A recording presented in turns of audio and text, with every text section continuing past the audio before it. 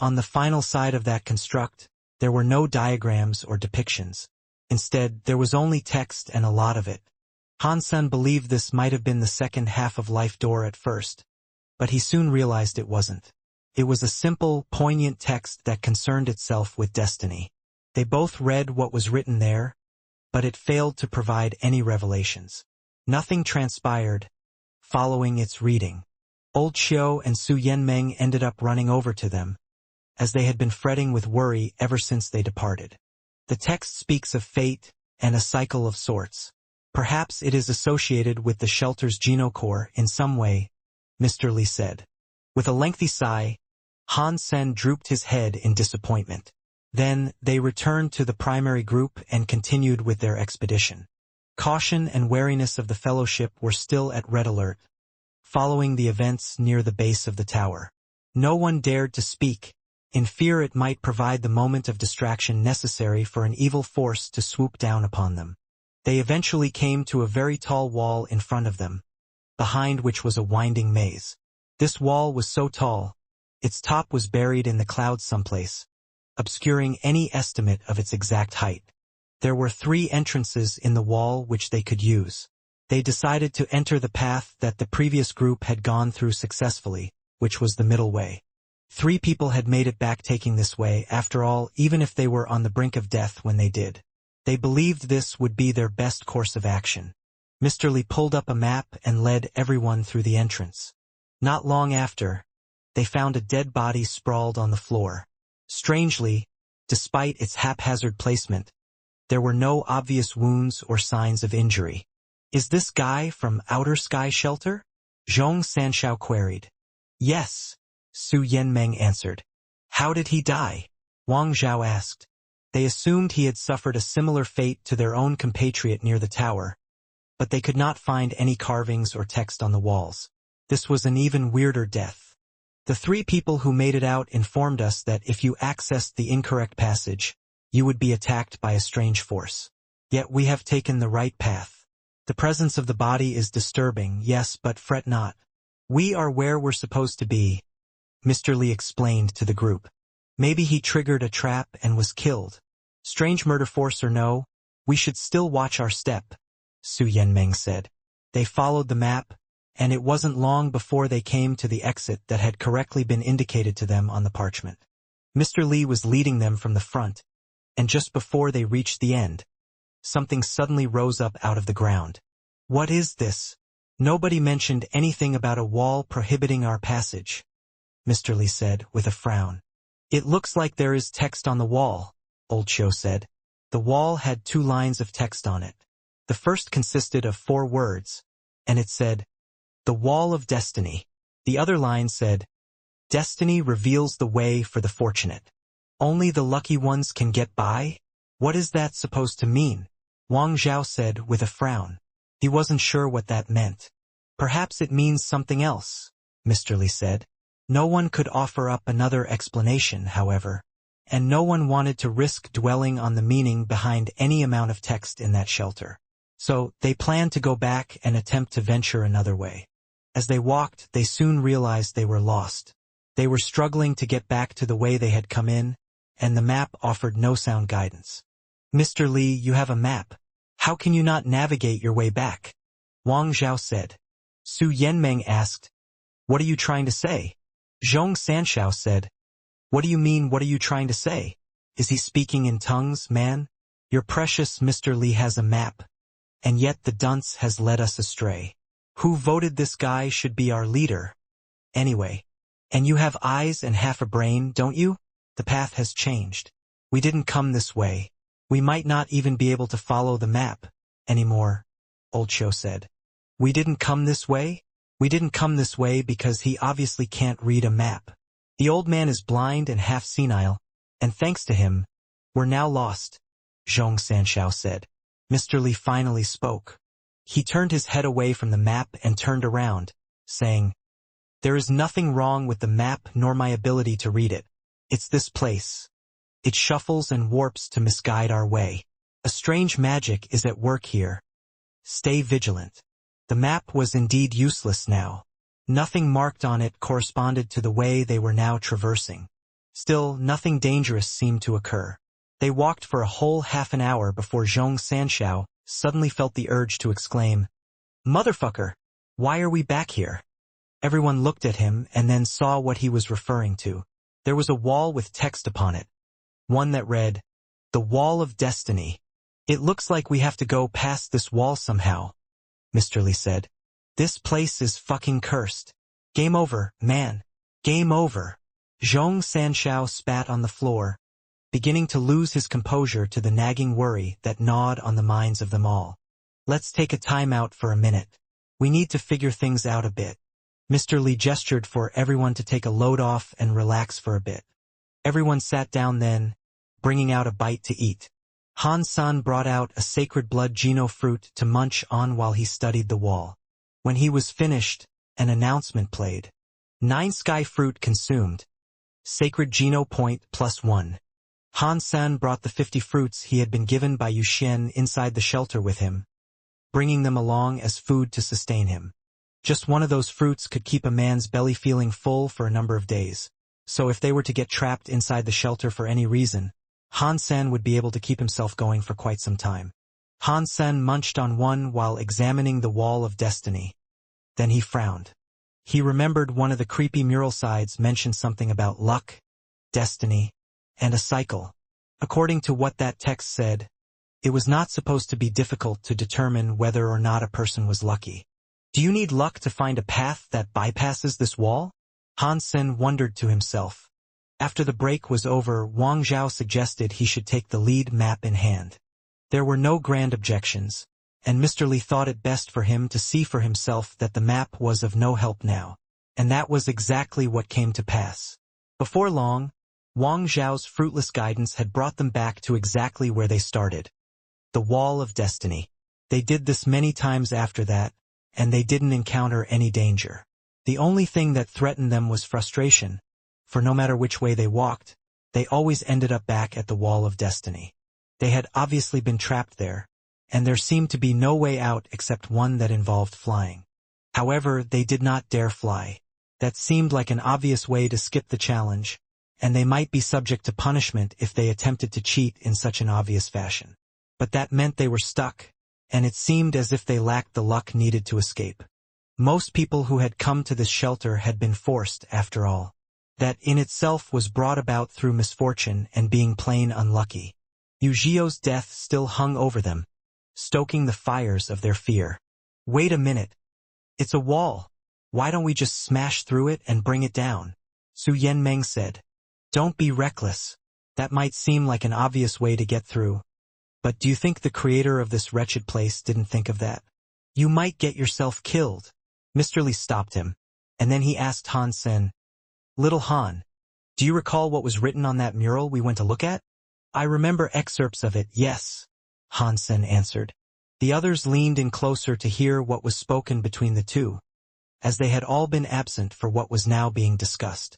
Mr. Li cleared his throat before addressing the others, and he said, Destiny and a cycle, including the need for luck in its breaking. We seem to be in some sort of loop, so if luck is what we need, it should not be difficult for us to discern which one of us has the most. Wait, are you suggesting we find the luckiest amongst us and have them open the wall? Wang Zhao asked. Mr. Li nodded and said, We can't get out via any other means, so for now, it seems like a sound suggestion. Zhong Sanshao then balked, but asked, And how do we find out who the luckiest amongst us is? Toss a coin. The text said a person with much luck can obtain stuff others usually cannot. It's sort of like the lottery, Mr. Li explained. Did you see any lottery ticket vendors in this maze of doom?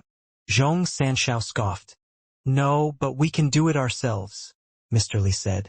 Okay, we're stuck in here no matter what we do, so we might as well try this, Su Yanmeng said. If this is the only way, then sure, Wang Zhao said. He then proceeded to pull out a notebook and tear 8 pages from out of it. He wrote the word luck on one of the sheets of paper and said, Whoever gets the one with the word luck can open the door. Everyone else pick. I'll choose whatever is last. After that, Wang Zhao placed the 8 folded pieces of paper in a bag and shuffled them. Then he said, Who wants to go first? The person who went first would have the slimmest chance, but everyone doubted this method would work anyway. If no one wants to try, then I'll go first. Old Xiao went to the middle and picked up a piece of paper.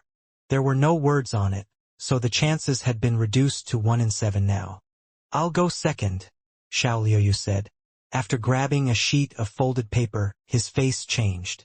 The paper had the word luck written on it. Liuyu was Wang Zhao's best friend. This is fate. I am sure it will let me live, Xiao Liuyu said with a wry smile. Just be careful with whatever you have to do, Wang Zhao said. It was impossible for him not to go forward, as they had all seen him beat the odds and take the winning piece of paper. He seemed like the luckiest and as such the prime candidate to try to access the way forward. Even those from Sacred Shelter would have forced him to go, and being best buds wouldn't change this. If Xiao Liuyu didn't go, then someone else eventually would, anyway. And their luck might not have been as fair. Xiao Liuyu nodded and pulled out his Geno core, which was a jade sword. Xiao Liuyu's body glowed with a protection that accompanied him on his way towards the door. Don't do it. You'll die, Han Sen exclaimed. Xiao Liuyu looked at Han Sen, thinking it to be a strange thing to suddenly call out. If he doesn't go, will you? Su Yanmeng asked. Han Sen coldly said. He picked the paper, and he is now going to risk his life. You guys have got it backwards. That would give him the worst luck. Xiao Liuyu's eyebrows touched the sky, and he began to produce a cold sweat. That logic made a lot of sense. Everyone could understand where Han Sen was coming from, but someone had to try the door. They couldn't differentiate between good luck and bad luck when it came to this. There were no other alternative ideas or plans they could consult and enact. Anyway, you're saying whoever gets that paper is unlucky, yes? Because they have to then risk their life, correct? Su Yanmeng said, to confirm. Everyone else started to become of this opinion now, but if Xiao Liuyu didn't commit to trying the door, then that meant the lottery was pointless. If you can promise me one thing, I can go, Han Sen said.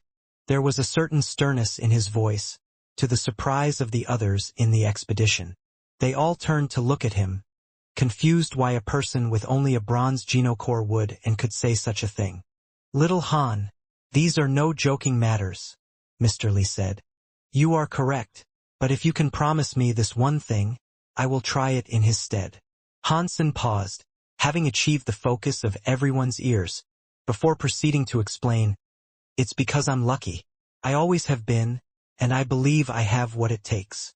Okay, then what would you like to get promised? We can do what you ask, provided it's nothing ridiculous, Wang Zhao said, willing to give the boy a chance. He would also prefer risking the life of another, if it meant his best friend might have been spared. Han Sen responded, saying, the shelter must have offered you a lot to come here. If you can pool together to provide me 60 sacred Geno fruit, I will go. 60 was not a small number. There were 7 others in the expedition, and each of them had around 10. I have 16 right here with me. I'll give them to you, Xiao Liuyu immediately answered, seeing as it was his life currently on the line. Then he presented the fruit. Discussions broke out amongst the rest, as they all wondered and tried to gauge whether or not it was a worthy bargain. They eventually decided to go along with it, and they amassed the tally of 60 Geno fruits they could give Han Sen upon his completion. Little Han, I must repeat, this is no laughing matter. The stakes are high, but there's always the chance we might find an alternate route, Mr. Li pleaded. He had come to like Han Sen, and he was worried about the young man's well-being. Han Sen smiled in return, telling him, it's nice of you to be so considerate, Mr. Li, but me and Lady Luck have tangoed a number of times. The fortunes frequently smile on me. Han Sen accepted the fruit and approached the wall of destiny, their door and way forward. He had everything to live for, even a baby on the way. Han Sen wasn't going to risk everything unless he was 100% certain he'd succeed.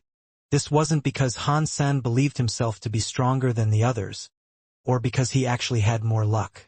It was because he had a theory he had kept private. Han Sen had examined the text on the tower and mulled over it well. He recalled that there was no mention of explicit instructions, and no statement that in order to tackle the door you'd have to be the luckiest. Everyone had luck, but good luck and bad luck were all tinged measures coming from the same pool. Han-san had already read the text of Life Door, and that gave him a keener insight into the words he had espied on the mural. It helped him understand one thing that was the crux to this entire issue. To open the door of destiny, one must have already opened their life door. Han-san had secretly cast Life Door previously, and he felt his body metaphysically connect with the wall of destiny. It beckoned to Han-san, calling out for him to come forward. It brought ease to Han-sen's mind, and without an urgent need to open it, he thought of a way in which he might net a few extra goodies in the service of others. He really wasn't risking his life. Han-san believed that those who had ventured into the shelter before hadn't even seen the wall. And Han-san believed that was because no one in the previous expedition possessed Life Door. If the wall had shown up, they would have been trapped there forever. It at least proved the shelter wasn't a deliberate gauntlet meant to torture and slay all intruders. Or at least that's what Han-san now hoped. But this also led Han-san to believe that they'd end up elsewhere. Once the wall was removed, perhaps the others, without Life Door, had been led to their doom.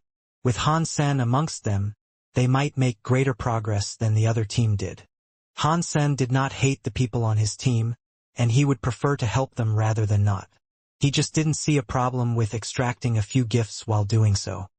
His connection to the door increased and became more voluminous as he approached the wall of destiny. He could sense its tangible aura, and it tingled Han-sen's fingertips. Han-san then summoned his bulwark umbrella as he drew near it. The Dongxian Sutra did not tell him there was any danger ahead, but he still summoned it on the off chance there was.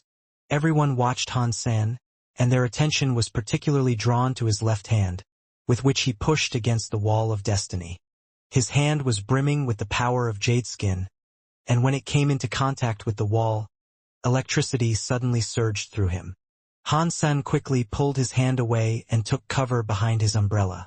Everyone summoned their Geno Core for protection, expecting a fight or some sort to have been initiated. Boom! The wall of destiny let out a deep sound, as if something had been unlocked beneath the earth. And then it began to sink, receding into the ground it had originally emerged from. Nobody there had expected the process to be that simple. They had half suspected that Han-san wouldn't be alive to enjoy the fruit they had all given him. "Brother Han, you are a man of good fortune indeed," Xiao Liuyu proclaimed, upon witnessing his success. The others all looked at Han-san differently. More than anything, they were just bewildered to see it was he the weakest of their team, yet he had solved and sorted out their biggest issue in the shelter thus far.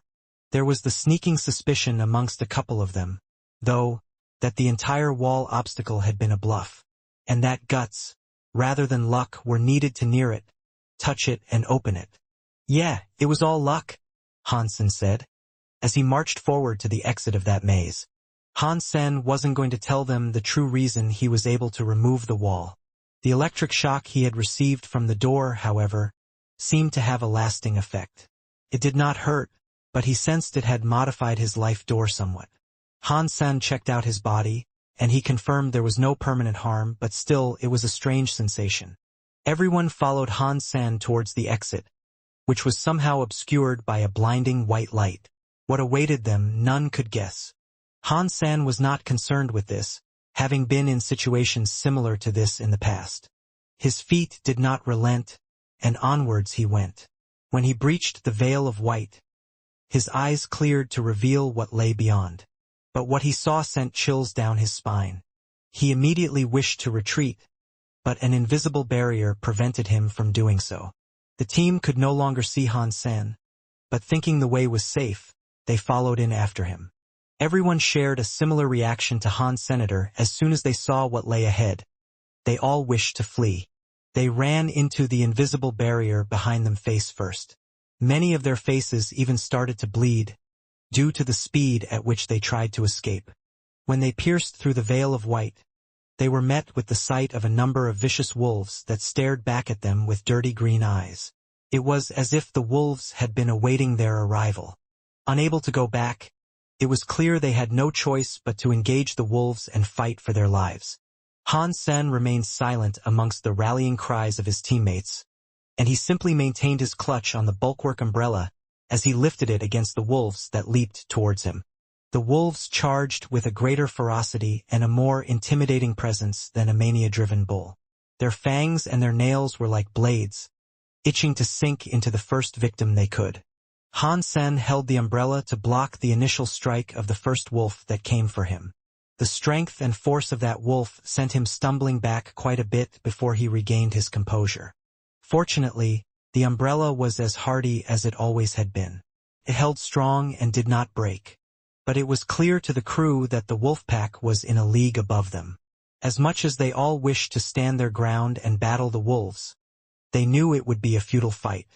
Han Sen acknowledged this to be true as well.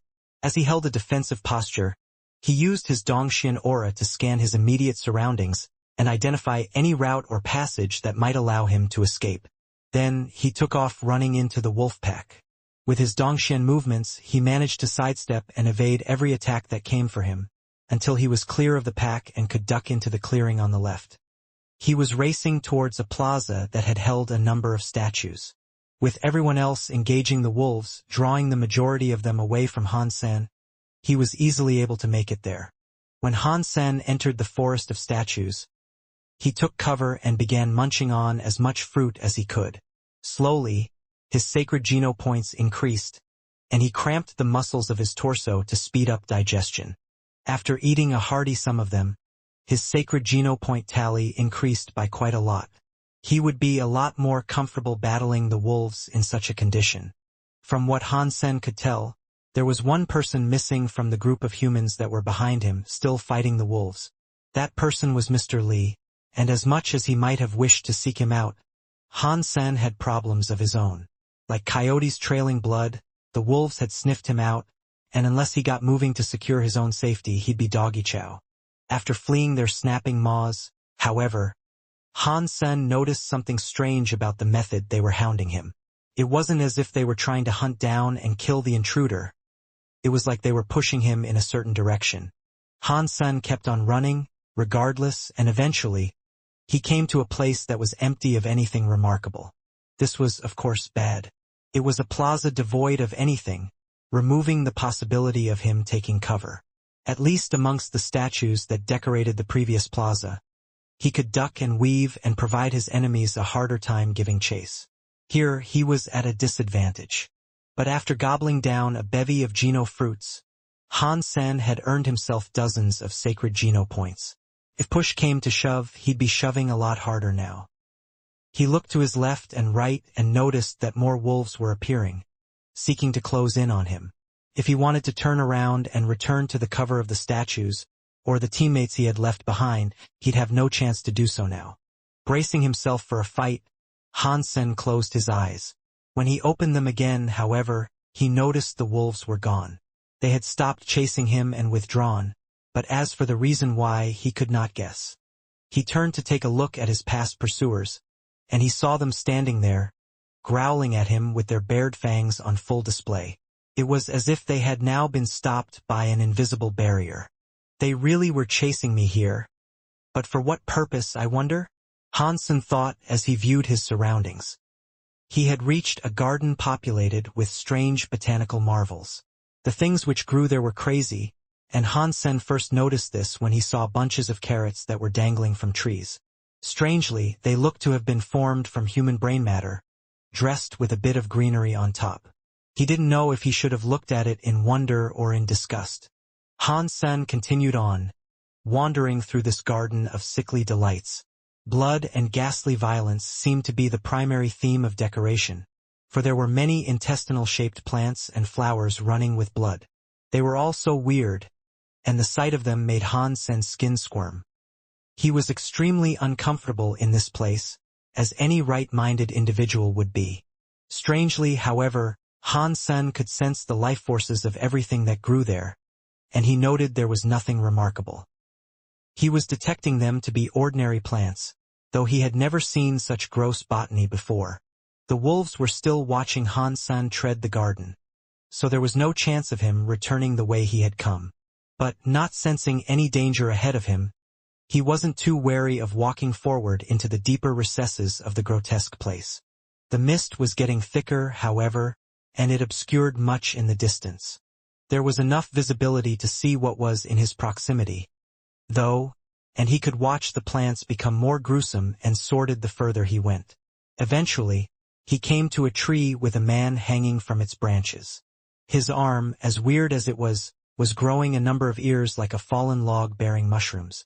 But that really was the shape of the tree.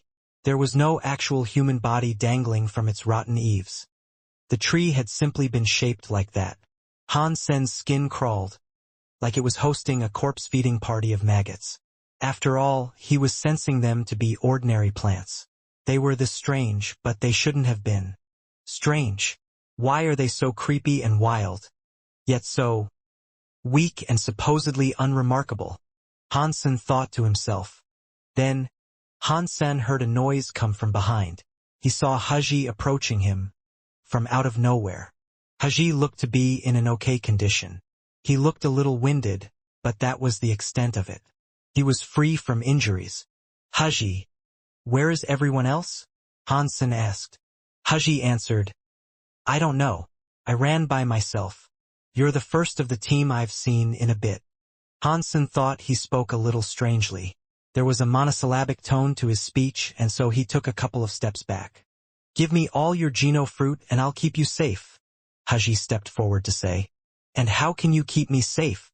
Han Sen realized Haji was still himself, but he had come to Han Sen for the riches he carried. This. Haji summoned a black metal wolf, and the marks upon it showed it to be a gold Geno core. Han Sen was not worried at the thought that someone might come to steal his Geno fruit. Mr. Li, Old Xiu, Su Yanmeng, Wang Zhao, and Zhong Sanshao already had gemstone Geno cores and would not need his Geno fruit. Only Haji would need the sacred fruit Han Sen possessed, so it might not have come as an absolute surprise for him. And indeed, Haji had been waiting for this opportunity. He was a bit of an outsider himself, and he wasn't closely associated with the others who were on the expedition, anyway.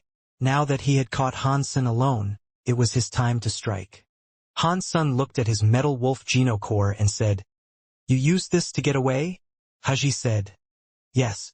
My Geno core is called Ditto, and it can take on the form of any creature it wishes to. That's a fairly brilliant Geno core you have, but it's a shame. Han Sen stressed an exaggerated sigh. What's a shame? When Haji said that, the wolf slowly began to approach Han Sen. Upgrading that Geno core to the best might yield some impressive results. But it's a shame your ascension will come to an end here, Han Sen said, his threat made clear. I was going to leave you alive after taking your spoils. I'll take that as permission to silence you for good. When Haji said this, the wolf immediately jumped towards Han Sen with its maw open. Han Sen used his gold dragon lock in response, immediately tying up the airborne wolf. The wolf was quickly bound, and it dropped to the ground like a stone. It did its best to squirm free, but it was clearly having trouble. You have a gold Geno core? Haji's face swiftly turned sour. Yeah, but it's no big deal, Han Sen said. Yeah, you're right. It isn't. Haji suppressed the sudden flash of fear he had been stricken with, and he summoned a purple sword. It was 3 feet long, and many strange writings had been inscribed across the length of its blade. Haji waved his sword, which sent beams of light shaped like the characters on the sword shooting towards Han Sen like a number of lasers. Han Sen opened up his bulwark umbrella to block the barrage of plasma rounds. All the lights exploded against the protective shielding of the umbrella. Han Sen had eaten a great many sacred Geno fruits, so gold Geno cores weren't able to deal half as much damage now. How have you managed to obtain so many gold Geno cores? Haji thought the umbrella was a gold Geno core, too. It was only bronze, but that spoke volumes about its efficiency. Han Sen did not respond, though. He simply summoned his crystal core and tossed the egg at the unsuspecting bandit. You were lying this whole time. You are a liar. A big fat liar. You are a demigod with gold Geno cores. Haji was angered by his mistake, and he swung his sword towards the egg that was headed his way. The crystal egg was able to dodge each and every plasma round headed coming towards it, prompting Haji to swing his sword directly at it. Pang! The sword beat the egg down to the ground, but it ricocheted off the floor at an even greater speed. It walloped his body with the might and swiftness of a bullet. He had been unable to dodge, and after it struck his leg like lightning, it bounced right back to Han Sen. Han Sen had become very proficient in wielding the egg, and when the egg was returned, Han Sen went back to wielding his umbrella. Then he began walking forward towards Haji. Feeling nothing occur when he was hit by the egg, Haji still possessed his confidence. He stepped forward, swinging more and more plasma rounds at Han Sen. The light bullets exploded in a haze of sparks against the umbrella, though, and he was still unable to deal damage to the opponent he once thought would be a cakewalk. Haji gritted his teeth and continued trying to attack. But this time, Han Sen did not even use his umbrella. He simply stood where he was and let his foe try his best. Haji brought his sword down directly on Han Sen's body, but the results astounded him. It did nothing, and the sword itself began to bend like rubber. He stared at his sword in disbelief, unable to grasp why this might have happened. So, next, Haji used his fist to strike Han Sen. And again, Han Sen did not dodge. He simply stood where he was and allowed Haji to do his worst. The moment Haji's fist came into contact with Han Sen's skin, however, chills shot through his body, and cold sweat poured from his forehead.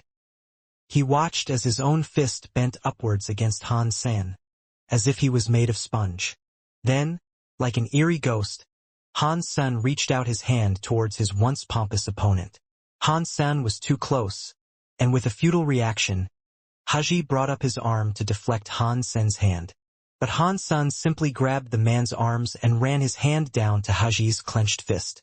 Han Sen latched on and did not let go, as if he was sucking Haji's soul dry. Sha! Haji's body was delivered one strike, and then it shattered and crumbled into fertilizer for the wretched garden. As this occurred, the genocore was also destroyed. The sword he was wielding, however, dropped to the ground with a heavy clanging sound. Han Sen swiftly moved to pick it up. It was a gold genocore, and Han Sen needed a replacement for his horn. He quickly pocketed it by placing it in his sea of soul. Just as Han Sen was about to turn and leave, he heard more sounds.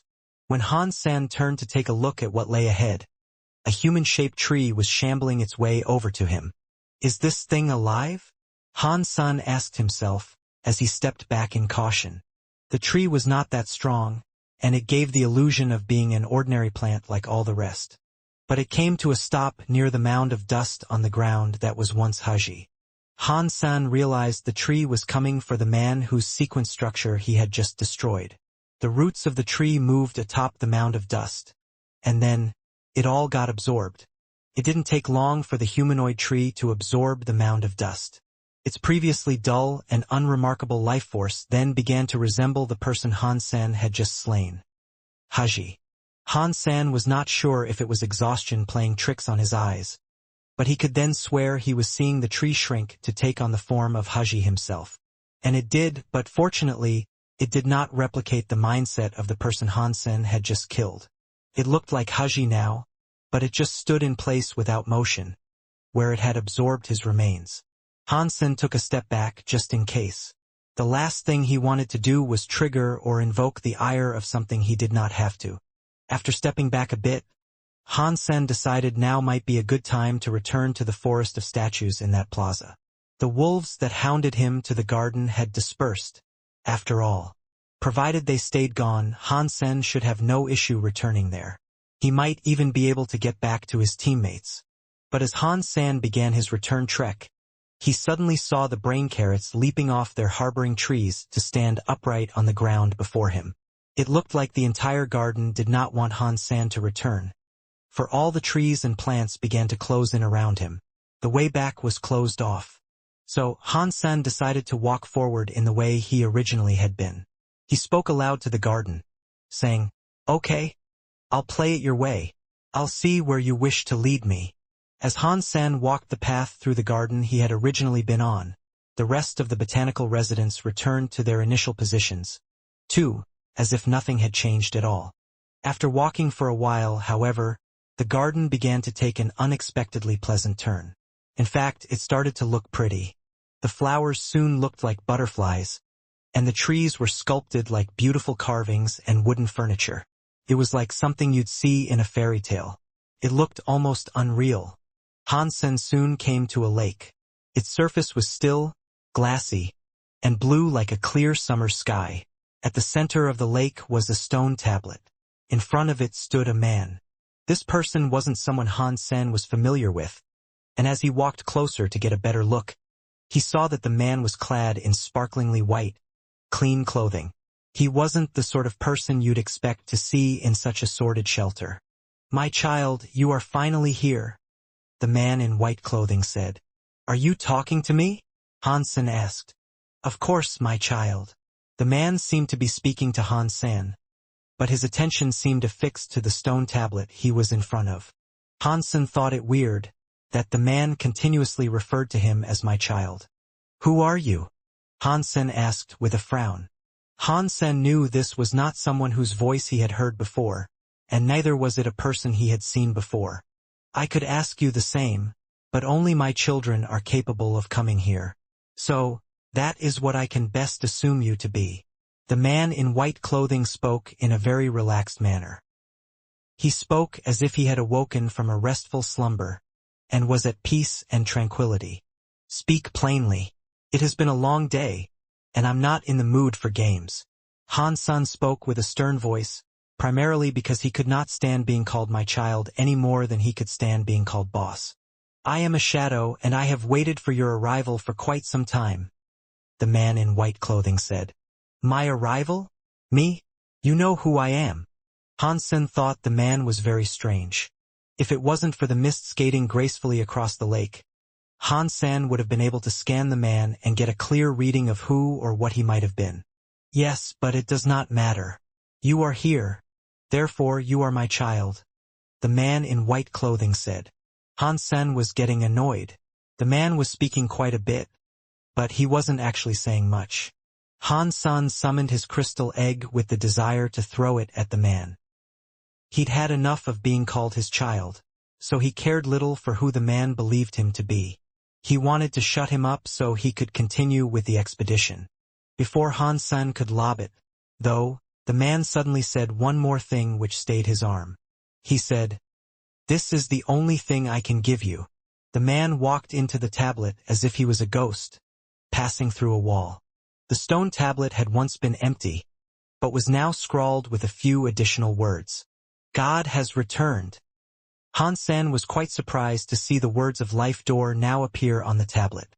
He peered at the tablet a little closer then, and before his eyes, the entirety of Life Door began to show up on the stone.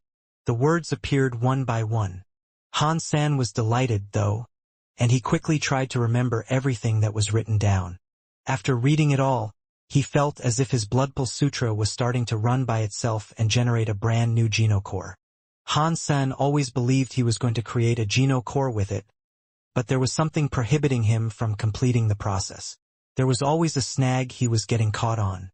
But now, just seeing Life Door written before him on such a pristine lake, it had freed up whatever was hindering his progress. The Bloodpulse Sutra got to work producing a new genocore with no trouble now. This place really is connected to Blood Legion. That man must believe I am a part of Blood Legion, Hansen thought to himself, as he read the text and did his best to memorize it. When the text was all revealed, his Bloodpulse Sutra began to fire on all cylinders. The process of producing a brand new genocore was well underway. The black crystal was also triggered, prompting more of that black fluid to taint the mixture. This was the first time Hansen had the ability to watch the genocore produce. Before, he had always been under fire and unable to, and he found it remarkable how much the substance created looked like a supernova. Hansen was rather shocked when he laid eyes on the finished genocore.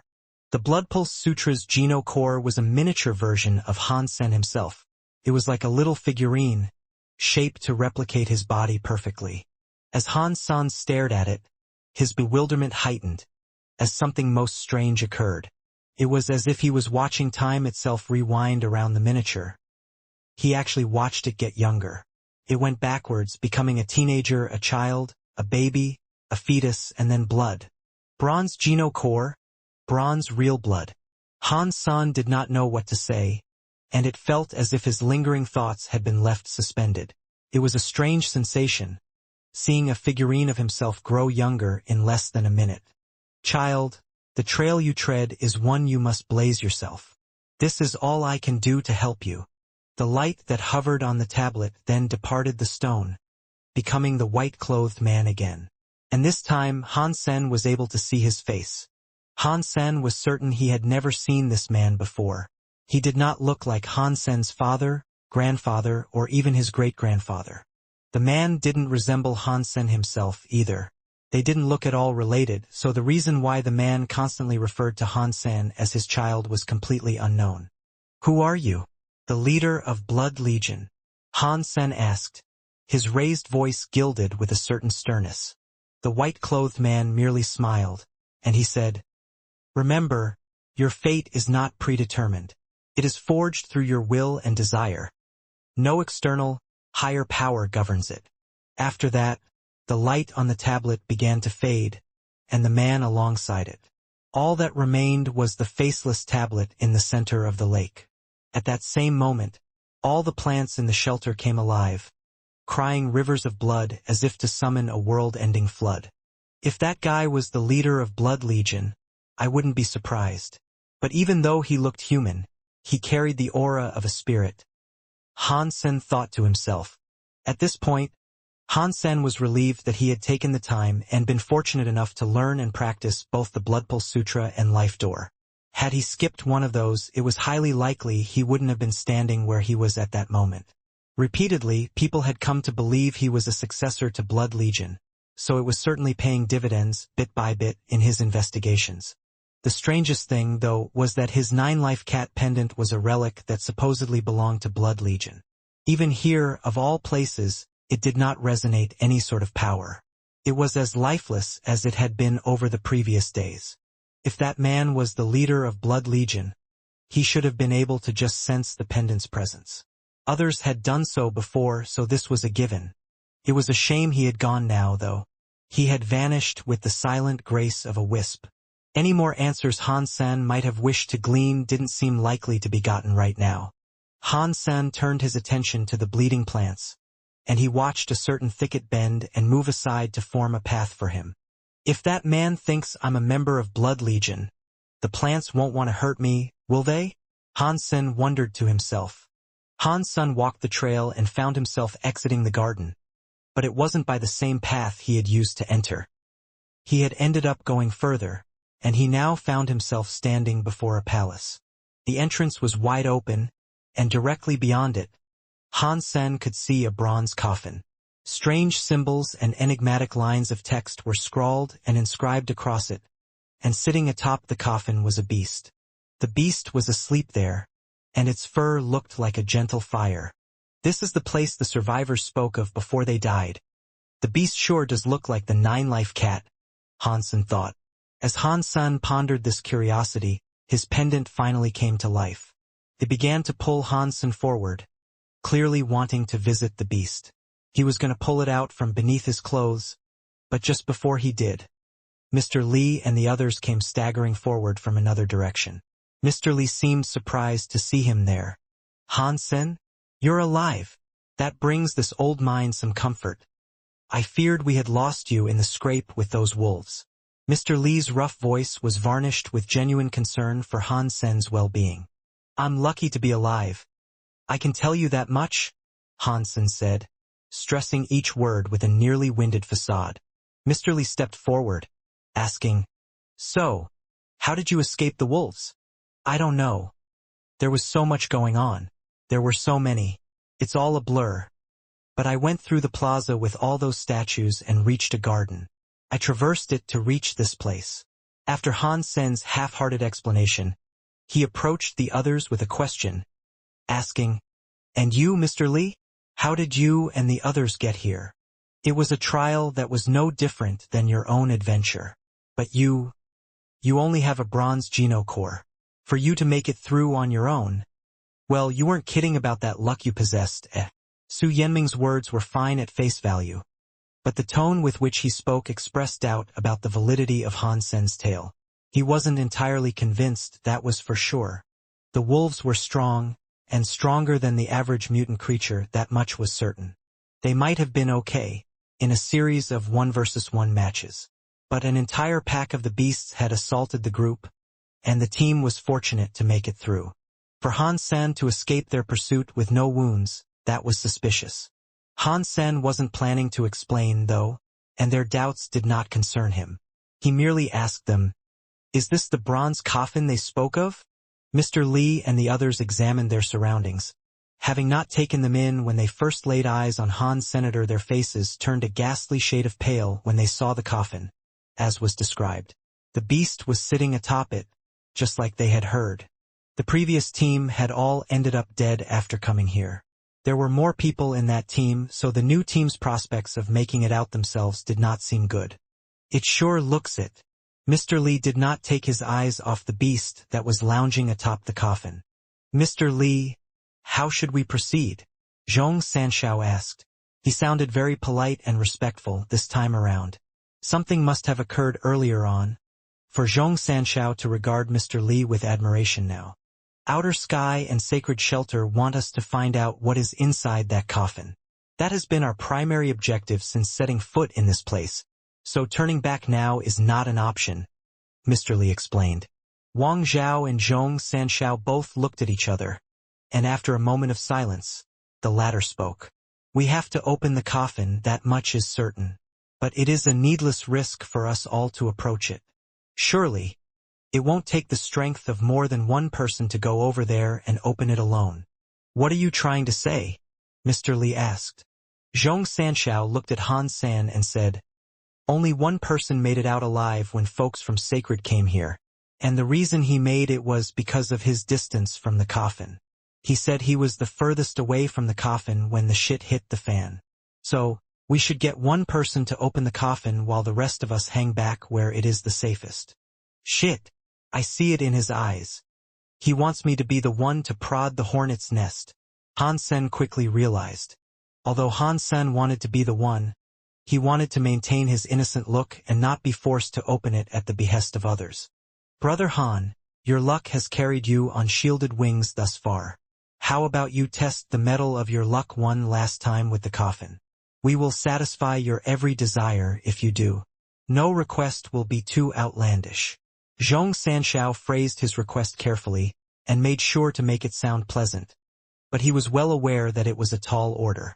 Mr. Li cut across before Han Sen could respond, though, and said, "How could you even think to place him in such a position? There's a red creature of some sort on the coffin already. You know the danger of this situation, and no volume of luck can change the odds of him opening the coffin without issue." Han Sen had come to like Mr. Li a lot. The old man had looked out for him a lot throughout the length and extent of the expedition. "Thank you, Mr. Li. Only an animal could suggest I be the one to go up there." Han Sen said a whole lot more than this with the icy, dagger-like eyes he gave Zhong Sanshao. But Zhong Sanshao was not happy with this, and he blusterously stepped forward to say, "Do you really think a bronze genocore human could survive everything we've been through? Do you all really think he survived a solo chase with the wolf pack without a scratch? This guy is up to something. I'm telling you, all is not what it seems with him or with you." Mr. Li came to Han Sen's defense again, saying, "Now listen here. I haven't known Han San for very long, and I agree he keeps to himself. But if there's one thing we know for certain, it's that he's a good man. Remember when he pushed the door open? He didn't even hesitate. Even if you are a lucky sod, you'd still wince when pushing it. He just touched it, fearlessly. He knew it would open, and he knew there'd be a bunch of hungry, slobbering wolves waiting for us behind it. He tried to get us killed." Zhong Sanshao was getting a little ahead of himself. "I do not fondly seek to look ill on others, but there is something off about Han Sen." Wang Zhao confessed his own feelings. "I'll throw my hat into that ring as well. Something is not right with that dude," Su Yanmeng chimed in to say. "If that is how you all feel, then nothing I say can change that. But, if you want Han Sen to be the one to open that coffin, I will be by his side when he does. Mr. Li was stalwart in his defense of Han Sen. Mr. Li gave Han Sen a pat on the shoulder, and he told him, "Little Han, don't sweat a thing. I won't let you face danger alone." Mr. Li. Han Sen felt touched by Mr. Li. "Mr. Li, you don't have to," Zhong Sanshao said. "Well, no one else is volunteering. I have made my decision. I will go with little Han. And you lot can stand back, just in case something happens." Mr. Li was firm in his decision. "Well, if you're going, so am I." Su Yanmeng puffed his chest in a display of newfound courage, and he marched forward to stand beside Mr. Li. "We have to find out what is inside the coffin," Old Qiu said. Wang Zhao said, "Fine. Let's go, then. All of us. Mr. Li saved our lives once before. If that hasn't earned him our trust, nothing will. If you agree, then come. But on anyone who goes with us, no oath or bond is laid." "You don't need to go any further than you wish," Mr. Li said. "Don't say that." Su Yanmeng gave Han Sen a firm gaze, and went on to say, "But if I find out Han Sen is some worm-tongued snake that plans to harm Mr. Li, I'll kill him." Han Sen replied, "I'd only hurt you guys if you did something that would warrant a hurting." Bold words. Su Yanmeng wasn't going to trust Han Sen quite so easily as the rest. Han Sen had pushed open the door earlier to earn himself Geno fruit and save everyone from a possibly fatal incident. He hadn't expected his kindness to be rewarded with suspicion and ire. Without Mr. Li, a fight would have broken out between them already. Everyone summoned their Geno cores next, and when Su Yanmeng brought out his spear, he pointed it at Han Sen and said, "You're up front. If I catch you doing anything dodgy, this'll be rammed up where the sun doesn't shine." Mr. Li was as chummy as ever with Han Sen, and this speech made him walk side by side with him. He patted Han Sen on the shoulder again and told him, "Let's go together." Han Sen could not be bothered to explain anything. If he told them what had occurred during and after the wolf chase, it was highly unlikely they'd believe him. They all approached the coffin with bated breath. The creature atop it did not move or make a sound, but everyone remained as silent as they could. You could have heard a pin drop. But Han Sen's 9-life cat pendant began to burn when they neared it. And the closer Han Sen got, the hotter it burned. When Han Sen touched the pendant, he was scalded by the heat it had generated. The pendant did not have a reaction to the leader of Blood Legion, assuming that was who he was. But why is it reacting so strongly to this? Is this the real 9-life cat? Or maybe what I saw was an apparition, and the bones of the leader actually reside in this coffin. There was a lot to question and a lot to be wary of. Still, assuming that was true, Han Sen noted that it would be very strange for the coffin to be placed where it was. Authority figures or leaders of much renown weren't known for making their resting places at the entrances of their palaces. The group walked forward until they were only 3 meters away from the coffin. There, they could now see the creature clearly and make out all of its distinct features. The so-called beast was curled up, and it had its head tucked beneath its tail. There was not, however, any life force that Han Sen could detect. But suddenly the tail moved. Unsure about what this meant, everyone stopped in their tracks and remained dead still. They peered at the creature with intense, twitching eyes. "It's alive!" Su Yanmeng hollered. The creature's tail swung again, like the slow lashing of a whip. The creature unfurled to look at the group that was approaching, and it did so with eyes that looked like a couple of red sirens. "It's alive!" Zhong Sanshao also called out, trembling as he took one step back in fear. The creature really did look like a cat, complete with oval eyes. Its gaze was menacing and cold, but it wasn't directly threatening. Everyone readied themselves for a fight. The group that had come before them encountered this creature and died shortly after all. But the motionless standoff went on longer than anticipated. The cold, uncaring gaze of the cat developed into one of disinterest after a certain amount of time elapsed. After a while, with the prospect of immediate danger diminishing, Zhong Sanshao said, "Now is the time to strike. It's not attacking, so let's take advantage of that." Everyone knew it might be for the best to remove the stranger danger that Cat might or might not pose. But they'd have to do it together, if they chose to attack it. "No," Mr. Lee said, with a resolute voice. "It is not hostile to us. If we provoke it, and make it hostile, we may not even live long enough to regret it." "We can't just stand here, though," Zhong Sanshao pleaded. Mr. Lee said, "We can continue to approach it delicately, and assuming it does not do anything more, we will try to open the coffin." Everyone in the team looked at each other to see how they each felt about that. Although they were all worried about what might happen, they all agreed it was best to approach the coffin slowly, without directly inviting hostility from the cat. Each step they took was slow and steady, exercised with great care and caution. And each time one foot settled back on the ground, they looked at the beast intently, to see if it had moved at all.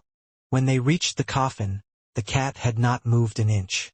It merely looked at them, with its tail brushing softly against the coffin it rested upon. Everyone approached the coffin from a different direction, surrounding it.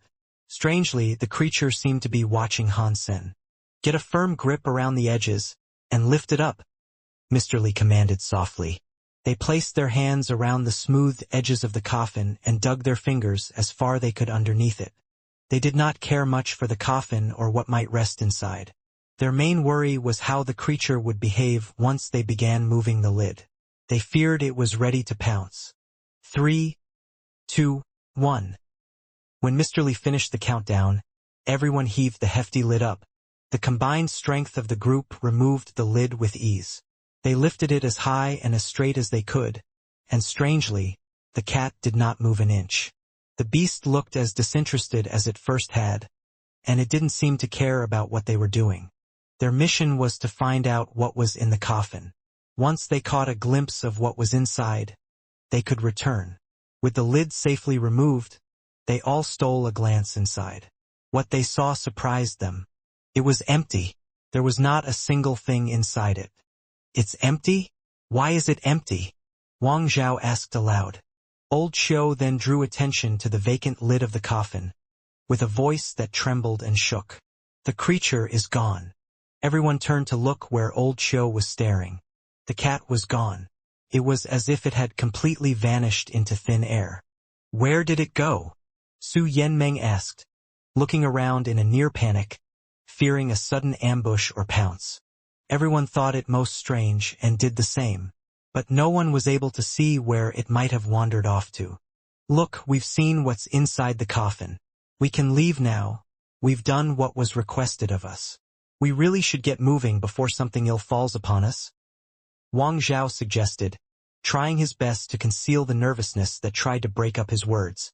"Okay, let's put the lid back before leaving," Mr. Lee said. When they lifted the lid up and set it back down on the coffin, their faces changed. It made Su Yanmeng scream at the top of his lungs, and he yelled, "The suction! I can't get my hands free." "Me too. Oh fuck." Zhong Sanshao tried to pull his hand free, but he was unable to. Everyone was suffering the same misfortune, finding their hands to be stuck in a vacuum stemming from the coffin. They couldn't get their hands free. Han Sen held onto the lid like the rest, pretending he was suffering the same fate. Truthfully, the suction that gripped the others didn't seem to be affecting him. His compatriots already thought poorly enough of him as it was, so he made sure not to reveal his fortune. Everyone was scared, on the precipice of tumbling into full-on panic. They all exhausted as much of their powers as they could trying to free themselves from the coffin, but nothing worked. They were well and truly stuck. It was like the coffin wasn't just pulling their bodies, but it was siphoning their strength and power as well. Whenever they released some power as they tried to escape, it was as if they were feeding the coffin. Wang Zhao watched his power bleed away, and he was unable to stop it. Zhong Sanshao summoned a sword Geno core to batter the coffin into freeing him. But when his blade touched down on the spooky sarcophagus, the power and life of his weapon began to drain. This occurred to the Geno cores summoned by the others as well. And when their powers were drained, the cores were pulled out of their hands and stuck to the top of the coffin. It was as if the cores had been dragged away by a magnet. Everyone was shocked, unable to understand what was going on. And amidst this confusion, the symbols and scrawlings that adorned the coffin began to light up with a sinister neon hue. "Why hasn't your power been absorbed?" Su Yanmeng asked. His suspicions regarding Han Sen hadn't diminished, and now they only heightened. To Su Yanmeng, the fact that Han Sen was unaffected was proof enough that he was some sort of traitor. Hearing this, they all turned to look at Han Sen, who was seemingly unaffected. "Fuck! I knew something was up with him." Zhong Sanshao was furious, thinking Han Sen had willingly betrayed them, and so he summoned a Genocore and tried to attack him. Han Sen let go of his grip on the coffin lid and dropped the pretense.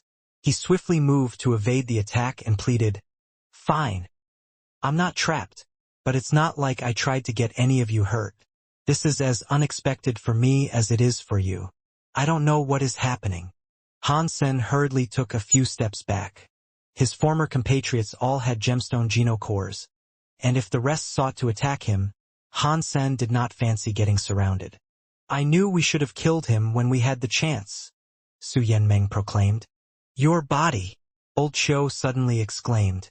Then all the members of the party began looking at each other in fear. They were all aging at an extremely rapid pace. Su Yanming's hair turned white, and his skin began to gather wrinkles like weathered, coarse leather. He was like an old man. Wang Zhao then shouted, "Mr. Li, why are you not affected by this?"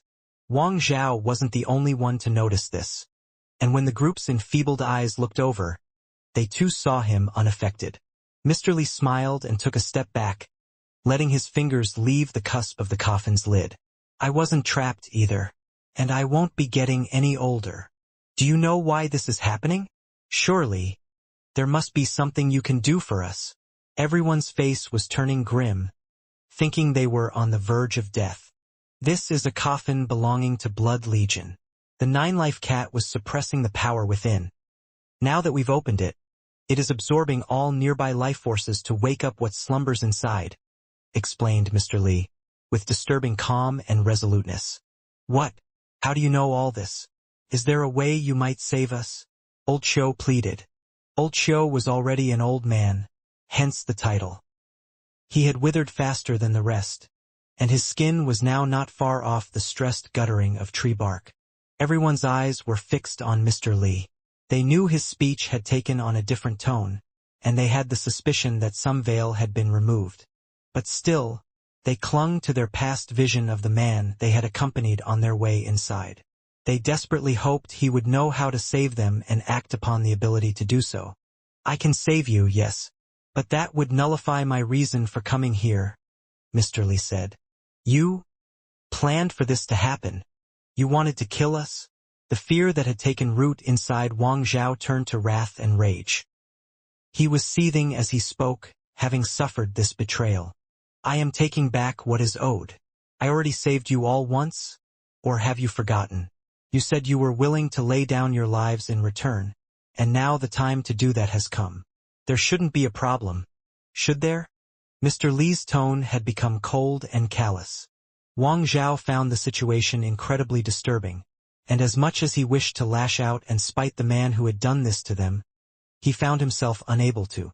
The withering and brittleness of intense old age had settled in his bones, and merely remaining upright was becoming a trying task. Han Sen, although he hadn't been backstabbed himself, was shocked by what was happening. He had never expected Mr. Li to do something such as this. Everyone had placed their faith in Mr. Li, and they left no room for doubt. Their blind, unwavering trust had led them to the situation they were in, and they cursed themselves for it. Mr. Li then turned to Han San and said, "Little Han, which part of Blood Legion do you belong to?" Han San was taken off guard by the question, and he wasn't sure how he might answer this. Han San knew there were two factions within Blood Legion. One consisted of the loyal, like Nan Litian. The others were considered traitors, like God's Retribution and Han Jinji. He didn't formally belong to Blood Legion, so he wasn't sure if he could give an answer. With no answer forthcoming, Mr. Li didn't seem to dwell on his silence much. He moved on to say, "I need sacred blood to wake up the coffin. You can help a bit." Mr. Li cut his own hand open with his nails, and blue blood dripped from the palm of his hand onto the coffin lid. The blue blood was almost as bright as that of God's retribution. "What is your title within Blood Legion?" Han Sen asked.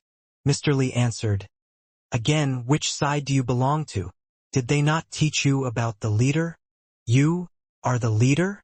Han Sen asked with a quivering voice. Han Sen had always wanted to know who the leader of Blood Legion was, but in his short time in this shelter, two possible candidates had made themselves known to him. There was the shadow that seemed to imply himself to be the leader, but Mr. Li was now insinuating that he himself was the leader. Why is there more than one leader now? Han Sen wondered. The group that had been betrayed were nothing more than skeletal husks now, frail shadows of their former selves that clung to the most meager tethers of life. They were so brittle and aged, they could not even stand. "Come, deliver thine blood," Mr. Li coldly said. "What happens if the coffin is revived?" Han Sen wanted to continue feigning he was a member and avoid invoking the ire of the possible leader of Blood Legion, but he feared what might happen if he was to give his blood. Mr. Li walked over to Han Sen and grabbed him by the neck, then dragged him over to the eerie sarcophagus. Han Sen hadn't realized what was happening until it was too late. He had no hope of avoiding the man's grasp, but it wasn't an ordinary grip that held his neck, either. He felt the tingling sensation of electrical currents running through his body, paralyzing his ability to resist. It was like he was suddenly chained up. Mr. Li pushed Han Sen down on the coffin and readied himself to slit Han Sen's throat with his dirty, overgrown fingernails. Han Sen swiftly understood the direness of the situation, and so his eyes flashed white. His black hair became a gown of milky silk. His body glowed brightly. With that strength, Han Sen did not hesitate to pull away and perform super spank on Mr. Li. Pang! Mr. Li stumbled backwards in shock, staring at Han Sen and his new form. Unfortunately, Han Sen was unable to break Mr. Li's sequence structure. Trying to do that was like trying to pry steel with bare hands. He had gotten free as he had hoped, but he could hardly believe how strong he was. Mr. Li had to have the strength of a super creature. Han Sen turned around and began to flee. He knew he'd die if he tried to remain and fight an enemy so far beyond his own abilities. The power he possesses is magnificent, but unbridled and not honed. Still, the coffin demands the sacrifice. Mr. Li spoke aloud coldly as he moved forward to catch Han Sen. But Han Sen knew he wouldn't be allowed to leave so easily, and he was prepared to react when the moment was right. When the full extent of the powers given by his Super King Spirit Mode was enabled, he was faster than a sudden bolt of lightning. With his bulwark umbrella, Han Sen shielded himself from Mr. Li's incoming grip and summoned his crystal egg. Boom! Mr. Li came into contact with the umbrella with the force of a comet. The umbrella cracked, and the crash of the impact sent Han Sen hurtling through the air. The egg was headed in Mr. Li's direction as this occurred, but it did nothing. Mr. Li grabbed the egg and with the sound of a pang, crushed it in his hands. Still, this prompted the jade skeleton to appear. The pygmy was quick to scramble out of its ruined shell, and it delivered Mr. Li a firm punch before flying over to Han Sen. This was an unexpected turn of events which took Mr. Li by surprise, and where his palm had been struck by the creepy little skeleton, he had turned to crystal. This crater in his palm began to expand and web across the entirety of his hand and beyond, turning him into a jade-like statue. Over the course of a few seconds, though, Mr. Li's body turned entirely blue.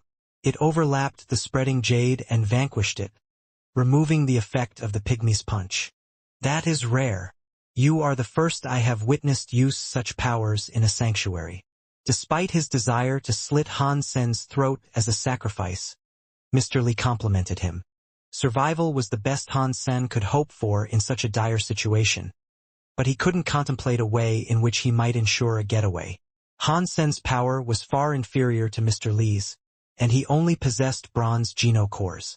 There was no hope of fighting back or even repelling the man. Why are the people in Blood Legion struggling to adapt to life in the sanctuaries? Han Sen asked, wanting to stall his nemesis. Mr. Li knew Han Sen was asking nonsense, hoping to buy himself time. But he answered anyway, saying, Blood Legion members can absorb genopoints, but they cannot possess special powers. While we can use genopoints to become stronger, it is impossible for us to change our elemental alignment. Your blood is too light and impure, which is why you can do so like the rest. Who are you? Which generation do you belong to? You know my name is Han, Han Sen said. There is no one named Han amongst the 13. Mr. Li looked genuinely curious. There was. My great-grandfather was called Han Jinji, Han Sen said. That is impossible. He joined the Legion, but he was an outsider. His heirs cannot possess holy blood, Mr. Li denied.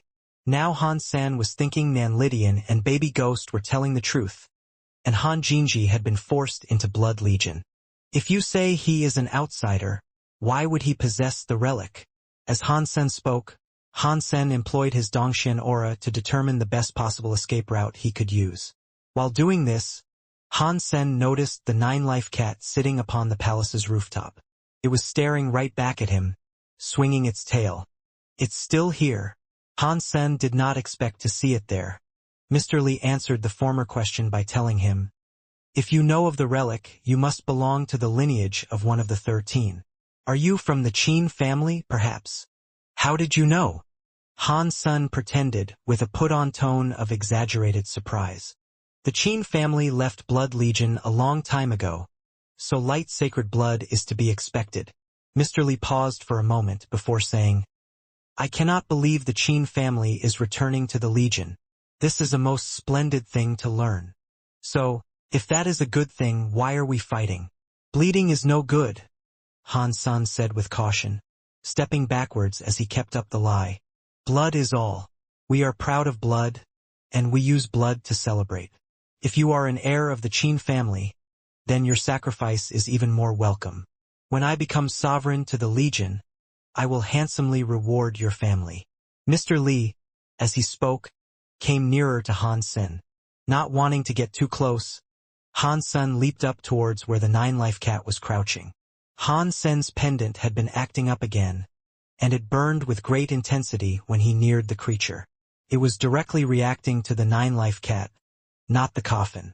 The 9-life cat pendant was able to suppress blue blood, and the creature itself suppressed the coffin. So, if Han Sen was in need of a deus ex machina to wholly alter the situation, that one would be as appropriate as any. Mr. Li looked at Han Sen and started to follow, but when he saw the 9-life cat, he frowned, quit the chase and looked at it. Han Sen was delighted by this reaction, so he made sure to stay as close to the cat as he possibly could. Mr. Li's eyes were fixed on the cat that hadn't moved, and he said, The coffin is open. Why aren't you leaving? Do you really think I won't kill you? The cat heard this and squinted its eyes and moved its lips, as if the man's words had elicited a smile. It jumped atop Han Sen's head, which came as a surprise to Han Sen, but then looked down on Mr. Li as if it were mocking him. Han Sen, acknowledging the cat had no intention of hurting him, thought to himself, Wow, does the cat really hate the leader? What's going on here? Mr. Li looked at the cat and jumped towards them both. Mr. Li's attention was unnaturally affixed to the cat now, but unfortunately for Han Sen, the cat was on his head. If he wanted his head to remain upon his shoulders, he had to evade each incoming blow as best he could. The pendant on his chest was burning hotter and hotter, though. It shone red, as it seared the skin it hung across, and soon after, his entire body glowed red. And all of a sudden, Han Sen felt as if he possessed the power to destroy the universe. Han Sen punched Mr. Li and sent him flying. Mr. Li was sent barreling through the air, arcing down towards the ground. When he crash-landed, he skidded through the tiled ground for 10 meters, spilling blue blood from his mouth. You do have the relic. Who are you? Mr. Li looked at Han Sen and asked. I told you. I am the heir of Han Jinji. Han Sen's pendant augmented his power, fueling him with a strength he had never felt before. If you truly are, then you should die. As Mr. Li looked dim and swung his fist towards Han Sen, feeling overwhelmingly confident in his newfound power, Han Sen did not even try to dodge this time. He threw a punch to meet with the incoming fist. Pang! Mr. Li had no hope of matching with that strength, and again, he was lifted off the ground and sent spinning through the foggy atmosphere of the shelter. Han Sen leaped into the air and landed on a rooftop directly before Mr. Li, for whom the tables had turned. Han Sen unleashed a barrage of punches on Mr. Li, with the speed and ferocity of a tornado. Each hit was the lash of a spiraling wind, and the power he delivered in each strike was unlike anything he had ever felt before. Mr. Li was able to dodge a few strikes, but when the next ones landed, they were devastating. His defense was broken, and his body was next in line. Like a boxing bag propped up for training, Han Sen unleashed all the power he could on Mr. Li. His body was twisted and disfigured. Alu alu alu. The excitement of this ability to punch with manic speed and wretched power was a thrill like no other, and Han Sen imagined himself as Xie Qing King, pummeling an unfortunate foe into oblivion. To destroy with nothing but one's fist instigated a primal ecstasy. Boom! Mr. Li was sent flying once more, and he crashed against the coffin. Han Sen wished to fly over there and finish him off. But Mr. Li, with his body being little more than a sack of bruised organs and broken bones, stuttered to say, Han Jinji broke my legion, and now his heir breaks my mission? Curse your foul lineage. I am on the precipice of becoming a god, and you dare do this to me? The right is mine. A god? You seek to become a god. Han Sen was shocked hearing this. You are Han Jinji's heir. Have you not learned a thing from your predecessors?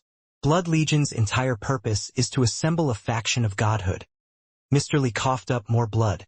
What kind of god could you hope to become? Han Sen asked with a frown. You must break through the vacuum and reach the fifth sanctuary. Then you become a god. As much as I would have liked this, it seems you have the highest chance of success, Mr. Li said. And why could Han Jinji not do this? Han Sen asked. It was nothing more than a fantasy for him.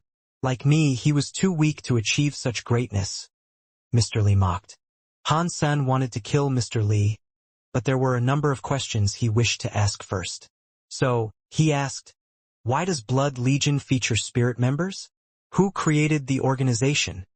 Initially, Mr. Li wiped away the blood oozing from the corner of his lips and said, Are you really his heir? It seems to me that no one has told you a thing. Does it matter? Han Sen responded. Ultimately, I suppose it does not. Mr. Li paused to regather some of his composure, then went on to explain. Blood Legion was formed through a union between humans and spirits. There is no contradiction. What does that mean? Han Sen frowned. Mr. Li smiled and said, Where do you think we come from? Han Sen's heart jumped against his ribs, and he blurted out, Was Blood Legion's creator from the sanctuary? Did he then go to the Alliance, like Azura? Mr. Li shook his head and explained, You're half right, but Azura? He was nothing. He was a petty but fortunate individual that was able to slay a damaged god. Our creator was the one who did manage to break through the vacuum and reach the fifth sanctuary. Are you insinuating that the entire human race originated in the sanctuaries? Han Sen screamed and felt his voice crack. That is the secret Blood Legion has harbored since our founding, Mr. Li said. What's in the fifth sanctuary? Han Sen asked, as what Mr. Li said was too shocking. He wanted answers. Mr. Li shook his head and answered, That is what we all wish to know. Whether it will eventually become common knowledge is uncertain. But become a god yourself and you're sure to find out. Then who is Han Jinji? What happened with him? Han Sen asked. Mr. Li smiled and said, He's just a liar. I thought he possessed the power necessary to help me locate the relic, but he didn't help me.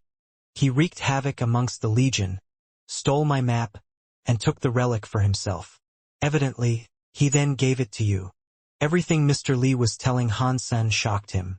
The Qigong master Han Jinji was a liar who had managed to trick the entirety of Blood Legion.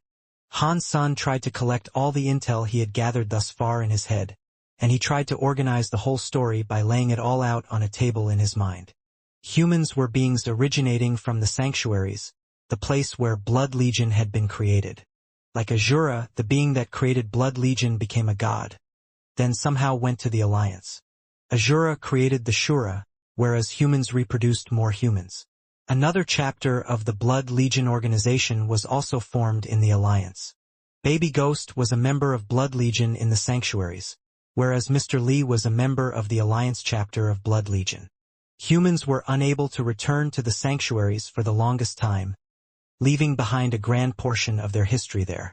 When technological advancements reached a certain point, humans were able to teleport in and out of the Sanctuaries as they pleased and explore. When Han San met the self-proclaimed leader earlier, the shadow could have been a reflection of the person before he became a god. Han San thought the vat of knowledge he had learned from Mr. Lee was quite unbelievable, but not entirely implausible. That meant the people he saw before were ancient humans. It was no wonder the shadow kept referring to Han San as his child. And Han San did not know why Mr. Lee required the relic. It was entirely possible, after seeing the power he had just exhibited, that the man had wanted the relic to become a god. He had hired the Qigong master Han Jinji to help him locate the relic, perhaps because he could not do this by himself. But Han Jinji tricked the entirety of Blood Legion and even took the map for himself. Han Sen thought Han Jinji had procured the map himself, and he had merely asked Uncle Bug for assistance in locating the relic and life door. Han Sen thought something had to be wrong with this tale, and he had more to ask Mr. Lee. So he asked, "Did Han Jinji join before or after the discovery of the sanctuaries?" Mr. Lee looked at him with disdain and said, "If Han Jinji didn't steal our research, how would the Alliance have created teleporters? The Alliance was merely lucky to have crystallizer technology. When Han Jinji was in the 7th team, the place they supposedly ventured to was the sanctuary. The technology had not yet matured, however, and the realm they ended up in might have been the 5th sanctuary. They could have ended up there right off the bat, completely unaware. Han San was not sure what happened there exactly, but from what he had gathered, the people in that team had been tricked by a being or a deity that referred to itself as God. Han Jinji must have known about the sanctuaries he was trying to access, but Han San couldn't help but wonder why the man had made a wish. He didn't understand. If he wanted answers for everything, Han Sen knew he'd have one more destination to reach, the 5th sanctuary. Once he got there, he knew everything would become clear. Was this shelter once occupied by the leader who later went on to become a god? Han Sen asked Mr. Lee. Mr. Lee nodded and then spoke with pride in his voice. This was indeed the leader's shelter. Only his children can access this place, and not even a god could enter if he had no affiliation. Han Sen, pondering these revelations, then thought of something. He wondered why the heirs of Azura were unable to enter the sanctuaries. He also wanted to know how a god could be damaged and allow itself to be killed by Azura in the 3rd god sanctuary. Han Sen could not be 100% certain he was being told the truth concerning these matters. But these pieces of the puzzle fit the information he had previously gathered. "What is the relic?" Han Sen asked, looking up at the 9-life cat that was still perched upon his head. "That would be a genocore belonging to our ancestor, whose name I admittedly do not know. It was formed after he became a god." Mr. Lee turned his bloodshot eyes over to the 9-life cat and went on to say, "And that is the guardian creature of the shelter. I am not sure of its association with that ancestor, but I am well aware the genocore looks just like it." Han San wished to ask even more, but Mr. Lee gave him a queer smile. He said, "Time's up." Han Sen's face changed. He knew what was happening, and so he threw a punch towards Mr. Lee. Before the hit could land, the coffin began to shine with a bright light as the lid removed itself. Then Mr. Lee hopped inside with the last of his strength. "When I am reborn, I will rise as a god." Mr. Lee's voice rang out as the lid of the sarcophagus closed. Han Sen gripped the lid and tried to pull it away, but no matter how hard he pulled, it would not budge. "Save your strength. That is a relic belonging to God. None can open it if it does not want to be opened." Han Sen suddenly heard the 9-life cat begin to talk. "Isn't the pendant a genocore given by this god dude? Can its power really not be enough to open the coffin?" Han Sen asked the creature. He wasn't too surprised the 9-life cat was able to talk, given its reputation. Nine Life Cat squinted its eyes, responded to him, saying, "This thing is not a Geno core. If God had it, of course he could open the coffin. But you are not God. It's perfectly normal for you not to be able to open it." When Nine Life Cat said this, the red light on the pendant began to dim and fade away.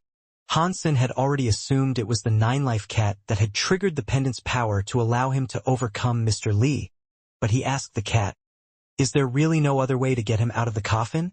Nine Life Cat coldly answered, "You are both heirs of the shelter's master, but there is something wrong with his blood. He was unable to see the master. Even though he has entered the coffin, there is a low chance of becoming a god in his state." The Nine Life Cat was rather chatty, and it went on to say, "And if anything, using the coffin to become a god might not be a good thing." "Why?" Hansen asked.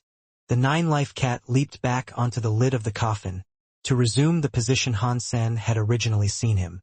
He explained, "I promised to guard this shelter until an heir of God came to open it. My task has now been fulfilled. There is no use me staying here anymore."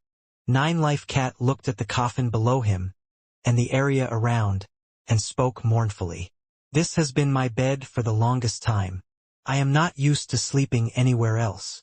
After that, the Nine Life Cat jumped back onto Hansen's head like a red fur hat. "Let's go. I'll accompany you, for a time," the Nine Life Cat said firmly. Hansen knew the creature must have been extraordinarily strong if a god had asked it to protect his shelter. He knew it would be best to remain friendly with it, and if possible, keep it as a companion. "We'll get in trouble if we leave now." Hansen proceeded to tell the Nine Life Cat about Outer Sky Shelter and Sacred Shelter, his mission, and what the situation was. Outer Sky and Sacred were around even way back when God was here. They didn't dare do anything, though. It was smart of them to deduce only humans could enter the shelter, but I'm hard-pressed to believe they suspected you might have been an heir. Nine Life Cat looked disdained. "It makes me feel a lot safer, knowing the master of this shelter was such a powerful being. Why don't we just go waste them?" Hansen said.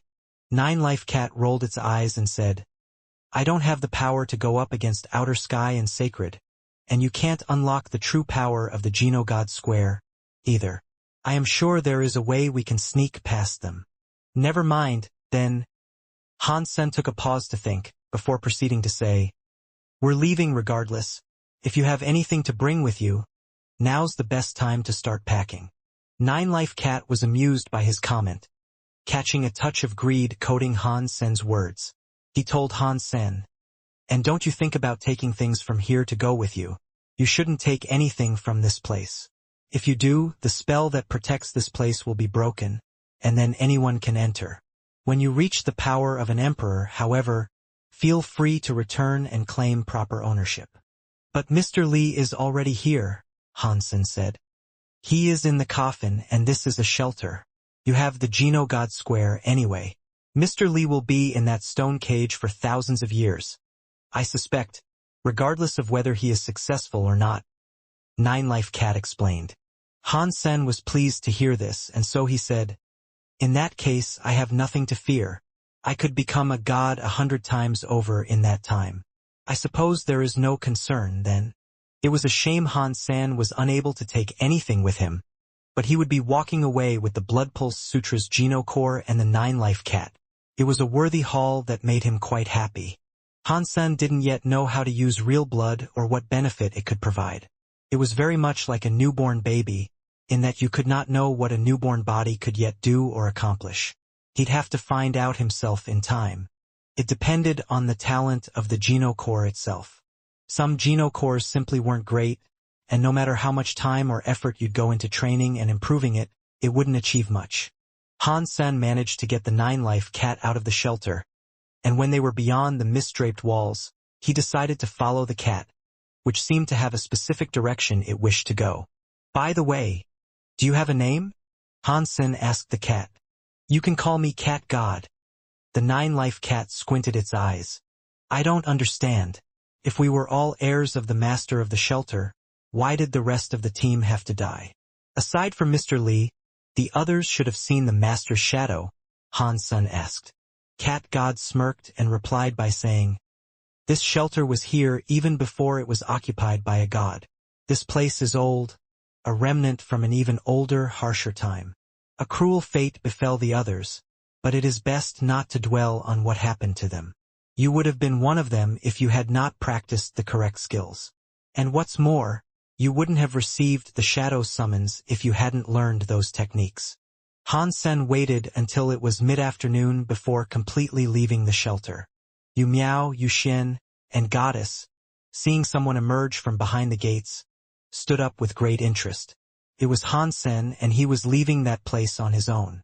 They immediately suspected what might have happened, and they were shocked that only a single human with a bronze genocore had survived the trials inside that place. But it didn't seem as if they paid attention to Cat God's presence. It was almost as if the cat did not exist or was invisible to them. What happened inside? You must tell us everything. Goddess immediately asked Han Sen. No, there is no need to answer. Come, we can talk when you return, Yu Miao said, stepping in front of Han Sen, near Goddess. Excuse me? You said we would share the discovery together, and that it was a joint effort. We were to cooperate on this matter.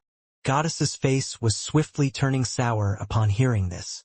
Our cooperative venture is done now. Yu Xian, take him away. Will you? Yu Miao coldly said. I won't let you get away with this so easily. Goddess had known a fight might break out if only one person from a particular team made it out. The collaborative effort was little more than a farce. Han Sen had prepared a speech for what he uncovered, but he was barely given the opportunity to speak.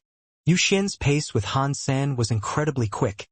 As he pulled him away, the area swiftly turned into chaos, as the spirits and creatures of outer sky and sacred clashed arms. Yu Xian summoned a ship, and he used it to drive Han Sen away to a safer location. It wasn't long before they approached an old, big, yet grand shelter. He arrived there at an alarming speed. You just need to tell us what happened inside the shelter from beginning to end. Tell us everything, and the reward is yours. Yu Xian was worried Han Sen might soon die as the others had before, so he wanted to get Han Sen talking as soon as possible. Yu Xian quickly assembled a panel, and Han Sen told them everything he could. He avoided the more sensitive points by skirting around them or making things up, but for the most part, he told them what had transpired in the shelter. Han Sen described the tower to them and told them how a man had died after reading a line of text. He also told Yu Xian about the Wall of Destiny and the wolf packs that had hounded them after it. He even told them about the coffin, and how all his team had died beside it. There were certain things Han Sen made sure not to mention, however. These included him being the one to push the wall open, the shadow he had encountered, Mr. Li being the leader of Blood Legion, and the presence of a 9-life cat. After Han Sen recounted his tale to them, the spirit next to Yu Xian opened an eye directly in his forehead. The eye glowed with a mysterious, otherworldly hue, and it gazed at Han Senator. The look from the eye was invasive, and Han Sen could sense it purveying what it could of his mind. Fuck! They want to read my memories to see if I am telling the truth. Han Sen was shocked, and he hadn't expected this to occur. However, Cat God whispered to him, Close your eyes and do not resist. Pretend to be in pain and I will handle this matter. Han Sen closed his eyes and scrunched his face with exaggeration, pretending he was in pain. Eventually, that invasive feeling came to an end. The spirit closed his third eye and turned to the others, saying, He wasn't lying. Everything he said was the truth. Then it seems we have failed once more, or at least our efforts were for naught. The coffin was empty? Damn. Yu Xian sighed. While Han Sen stood there before them, vacant-minded looking, Yu Xian asked the spirit beside him, What's wrong with him? The spirit answered, My truth-seeing, I broke his memories. His mind might have some trouble going forward. With luck, he won't become retarded, but I fear his memories will be lost. Memory loss might be for the best, I suppose. We can't afford this news leaking beyond the shelter, Yu Xian said. Han Sen wasn't permanently damaged. Following that, his IQ suffered a drop, but his memory of the events that transpired was mostly gone. A few days later, he was mostly okay. Yu Xian provided Han Sen with the Geno fruits he was promised and had a spirit take him home. They didn't kill Han Sen because they believed his memory had been lost, and they were worried other humans would shy away from helping them in the future if they started killing people who did what they asked. When I'm an emperor, I'm going to burn them down to the ground. They're all as wretched each other. Han Sen was angry after returning to Shadow Shelter. When he got back, he went straight to the Alliance in case others came looking for him. The next time he went hunting, however, Han Sen decided he'd strictly use Super King Spirit mode in case creatures from outer sky would see him out and about okay. After Han Sen consumed all the Geno fruit he was given, he was able to max out his sacred Geno point tally. He also had an additional 10 remaining. Han Sen still needed mutant Geno points, but killing any mutant creatures he came across would be a trivial task now. Han Sen entered the Geno core storage using his crystal core. Not a single creature showed up to challenge him, which was rather strange, he thought. I thought I need to be challenged at least once a month. Why is no one stepping up to the plate? Han Sen asked Rockman. Rockman answered, there are no challengers. Han Sen asked him the question again, but he received the exact same answer. He asked it again with different phrasing, but the answer wouldn't change. Because Han Sen put on a terrifying performance and outright killed his last opponent. None were willing to challenge him. He was too frightening a foe, and challenging him was asking for death. He had killed Black Mountain God and Heart Wheel with no remorse. He hadn't even been given the chance to flee. No one wanted to risk their life by fighting him. Not even the spirits that could respawn dared challenge Han Sen, as they believed he had the power to destroy spirit stones. Can I challenge them instead? Han Sen asked, seeing the Geno cores from Outer Sky Shelter and Sacred Shelter. He was feeling angry. You can, but you are already number 1. There is no benefit to be gained by challenging those who are weaker than you, Rockman answered. One of the Geno cores from Sacred Shelter was lit up on the leaderboard, indicating he was available to fight. Without hesitating, Han Sen challenged him. But in less than a second, his invitation was declined. I thought you said I could challenge them? Han Sen asked Rockman. Rockman said, you can, but if the opponent has already reached their quota, they can decline challenges. Han Sen was feeling rather disheartened by this, but then Rockman told him, Bronze Geno Core rank 9 Ghost, I has sent you a challenge. When Han Sen learned Ghost I was not from Outer Sky Shelter or Sacred Shelter, he was quite disappointed. Regardless, he had to accept the fight to meet his quota. After accepting, he went forward to meet his opponent-to-be on the designated battleground. There, Han Sen saw a panther with 3 eyes. Its coat of fur was dark and menacing, like the blackest coal. The panther didn't wait around long, and it ran forward. But it wasn't doing so in hostility. As it ran, it immediately began to plead. I'm not here to fight. Wait, hold up. I'm here to discuss an arrangement we might make. I'm not here to fight. Han Sen thought he'd been given the opportunity to slay another super creature baby. But hearing this, he was a little taken aback. This was not what he had expected. An arrangement? What arrangement? Han Sen asked, checking the Black Panther out. You are already in first place, and with your Geno core having been reinforced 9 times already, remaining in that lofty position is pointless. If you throw the match and put me in first place, I'll be indebted and give you whatever you desire. The panther spoke everything he could as swiftly as he was able to, in fear of being immediately killed. The panther knew he wouldn't have been able to take down Han Sen, so he was cleverly hoping to buy the first place off him. Define indebted. What are you willing to offer exactly? Han Sen was willing to consider such a bargain, but only if the price was right. If the offer was worthless, he'd simply kill the panther. Although no deal had been struck, the panther was exuberantly happy just hearing he was willing to consider a deal. He feared he might have been killed without even being heard out. Cost is of no concern, and we can pay you whatever sum you are willing to accept. Purgatory Shelter is a rather fancy place, I'll have you know. Name your price and we won't disappoint, the panther said. What does Purgatory Shelter have to offer?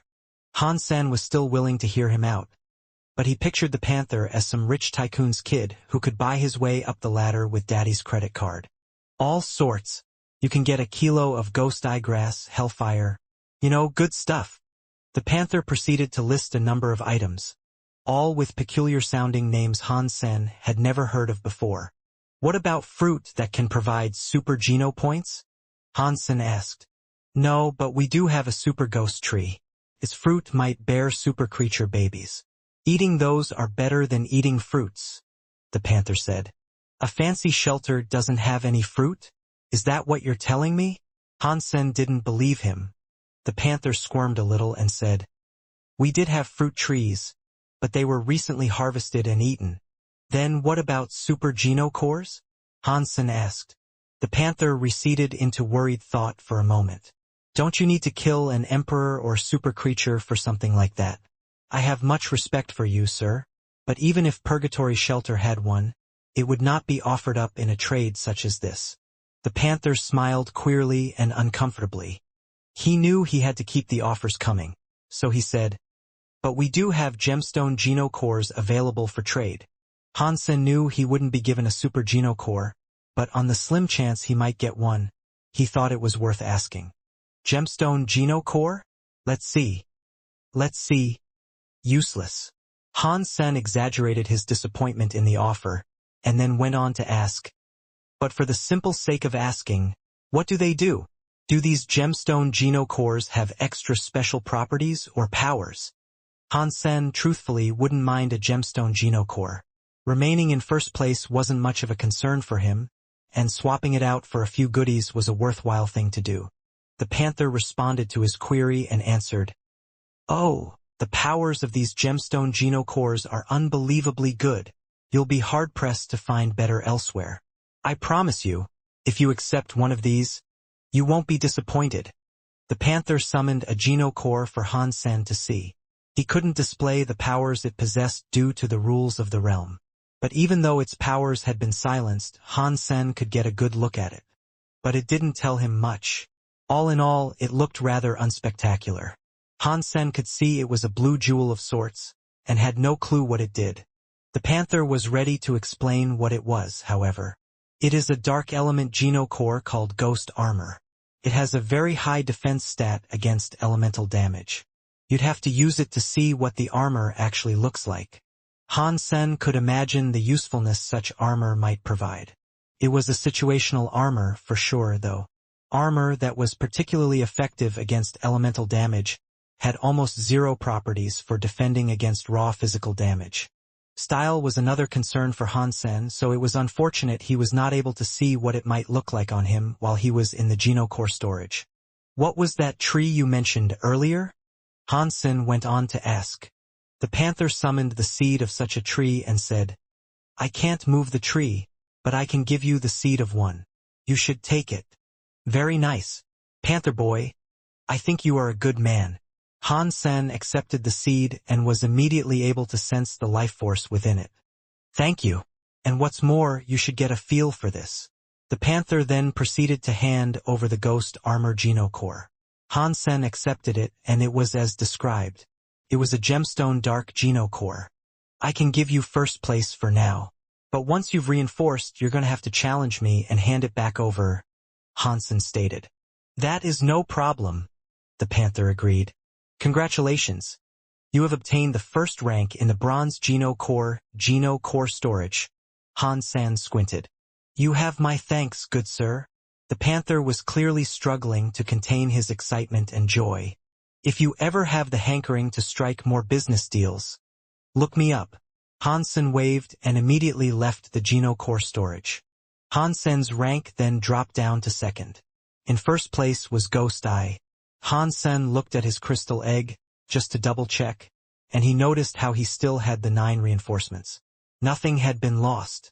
Back in the shelter, Han Sen donned his new armor and started casting dark element abilities. A blue shroud enveloped Han Sen's skin, which then projected outwards like a holographic armor set around him. The armor was true to its name. It was not a solid-looking armor set, and Han Sen looked more like a transparent phantom. It wasn't a bad bargain, all things considered. After trying out the armor for a bit, Han Sen grew rather fond of it. Its properties were right up his alley. in how it masked the user inside and obscured their life force. Its defense boosting was remarkable. Genocore armor was also defined differently than Beast Soul armor, and if you wanted to, you could use a set of each at the same time.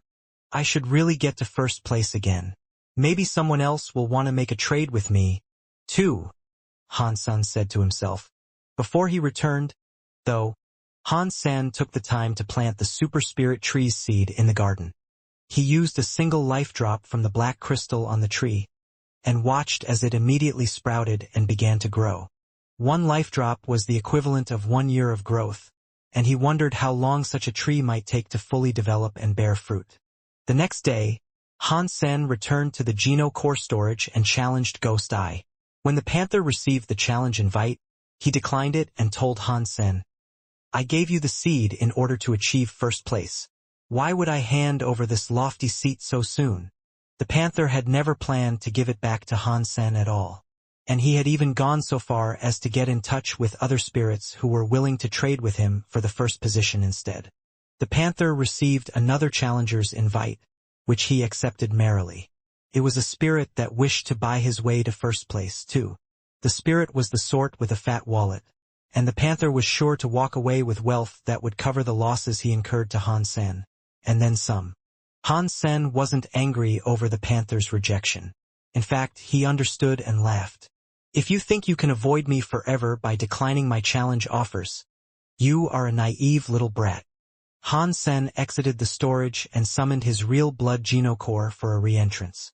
Upon re-entry, Han-sen used his real blood Genocore to complete the ranking test. The real blood Genocore had absorbed 20% of the black crystal, an amount that was double what the others had. If that was any metric for the strength of this Genocore, then it was sure to be even greater than his other cores. Rockman's third eye scanned the Genocore and began counting down from a dizzyingly high sum again. Inside a certain battleground elsewhere, the Panther was engaged in a discussion with a spirit with red hair. "So, you met the crystal core owner? What powers did he employ against you?" the red-haired spirit asked. The Panther gave a wry smile and answered, "I didn't beat him, actually. I spent a fortune to achieve first place instead. I didn't even get a look at his Genocore." "Were you able to tell if he was a spirit or a creature?" the red-haired spirit asked. The Panther said, "No, he was shrouded in a dark mist. I couldn't get a good look. If I knew these sort of things, I'd far sooner be auctioning the intel rather than this first place." The spirit nodded, and he knew that if the Panther had known what the Crystal Core's master looked like, he'd have put that information up for trade as well. It'd also work as a form of life insurance. "The items you want are here. Take them and throw the fight," the spirit said, after summoning the items they had settled upon when forging a deal. The Panther's eyes suddenly lit up with an immense amount of greed. The items he was about to receive far outpriced what he had given to Han Senator. Things had turned out very well for the business-savvy feline. But just as the Panther moved forward to collect his prize, the ranking leaderboard shone brightly. It made the two figures freeze. Their trade had not yet been completed, so their ranks should not have yet switched. But there was a change. All of a sudden, the Panther found itself in second place. Taking his spot in first was a new Genocore called Real Blood. The Panther was in disbelief. He knew the red-haired spirit's Genocore was not called Real Blood, too. So why did the ranking move? "Are you now in first place?" the Panther asked the spirit, just in case. "How dare you? What is this? Are you trying to scam me out of all this wealth?" The red-haired spirit was suddenly brought to wrath, and he swung a fist at the Panther. The Panther was far weaker than the spirit was, so he did his best to explain the situation rather than fight back.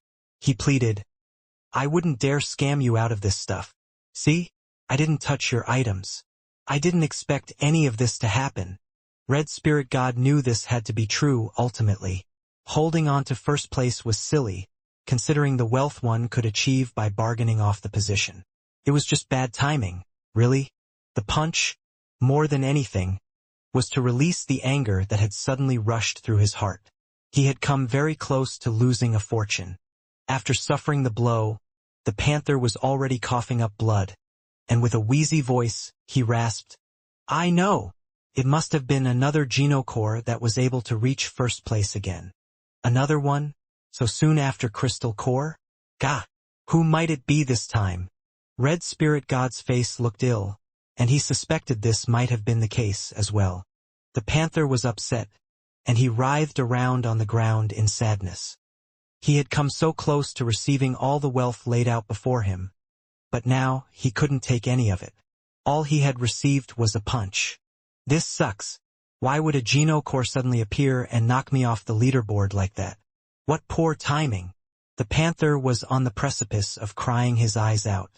Real Blood Genocore reached first place and created a big fuss across the Fourth God Sanctuary. What's going on recently? Another Genocore has jumped to first place? Who could create a Genocore that scary? It feels like the Fourth God Sanctuary is in for a big, frightening change. When these powers grow, we could see the sanctuary turned upside down. I wonder, is Crystal Core stronger? Or is Real Blood really the new champ? I'd say it has got to be Real Blood. Otherwise, it wouldn't have overtaken Crystal Core. Crystal Core lost to Ghost Eye on purpose. That is why it's now behind. You are aware he one-hit killed Heartwheel, yes. Gee, this is so scary. Everyone is so strong. How am I supposed to live? Sacred and Outer Sky Shelter should be worried the most. When these two forces grow and mature over time, those two big shelters are the ones likely to be in the line of fire. I wonder if it's possible for one being to govern the entirety of the Fourth God Sanctuary, all at once. Is that possible? It has never happened before. Have you ever heard of a Genocore achieving first place through the test before? Now there's two at the same time, so it is hard to say. This is also very scary to think about. I wonder who might possess them. Are they spirits? Or creatures, I wonder. All the Fourth God Sanctuary were talking about Real Blood Genocore. The bosses of super shelters were trying to find out who owned it, but they had no clue. After Real Blood achieved first place, however, no one dared to challenge the elusive Genocore. After what happened to Black Mountain God, no one was reckless enough to challenge a core that could leapfrog the rest and achieve first place in such a manner. But with no challengers to face, Han Sen became rather bored. So he decided to visit Ji Yenran. Occasionally, he went off to hunt a few mutant creatures for mutant genopoints while using Super King Spirit mode. But most of the time, he stayed with Ji Yenran. Her belly had developed quite the bump, and the baby she was having was going to be a boy. Han Sen wanted to be with her during this time and not do anything else. The Super King Spirit Genocore had yet to be formulated, and none of his bronze Genocores had yet become silver either. Han Sen had leveled up too quickly, and he hadn't spent enough time practicing. Within a few months, though, Han Sen was able to max out his mutant Genopoints. That left the procurement of Super Genopoints being the last thing to do. Killing super creatures was not easy. Unless he found a baby one, it'd be a difficult task. Han Sen needed to level up his Genocores to match his powers before he tried killing super creatures. But he didn't spend much time out in their search. He was with Ji Yenran in the Alliance, living well. In the Third God Sanctuary, many emperors assembled in one shelter for a discussion. No God Emperor and Ruin Emperor were there amongst the collective. Super Spank was able to destroy everything, and for a long time people believed the spirits that were slain by it would have their spirit stones broken as well. But it wasn't like the falsified sky powers. When they lost their battles, they merely disappeared for a long time. Many foolishly believed they had gone to the Fourth God Sanctuary. The creatures and spirits that had gathered there were almost as strong as no God Emperor and Ruin Emperor, who were the mightiest in the sanctuary. We can confirm that human has reached the Fourth God Sanctuary. Nothing can stop us from reclaiming Sky Mountain, so it is time we take that place back. We will show them who is boss. Ruin Emperor coldly said. A dinosaur-looking berserk super creature amongst them said, the humans still have faithful servants among them, such as Xie Qing King and the super creatures, but they will be crushed beneath our sheer force of numbers. It is a shame we are unable to find the king to aid us in this endeavor, one spirit said. With only the weak humans remaining, we have no need for the king, a berserk super creature said. We must establish a time, and then we go to Sky Mountain together and show all the humans who is boss," No God Emperor coldly said. All the creatures and spirits roared and hollered at once, with a sound that almost brought down the roof. When Han San was in the third god's sanctuary, it was a bad time for the emperors. When they learned Han San was now in the fourth god's sanctuary, they were all going to cooperate and retake Sky Mountain. Sky Mountain. Queen was engaged in battle against a super creature. Han San had left behind so many life geno-essences for his family and friends, and Queen had received more of them than anyone else. After she absorbed them, she was able to take on super creatures alone, despite it still being difficult for her. Queen's skill in taking on super creatures was also partially due to the fact that she had learned Ghost Slash. It went well with Queen's super body, the Wheel of Space, which she depended on when fighting such fearsome beasts. This particular super creature, however, was wretchedly strong. If she did not have the Wheel of Space, she'd have been killed already. She was holding her own against it, but it was clear she was at a disadvantage. But suddenly, the creature stopped attacking and began running away. Queen was confused by this, and when she went to take a look, she noticed a vast army of creatures and spirits approaching. Queen saw No God Emperor and Ruin Emperor were amongst them.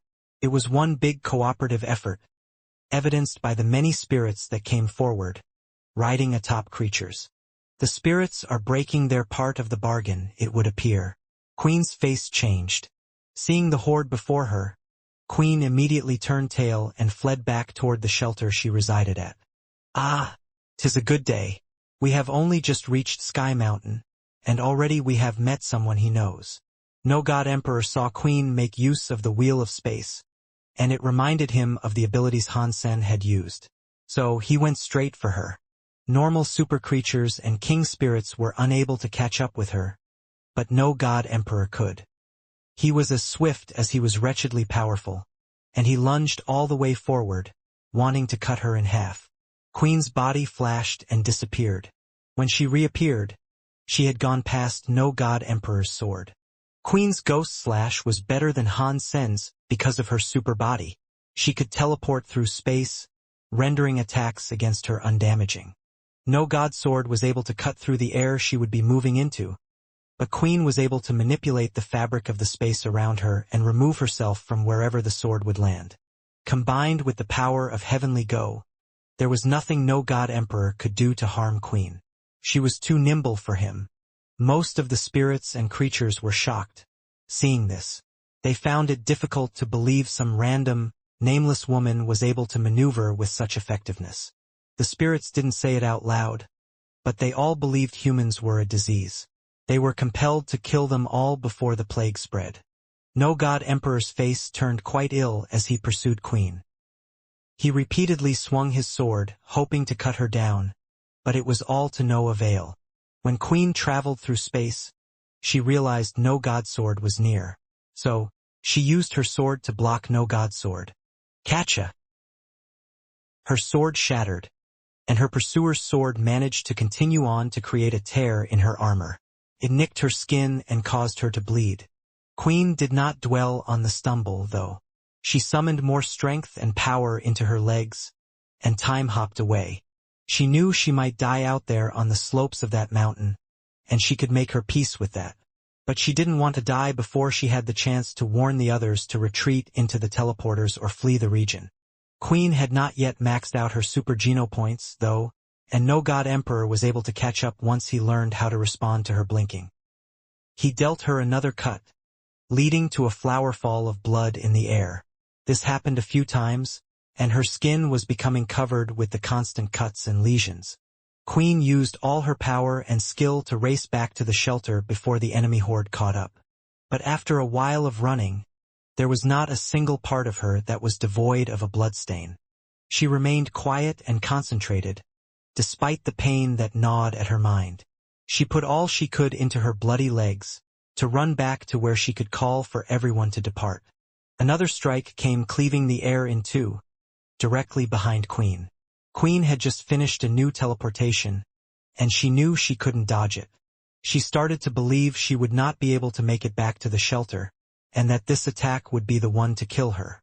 She did not look back. Instead, she shouted out to the human shelter. The spirits have come. She was still a distance away from the shelter, but she hoped there were other humans out and about who would hear her call and relay it back. No one can save you, no matter how loudly you shout. No God Emperor coldly said, lifting his sword towards her back, hoping to cut Queen in half. Boom! Suddenly, a silver light exploded against No God's sword. It stopped the sword, giving Queen enough time to teleport a few thousand meters away. No God Emperor's eyes lost track of Queen, and so he looked forward. A ripped, muscly body had appeared in front of No God Emperor. He was wearing a blinding, garish tropical shirt and shorts. He wore flip-flops, and he stood tall and proud before the callous emperor. He wore sunglasses, too, and he had long silver hair. Xia King, we are the same kind. Are you really going to stand there, helping those cheap and filthy humans? No God Emperor looked at Xia King coldly. Xia King looked at him with disdain and said, Who said we are the same kind? Cut the shit, fool. No God Emperor was so angry, and so he said, I'll kill you, you traitorous human humper. After that, No God Emperor began swinging his sword towards Xia King. Xia King's arms were bulging with muscles, and his hair and shirt was waving. He punched towards No God Emperor's No God sword. Yes, if you wanted a fight, we should fight. What's the use in wasting time? Xia King shouted. Pang!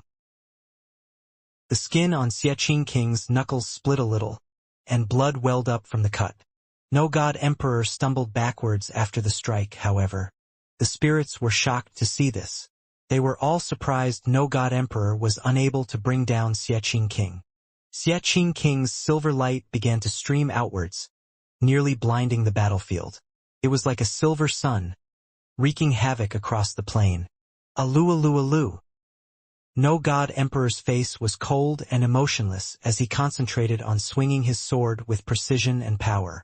The fight sent out shockwaves across the land, bringing it into ruin. One would suspect there to be an earthquake. The mountainside began to split, sending many creatures and spirits spiraling down to their doom. Falling rocks and boulders crushed many others. Let no God handle him. We will proceed onwards to the shelter. Ruin Emperor coldly said, and commanded the rest of his subordinates to avoid Xia King and head for the human shelter. Spirits, are you going to betray the treaty established with the king? A disdainful voice bellowed across the landscape, and then, many others approached. A blue dinosaur, a knight wreathed with lightning, a lady formed of water, and a furry critter that looked like a snowball approached, alongside many others. A holy-looking rhino was also headed out, and upon it sat a woman. She was the one speaking. The woman bid for Queen to ascend the rhino, which prompted the creature to bestow a healing light upon her. Then, she was as fit as she hadn't been dealt a scratch. The king may have established a deal with Han Sen, but we signed no such treaty, Ruin Emperor coldly said. Why waste time with talk? Their elites are here. Kill them and take back what is rightfully ours, and let these lowlives know who is the real boss. A big dragon roared in the sky. Then, the army of creatures and spirits began racing towards the shelter in unison. Emperors and super creatures went also. The land was blanketed by the coming forces, as an endless bastion of creatures roared in their charge. Thorn Queen spawned countless vines to lash, impale, and choke the legions that ran forward relentlessly. The ground was dyed red with the blood of her victims. Dry Bone King brought out his heart bone and began playing the instrument. All around, the hearts of the enemies exploded inside their chests as they heard the rhythm. Water Fairy became a tidal wave of spooky proportions. It did not soak or drown the enemies it came across. Instead, it stuck to them like jelly, then sucked them dry until they scattered like dust. Blue Dinosaur was a lot less fancy, but just as brutal. He swung his tail to crush entire battalions, scooping many up so that he could munch on them. Baby Ghost, Qing Jun, and Rock Giant rushed forward to do combat, as well. And as they did, trails of blood marked their wake. Quickly, the spirits came forward to fight Dry Bone King and the rest. Dry Bone King, I have longed to do battle with you. You and me, one-on-one. Now is the time we decide which of us is stronger. A king spirit came before him, barking at Dry Bone King with a hammer in each hand. The spirit beat the hammers together, and the hammers unleashed a rain of thunderbolts which all came bearing down on Dry Bone King. Dry Bone King froze, and beat the heart bone instrument to summon an invisible power to repel the Thunder Dragon power. Boom! When the forces struck each other, no sound could be heard. Their clashes operated on a frequency that was too high-pitched for anyone there to discern. But the shockwaves kicked up were so grand they rattled the earth. Dust, soil, mud, and blood were thrown into the air. Dong! Dong! Dong! While the two of those drummers fought, no creatures could go near them, as they destroyed everything. Some creatures around were too slow to leave their proximity, and were immediately killed. The ground shook and the calls of thunder were frightening. Water Fairy, how about taking on me and my water powers?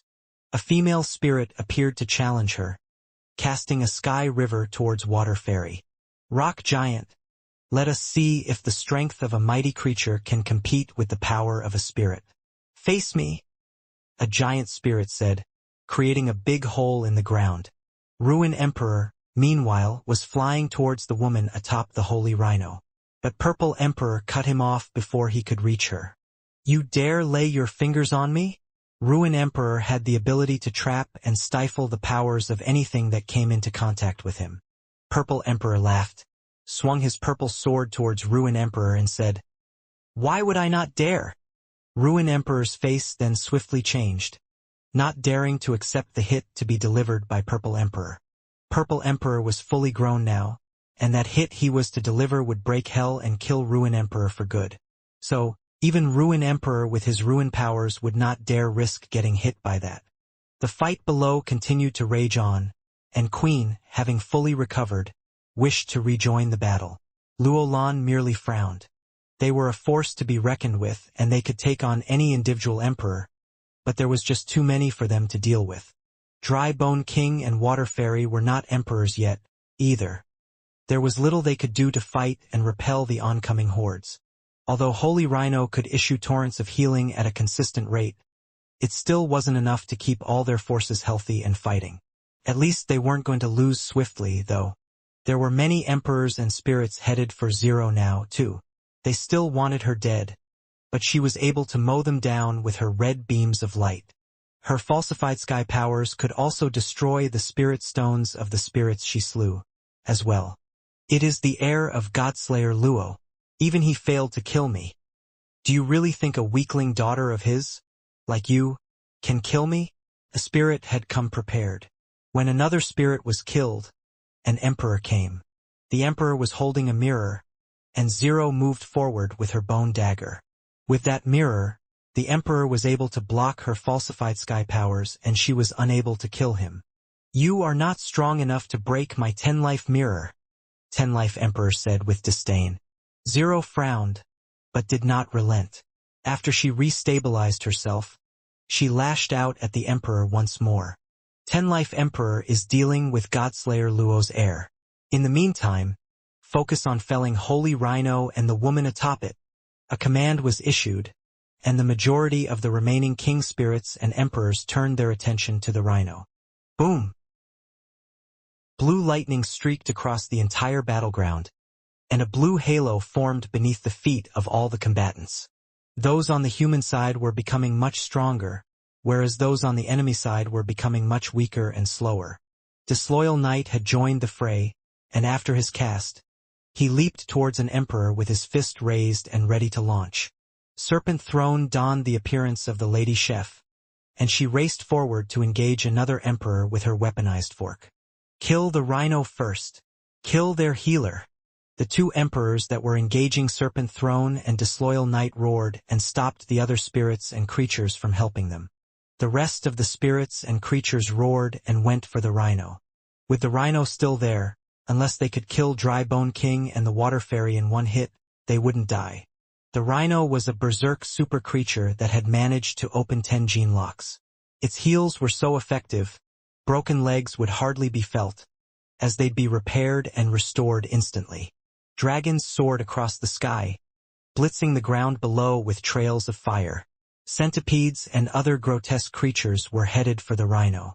The holy rhino roared with its holy light and wove a fabric of dandelions across the earth around him, imbuing his allies like Dry Bone King and the others with a greater pool of health and a stimulant like zest and energy to fight the king spirits, emperors, and other elites. Although the rhino was powerful, it was harmless. Couldn't stop the horde of monsters that were coming after him. The battlefield was a mutilated hellscape. It was like a bunch of monsters pulling at a rhino in hell. Luolan was sitting atop the holy rhino, which was not moving. She simply smiled. Sky Emperor was the one who reached the rhino first. He planned to fell the rhino and Luolan simultaneously. But as the Emperor arrived near her to deal a killing blow, Luolan raised up her hand and made a simple waving gesture. The blade beam he wielded was cut in two, as was the Emperor's body. In a stunning display, she cut the Emperor's spirit in half. The Emperor's blood cascaded everywhere, drenching the sky and painting the ground. All who approached the rhino were frozen stiff in fear.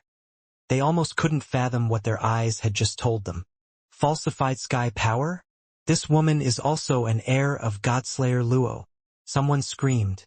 Luolan scanned the field ahead of her, and then the holy rhino lifted up its two front legs and brought them down on the head of a centipede below, as if it had read her mind. After that, it leaped forward, up and over the horde, towards a dragon that was soaring through the sky. As the rhino did this, Luolan waved her hand as they passed by the horde, slaying a host more of the creatures and spirits below them. This woman has the powers of Azura.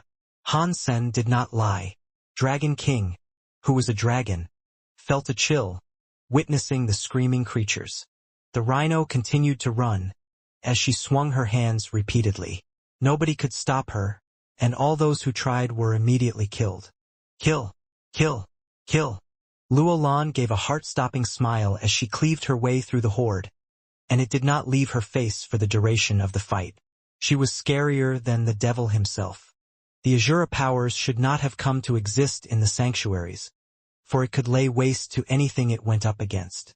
Luolan had not even maxed out her abilities and power, and yet, without the 10-life mirror, none of the emperors and creatures could block her strikes. While the spirits and creatures were getting beat, a gold light came from the sky. It was a spirit that looked like a king, glowing as he came. It was Sky King from Skytree. He was not a demigod, though. "Oh no," Dragon King said. Azura powers were insanely strong, but Luolan herself was not Azura. If there was one thing her powers would be ineffective against, it was the power Sky King wielded. That was 33 days. With Sky King's coming, greater pressure was put on Luolan. Luolan, however, continued to make use of her falsified sky powers, and she tried swiping it upwards to strike the incoming spirit. Unfortunately, it could not reach Sky King. "One day is one world, and I have 33 of them. You cannot do anything," Sky King coldly said. "If Azura was still here, you wouldn't dare say such a thing," Dragon King called back out with disdain. Sky King balked, then laughed and rebutted. "Ha! Dragon King. It surprises me to see you are still alive, but this woman is no Azura. I am not Azura, but neither is there a need for me to be." Luolan said this coldly, before waving her hand again to attack once more. Sky King attempted to evade the strike, but after rolling away, his face changed and he fell back.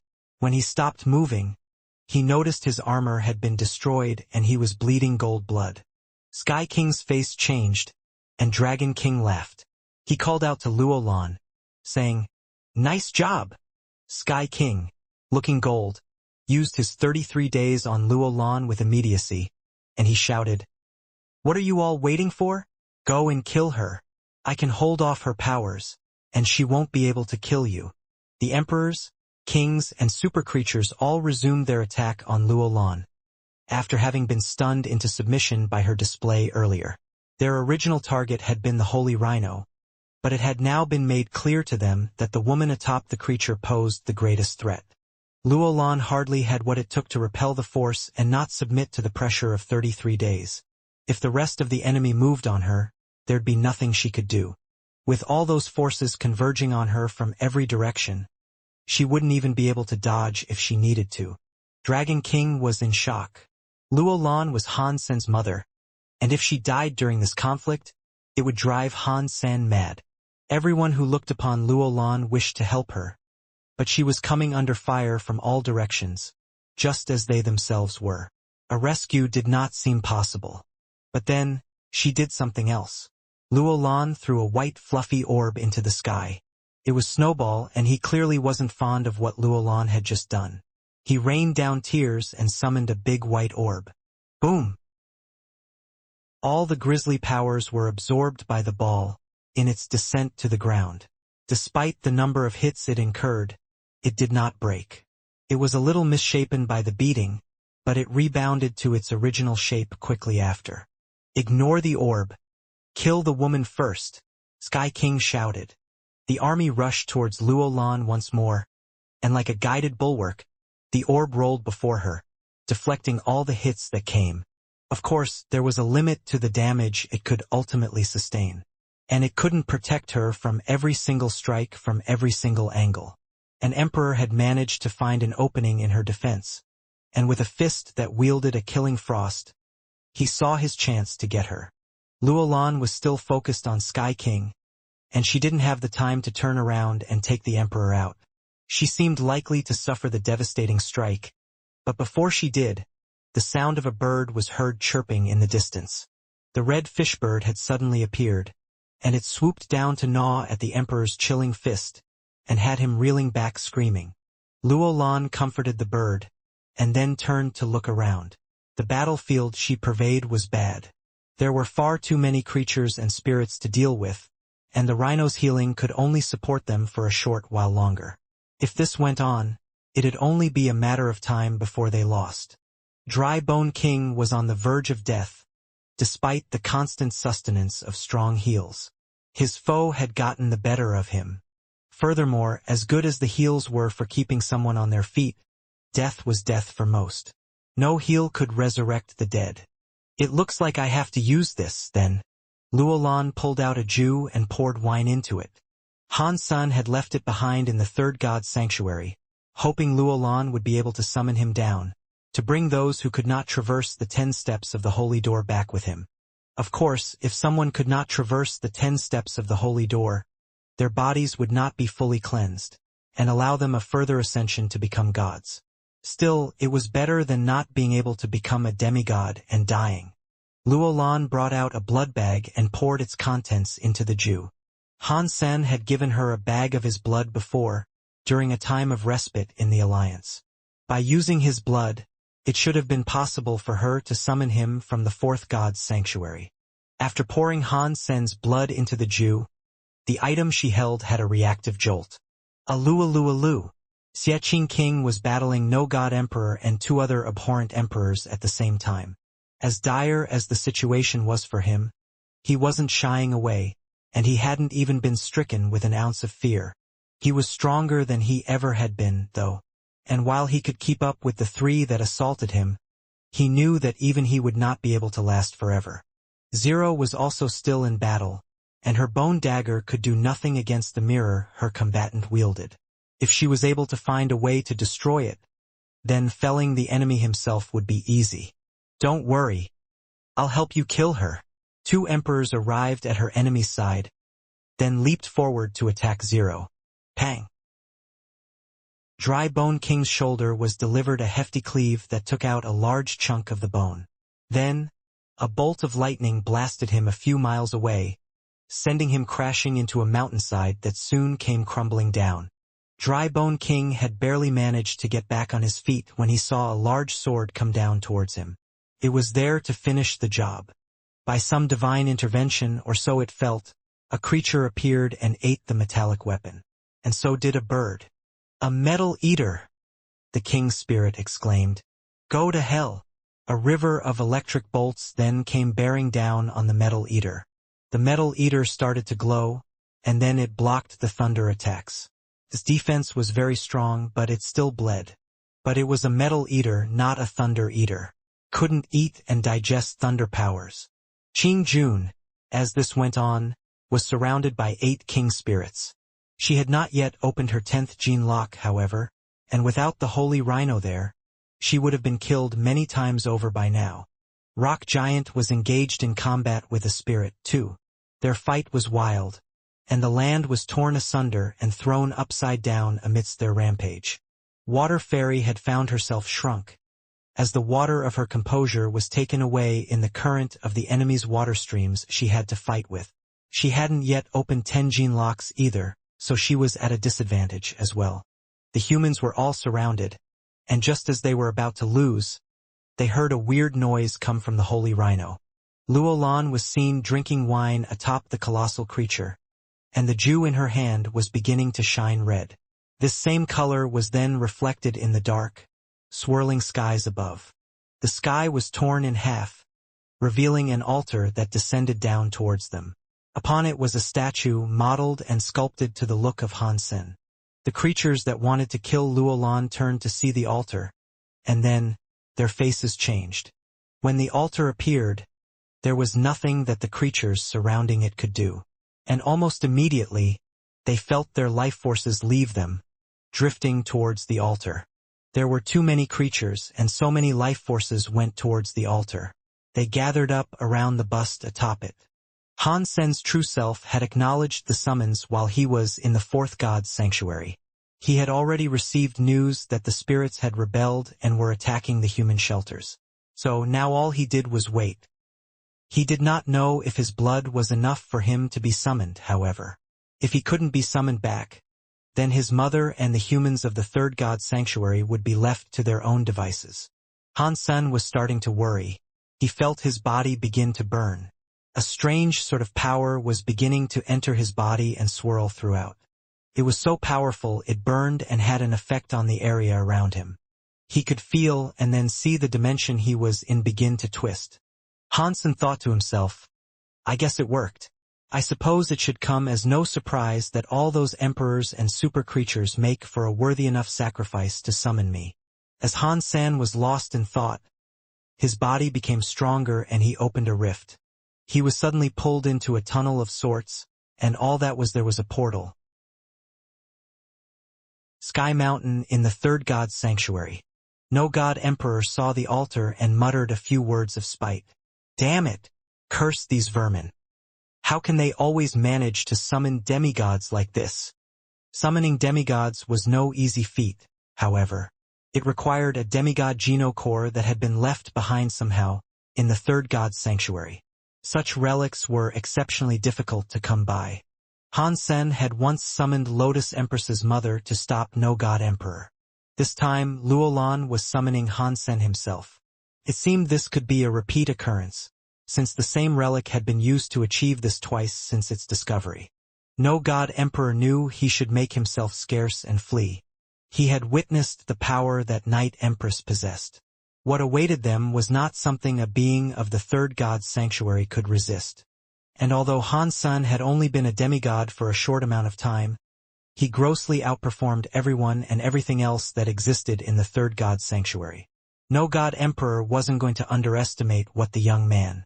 Many of the creatures and spirits there had no clue what was occurring, while those that did spared no time in trying to run off. But before they could do that, they suddenly felt as if they had no place in that world. They couldn't feel their bodies, and even if they could run, they weren't sure where they could go. They were robbed of their senses, and they were unable to see or hear anything. They could not even smell either. It was only them there they could see and the altar. What they could see was just that altar. It was like nothing else existed now. No God Emperor did his best to try and escape, but he could not even feel his body and his beloved No God sword. Han Sen had broken his No God sword once before, and it had been tremendously difficult for him to get it back. And strangely, now, he could no longer feel the sword he was grossly attached to.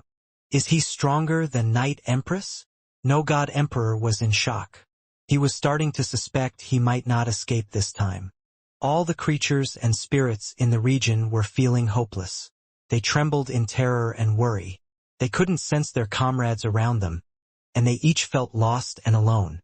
Han Sen's true body then appeared out of the statue. Each step shook the earth, increasing the pain and sense of hopelessness they all felt. "I am back." Han Sen was fairly excited, as he was doing something only a very small handful of demigods could manage to accomplish. Unfortunately, he didn't feel as free as he might. Perhaps it really was difficult for those from the fourth god's sanctuary to remain, because it felt as if he was trying to breathe through mud. But he could feel the power inside him dwarf everything else in his proximity. Power that did not amount to much in the fourth god's sanctuary was truly a devastating force to any being that resided in the third god's sanctuary. Dongxian aura had stripped the enemies of their senses. The enemies could no longer feel themselves. They could see Han Sen approach from where he was, but that was it. They could not even move their fingers. Not even Ruin Emperor and No God Emperor could do anything. Queen looked at Han Sen with much admiration and joy. She had missed him after all he had done for her. She never expected Han Sen could return after leaving for the fourth god's sanctuary. The situation that once looked like oblivion suddenly changed for the better. He was a demigod, and in this sanctuary he was practically invincible. Just seeing those emperors and super creatures around, and the way they reacted, you could tell how powerful and how much of a presence Han Sen had. The once ravenous hordes of enemies were all paralyzed before him. "Son, these bad people are bullying your poor pretty mother." When Luolan spoke, she did so with light tears in her eyes, as if she had been subjected to bullying. When the spirits heard her say this, they thought to themselves, "What? You practically laid waste to us, and we haven't yet touched a single hair on your head. We didn't bully you at all. Damn you all." Han Sen gritted his teeth. Han Sen allowed the spirits to hear what Luolan said because he wished for them all to understand why he was going to annihilate them. He wanted them to know that what was coming was deserved. Although Luolan had not yet been hurt, it didn't take much intellect to envision what might have happened to her if Han Sen hadn't been able to come back. Han Sen walked in front of No God Emperor, and as he did, everyone's eyesight was returned. But they could not move and they could not speak. Han Sen coldly told the Emperor, "No God, damn you, for your latest transgression. Against humans, I'm gonna kill you, forever." No God Emperor was given the ability to speak, but he balked in Han Sen's face by saying, "So what if you kill me? I can respawn. I don't think you can stay in the third God's sanctuary for long. One of these days, I'll kill them all." No God Emperor rebuking Han Sen actually inspired the other spirits with more courage. It was true that Han Sen could not keep returning on a whim and dead. Spirits didn't stay dead as long as their spirit stones were fine. They had more chances in the future, that was for sure. "You're telling me you'll try this again? Is that right?" Han Sen coldly said. "Zero, do your thing." Zero swung her bone dagger without being inhibited. She was targeting No God Emperor, whose movement had been restricted. The dagger punched neatly into the temple of his forehead, and after that occurred, No God Emperor's face looked distraught. Pang! No God Emperor's body shattered like glass, and so did his spirit stone, wherever it was. That newfound courage in the spirits dissipated. After that, they knew what had happened to No God Emperor, and they feared the same happening to them. They tried to suicide in an attempt to escape, but Han Sen had stolen their ability to do so.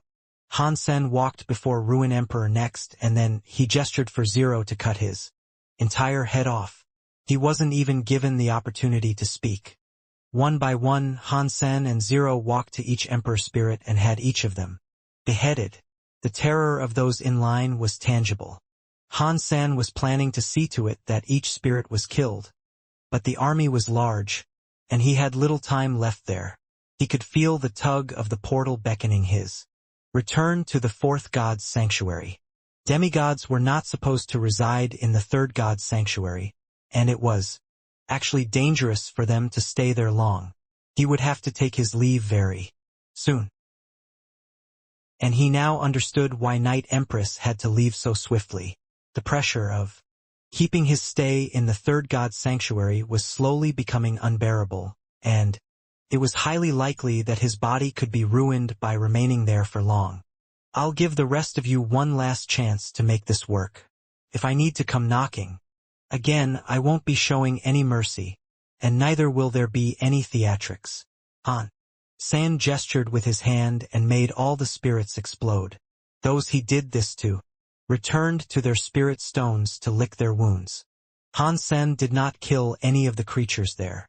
His beef was with the spirits more than anything, and he knew the rest of his companions could deal with the creatures just fine. He let loose his grip on them, and as soon as they regained control of their limbs, the creatures tried taking off. They scrambled as best they could to get away. They were so frightened after what had happened. Creatures couldn't respawn like spirits could, after all. They sure wished they could run faster, though. The only person Han Sen had left alive was Sky King. He was planning on interrogating that sickly emperor, as there was much he wanted to learn before he departed. Qing Jun was his daughter, too. As much as Han Sen despised Sky King, he didn't think it was very nice to have her father brutally murdered in front of her. Deserving or no. Demigods are so strong. Whoa, it looks like I should strive for a promotion. Yeah. Qing King laughed. Haha, if you're interested, I can take you back with me. But not ascending through the fires could inhibit you further down the line, and you may struggle. Becoming a god will later become extremely difficult, Han Sen said. Understood. From this point on, I will strive to become a demigod the proper way. Where's the fun in taking a shortcut? Xie Qing King said. Han Sen asked Dry Bone King and Water Fairy. I have explained the situation, but if you still want to come, you may. Does anyone want to become a demigod? Any of you can come with me? Han Sen expected some of them to return with him, but surprisingly, none chose to come. They all looked at each other, and despite wanting to become demigods, they all agreed that if they were to ascend, they should do it the proper way. Even Snowball, who was a bona fide wimp, did not fancy cutting any corners. Han Sen was an example to them all, too, he later realized. They had seen what Han Sen was capable of, and they wanted to replicate his success and strength. They wanted to follow in his footsteps and do things right. Han Sen rubbed his nose and shook his head and said, I understand. Luolan then walked up to Han Sen and provided him with a few items. She gave him the cruel bottle and even Meowth. He hadn't taken them with him when he ascended the 10 steps of the holy door due to the added strain it would have posed. He was afraid the fire would have incinerated them. Thank you. And now, Mom, I should go. Han Sen's body was having trouble remaining in the third god's sanctuary. He placed Sky King inside the cruel bottle and began walking back. Han Sen could at least chat with his mother back in the Alliance whenever he wished to. There was no need to do it there. Han Sen waved goodbye to everyone and then stepped back into the vortex-like portal that would take him back to the fourth god's sanctuary. Inside the cruel bottle, Yuxia, Sky King, and even Meowth were all fine and safe. During their transport, Han Sen was just going to treat Meowth like a pet, sort of like he always had. He wasn't bringing it through to do any fighting. Many emperors had been slain in the third god's sanctuary, and with the prospect of Han Sen possibly returning, none dared to attack the humans again. They could keep Sky Mountain. Han Sen returned to the Alliance to be with Ji Yanran shortly after this escapade. As her due date was incredibly soon, he was very excited to have a son. There was nothing for him to do in the sanctuary right now anyway. He could not take on super creatures, so the best thing he could do was train and practice, which he oftentimes did in the Alliance. Ji Ruojian and his wife had been taking good care of Ji Yanran during the time she had been pregnant and Han Sen had been absent, and while Luolan was overjoyed she'd soon have a grandson, Han Sen did not fully trust her with the ability of raising a kid. The next day, Ji Yanran was taken to the delivery room. Han Sen, Luolan, Ji Ruojian, and his wife were all waiting outside, eagerly awaiting news. There were no human surgeons in the delivery room, just robots that performed their tasks with perfect precision and strict adherence to hygiene. Delivery this way was much safer than if it were done by hand. Han Sen, get in here. The speaker in the waiting room groaned with Ji Yanran's voice, who was obviously in pain. Husbands were able to go into the delivery room, but Han Sen had not yet entered due to the butterflies in his stomach. He was far more nervous than he ever thought he'd be, so he hadn't gone in yet. Hearing Ji Yanran call for him, he raced to the sturdy door and pushed it open. There he saw Ji Yanran lying on the bed, nearly drowning in her own sweat. She looked to be in massive pain. Swiftly, he moved over to her and grabbed her hands to bring her comfort. Ji Yanran did not stop yelling at him with vulgar language. She was never one to swear, but today, she couldn't seem to form a sentence without a curse word included. When the baby was finally born, what they didn't hear was what scared them the most. The baby was silent, and there was no crying. Usually, the day they're born, babies cried like mad. When the delivery robot brought the baby over to Ji Yanran, however, it looked remarkably healthy. The technological advancements of their time made giving birth a far swifter process. The nutrition they received also allowed for the baby and mother to recover faster. Ji Yanran was taken to the recovery room after the baby's delivery, as Ji Ruojian and Luo Lan were giddy with excitement to see their long-awaited grandson. Why was there no noise from the baby? Did something happen? Ji Ruojian asked, with a look of worry marring his face. But seeing Ji Yanran being wheeled calmly in with the baby, their worry didn't last long. It was merely strange, not a sign something had gone wrong. The computers confirmed the baby was perfectly healthy, and there was no sign of any disabilities. There's no need to worry he might be a mute or anything, Han Sen explained. Ji Ruojian finally had the chance to hold the baby, and after picking it up, he said to Han Sen, "Perhaps we should rattle him and get him to cry? What if he's actually suffocating? It's customary for the elders to make babies cry." After that, Ji Ruojian crudely swung the baby around and smacked its buttocks. When the tears of the baby came, he proudly exclaimed, "Aha! See? It has started to cry. This is an ancient technique I once learned from this old medicine man. It is very effective." After getting slapped, the baby's crying was louder than expected. But Han Sen suddenly felt something amiss, as Ji Ruojian reveled in his success at doing this. He felt a power begin to gather inside his baby boy, one that was rather frightening. Wah! Wah! The baby's crying was growing in volume, and then, to the disbelief of all who looked, the little creature began to glow with a bright white light. Its previously bald head suddenly experienced massive, luscious hair growth. Then, the baby exploded like a ruptured volcano. Boom! The entire recovery room was blown up. Ji Ruojian's body was standing where he had been, but he had been frozen stiff. His skin was black, his clothes in tatters, and his hair stood up. Fortunately, Han Sen had taken quick action to prevent any further damages by suppressing his baby's power. If he hadn't, the entire hospital would have blown up. Ji Ruojian and the others all just stared at the baby, and didn't say a word for a while. "What is this baby you have given birth to?" Ji Ruojian snapped out of his daze. He looked to be in shock, and looked at the baby with a look of disbelief. Han Sen was shocked, too, and he was unable to explain how the baby had his super body. So, Han Sen quickly took the baby in his arms and rocked it gently. Quite quickly, the baby calmed down and reverted to its former self, silence and all. Bauer was currently sitting atop Han Sen's shoulder and looking at the newborn with her head tilted out of curiosity for the thing. Ji Ruojian asked the computer to scan the baby, and he was surprised to learn that its fitness was over 100 already.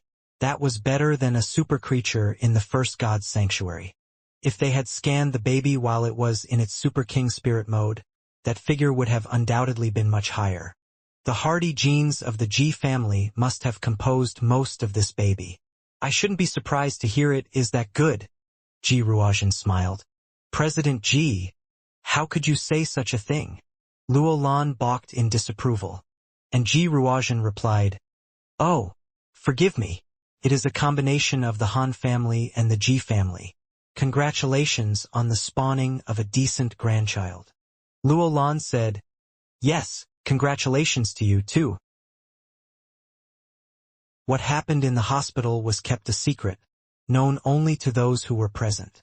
There was no point in reporting the incident and letting others know the baby had such high fitness. When the time came to name the baby, however, Han Sen had much trouble. Naming things was never his forte. So, lacking the creative fortitude, Han Sen consulted his mother for ideas. Luo Lan suggested the names Han Sweet, Han Steelbowl, and Han Rich Boy. It seemed his mother was as hopeless as he was when it came to naming things. He quickly disregarded all of her suggestions.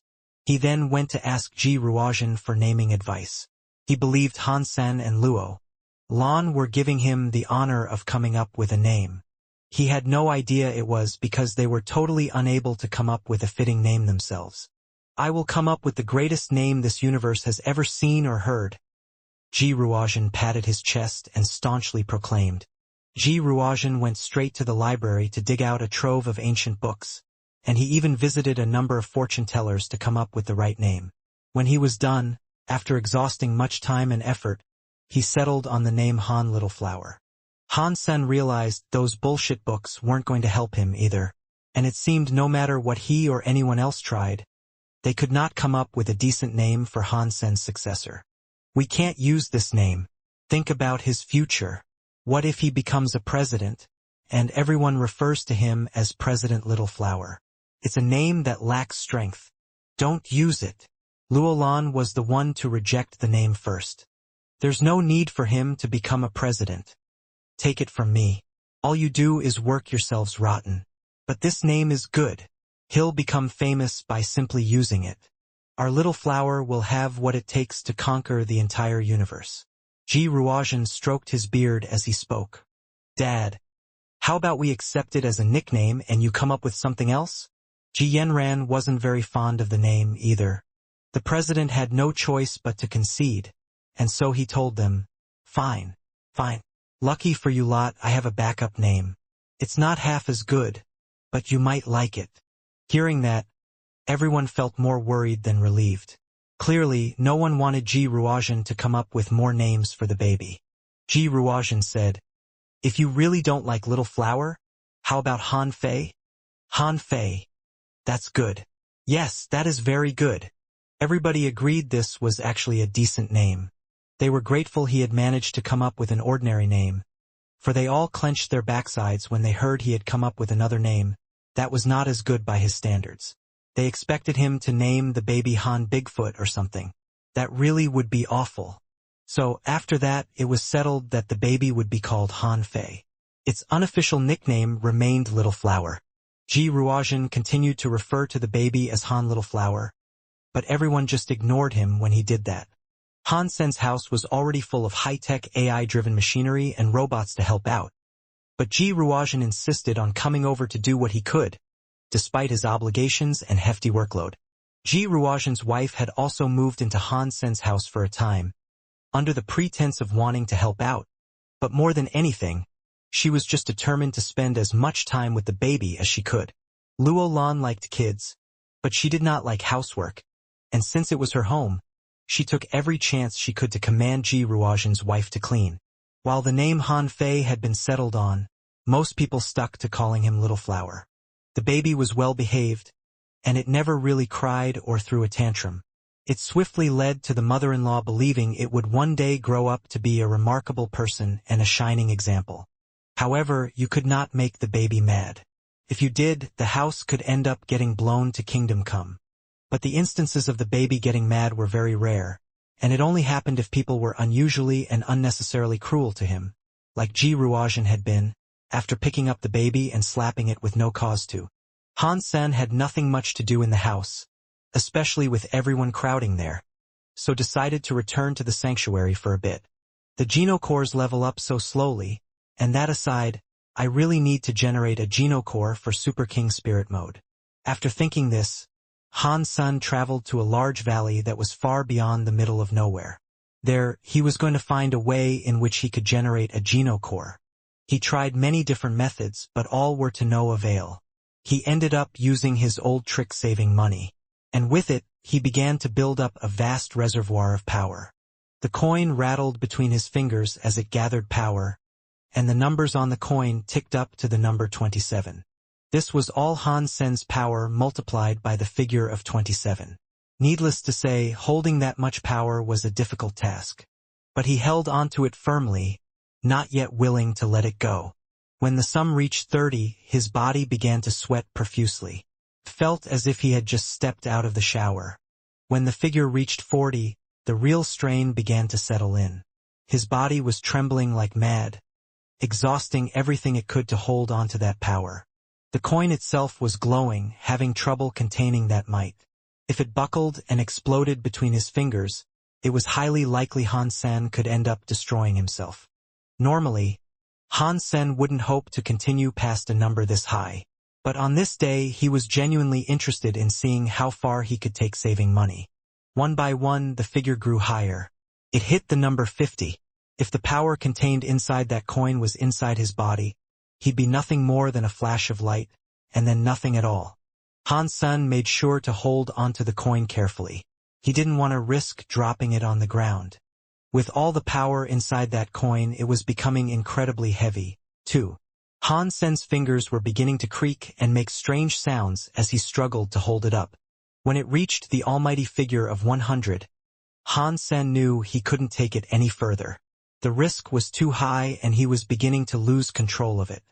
Han Sen wanted to fire his coin and get rid of the power that he had bottled up inside it. Unfortunately, he now realized he was unable to. Han Sen understood the best he could do right now was toss it away elsewhere so it could explode. He had decided to use this valley due to the presence of a strange hole there. He hadn't ventured down it before, and truthfully, he did not know precisely how deep it was. He only knew that it was deep, and if he had to, he could drop the coin down there and avoid blowing himself up. Han Sen didn't want to kill himself by mishandling the coin, but when Han Sen threw the coin out, it really was too heavy. He was only 3 meters away from the hole, but he felt as if he couldn't even throw it 10 centimeters. He had to inch his way close to the hole and drop the coin in. Walking over towards Pit was a struggle, and each step left a crater-like boot print in the earth. The very core of his bones squealed. After taking 3 steps, he had walked 3 meters. Those 3 meters felt like 3 light years, however. Shit, am I going to end up blowing myself up? Han Sen stretched out his hand and watched it fall slowly, under the crushing weight of that coin. I shouldn't have done this. I won't reach the hole. The coin was about to drop. Catcha! Cracks in the earth began shooting out from Han Sen's feet. The ground could not even handle the initial weight of the coin, and in less than a second, Han Sen felt the earth around him give way. He found himself falling. As the ground collapsed and Han Sen found himself in free fall, he let go of the coin to plummet by itself. Then, he flew back up to the ground that was still stable. He waited near the drop for a long time, but the coin did not seem to find ground. If it had, it would have exploded with a blast Han Sen was sure to feel. Han Sen poked his head over the sides of the hole that had formed, and it was only then that a scary power burst out of the ground like a geyser. The power sent Han Sen flying, around 50 meters away from the hole.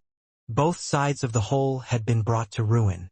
The power unleashed by a saving money coin, dialed to the number 100, was far too terrifying for Han Sen to comprehend. Once he got back on his feet and patted himself down, Han Sen inched his way back to the drop to get a clearer look at the aftermath. But before he could do that, he could feel his Super King spirit release a substance inside him. Aha! Did it work? Am I finally generating a new genocore? Han Sen stopped to take a look with sudden happiness. It was, and just like the formation of his other genocores, a substance was released into his sea of soul. It gathered together in a spot and began to swirl, before hardening to present something solid and tangible. The black crystal, as it always did, released some liquid that joined the swirling fluids and partook in the creation process. The black crystal wasn't very big by this point. After having created the other genocores, its size had been reduced by 50%. And now, with the release of more liquid, it was getting even smaller.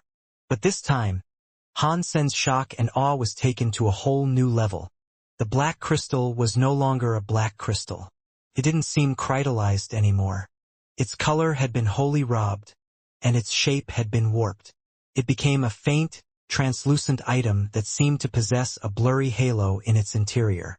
Without the black coloration of the crystal, the light inside was free to shine out. It began to beam brighter than the sun.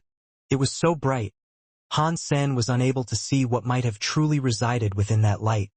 But whatever it was, he could feel the power it possessed. Before Han Sen could investigate it any further, though, the geno creation process was complete. His Super King Spirit Geno Core had taken the form of a coin. The coin had the number 1 fixed on its front, and on the back was an image of Han Sen in his Super King Spirit form. Self Geno Core, bronze coin. Han Sen did not have time to check out the Geno Core in great detail, though. The volume of the halo's brightness went up a few more notches, completely blinding Han Sen.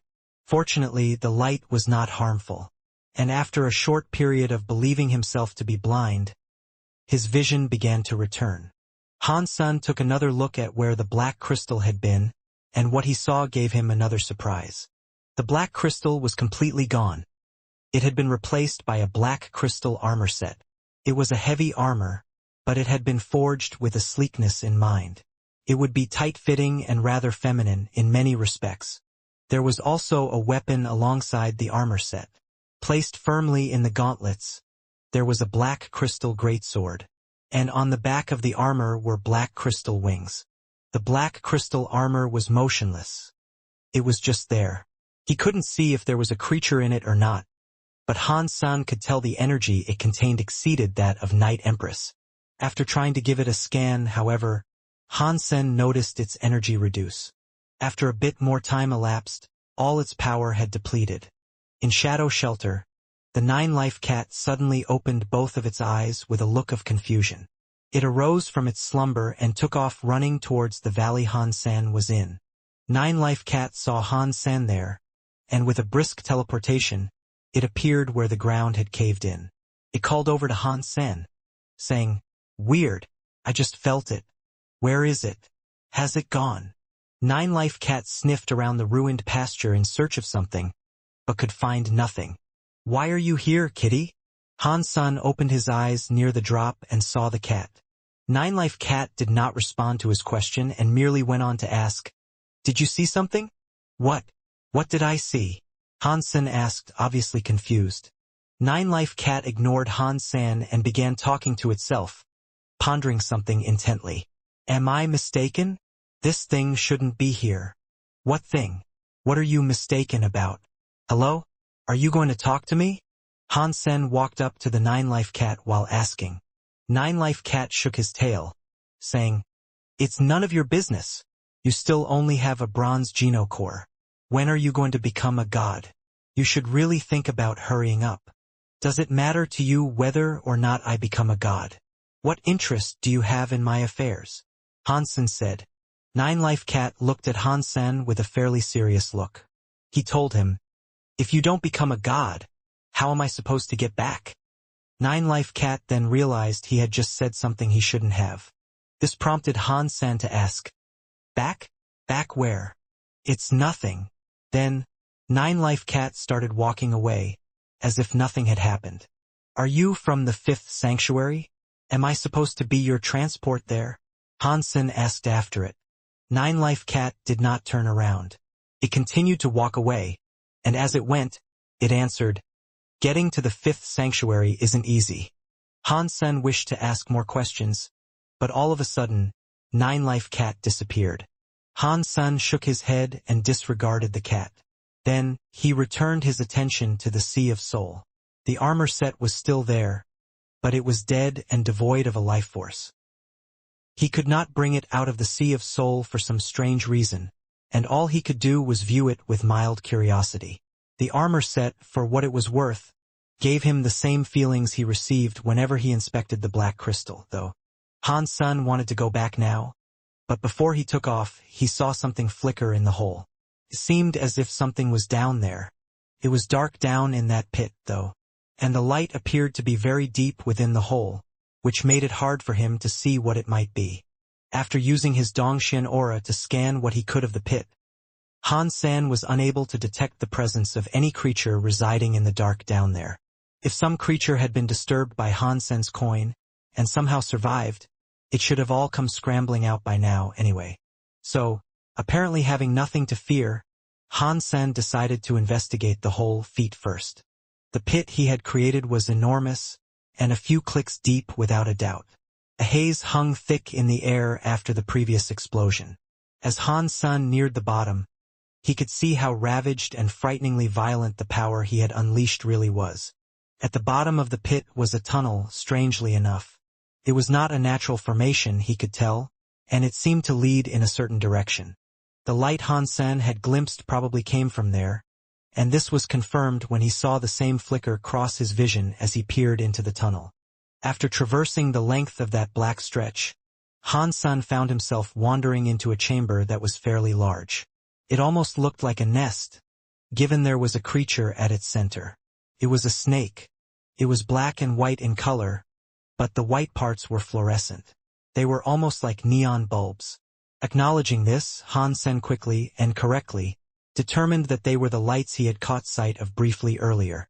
The creature was a few hundred meters long, however, and strangely, after taking a closer and more accurate look, Han Sen noticed the creature lacked eyes and even a mouth. Truthfully, scaled height aside, it looked more like an earthworm in shape and form. At one end, which Han Sen guessed to be the face, there was a crude horn which was also black and white. It didn't wriggle around on the spot, either, as worms often would. Could move and slither around just like a snake. Han Sen gave the creature a scan and did not rush over to the earth-dwelling beast. And it was good that he didn't, because his reading indicated it was a super creature. It wasn't stationary, though, and Han Sen made sure not to get in its way. It was slithering to and fro, obviously in search of something. Han Sen made sure to suppress his breathing and mask his life force, so he could remain in hiding and spy on it for a while. Whatever it was looking for might have been a worthy treasure he could snatch for himself. If the creature noticed he was there, and it was aggressive and prompted the need to fight, Han Sen didn't think he could kill it. He had to be as sneaky as possible. Of course, if Han Sen possessed a self-geno-core that was gemstone class, he'd give it a go. But he didn't and wouldn't. After watching for a while, Han Sen fully understood what the snakeworm was up to. It wasn't searching for anything, actually. It was expanding its little subterranean boudoir. It appeared to be circling the cavern, but it was actually lashing the walls of its home with its hard scales, cleaving away a meter of earth each time. It did the same thing equally all around its nest. And the creature kept on doing this over and over. Its residence was expanding at a rapid pace. Does it want to commit suicide? And it's building itself a nice grave before it goes? Han Sen thought to himself.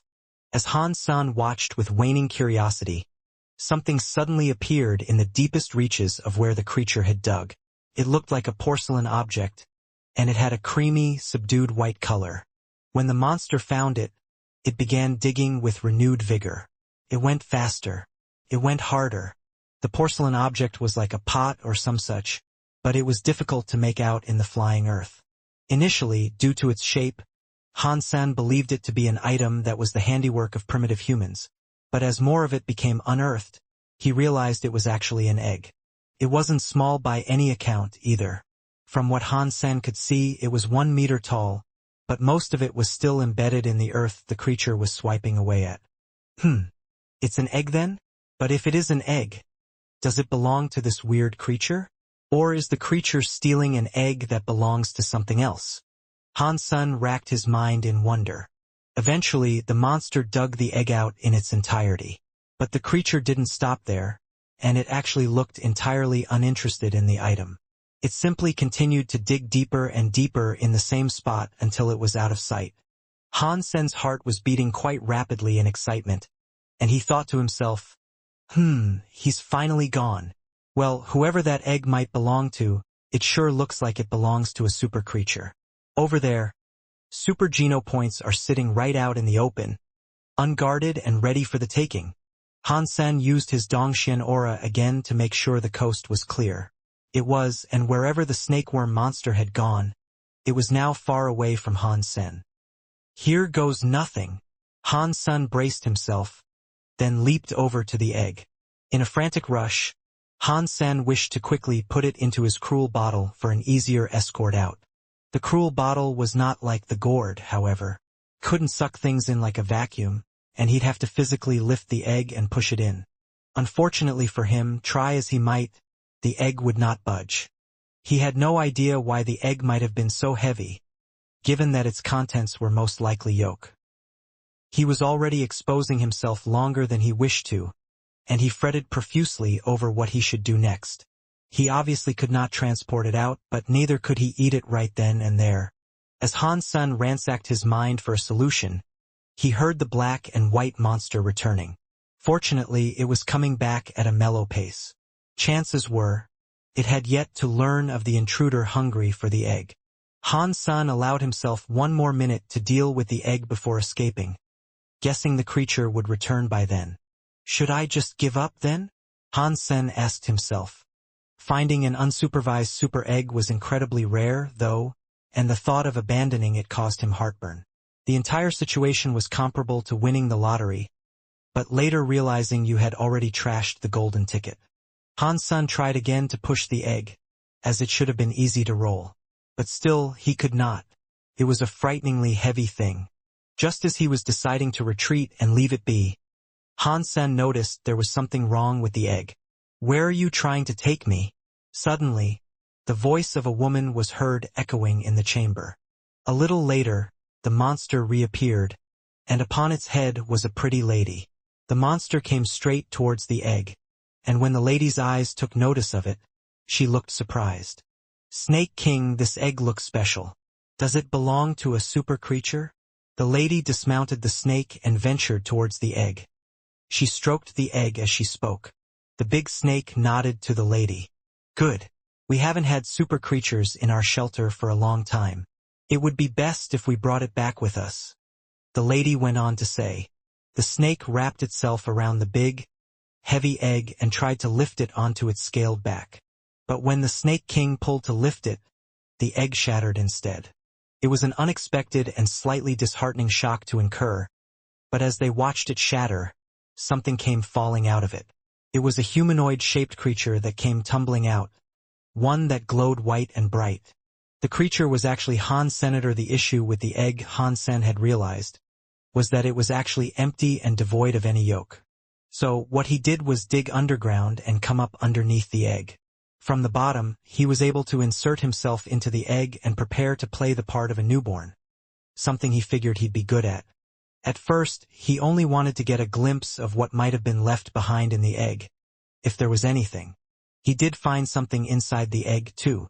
It was an abundance of fragrant, aromatic mushrooms. They were pleasant to his nose and he planned to eat them. But all he had the time to do before his cover was blown was pocket the mushrooms. The mere scent of the mushrooms was enough to excite the cells in his body. It was truly invigorating, and it got Han Sen thinking of the various ways he could sizzle and serve them whenever he returned home. "These are good. These are so good," Han Sen told himself repeatedly, before putting them all inside his cruel bottle. And unlike the unfathomably heavy shell that had veiled the mushrooms, they were easy to pick. All in all, he managed to collect 7 of the wide-brimmed shrooms. He was going to escape shortly after, as he was well hidden and the subterranean passage he had carved out for himself would take him a good distance away from the snake's chamber. But before he could get out, the snake grabbed hold of the egg and clumsily broke it with ease. Han Sen came tumbling out, which was a surefire guarantee of his presence being exposed. The need for an act came then. When Han Sen looked up, he saw the lady and the eyeless snake looking down at him. The lady was not a human, that much was certain. She had cat ears and a fluffy foxtail, which delighted Han Sen's inner furry. Han Sen could sense she was not a spirit, and she was most likely a humanoid creature, and a fine one at that. Unfortunately, he was unable to detect what strength she possessed and what level she could be classed at. Whatever she was, though, he knew he shouldn't underestimate her. Should I run? Hansen wondered to himself. Before he could come to a decision, the woman spoke to him. She said, "We mean you no harm, you cute little thing. I am the master of Dark Spirit Shelter. I was hoping you might be able to join us there." Hansen was surprised, but also a little relieved. They were not hostile, and what's more, they believed he was a creature. When Hansen was in his super spirit mode, spirits believed him to be a spirit and creatures believed him to be a creature. Hansen didn't play it like a doe-eyed newborn, though. He went straight to business, asking, "What kind of shelter is it? And how many super creatures reside there?" "All children of Dark Spirit need to have their own shelter to grow up in. But for now, there is only me and the Snake King here. If you join, that makes 3. The lady blushed as her tail stood up alongside her ears that twitched left and right like a couple of rotating satellite dishes. Hansen mulled the situation over swiftly, and came to the decision it wasn't an all-bad proposition. With how gullible she had been, he said to himself, "Whoa, she's easy to fool. Perhaps I should go after her and see what goodies I can wring out of her." "What are the benefits of joining your shelter?" Hansen asked. "You are newly born, aren't you? Me and my big snake can protect you. We can offer you food, warmth, and much loving care." The lady blushed again, and did so at several random intervals. She went on to say, "We only have mushrooms to eat for the time being, but it is early days yet. As we grow and prosper, what's on the menu is sure to expand." "Okay, but what is your name?" Hansen asked. The lady was half expecting Hansen not to agree, but she told him, "My name is Ling Mayer. What about you?" "My name is Dollar," Hansen answered, thinking it had been a long time since he last used that alias. "Well then, Dollar, let's return. If Dark Spirit found you, things would not turn out so well." Ling Mayer invited Hansen to ride on Snake King's back. She seemed to be a very naive woman, so Hansen asked her all the questions he could think of. He wanted as much intel as he could possibly gather. Hansen was surprised by what he heard. The dark spirit she had referred to was actually a tribe of super creatures. "Will this tribe come after me if they know I kidnapped Ling Mayer?" Hansen asked himself, thinking of what he could ultimately do with the catfox girl. Ling Mayer didn't stop talking to Hansen along the way. He learned he was in a large underground realm, one that would not make for a short trip. Hansen was expecting, from how humbly she spoke, that her shelter would be something rather small. He wasn't expecting much, but what greeted his vision would have disappointed him, even if he set the expectation bar at its lowest possible point. He was frozen at what he saw. It was a cave, next to a dirty river that babbled like a wheezing exhaust. "This is what you consider a shelter?" Hansen asked, unsure if she had been pulling his leg. This was the first time Hansen had been to a shelter that wasn't an island of polished constructs. It was a hole in the underground and little more.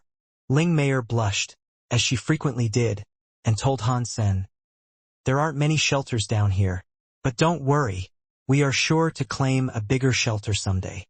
This is just our temporary residence." Hansen smiled like a weirdo, telling her, "Actually, you don't have to stay in this place. That little pit is not worth our time. With our combined might, you and I can most certainly conquer or claim many shelters above ground." Ling Mayer shook her head and proclaimed to Hansen, "I cannot leave here." "Why not?" Hansen asked. "We made a deal with another tribe, and it is because of this deal that we cannot go to the surface," Ling Mayer vaguely explained. "What deal? And with who?" Hansen asked. Ling Mayer cleared her throat and said, "I don't know, but our elder said that we must adhere to a 100-tribe deal or something of the sort.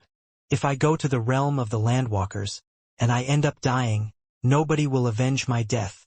Hansen had no clue what she was talking about, and from the look on her face, neither did she.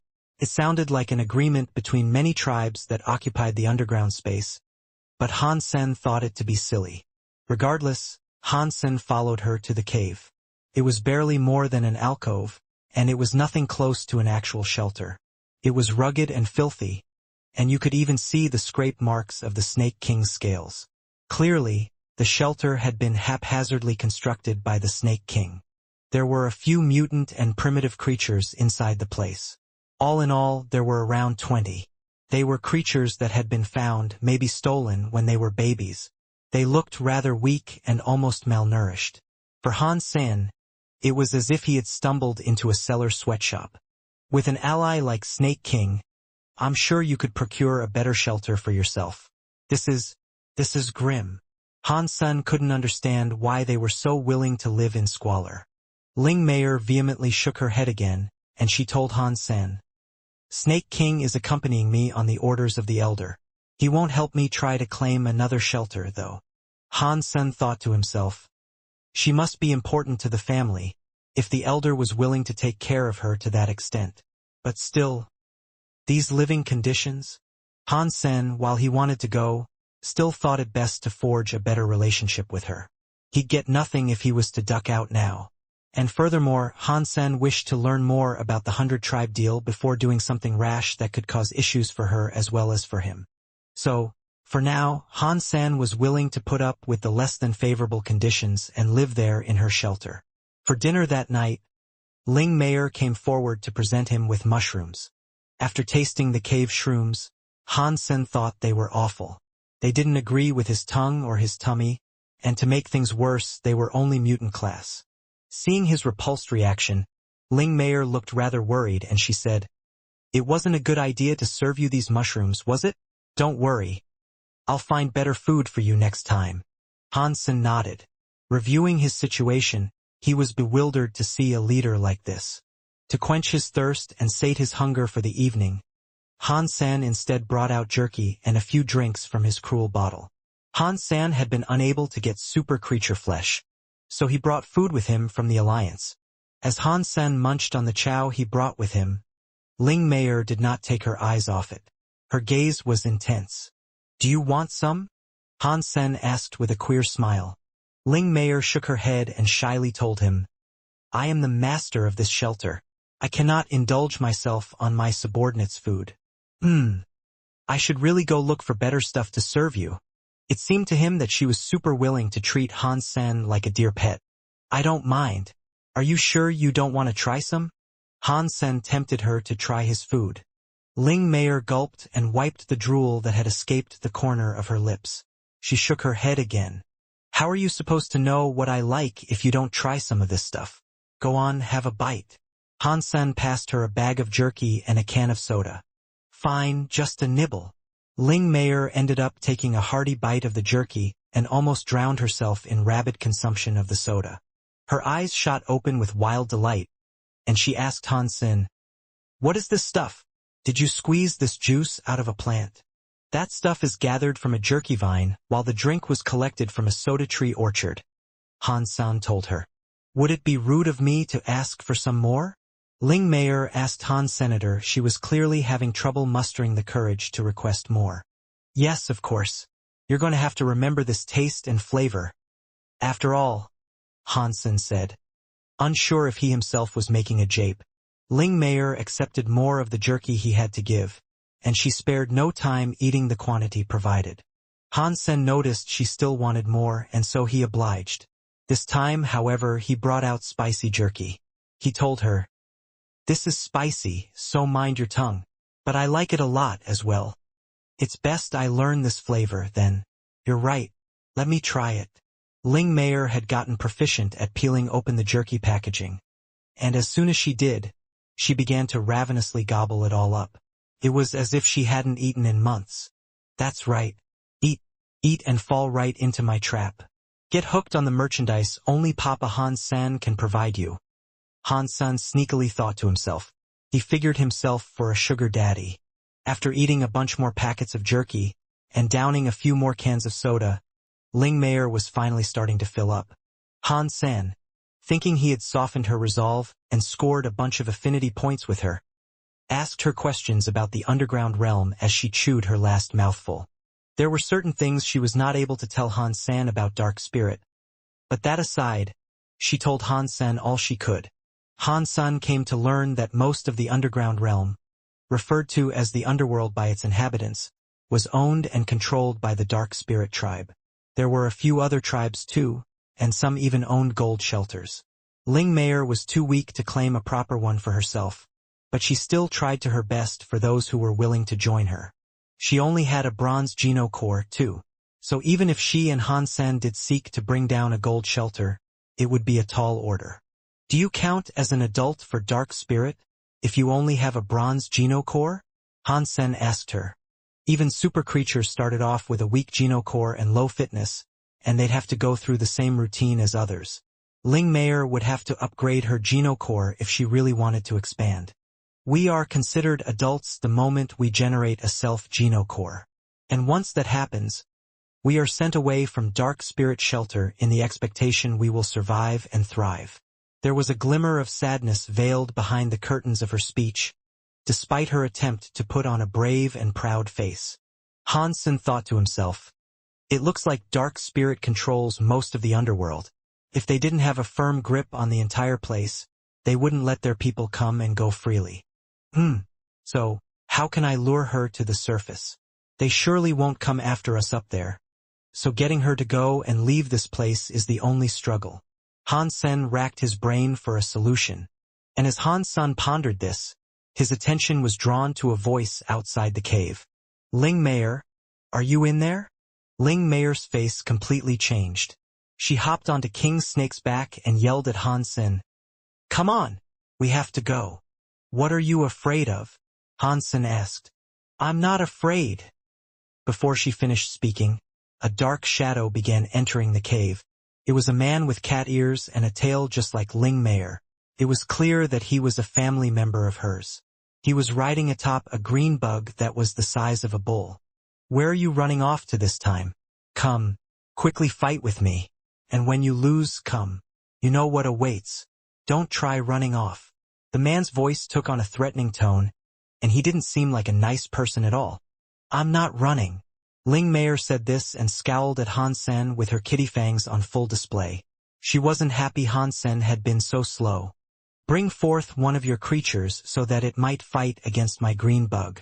If you lose, you come back with me, as was the deal. The man hopped off his mount and took a few intimidating steps forward. The bug followed after its master, looking all smug as well. Your bug is a gold Geno core, whereas mine is not even silver.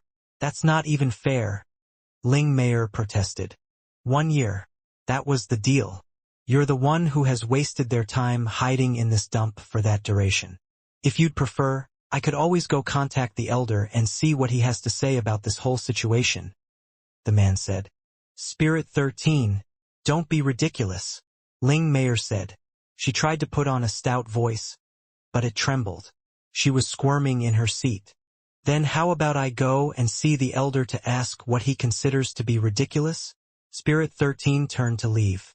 Fine, we'll fight. Ling Meier stopped him from leaving, but she was falling right into his ploy. The saddest part was that she probably knew. Spirit 13, with the smuggest and most punchable face in the universe, turned back around and told Ling Meier, choose your best combatant. Any. The choice is yours. Ling Meier looked at the only 2 mutant creatures she possessed and sighed. One of them was only a baby after all. Times had indeed been tough for her. The mutant jade rat already had a silver Geno core, so that was her best bet. It wasn't much, but that was where her hope would have to lie, she thought. She was still willing to go forward with the proposed fight, but she already believed her fate to be sealed. But then, Han Sen stepped forward and asked the two, and here I thought you two were related. Ling Meier spoke with much regret, saying, yes, we are, but if I lose this fight, I need to return home and produce babies for him. What? How could a sick deal like this come about? A fire blazed through Han Sen's eyes, and he looked at Spirit 13 with much disgust. The Dark Spirit Geno core was able to tame creatures easily, and of course their Geno cores could still fight as well. Regardless, it was something Han Sen fancied. He didn't want to lose it to that man. Han Sen thought Ling Meier would make a fine secretary for him in the surface world. 2. And she seemed to know a lot about the new realm he had just discovered. He wanted her to leave with him, not with Spirit 13. Now that Spirit 13 was taking her away, all for making babies, Han-san was fuming mad. The jade rat looked nervously at the bug it would soon have to fight. It was facing a gold genocore enemy and it knew it. It didn't fancy its chances, that was for sure. Classes aside, the rat was tiny compared to the green bug as well. It didn't stand a snowflake's chance. And everyone in the cave expected a brutal outcome to befall the poor squeaker. Come on. Let's get this over with, Spirit 13 callously said, now with a raised voice. The green bug summoned a scythe, and it leaped forward, ready to kill the rat within a moment's notice. You can do it, Ling Mayer hopelessly called out, as if a raised spirit was all the rat needed to even the odds. The jade rat squealed and stood in place, frozen with terror. And just when Han-san and Ling Mayer thought the little critter was going to summon its genocore and fight back, it simply scurried away. It ran to the hills. Shit, are you serious? Han-sen shook his head. Spirit 13 laughed out loud, asking her, what sort of rubbish have you been collecting? The cave is one thing, but, man, you're embarrassing to watch. Come home and make babies for me. You'll be good for one thing that way. The only thing I'm going to make is a super genocore, so I can rip your ears off. Ling Mayer rebuked with feistiness. Cool your temper. But honestly, I don't see a way out of your predicament. You know the agreement in place, and unless you can pull another creature out of your backside to fight me, you're either leaving here with me for a baby-making future, or you're leaving in a body bag. Do you have another creature that's ready to fight? Yes or no? Spirit 13 gave her his ultimatum. Jade Rat was her strongest creature, and she nothing else that was willing to fight. That's what I thought. Now come along. Your daddy-o is getting impatient. Spirit 13 licked his lips with sickening lust.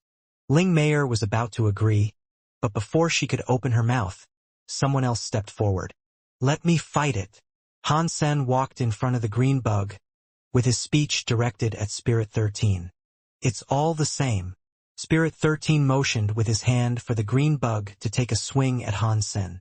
Spirit 13 was confident that was all it would take. The green bug's attack and defense were balanced, and it was the baby of a sacred blood creature. 2. The mutant jade rat wouldn't have been able to compete with the green bug even if it possessed a gold genocore. Although they were of the same tier, their bases were different. Spirit 13 knew Ling Mayer was cherished by the Elder, so he wouldn't break the bargain they had established if Han-sen beat the opponent. The Elder had given her the black and white king snake, but it wouldn't kill for her, and neither would it attempt to conquer a shelter on her behalf. She still had to work hard herself. Ling Mayer hadn't traveled much, and in this place, it was difficult to find a high-tier creature she could tame and convince to join her roster. Even if she did manage to locate one, she needed resources and time. Those were two things she was in a short supply of. Those of Dark Spirit could read life forces with great clarity, but Spirit 13 was unable to lift much from Han-sen's suppressed life force. Because of this, he didn't exercise much caution when engaging him. Seeing the insect's scythe bearing down on him, Han-sen swiftly let out a punch towards it. No! Ling Mayer screamed, seeing Han-sen willingly do that. She thought Han-sen was the heir of a super creature, but at the end of the day, a demigod creature's power was still kept in check by the genocore they possessed. Han-sen had only just been born, so there was no guarantee he even had a genocore, and if he did, it'd be a measly bronze one. He could only do combat with a creature with a silver genocore at best. Fighting a gold genocore would be a trying task for any individual. Now that Han-sen was bringing his fist against the scythe, she believed it was highly likely he did not possess a genocore. He might be hurt a lot by the gold genocore. This is suicide, Spirit 13 cackled coldly. The moment Han-sen's fist came into contact with the scythe, however, it reversed everyone's expression into one of shock. The big green scythe, after coming down on Han-sen's brutal fist, shattered into glitter like a flurry of stars. After Han-sen broke the creature's genocore, he then moved to bring that lightning-fast fist down on the green bug's shell. The carapace was immediately destroyed, and the bug swiftly died. Sacred blood creature green crystal bug killed. No beast soul gained. The genocore was shattered. The flesh is edible. Consume its flesh to earn 0 to 10 sacred geno points randomly. That was purely an exercise of Han Sen's simple physical power, and he did not even use super spank. Han Sen had maxed out his ordinary, primitive, mutant, and sacred geno point tallies. Green crystal bug would have needed a gemstone genocore to challenge him properly. Now that Han Sen could kill the likes of that with his plain physical power, there was no need to exert much effort and trouble himself. But this punch had shocked the other two completely. What Han Sen had just done so simply would have required a gemstone genocore sacred blood creature. Even Dark Spirit's super creature heirs required a gold genocore to perform the feat he had. Ling Meier thought Han Sen had just been born, and if that was true, it was a frightening thought that he already had such strength. Spirit 13 looked ill, and he said, "I can't believe you were able to tame something so wretchedly strong, but I'll be back." Spirit 13 flew away after that.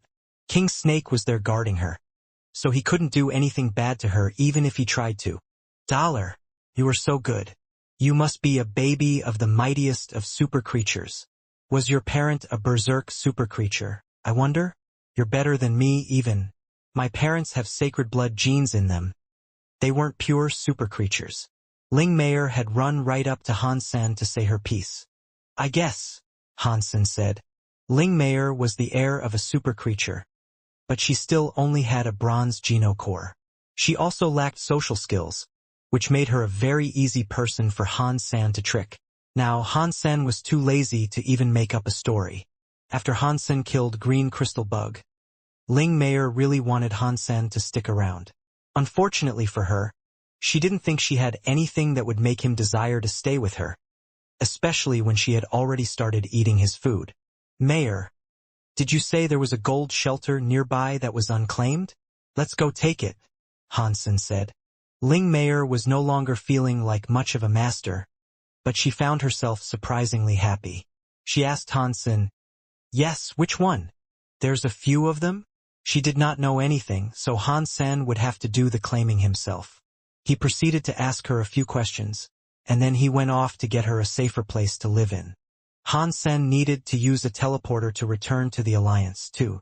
He had to check in whenever he could, because the family would worry if he was absent for too long. Inside a shelter in that underground realm, Spirit 13 looked horrible. He was getting told off by a dark spirit that looked just like him. "I tamed that green crystal bug for you. How could you lose to Ling Meier?" The dark spirit man spoke harshly. "Dad." She somehow found an extremely strong creature that shattered the gold genocore and one hit killed the bug. Spirit 13 was speaking with a bitter tone. The dark spirit man looked dim, and he replied, "How old is Ling Meier? How was it possible for her to tame a creature such as that?" "Father, what I'm telling you is true. I witnessed it with my own eyes." Spirit 13 was swearing profusely. If it is indeed true, it must be because the elder is helping her explicitly. Spirit 13 heard the remark with shock, and he said, "Do you think the elder gifted her the creature?" The dark spirit man laughed coldly and responded, "Ling Meier is as average as they come. The blood of her parents is only half super blood, but she earned all the benefits such genes could provide her. The elder must think she could become a super genocore. Otherwise, he wouldn't have given her his Mount Snake King. If the elder is protecting her, then that means I have no chance." Spirit 13 frowned. "The elder should not be able to break his own law. I will help you get Ling Meier to improve our own lineage." The dark spirit man coldly laughed. Han Sen and Ling Meier were on their way to a gold shelter. The underworld was a sprawling labyrinth that featured all sorts of places. Creeping across many of the rocks were thick, hardy vines. "Are these vines genoplants, by any chance?" Han Sen asked Ling Meier, pointing at the vine. The vines looked familiar to him. The vines were not strong like the aqua vine, and more than anything, they almost looked like the ordinary garden variety. "This is the underworld's holy vine. They support the entire world. We down here are its protectors." When we finally acquire a gemstone genocore, we are allowed to return to Dark Spirit Shelter. That is the place that houses the primary vine, Ling Mayer explained. Can the holy vines produce fruit? And if so, are they beneficial? Han Sen asked with much curiosity. Ling Mayer smiled and said, "It can produce fruit, yes. But the elder says it has only ever produced one. As for when it next might mature, none can tell. The elder never leaves the shelter due to the terms of the 100-tribe deal, but he also remains there to safeguard the vine. If your elder wants to protect it that much, it must be something quite powerful," Han Sen said. Ling Mayer receded into thought for a moment before saying, "There is one fruit currently on the vine, but it has yet to mature. He hasn't told me what it does. But I recall when I was small, he let me sit next to it and touch it. I don't remember it being anything particularly special." Ling Mayer described the fruit's shape and size and then said, "But I'm not sure how all the vines can only produce one small fruit like that." Han Sen was shocked to hear Ling Mayer describe it, because he realized she was talking about a gourd, and learning this it was like a lightning bolt struck his brain. He knew now why the vine looked so familiar to him. The vines that gave birth to Bauer looked exactly like this. The only difference was that the vines he had seen long ago were rotten, and that's why his mind didn't immediately make the connection. After hearing what she had to say, he realized now that the holy vine was what those vines would have looked like if they weren't all dried out. Han Sen drew the shape of a gourd on the ground and asked, "Did the fruit look like this?" "Yes." "Have you seen it before?" Ling Mayer patted her own head then, and went on to say, "Wait, you've only just been born. There's no way you've seen it before." Han Sen was shocked. The gourd he drew was exactly the same one that Bauer came out of. Did that mean Bauer would have a connection to the holy vine? Han Sen had mulled this over a lot in the past, and he was always interested in learning more about where Bauer came from. Only humans or creatures with human blood could travel between the sanctuaries and the Alliance. Bauer was from the gourd, so it was unlikely she had human genes. But then again, if that was so, how was she able to travel between the two? If Han Sen was able to find out more about the holy vine, there was a chance he could discover more about Bauer's origins. But Ling Mayer's knowledge of the vine was lacking, and it was highly likely only the elder knew much about it. Han Sen really wanted to examine the holy fruit now, to see whether or not it was Bauer's gourd. But Ling Mayer required a gemstone genocore before she would be allowed to return to the shelter. Ling Mayer was not weak, but she was young and had not yet grown up. Without Snake King, she might have already been killed. It was difficult to tell when she'd earn a gemstone genocore. After taking this shelter, I will bring Bauer and let her take a look at the vine. Han Sen decided to help Ling Mayer take over a gold shelter. Shelters of the underworld were hewn from the stone of the realm itself. They came before a stone gate, which Han Sen inspected keenly. There was a lock on it that had not yet been opened. It was unclaimed. The Black and White Snake King had found this shelter before, but he was prohibited from helping Ling Mayer take it down. Observing the large construct, Han Sen noticed the presence of many creepy mask symbols adorning the stonework. Usually, the symbols that adorned the gate of a shelter were in some way connected to the shelter's power. What this indicated, however, Han Sen could not quite tell. Judging from the size of the gate, Han Sen did not believe the shelter would be particularly big. It was either a silver or gold shelter. "This is it." Han Sen broke the lock and opened her up. Han Sen and Ling Mayer entered the lobby of that place, while the Snake King stayed behind. "Can we really take this place for ourselves?" Ling Mayer looked uneasy and unsure. The lobby was host to a stone table and a number of stone chairs. On the furthest wall from them, there was a large depiction of a gold mask. The mask was the same as what he had seen on the gate to the shelter, but this work was far prettier than the cruder exhibits outside. Before they approached it, however, the gold mask suddenly came to life and raced towards them. They weren't given much of a chance to retrieve their genocores to respond to the threat, and what was coming to them looked like a gold genocore. Swiftly, Han Sen responded by firing a coin at it. The coin planted itself firmly on the gold mask's forehead, but it did not stop the mask as it came right for Han Sen. Han Sen frowned. The single coin could have been too weak, so he then fired a barrage of coins at it. The coins landed on the gold mask, but the phantom did not relent at all.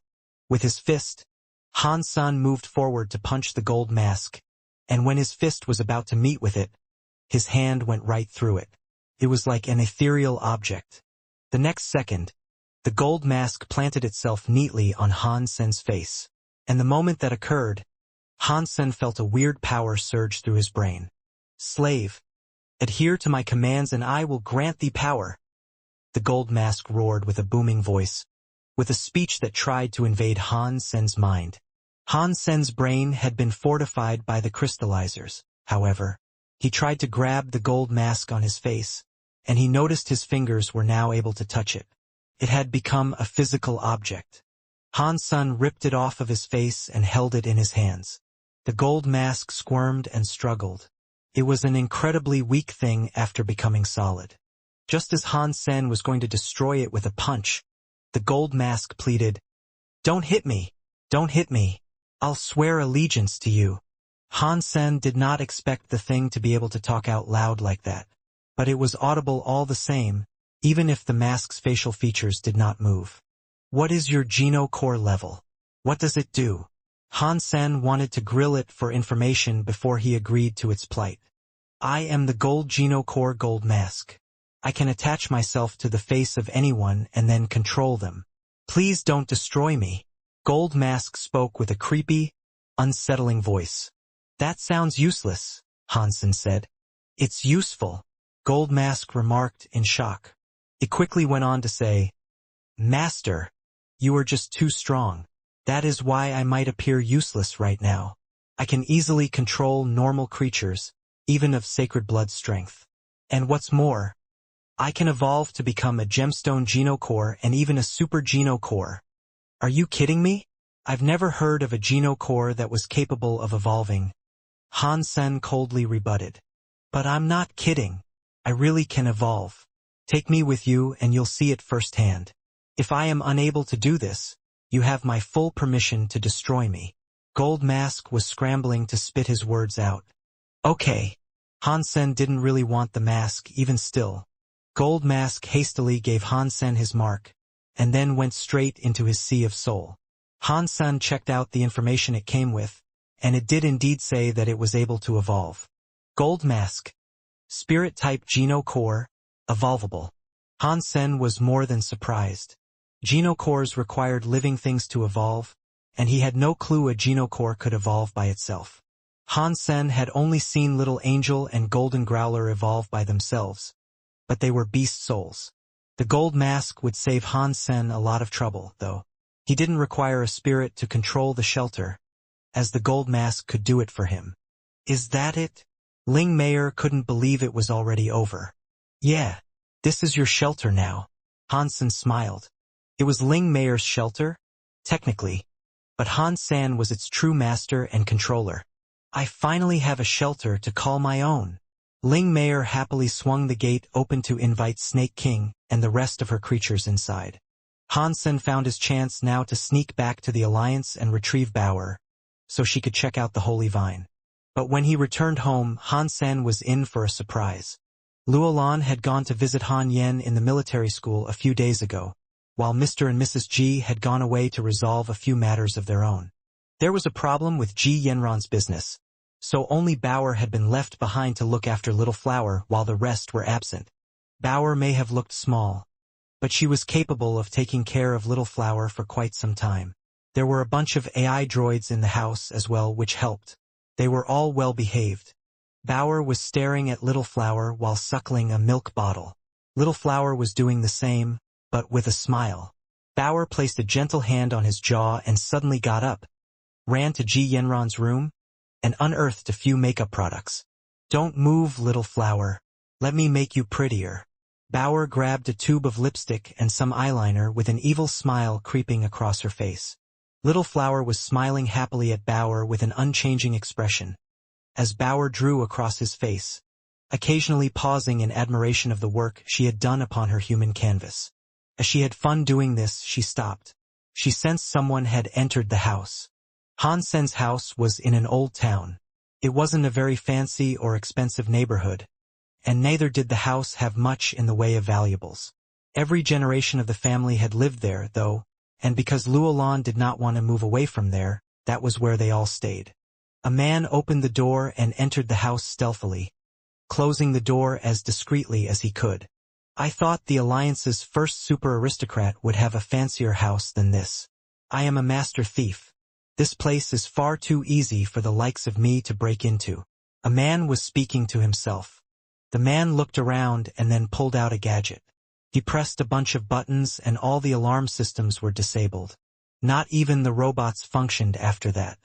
This really is too easy. I thought this would be challenging. A super aristocrat, the president's son-in-law, has chosen to live in this dump with hardly any security? Pa! The man walked straight into the next room. When he walked in there, he saw Bauer and Little Flower. It must be the smaller one. But why would that guy pay so much money for him?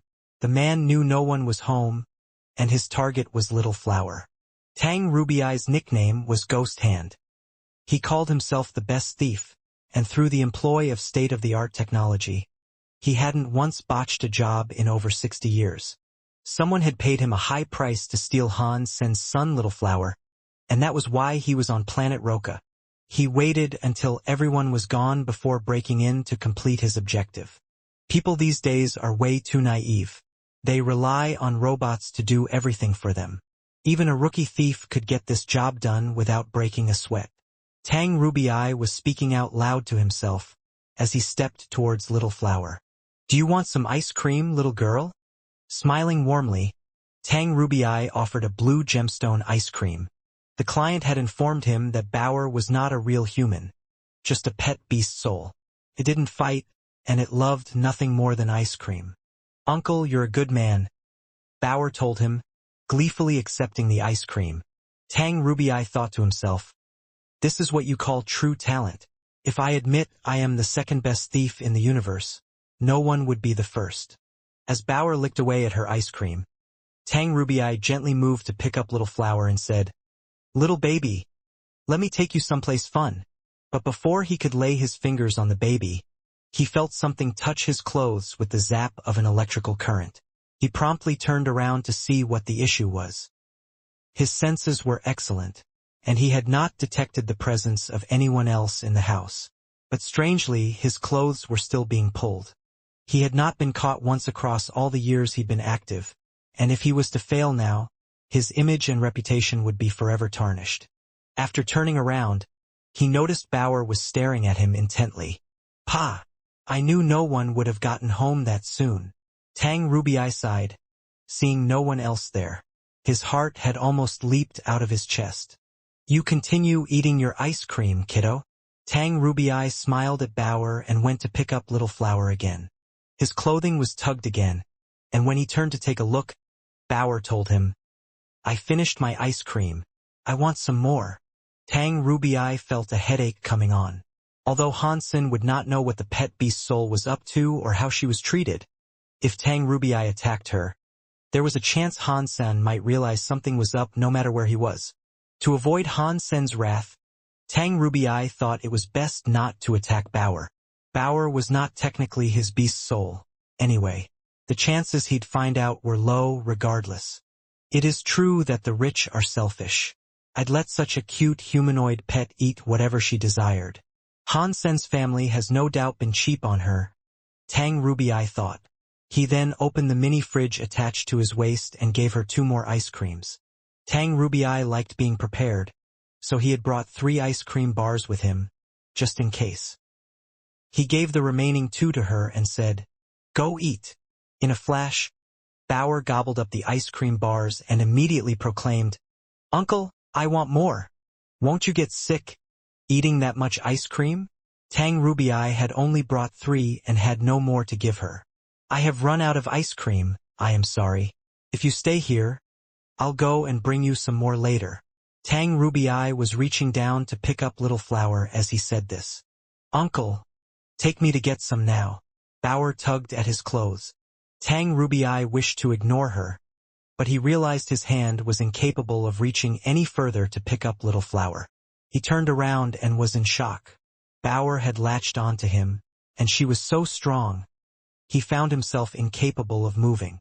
Is she a high-class pet beast soul that's in battle mode? This was not mentioned in the mission dossier at all. Tang Rubii was in shock. Fortunately, he was very experienced, so he smiled and told Bauer, "I'll go buy them now then.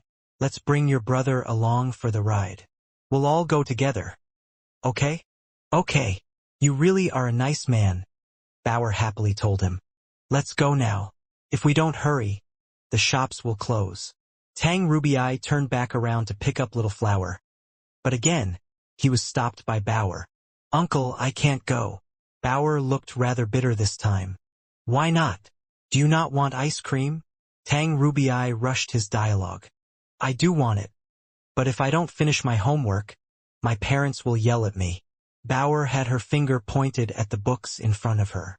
Hansen wanted Bauer to learn about the Alliance. He wanted her to live there instead of the sanctuary, as civilization seemed to suit her a lot more. Parents these days are ridiculous. They even get their pets to do homework. "Sheesh, let me help you." What Tang Rubii said was in support of Bauer, but inside he thought to himself, "If I wait for you to finish, Ji Yanran will be back." "Uncle, you are a good man." Bauer was touched. "Yes, I am."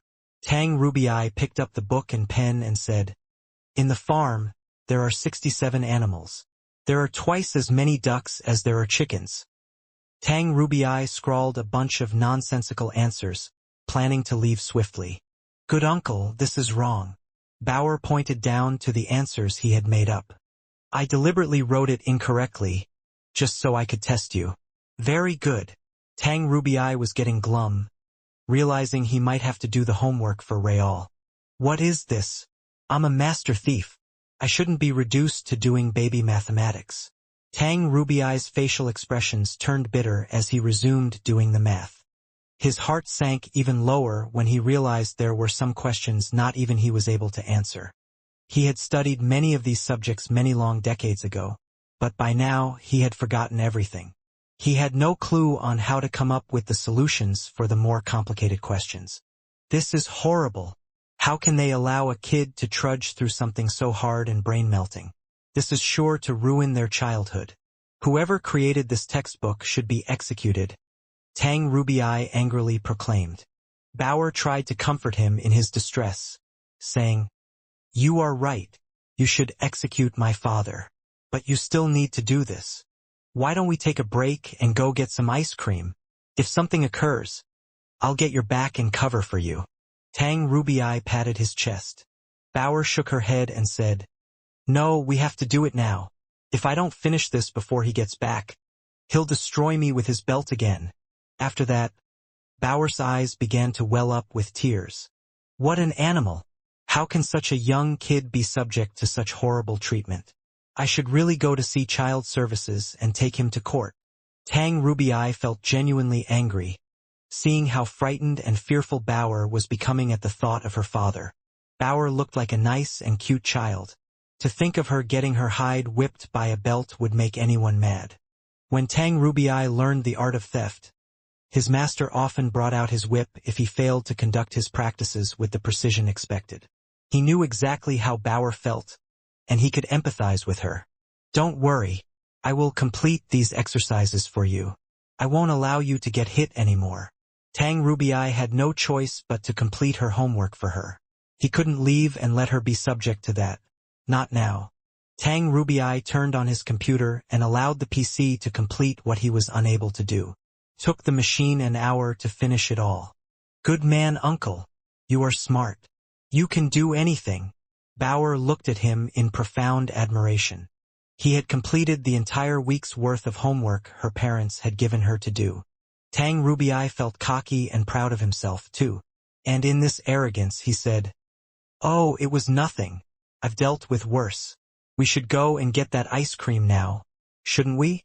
If we don't get going soon, all the shops will close." Tang Rubii reached over to Little Flower then, prompting Bauer to yell, "Good uncle, don't touch him." "Why? What is it?" Tang Rubii was dealt a heart-stopping shock, thinking she might have discovered he was in fact a bad man. But still, he played it cool. Bauer came clean, honestly telling him, "Good uncle, my parents are afraid someone will try and steal my brother, so they had a machine planted on him. If someone unfamiliar touches my brother, it will trigger an alarm. If my parents and grandparents learn it was me who allowed a stranger to come in and take my brother, I'd be so screwed. They'd kill me for merely letting you in." Tang Rubii breathed a sigh of relief, knowing his cover had not been blown. "I knew a super aristocrat and the son-in-law of the president wouldn't really employ such cheap and crappy security. But I've never heard of this before. Was this device placed inside the child? If Tang Rubii was unable to steal the baby, how was he going to accomplish his mission?" While he racked his mind for an idea of what to do, Bauer ran off into her room. She came back out holding a remote, which she promptly handed over to him.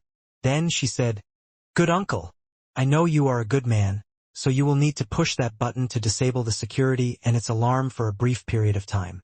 Tang Rubii accepted the remote and felt rather touched by the help he had been given. And he said, "Bauer, you are so nice. I will buy you 20 ice cream bars. Thanks. And yes, you have to aim it at his face." Bauer looked very excited. The device was injected into his brain? Tang Rubii used the remote on Little Flower, and a light flashed across his face. Little Flower was looking at Tang Rubii the entire time, but the light gave him quite the unexpected shock. Little Flower's mouth turned crooked, and tears began to drown his eyes. He was on the precipice of crying up a storm. "You need to comfort him, quick. If you don't, my parents will beat me." Bauer hurried Tang Rubii into action. Tang Rubii was also worried the crying would draw attention to him, so he swiftly picked up Little Flower. Tang Rubii held Little Flower, but now that he was being hugged by a stranger, that was when the real waterworks turned on. "Don't cry." Just as Tang Rubii was about to comfort the baby, a strange force came out of Little Flower. He was blown away, and the entire room they were standing in was destroyed. He was sent flying outside into the pond. Fortunately, Tang Rubii was a surpasser. His body was tough enough that the blast did not outright kill him then and there. Tang Rubii dragged himself out of the pond and walked back into the house dripping wet. He looked at the children with a fire in his eyes. Bauer was holding Little Flower who had, by now, stopped crying. "I'm sorry. I forgot to tell you he has an intruder explosive device, too. But don't worry, I've turned it off now. Let's go," Bauer said, looking at him. Tang Rubii grew suspicious of Bauer. Then, he stood there soaking wet, his hair black and smoldering. He seemed to be in a horrible state. He'd look like a dubious individual if he brought the children out onto the streets now. "Good uncle. If people see us on the streets, they will tell my parents. And then, they'll hit me again.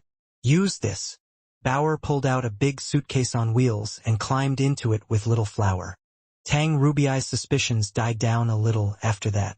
All he wanted to do next was close the suitcase and get out of there. But with Bauer in there, the suitcase wouldn't close. He tried to push her head down to make her fit. And then suddenly Hansen walked in. Hansen saw a big hole in the side of his house, and an old man anxiously pushing Bauer's head into a suitcase. Bauer herself was holding on to Little Flower, whose face was flushed the color red as if he'd been bleeding. "What are you doing?" Hansen looked at the man with such anger. He hissed the words through clenched teeth. He swiftly looked like a demon that had emerged from the fiery pits of hell. Tang Rubii stayed where he was, but turned to look at Han's senator. He jumped up and said, "Please, don't. Let me explain. This isn't how it looks. Dad, he is a thief. He wants to take Little Flower away," Bauer proclaimed loudly. "You can explain in hell." Hansen's power erupted like a volcano, as he leaped forward to deliver the man a flurry of punches. Catcha! Catcha! Arg! Tang Rubii was suspended in midair, as a geyser of punches sprayed him from above and below like heavy rain. Tang Rubii's bones were all broken, and his face had been deformed beyond recognition. When Hansen delivered his next punch to send him flying, he spiraled through the air with a twisted body. He'd have been killed within a second if Hansen hadn't wanted to keep him alive. Tang Rubiai's bones were all dislocated. He wished he could commit suicide rather than endure that pain, and he couldn't even speak. All he could emit were a few painful tears from his eyes. Han Sun picked up Bauer and Little Flower and realized it wasn't blood that was on his son's face. It was crudely smudged lipstick. Han Sun didn't think the thief would be able to shove Bauer into the suitcase, so he asked, "What's going on?" Bauer looked at her father with innocence and said, "I wanted to make my brother look pretty, but I have no makeup of my own." Han Sen did not want to punish Bauer, so he stroked her head and said, "Are you hurt?" "Neither of us are hurt. I have been protecting him." Bauer spoke with a streak of pride. Han Sen patted Bauer on the head and called Ji Yenran and his father-in-law. Ji Ruozhen was furious beyond measure, and he sent for someone to come and arrest their would-be kidnapper. Han San was unable to interrogate the man himself, but Ji Ruozhen had people who could do it for them. 2 days later, Tang Rubiai's background had all been dug up. Unfortunately, Tang Rubiai did not know who the client was himself. The bargain was negotiated and struck through an interstellar pirate organization. The pirates were situated in an area that existed between the Shura's bubble of space and the humans' bubble of space. Whenever they were chased by humans, they could escape by fleeing to the Shura-governed territories. Whenever they were chased by the Shura, they could escape by fleeing to the human-governed territories. Tang Rubiai and the client had made their deal by using the pirate organization as the middleman. They hadn't interacted with each other directly. Ji Ruozhen was so angry, he made a deal with the Shura to send an enclave of ships to shake out the pirates' base of operations. The pirates were caught, but not even they knew who the client was. Who would want to kidnap my son? They obviously want to take him for their own ends and not kill him. But why? Maybe it's not that they want Little Flower, but by holding him hostage, they could use him to threaten me. If they only wanted Little Flower, then the likeliest candidates for such a conspiracy would be Luo Haitang and perhaps Blood Legion. But truthfully, I have many enemies. The list of people who might want to threaten me is far too long. Han Sen was in deep thought. Whatever the case may be, he reminded that he had a son who needed much protection. No one could kidnap Little Flower in the Alliance. Otherwise, they wouldn't have asked Tang Rubiai.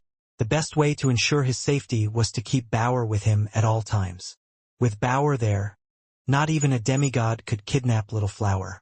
But there would come a time when Han Sen would need to bring Bauer to the sanctuary. For those times, he'd call on Zero to look after Little Flower in her stead. Zero hadn't left the third god's sanctuary yet, though. If she did, she'd end up spawning in the fourth god's sanctuary alongside Han Sen next time she returned. With Luolan gone for the time being, though, Han Sen had to ask for Zero to come back. When Ji Yenran finally returned, she complimented and praised Bauer, and made sure to buy her many gifts. "I need another thief. That one earned me a lot of ice cream, and he even did my homework for me. And now I'm getting showered in praise and snacks." Bauer thought to herself as she scoffed down the food she was given. Han Sun then brought Bauer with him back to the sanctuary. He convinced Ling Mayer to escort Bauer to see the vine. "Bauer, let's see if you have a connection to this thing." Han Sun pointed at the vines they had come to. Bauer looked to be in shock when she saw it. She looked at the holy vine intensely, and she reached out to touch it. "Don't touch it. It's dangerous," Ling Mayer screeched, looking shocked. But it was too late. Bauer's hands had already touched the vine. But after she did, nothing extra transpired. Han Sun felt safe, despite Ling Mayer's continued expression of surprise. How is this happening? Only those of us in the underworld should be able to touch it. If others do, it can dry up and wither their bodies. "Maybe she's special," Han Sen said. Bauer jumped back and returned to Han San, and then she turned to stare in the direction of Dark Spirit Shelter. "Dad, I want to take a look over there. It looks quite familiar, and it may be related to who I am," Bauer said with seriousness. Han San wanted to see the holy vine and the holy fruit, which were in the Dark Spirit Shelter. Many super creatures occupied that place, though, so he knew he couldn't just go there. "Wait a bit and we will go," Han San said. Just as he was about to return to their shelter, he heard an echo coming from a nearby tunnel. It sounded like a rat nibbling wood. What was that? Hansen frowned. When Ling Meier heard the sound, her face changed. No. Why are there corpse-chewing maggots here? What is a corpse-chewing maggot? Hansen asked her. A scary creature that is native to the underworld. They can eat anything they desire, and wherever they go, things won't grow in their wake. If they head towards us, that will be very unfortunate. It is highly likely the shelter we have just claimed would be lost. Ling Meier was speaking in a rush. What's their level? Hansen asked. They are sacred blood creatures. But they grow quickly, and it's their gemstone genocores that make them as strong and fearsome as they are. Creatures of the same level would have no chance of breaking their shells, unless they were unnaturally powerful. And if you can't penetrate their shells, you won't be able to kill them. Ling Meier's face turned bitter with disdain for them, and she went on to say, but they've never come this way before. Why are they showing up here now? Can Snake King do something about them? Han Sun listened to the chewing sound, and as he spoke, he noticed its volume increasing.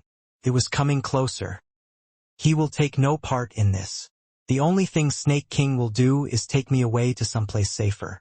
He won't help repel them. Ling Meier shook her head. As they discussed this, one of the bugs appeared around a bend in the distance. It looked like a crab. On its back shell, there was a white pattern that resembled a face. The claws it wielded were sharp, and so were the fangs that protruded from its rotten mouth. The creature was built like a little tank, and its overall color was black like obsidian. When Han San scanned its life force, he was able to confirm it was indeed a sacred blood creature. Han Sen's fitness was definitely at the necessary level to take it down, but his genocores were still not up to par. But the crystal egg and bulwark umbrella's power would at least make the fight a touch easier. Real blood and the powerful coins were special, too, and Han Sen had a few tricks and techniques he wanted to try out in battle. The maggot then started heading their way without hesitation or restraint. Naturally, Han Sen rightfully assumed it was coming for them. Without time to mull the situation over, he knew he had to spring into action. So Han Sen took off flying to meet with it. Although Ling Meier was the heir of a super creature, her genocore was incredibly weak. Han Sen took to the subterranean skies like a strange bird in flight. He swooped down just past the bug and delivered a mighty strike to its back. He didn't use Super Spank. His fitness level, combined with the boosts of Super King Spirit Mode, were no joke and should have been enough. When Han Sen first became a demigod, he had 8,000 fitness. Ordinary Geno points boosted that figure up an additional 2,000. Primitive gave him a bonus of 4,000. Mutant points gave him an extra 8,000. Sacred Blood Geno points gave him an additional 16,000. Han Sen's fitness in total had reached 38,000.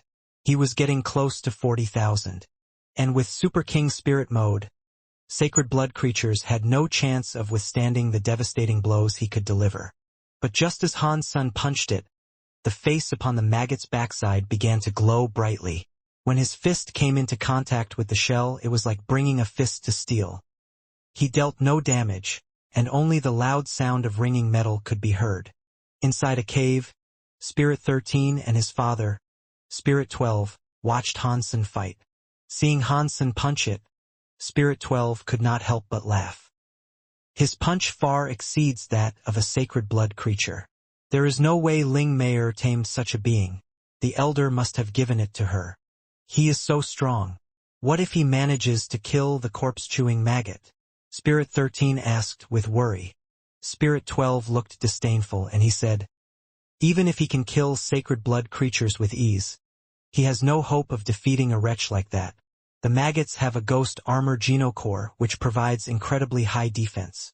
Unless he is an elite of the highest order, he won't be able to break the genocore. Han Sen fought with the creature for a while as those two spoke between each other. Try as he might, though, he had found no success in penetrating the shell. He could tell the shell was its genocore, however, and that the real bug was inside that hardy carapace. Do you think this measly armor can stop the likes of me? Han Sen used Yin Yang Blast, and with his Yin force, he drove a fist right into the middle of the creature's belly. Han Sen was left reeling in shock. Not even that punch worked, and there was a chance the creature itself was just as strong as the shell. The claws of the bug ground across the rocks as it moved.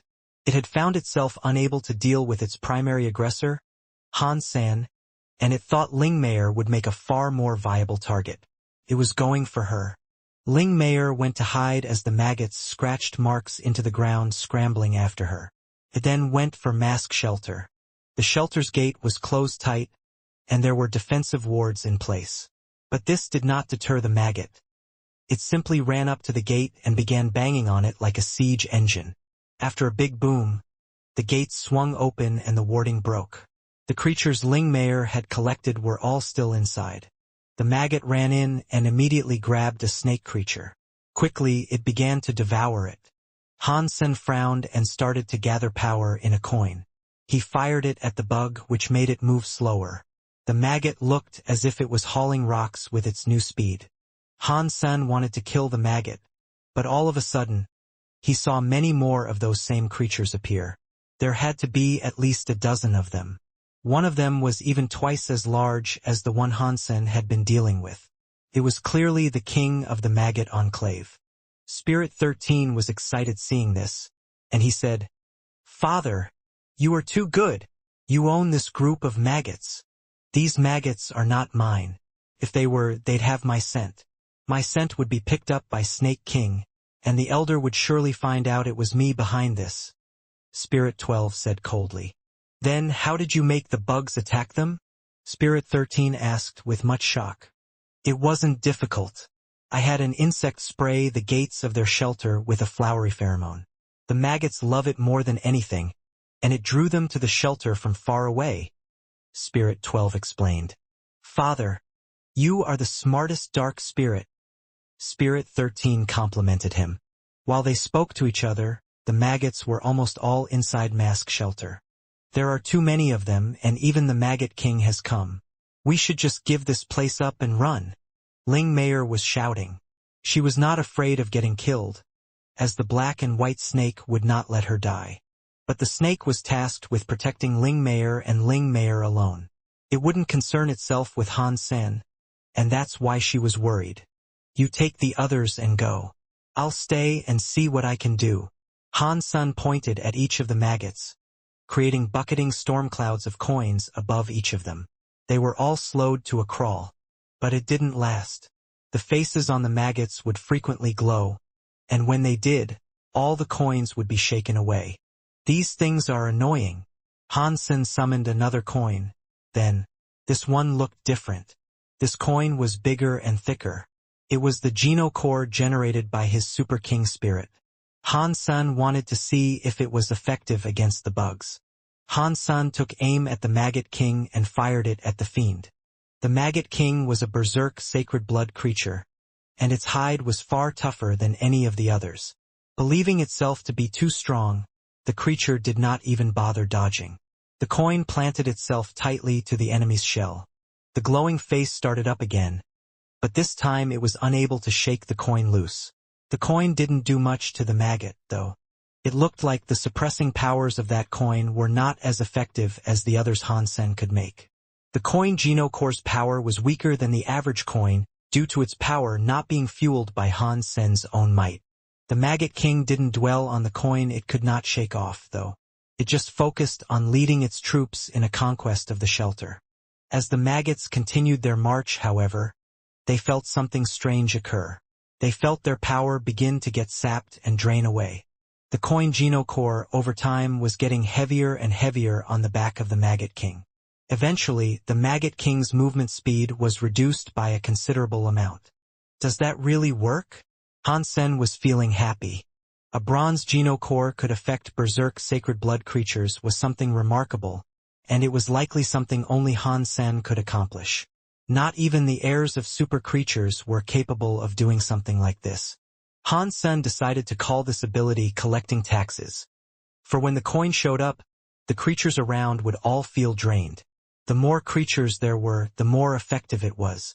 But due to the coin only being a bronze Geno core, its radius of effect was only half a mile wide. Still, for the maggots inside its range, it worked very well.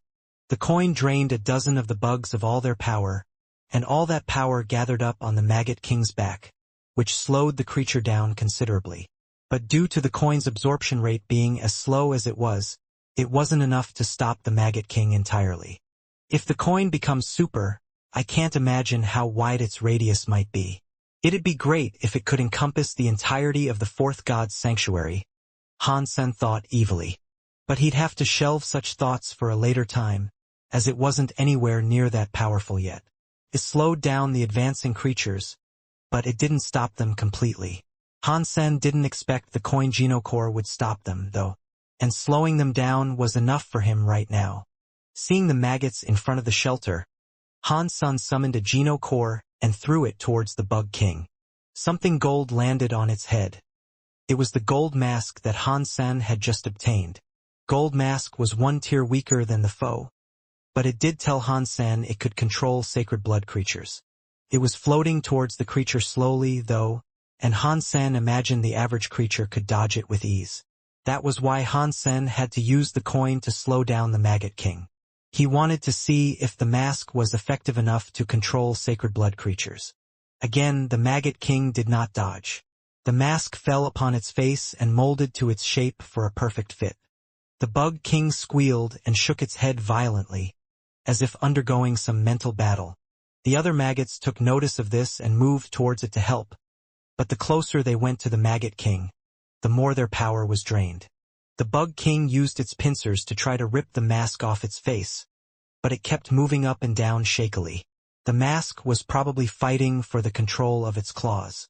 After a while, the coin Genocore had amassed a ludicrous amount of power, and it was enough for the gold mask to ensure full control of the king. Before long, the Bug King ceased its resistance. It screamed, and then, the entire enclave of maggots came over to Han Senator. They stood in front of him like an army awaiting his command. Spirit 13 and Spirit 12 could not believe their eyes. Han Sen returned the coin Genocore that was still atop the Maggot King, and as soon as it was removed, the creatures all had their powers returned. Perhaps that was one con of the Genocore. It had to be stuck on a creature to collect power, but once it was removed from that creature, the power returned to any creatures it had been absorbed from, and the negative effects that plagued the conduit creature were removed. But for now, Han Sen did not need this power. The gold mask had already taken control of the Maggot King, and by extension of their leader, the smaller maggots too. Now they all bowed before Han Sen. "Please, issue me a command," the gold mask said, while controlling the Maggot King. It was only a gold Genocore, so the coin must have helped it out a great deal in allowing it to triumph and possess a berserk sacred blood creature. It didn't just possess the Bug King, though. It could absorb and feed off the trapped creature's power and make itself stronger. Han Sen looked happily at the 40 maggots in front of him. It appeared that he had just earned himself a legion of hardy meat shields. Spirit 12, on the other hand, looked ill. It had been a difficult task for him to lure them there, and the last thing he expected was Han Sen being able to tame them and bring them to heel. He felt as if he had gifted 40 powerful sacred blood creatures to his enemy by mistake. If he wasn't afraid of Snake King, Spirit 12 would have gone over to kill Han Sen right then and there. "Dad, what do we do? This guy is too strong. He even managed to tame the Maggot King. And what is that gold mask he has?" Spirit 13 asked in shock. "I cannot believe the Elder favors her that much, and was willing to provide her with such powerful creatures." Spirit 12 looked dim. "Does that mean I won't be able to have her?" Spirit 13 looked sad. Spirit 12 looked green, and he answered, "She will join our family eventually. Her blood may not be pure, but she has all the worthy benefits you require. If you can have sex with her, you'll be granted a powerful baby. I assure you." Dark Spirit was comprised of intelligent people, but they still had an instinct for creating a pure lineage with good blood. They weren't too different from humans in that way. They chased beautiful people, subconsciously wanting good genes. But the maggots were unable to beat him, and he tamed them instead. "What else can we do? Can you do something?" Spirit 13 asked. Spirit 12 laughed and said, "We will think of something, but for now, let's go back." Ling Mayer watched Han Sen return to the shelter with the maggots in tow, and she believed herself to be dreaming. She could not believe a berserk sacred blood maggot king had suddenly become a member of her shelter. Han Sen asked Gold Mask, "Why did the maggots come to our shelter?" Gold Mask, who had its proverbial fingers in the maggot king's mind, said, "They love the smell of Zelluo flowers. They followed its powder here." Zelluo flowers? Han Sen frowned. Gold Mask brought the maggot king over to the gate and gave it a sniff. "This is the scent." Han Sen scanned it with Dongxian aura and picked up traces of a powdery substance on the ground. Han Sen scanned the area around and picked up a trail that led through the gates and beyond the shelter. Someone is behind this. It must be Spirit 13, Han Sen thought to himself. Dollar. I am the master of this shelter. Should I do something? Ling Mayer asked, with a shy and awkward look. She was supposed to be the master of the shelter, but Han Sen had done everything on her behalf. She felt rather embarrassed every now and again. Can you give a good massage? Han Sen smiled. What is that? Ling Mayer shook her head, having never heard the word massage before. Han Sen put on a look of sincerity and explained to her, giving a massage is an ability every great shelter master should have. It can make subordinates very happy and ensure they fight the best they can, when the time comes. Do that, and there's a chance we'll end up procuring more shelters. Before Han Sen had even finished talking, she said, Can you teach me how? I want to be a great shelter master. I can teach you some techniques, but it still depends on whether you have a natural talent or knack for it. Han Sen checked her out. Her body was petite, but her boobs were big. At least D-cup. The elder said, I'm good. Teach me what you know and I'll start practicing right away. Ling Mayer was ecstatic and rushed in her speech. Okay. I'll teach you a few massaging techniques. But this is my legacy. You cannot teach others this, not even your elder. Promise me you won't mention any of this to anyone else. Han Sen looked at her seriously. Ling Mayer was dismayed to hear she could not inform her elder of this.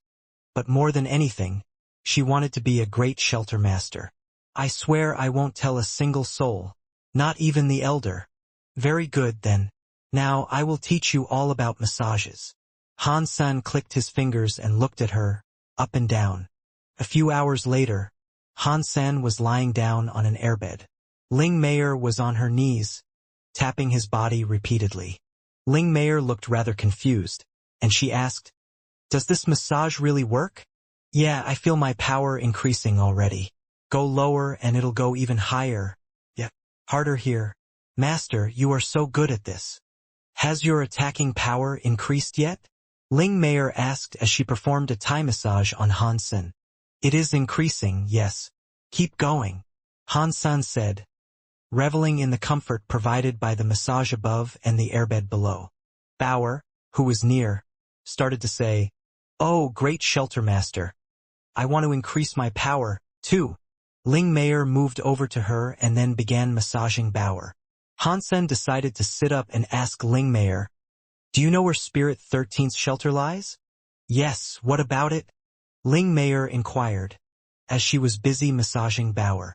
According to the Dark Spirit rules, are you allowed to bring down the shelters of others?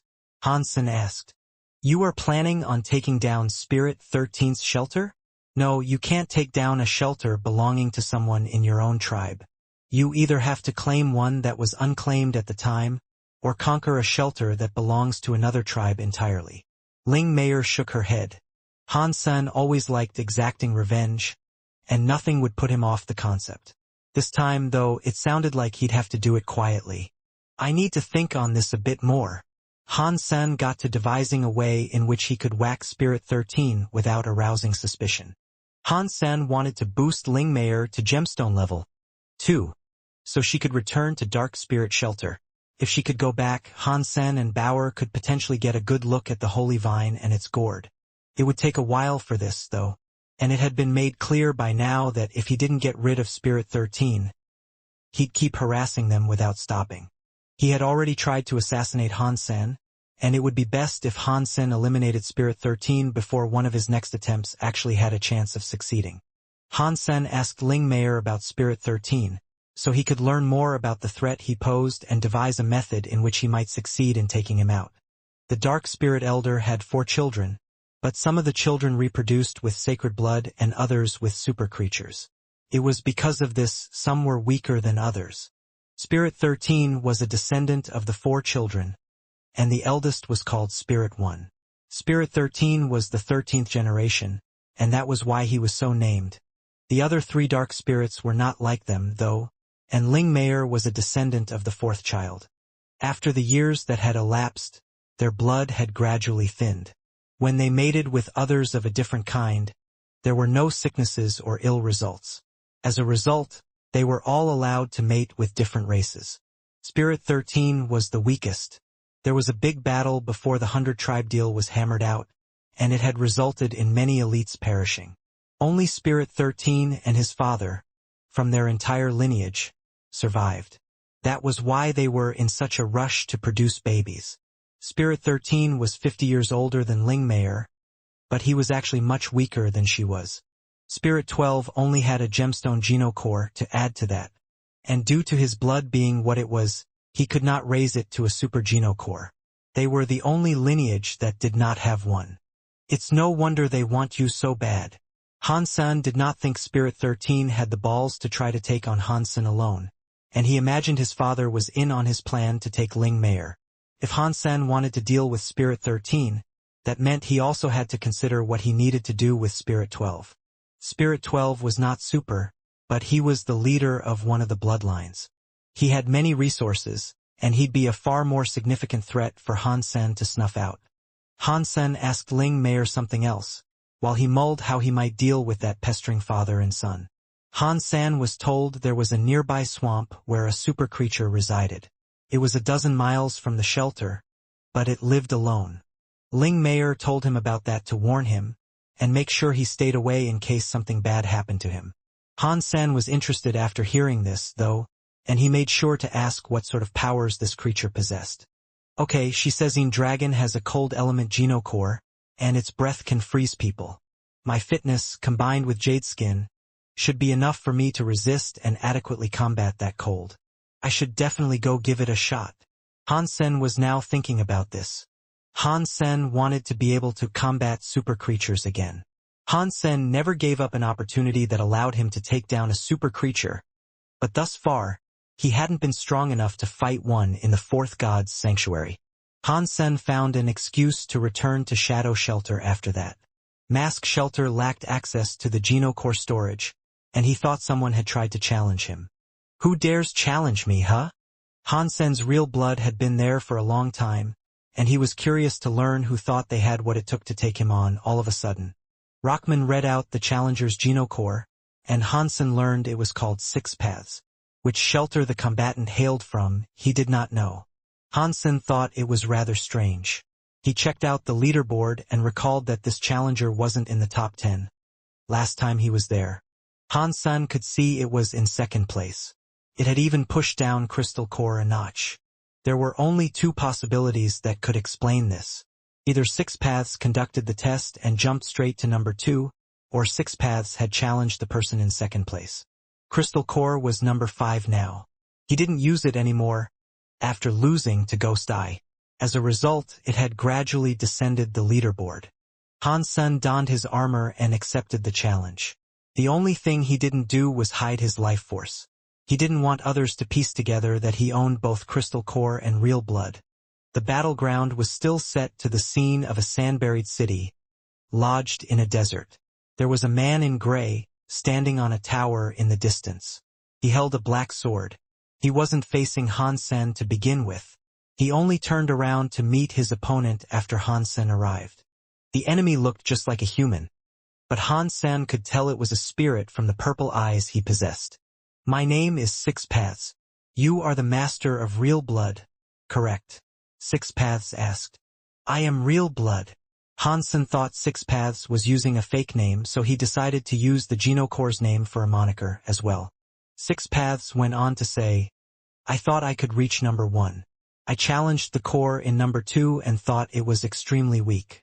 To prohibit me from taking 1st place, I wondered what sort of powers real blood possesses. After hearing 6 Paths speak, Han-sen thought it sounded like he was confident in his chances of reaching 1st place. But the placement test had actually put Six Paths in 5th place. Crystal Core had been in 4th place, and when Six Paths conducted his test, he could not pass it. "Where are you from?" Hansen asked. The spirit sounded very confident and full of himself, so he must have had some modicum of proper talent. "I am an emperor that was created. I come from pure chaos.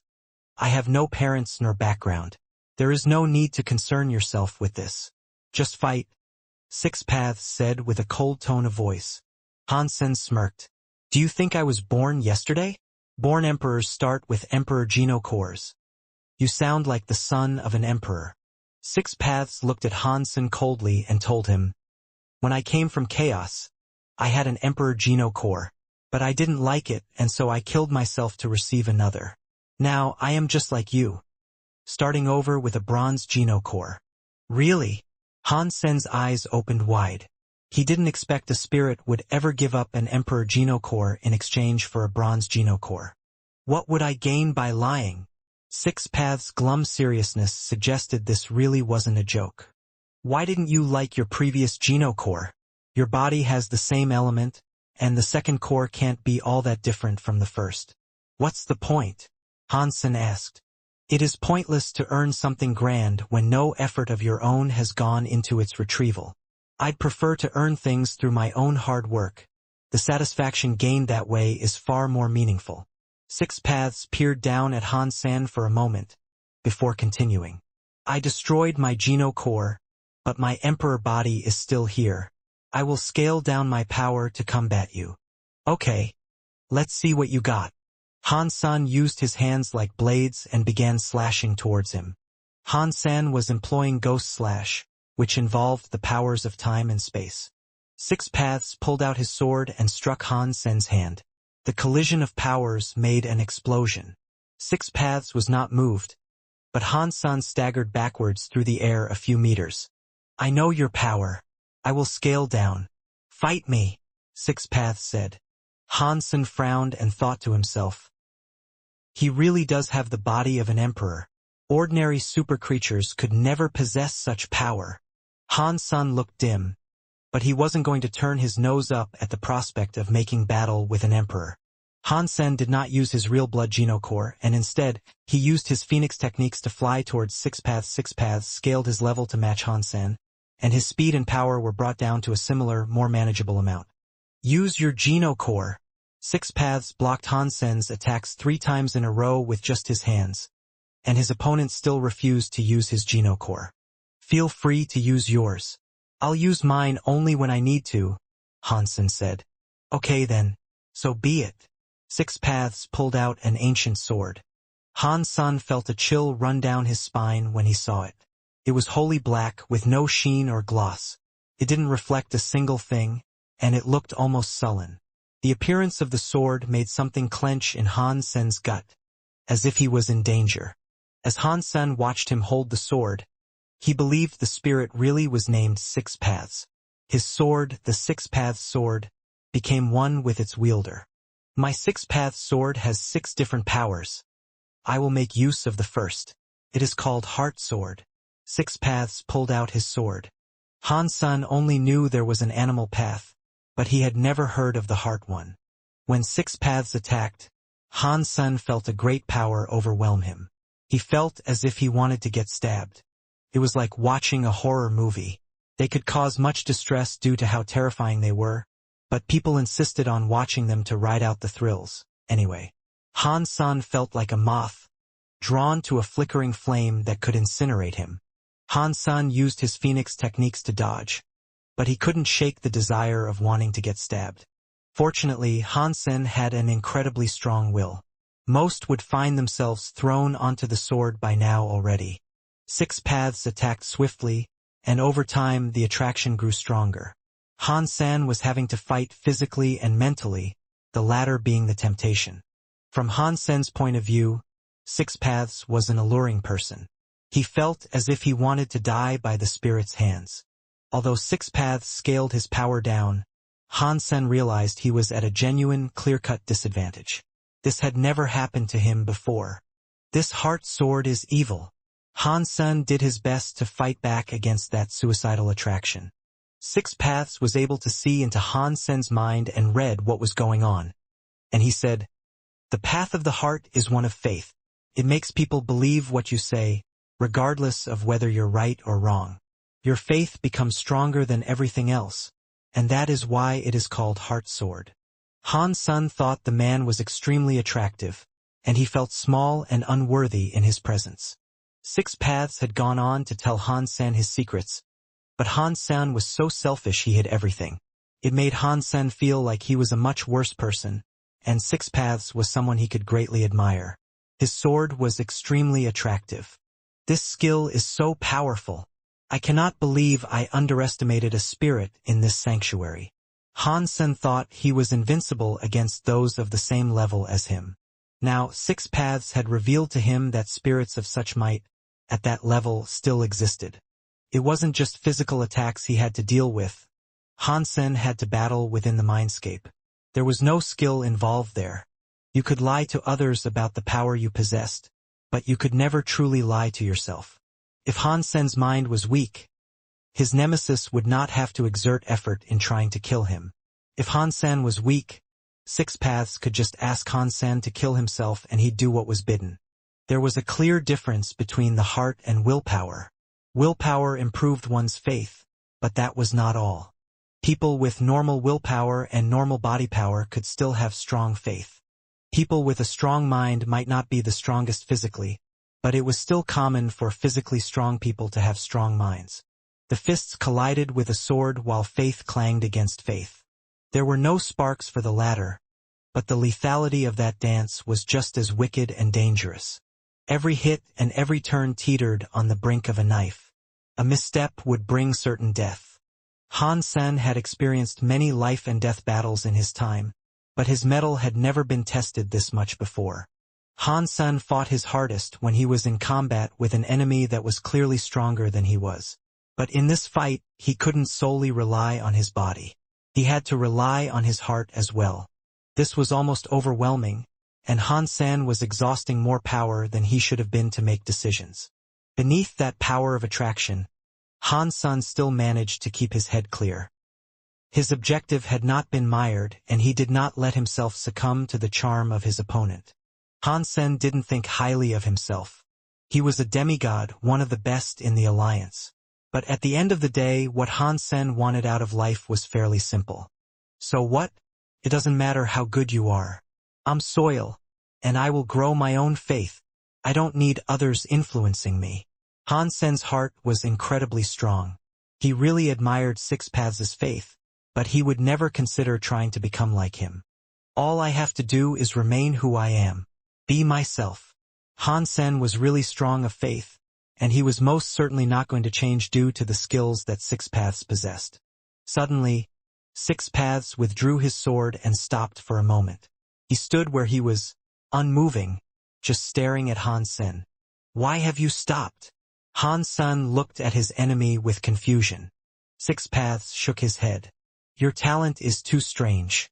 It seems as if you are able to predict the motions of your enemy. My sword was unable to move your heart, so it is pointless for me to fight." "You concede?" Han Sen asked with shock. "I only used my first technique. I have 5 others, so I won't concede.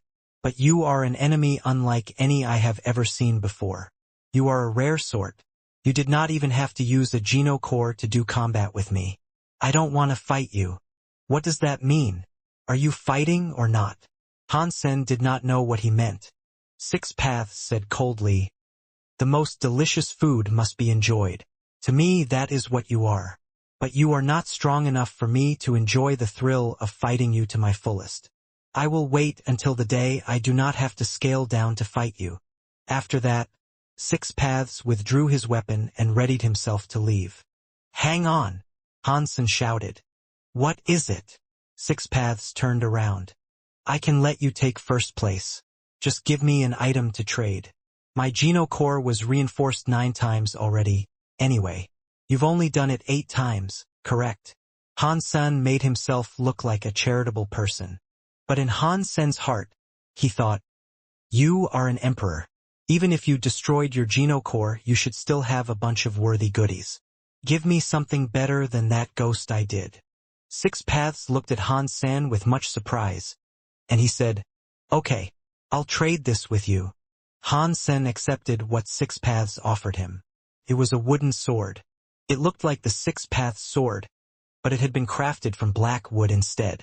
Han Sen had no clue what wood it had been made from, but it wasn't a beast soul or a genocore. It really was just a hunk of wood. I crafted this wooden sword when I was practicing. This is all I have to give, Six Paths said coldly. Okay. Then I'll leave. Han Sen said he was going to leave, but his legs did not move. Han Sen thought he'd earn a treasure off the man. He didn't expect he'd only receive a plank of wood. I hope you can become stronger soon, so we can have a real and true fight someday, Six Paths told him. Okay, I will work hard to ensure that, Han Sen said randomly and then quit the fight. This is bad. I swapped my first place for a wooden sword. Han Sen regretted his decision, but he didn't want to backpedal on his word. Six Paths becoming first place did not create much of a fuss. People believed Six Paths' new genocore was bound to be better than his old one, so it didn't come as much of a surprise. He was not a nameless emperor. He was from chaos. He had been alive for 1,000 years, and none could rival him. His old genocore was the second best on the Super Genocore leaderboard. It had made a big fuss in the Fourth God Sanctuary before, so this was more or less a repeat that didn't warrant the same fanfare. Spirits believed it to be a normal, almost natural and expected occurrence.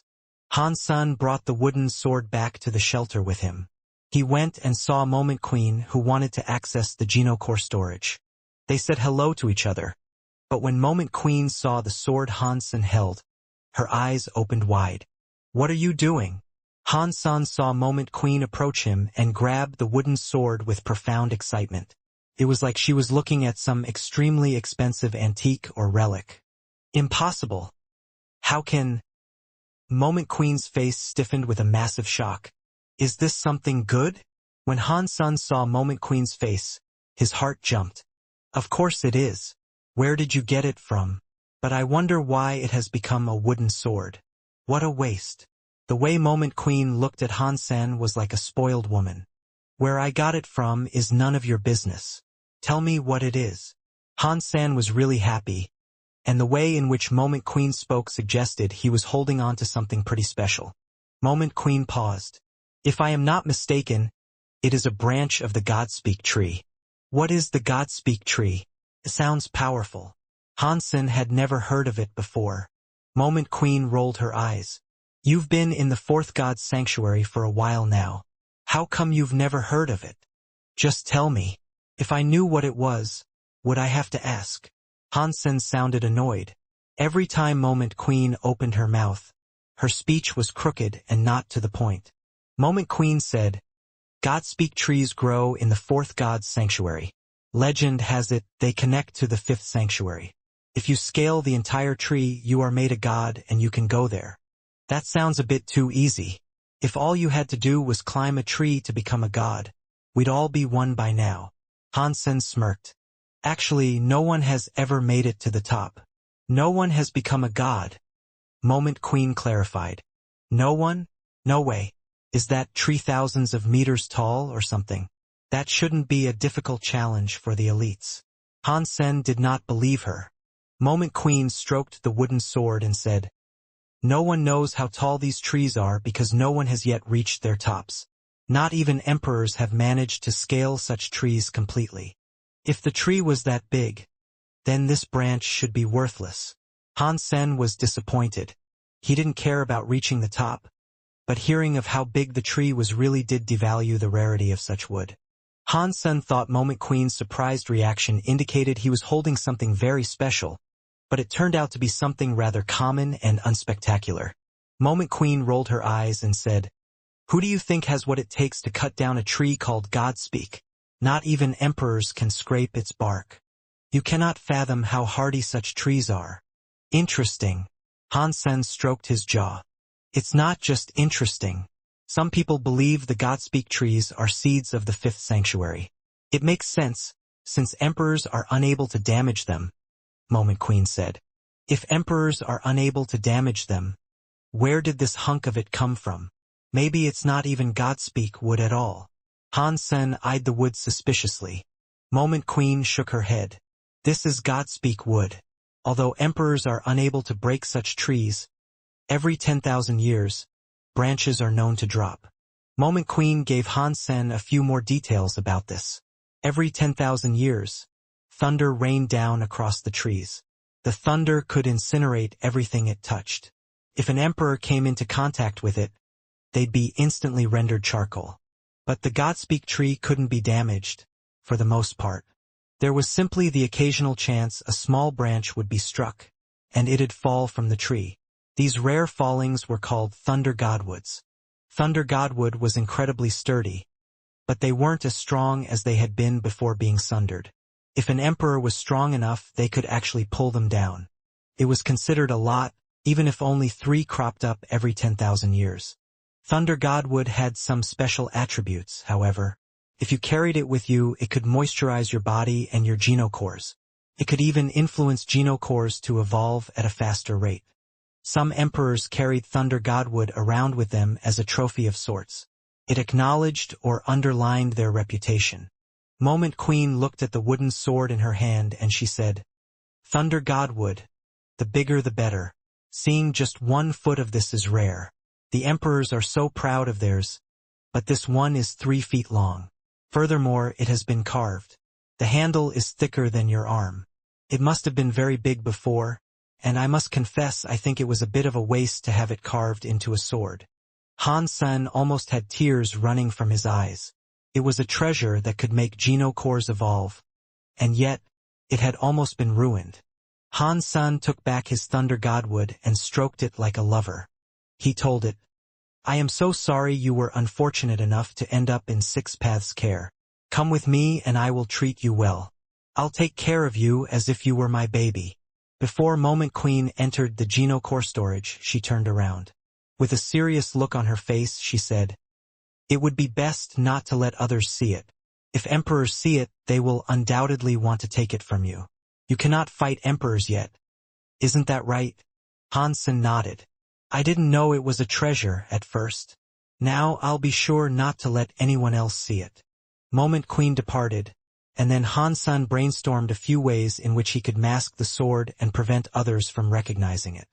He had to carry it with him, too, because Han Sen could not put it inside the cruel bottle.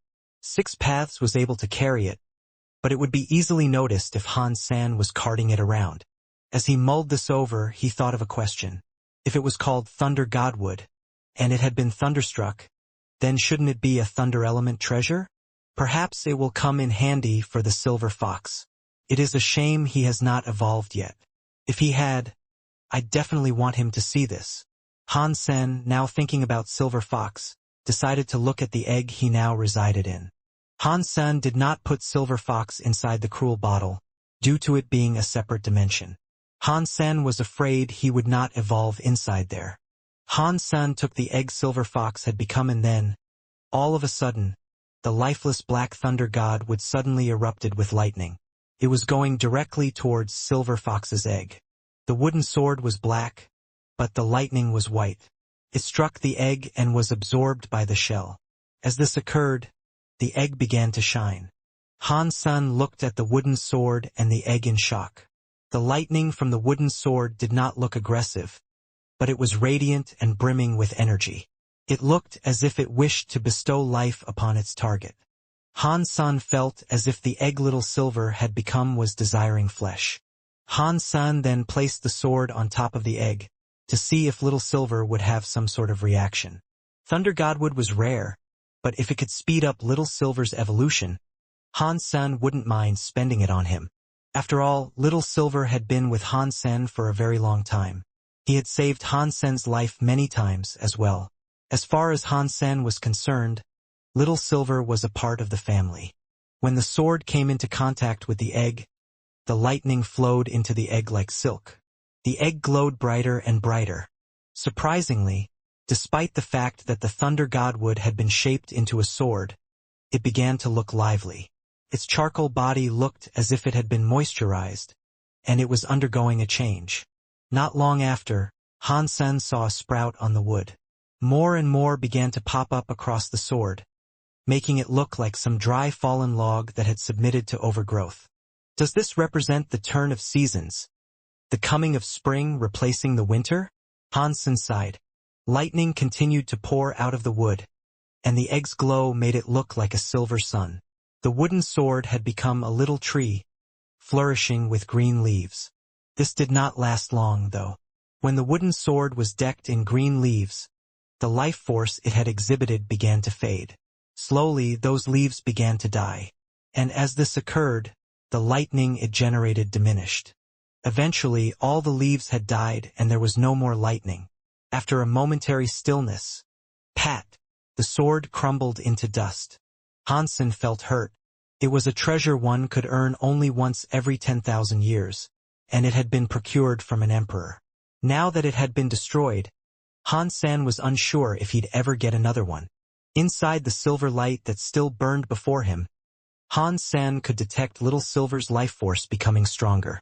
Catcha! Inside the silver sun, there was some noise. Then a thunderbolt burst out to beam through the entire hall. But the silver light did not hurt Han's senator, it made him feel good, as if he was being energized. Inside the silver light, something elegant, decked in silver fur, had appeared. Little Silver. Han Sen was so happy that he picked the furry thing up and stroked its head. Little Silver squinted its eyes and looked proud. But above all, it looked happy. The lightning slowly began to fade. And when it did, Little Silver jumped away from Han's senator. It shook itself, showcasing its extremely smooth hair. "Don't randomly hold a girl," Little Silver said in a mockingly feminine voice. Han Sen was shocked. Hearing this, he went over to pick up Little Silver again and said, "You speak the human language now? I said you shouldn't grab me. Look, you've messed up my hair again." Little Silver leaped away from Han Sen again and shook down his hair to reset it. With a proud tone of voice, he turned to tell Han Sen, "The human language is easy to learn. It's nothing to be proud of. I knew you were the best." Han Sen bent down to rub his head. Little Silver looked all cocky, but did not tell Han Sen not to touch him this time. Now that Little Silver had been reborn, Han Sen was exuberantly happy. Unfortunately, this upset Bauer. She used to be the sole recipient of Han Sen's love, and he took her everywhere. Now, she felt she'd have to compete for Han Sen's attention. Bauer and Little Silver looked at each other. A spark of rivalry jolted between them, and they both turned around to look away. Little Silver was like the heir of a super creature, and so was his fitness level. Little Silver had received a Geno core, but it was only a bronze one. He'd have to spend much time leveling it up. Han Sen planned to take Bauer and Little Silver down into the underworld. He worried if he was gone from there for too long, Ling Mayer would fall prey to another one of Spirit 13's machinations. It would be a shame if such a cute girl was tricked into making babies for Spirit 13, of all people.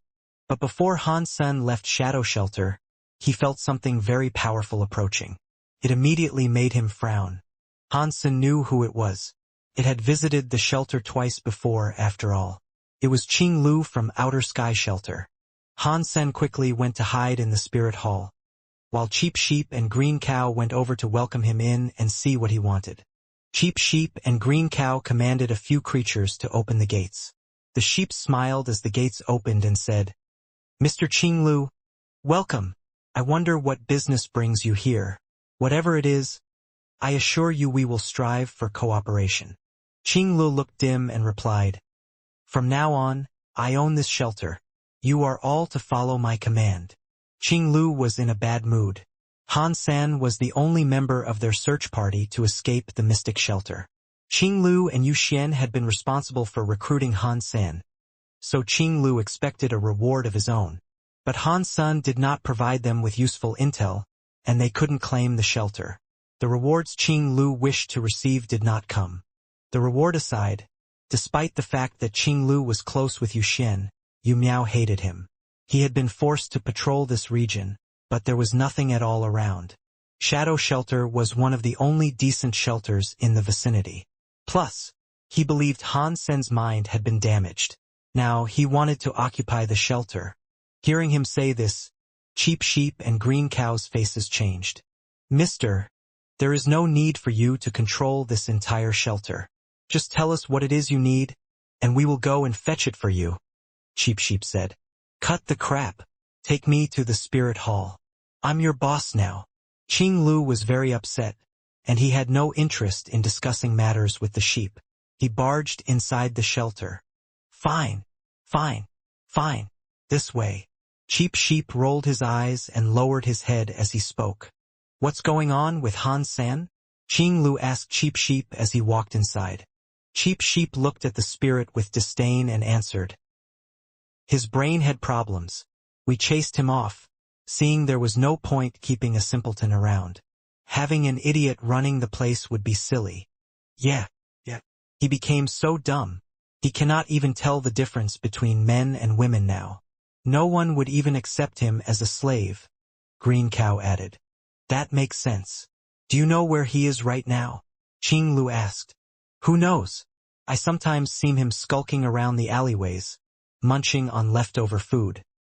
He knows they're just bones devoid of meat, but he still ravenously gnaws away at them. Cheap Sheep was saying a lot. After Qing Lu heard this, he didn't want to know any more about Han Sr., who asserted leadership over the shelter. Then, Cheap Sheep and Green Cow played dumb, and just said, You're the boss now, eh? Before I arrived, who was the boss? Qing Lu stared at the two. There was a female spirit leading us, called Moment. She left a few days ago, but she has yet to return. No one dared ask her where she was off to, Cheap Sheep said. Qing Lu asked a few questions regarding Moment, but Cheap Sheep and Green Cow kept saying they didn't know. Qing Lu was satisfied regardless.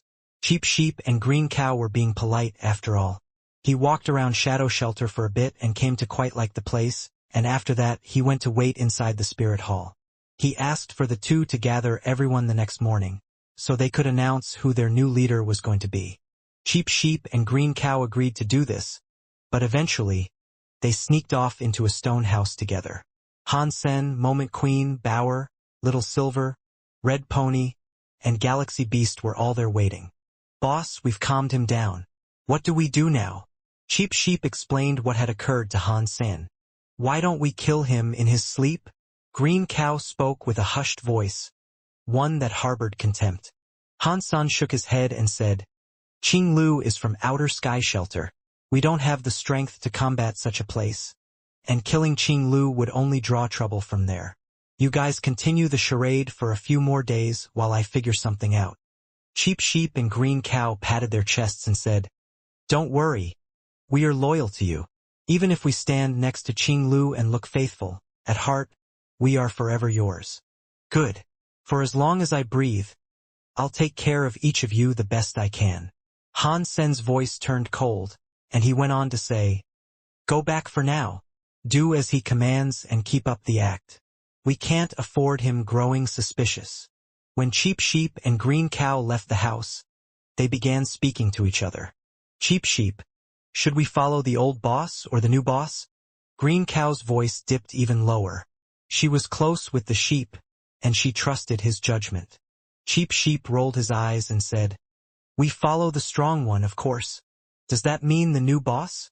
He is from Outer Sky Shelter, after all. He must be stronger than Han Sr. Green Cow made her opinion clear. Cheap Sheep touched Green Cow's leg and said with a smirk, You don't know anything. No matter how strong Qing Lu is, he is still the slave of someone else. There is no use in following a slave. Do you really want to become the slave of a slave? I thought you said we should follow the strongest? Green Cow asked for clarification. Cheap Sheep sighed and shook his head. Are you stupid? Are you really not able to tell how powerful our boss is? If Qing Lu did not already belong to Outer Sky Shelter, I guarantee the boss would have killed him by now. The boss is that strong? Green Cow's eyes opened wide. That is why I called you stupid. For as long as the boss is around, the shelter will still belong to us. Of course, if you want to pledge a short-lived allegiance to Qing Lu, go right ahead. But with your measly power, it won't make a difference once the tables turn. Green Cow said, I suppose you are right. You and I lack power, and it was very courteous for the boss to let us run and manage the shelter. Exactly. And the boss has not told us to be hostile. He's kept things friendly and maintained the quo. Han Sen left the shelter. He was not afraid of his companions being rats. Qing Lu was merely a royal-class spirit with a gemstone genocore. He needed to avoid Outer Sky Shelter's wrath. Above all, if that wasn't an issue, he would have killed the pompous spirit already. Qing Lu obeyed others, so his spirit stone was inside his body. He couldn't even revive. Han Sen was determined not to let him get away with this, but he wanted to go to the underworld before he did anything and retrieve his maggots. If he pinned the death of Qing Lu on those creatures, they wouldn't think to put the blame on Han Sen. Han Sen walked a few miles, but after a while, something white approached him. It was a 3-meter-tall white ape. Its muscles were like steel, and the only places not coated with its lustrous fur were its face, hands, and feet. The ape had already reduced its power, but with his Dongxian aura, Han Sen was able to tell the creature was extremely powerful and far better than the maggots he was setting out to retrieve. Han Sen did not want to fight, though, so he planned to avoid it. But the ape already had Han Sen in its sights. It ran towards him like a train, sounding furious, and it bellowed, "Are you from Shadow Shelter?" Han Sen eyed the ape up and down and thought to himself, "He must be looking for trouble." Han Sen quickly answered, "I was there, but I just got kicked out." "Good. Take me there and I'll kill the master." "No one will kick you out after that," the ape said coldly. Han Sen felt a chill run down his spine, as he was actually the shelter's master. Wait, the shelter is owned by Qing Lu now, Han Sen realized. Do you have a grudge with the new master there? It goes far beyond a grudge, the ape roared. Han Sen brought Snow Ape to Shadow Shelter, feeling exuberantly happy. Along the way, Han Sen asked the creature many questions. Snow Ape was the heir of a super creature known as Daemoon Ape. After he was born, though, for reasons he never learned, he was unable to see his parents. Not long after that, Nan Lydian captured him and brought him back to the shelter to conduct tests and experiments on him. Nan Lydian did not expect to get so lucky and capture the baby of a super creature. But still, Snow Ape was actually a sacred blood creature. Snow Ape claimed it was sacred blood because its blood may have been impure. Su Mianhua had taken much of his blood to run many tests. He had been fortunate to escape captivity one day, while Nan Lydian was away from the shelter. And then he got even luckier. He leveled up and his genocore became a super genocore. With such might and confidence, he planned to return one day to slay Nan Lydian. Unfortunately, that was a long time ago. He was young when those atrocities were committed. He didn't actually remember Nan Lydian's name, and neither did he remember what he looked like. He only remembered a vow he made long ago, and that was to kill the master of Shadow Shelter. Han Sen felt relieved he had narrowly avoided being the ape's target, and he thought to himself, "It's lucky Qing Lu came when he did. If he hadn't, this big ape would be out for my blood instead." Snow Ape didn't sound like a bad person, though. He was very grumpy, but he wanted to keep his rampage focused on the person he vowed to kill. He didn't want to kill anyone else. They traveled back to Shadow Shelter, and when Snow Ape's eyes saw it, they turned red. The ape cried aloud, "This is the shelter." After that, Snow Ape attempted to run right for the shelter. But Han Sen stopped him first and said, "Mister, don't go yet." "Why not? Are you going to try and stop me?" Snow Ape stared at Han Sen with anger, as if he rightfully knew the human would be unable to stop him. "No, not at all. But you don't know what his face looks like. If you go in with such bluster, you'll frighten everyone. And the master is sly, so he will probably blend in with the terrified crowds and not admit to being the one you're looking for," Han Sen quickly explained. "That makes sense." Snow Ape groaned. "How about you hide your strength like you did earlier and come back there with me? I'll help you find the master. And once he admits his identity, you can go right on ahead and kill him." On the inside, Han Sen thought to himself, "I killed Nan Lydian and already got you your vengeance. Now you can return the favor and help me get rid of Qing Lu."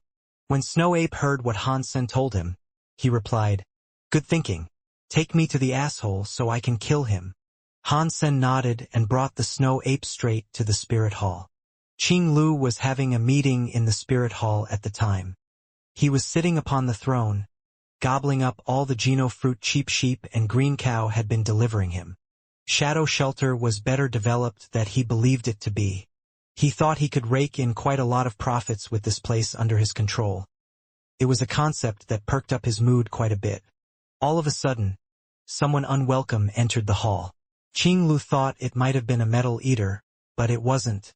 It was Han Sen, and at his side was a white ape. "Han Sen? What are you doing here?" Han Sen was useless to Qing Lu now, so he was going to spare all his courtesies and niceties. "You're asking me why I'm here? Why are you sitting there?" Han Sen asked angrily. "Why? Because I am the master of this shelter." Qing Lu spoke very cockily, gesturing with his arms that the entire place belonged to him. Those words were perfect. Han Sen was delighted to hear him say that, as he expected he'd have to say a lot more to get the spirit to admit it. Qing Lu was so arrogant he jumped right into the admittance. It rendered Han Sen's prepared speech useless. "You really are the master of this shelter?" Snow Ape did not make a move yet, and just tried to suppress his anger. "If I'm not, who else is?" "You." Qing Lu did not have Dongxian aura, so he couldn't tell how incredibly strong the Snow Ape really was. Thinking him average, and knowing no other creature there could stop him, he was fearless. When Han Sen heard this, he again felt relief, and he thought to himself, "Qing Lu, you just played yourself." After this answer, Snow Ape kicked up a display of wrath before Qing Lu. His gold claws immediately came down on the spirit's head. Qing Lu was shocked, and he quickly shouted, "Gah! Who are you?" The ape snorted and answered, "I am the little ape you once captured and drained the blood of. I am here to exact my revenge." Qing Lu was confused, but before he could plead his innocence, the Snow Ape tore the spirit in half. His blood coated the spirit hall red. He had no chance of fighting back. Qing Lu was a spirit that obeyed Outer Sky Shelter. His spirit stone was a part of his body, just like Moment Queen's. He could put his spirit stone in the spirit statue, but he'd still be unable to revive. Now that Snow Ape had ripped him apart, he was gone for good. Snow Ape was still extremely angry.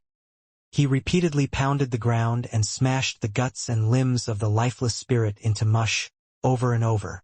"Poor guy. How dare you pretend to be Cheap Sheep's boss?" Han Sen looked at what remained of Qing Lu and sighed. Cheap Sheep and Green Cow were frozen. Qing Lu was a powerful royal spirit, and he had just been torn to pieces in a flash. He didn't even stand a chance of fighting back. The creatures and spirits that had arrived there for the meeting saw the messy leftovers of what had transpired, and they were brought to shock. After killing Qing Lu, the ape turned around and left. He did not fancy staying there a second longer. Han Sen reminded him, "Be careful. He obeyed Outer Sky Shelter, and if they find out he was killed by your hands, they will come after you. I'll kill whatever comes my way."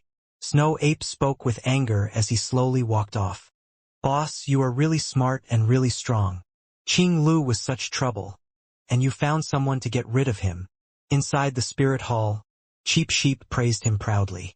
Green Cow also chimed in to say, "Boss, you are blessed. You are so young and so handsome. All the woman cows are sure to fall for you, head over heels." "You can keep them," Hansen thought to himself. He then turned to look at them and said, "If an envoy from Outer Sky Shelter comes, do you all know what to say?" Yes, a creature named Snow Ape came and killed Qing Lu. He was a spirit with many enemies, so it didn't come as a total surprise. Cheap Sheep quickly answered, "Good. Honesty is the best policy." Hansen smiled. "Thank you for the compliment. From now and into the future, I swear to serve you as best as I may." Cheap Sheep had a renewed vigor and a spring in his step. He used the phrase Hansen had taught to both Bower and Galaxy Beast. Hansen handed matters of the shelter back to Cheap Sheep and Green Cow once more. They were a strange duo, but they got things done. He didn't expect them to be loyal forever, but as long as they kept the income flowing, They were fine to handle things however they chose to. Most spirits and creatures were unable to speak the way they did as well. It did not matter how strong others were.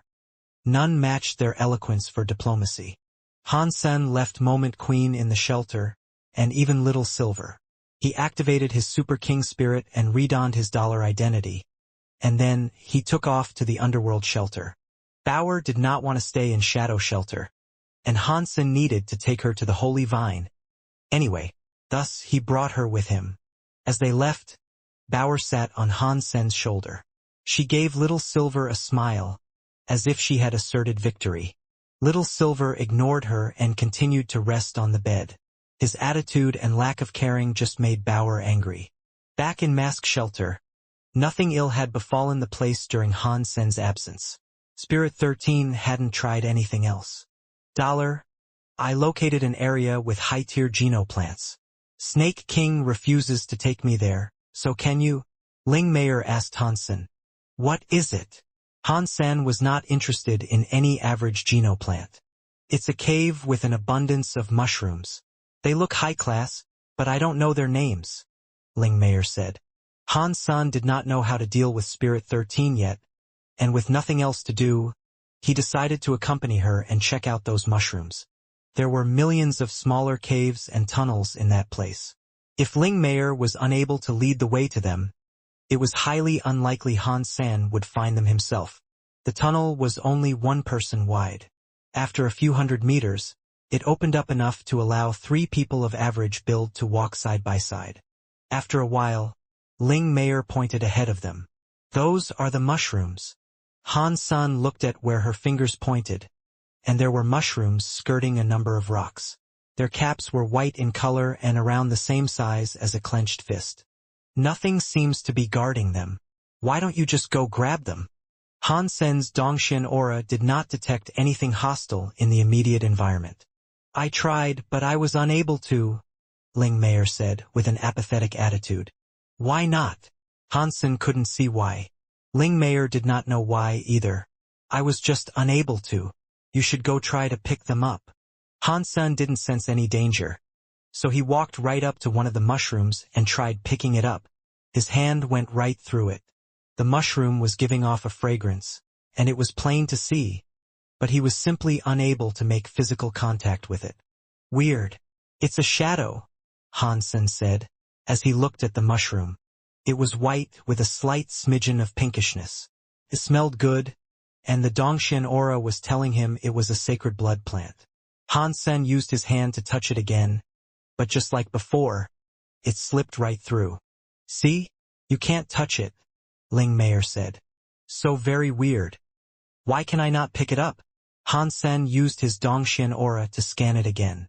It was alive and it most certainly did exist. But no matter what he tried to do, his fingers could not grip the shroom. There's a lot more ahead, Ling Mayer said, as she went deeper into the cave. Han Sen followed. The cavern was filled with the mushrooms, all of varying sizes. Some were as big as footballs, whereas some were only fist-sized. Han Sen tried touching them, but again, he failed to make contact. He couldn't touch any of them. Bauer was curious about this phenomenon, so she jumped down off of Han Sen's shoulder. She successfully grabbed a mushroom and picked it up. Bauer is good, Han Sen thought. Ling Mayer saw Bauer grab one with success, and so she tried doing the same. Just like Han Sen couldn't, she was unable to pick one up. Dad, this is for you. Bauer put the mushroom in Han Sen's hand. Perhaps it was because it had been picked up, or it had been touched by Bauer, but the mushroom was now a physical item he could hold onto. Han Sen gently squeezed the cap of the mushroom, keen to see what it did. But when he squeezed it, the entire mushroom blew up in his hands. A white light hit Han Sen's forehead, prompting an announcement to play. Ordinary class Beast Soul Grenade Mushroom obtained. This is a Beast Soul? Han Sen was rather surprised. Han Sen had a look inside his Sea of Soul, and there he saw a white grenade mushroom. He checked out its information. Mushroom. Ordinary class Plant Beast Soul. What is a Plant Beast Soul? Han Sen did not understand. Clearly, Plant Beast Souls did not come from plants. Han Sen used to have many beast souls, but he'd never seen this type before. As Han Sen mulled this over, Bauer picked up another mushroom. She had seen Han Sen break the mushroom, and she decided to squeeze one herself. "Dad, I got a sacred blood beast soul," Bauer said to Han Sen. "Why is there such a big difference? Why did I get an ordinary beast soul?" Han Sen's eyes were opened wide. "Bauer, help Dad get another one." Han Sen thought if there was a sacred blood beast soul up for grabs from the mushrooms, he couldn't leave satisfied with an ordinary one. Bauer went to pick one up, but Han Sen suddenly blurted out, "That one? That's only like the size of a fist. Surely it can't have anything good inside it. Instead, grab that big one there." Bauer grabbed it and passed the football-sized mushroom over to Han's senator. It was much heavier than the one he last received. "It's obvious this is the sort to hold something good. The bigger it is, the more life force it has absorbed. It must be a few tiers above the rest," Hansen said, and then squeezed it. Pop! The football-sized mushroom was broken. A white light quickly penetrated Hansen's sea of soul. Ordinary beast soul grenade mushroom obtained. Shit! Why is it just an ordinary beast soul again? Are the smaller ones better? Hansen wondered. "Dad, I got another sacred blood beast soul," Bauer happily exclaimed, having squeezed another mushroom. "I must have done it in an incorrect position. Surely, I cannot be that unlucky." Hansen bit down on his own teeth and spoke to Bauer. Then, he told her, "Bauer, help me collect another one. This time I would like the smallest one you can find. It seems the big ones aren't compatible with my horoscope." "What is a horoscope?" Bauer looked at Hansen with much confusion. "You don't need to know. Go get me a small one," Hansen said hurriedly. Bauer complied and picked up a small mushroom. Then, she tossed it to Hansen. Hansen caught the mushroom. Before he squeezed it, he knelt to pray. He closed his eyes and said, "Buddha, God, Mary, please let me have a sacred blood beast soul. I will pray to you every day if you give me one." After Hansen said his prayer, he was going to break the mushroom. But before he did, he suddenly turned around and chose what he deemed to be a lucky spot to pop it in. Ordinary beast soul grenade mushroom obtained. Fuck! The RNG of these shrooms must be broken. It's not that my luck is bad. This cave is just wonky, with skewed probabilities. I just need to break a few more and I'm sure to get what I need. Hansen put aside his superstitions and faith, and this time took stock in science. "Dad, I got a sacred blood beast soul." "What did you get?" Bauer gleefully said. "Something similar. Collect me a few more, would you?" Hansen coughed. Bauer did as she was told and picked up a few more for him. He accepted the mushrooms and took a deep breath. "Those gods are useless. Science is where it's at." Ordinary beast soul grenade mushroom obtained. "Dad, I got another sacred blood beast soul." Ordinary beast soul grenade mushroom obtained. "Boring. Is sacred blood the only thing I can get?" Ordinary beast soul grenade mushroom obtained. "Dad, I got a super beast soul." Blurg. Hansen almost coughed up blood, and his hands trembled hearing this. Although he had many more mushrooms, he was afraid of wasting them all. But Hansen thought to himself, "Bauer sure is different. She always manages to get high-class beast souls. Maybe my luck is average and these are the common results." "What are you guys doing? What are those mushrooms for?" Ling Mayer had been watching for a while, but she didn't understand. Hansen's eyes darted her way. He provided her one of his mushrooms and said, "Break this for me." In the first 3 sanctuaries, if spirits did not obey a human, they could not use beast souls. He wasn't sure if that's how things worked here or not. If spirits could not obtain a beast soul, he wondered what she'd get when she broke it. Hansen was excited to see the result. Surely she wouldn't receive absolutely nothing, even if she couldn't make use of beast souls. When Ling Mayer watched Hansen and Bauer compete in breaking the mushrooms, she wanted to join in on the fun. Now that she had been given one, she broke it quickly. Pop! A white light exited the mushroom and flew into Ling Mayer's forehead. Ling Mayer looked surprised and said, "I got a primitive beast soul." Han Sen felt frightened. Although it was only a primitive beast soul, it was better than what he had managed to get. Han Sen gave the two he had left to Ling Mayer, and she managed to obtain another primitive beast soul and a mutant beast soul. What a piece of crap. Back in the day, I used to get loads of high-class beast souls, the number of which could circle the alliance 3 times. Who cares about these stupid beast souls that you don't even have to fight to obtain? I don't need them. Han Sen's eyes twitched as he wrought a painful smirk. Bauer walked into the mushrooms and picked up more, merry as ever. "Dad, they are for you?" Bauer said, trying to hand over a few more mushrooms to him. "I don't want them. Squeeze them yourself if you want."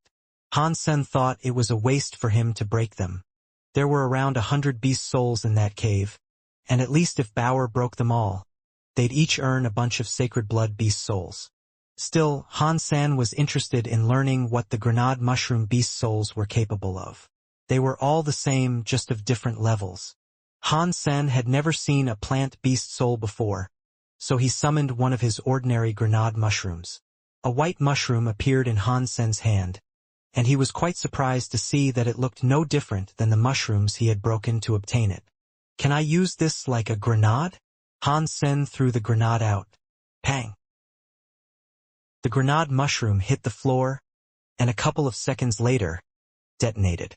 The explosion was in the shape of a mushroom cloud, and it devastated the rocks around where it blew up. "Shit, I really can use it like a grenade. If the ordinary class grenades are this strong, I wonder how powerful the sacred blood and super ones are." Han Sen was rather excited. It's a shame it is a one-time use only beast soul though, Han Sen thought, eyeing the rest greedily. Suddenly, a scream echoed through the cave. Something was approaching them. "Seet seet seet see." Han Sen looked towards the deeper recesses of the cave. A red light was quickly approaching them. When Han Sen saw it more clearly, he was quickly relieved. It was not a red light, it was, in fact, a red-headed cricket. The felon was 1 meter in length. Its body was like steel, and its wings had gold markings emblazoned on them. It was skittering towards them on its 6 legs. The 4 up front were small, whereas the 2 in the back were large. The head and the back of the creature possessed 2 beard-like whips, and the head itself glowed brightly like a shining ruby. When the gold wings flapped, it made a strange sound that was painful to hear. The power of its back legs was shocking to behold. It immediately leaped up towards Han Sen, and it looked at him with anger. "Crap! It's a super creature. Run!" Han Sen grabbed Bauer and took off running, with a surprising lack of concern for Ling Mayer. Ling Mayer wasn't keen to hang around, either, and she followed after them. But she was slow, and she quickly found herself falling behind Han Sen. The monster would be sure to catch her. Han Sen heard the sound of something banging around up ahead, and it was then that he realized the cave narrowed to allow only one person to pass through at a time. Snake King was outside, slamming into the stone to widen the way. But by the time its work was done and it could get to Ling Mayer, she'd be dead. Seeing the red cricket behind Ling Mayer, looking like a hellborn devil with its serrated teeth grimacing in pursuit, Han Sen imagined it'd be capable of tearing through steel with ease. Han Sen jumped backwards, up and over the struggling Ling Mayer's head. He gave her a pat on the back which pushed her out of the way of the cricket's incoming attack. Han Sen saw the redhead cricket's teeth nip and gnash at each other in its sordid mouth, making squelching sounds as it did. Quickly, Han Sen then jumped over the cricket's head and patted its back. 2. He had given it a slap with Super Spank engaged. But he was only able to make its sequence structure tremble a little, and it felt as if Han Sen was bringing his hand against thick, unbreakable steel. Han Sen landed 10 meters behind the cricket. After the hit, the completely uninjured cricket turned around to look at the bold human. "Come this way. Chase me, you stupid bug." Han Sen flipped the bird at the cricket and took off running, back deeper into the cave. "Seetsie." The red-headed cricket squealed, leaping after Han Sen. When Ling Mayer saw what Han Sen had done, and that the cricket was going after him, a mesh of emotions crossed her face. She was touched by his courage. Unfortunately, despite how fast Han Sen could run, the cricket would eventually catch up to him, too. And so it did shortly after. Han Sen was able to summon a grenade mushroom to throw at the cricket, but it would have been a pointless move. He only had ordinary variants of the explosive shrooms, and they'd likely do nothing to the super creature in hot pursuit. Bauer! Give me the grenade mushrooms you possess, Han Sen shouted as he ran. Bauer complied and quickly gave all her beast souls to Han. Senator Han Sen was shocked at what he received. There were 11. 10 of them were sacred blood grenades, and one of them was a super grenade. Han Sen hadn't expected this to be how he received his first super beast soul as a demigod. It almost made him angry. He'd spent half the day receiving only ordinary beast souls. But Bauer had amassed sacred blood and super beast souls with ease. But there was no time to mourn those sour results right now. The red-headed cricket was right behind him, ready to strike Han Sen's backside. Han Sen lobbed one of the sacred blood grenades directly into the cricket's hungry maw. It rattled down its windpipe until Han Sen heard a low boom. After that, the cricket was gone from sight, vanished in a heavy white mist. The shockwave blew Han Sen away, and he was sent hurling into a wall. One-time use beast souls are stronger than the average variety, that's for sure. That power was almost equivalent to that exhibited by super creatures. Han Sen stood up, merrily narrating to himself. But the smile on his face was quickly lost, as the cricket emerged alive, staggering out of the dust. The mushroom had not damaged it. There was no blood, and its life force showed no sign of being any weaker than it was before. Han Sen got back to the chase by quickly running away. The cave was a labyrinth of complicated pathways, and Han Sen had to use this to his advantage. If he didn't evade the cricket with care, it'd surely catch up and bring him to a grisly end. The cricket was determined to hunt Han Sen down, though. Nothing swayed its resolve. Despite Han Sen lobbing a sacred blood grenade mushroom every time he found himself in a dangerous spot, it helped to slow the creature down. After an hour of this running, Han Sen had almost run out of grenades. He was down to his last, the super grenade mushroom. The cave ahead suddenly widened, and Han Sen took off for this expansive cavern. Han Sen ran through it as quickly as he could, and then took off flying towards the holy vines he could see creeping across the stone high above. The cricket was able to fly, and it came after him just as it had been. Han Sen reached the ceiling of the cave with the cricket at his heels. Han Sen was going to be swallowed by the rampaging creature if he didn't move fast, so he swirled through the air in an arc like a swooping bird to avoid it. Boom! The red-headed cricket hit the cavern's ceiling, and the vines reached out like snakes, lecherously tangling the insect up. Han Sen didn't want to stick around, as he was unsure whether or not he was immune to the holy vine's aggression like Bauer was. Han Sen saw the cricket squeal and struggle the best it could, unable to get itself free. That holy vine is powerful. Not even super creatures can escape its grip. Han Sen was shocked.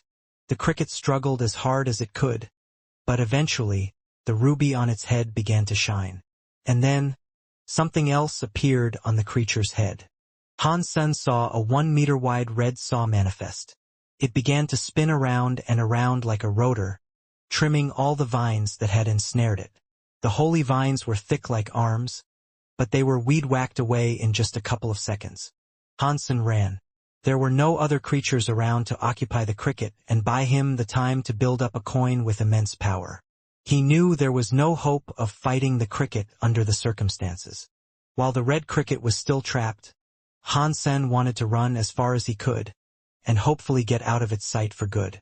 But after 2 miles of running, Han Sen heard the tsetse sounds again. It was catching up swiftly.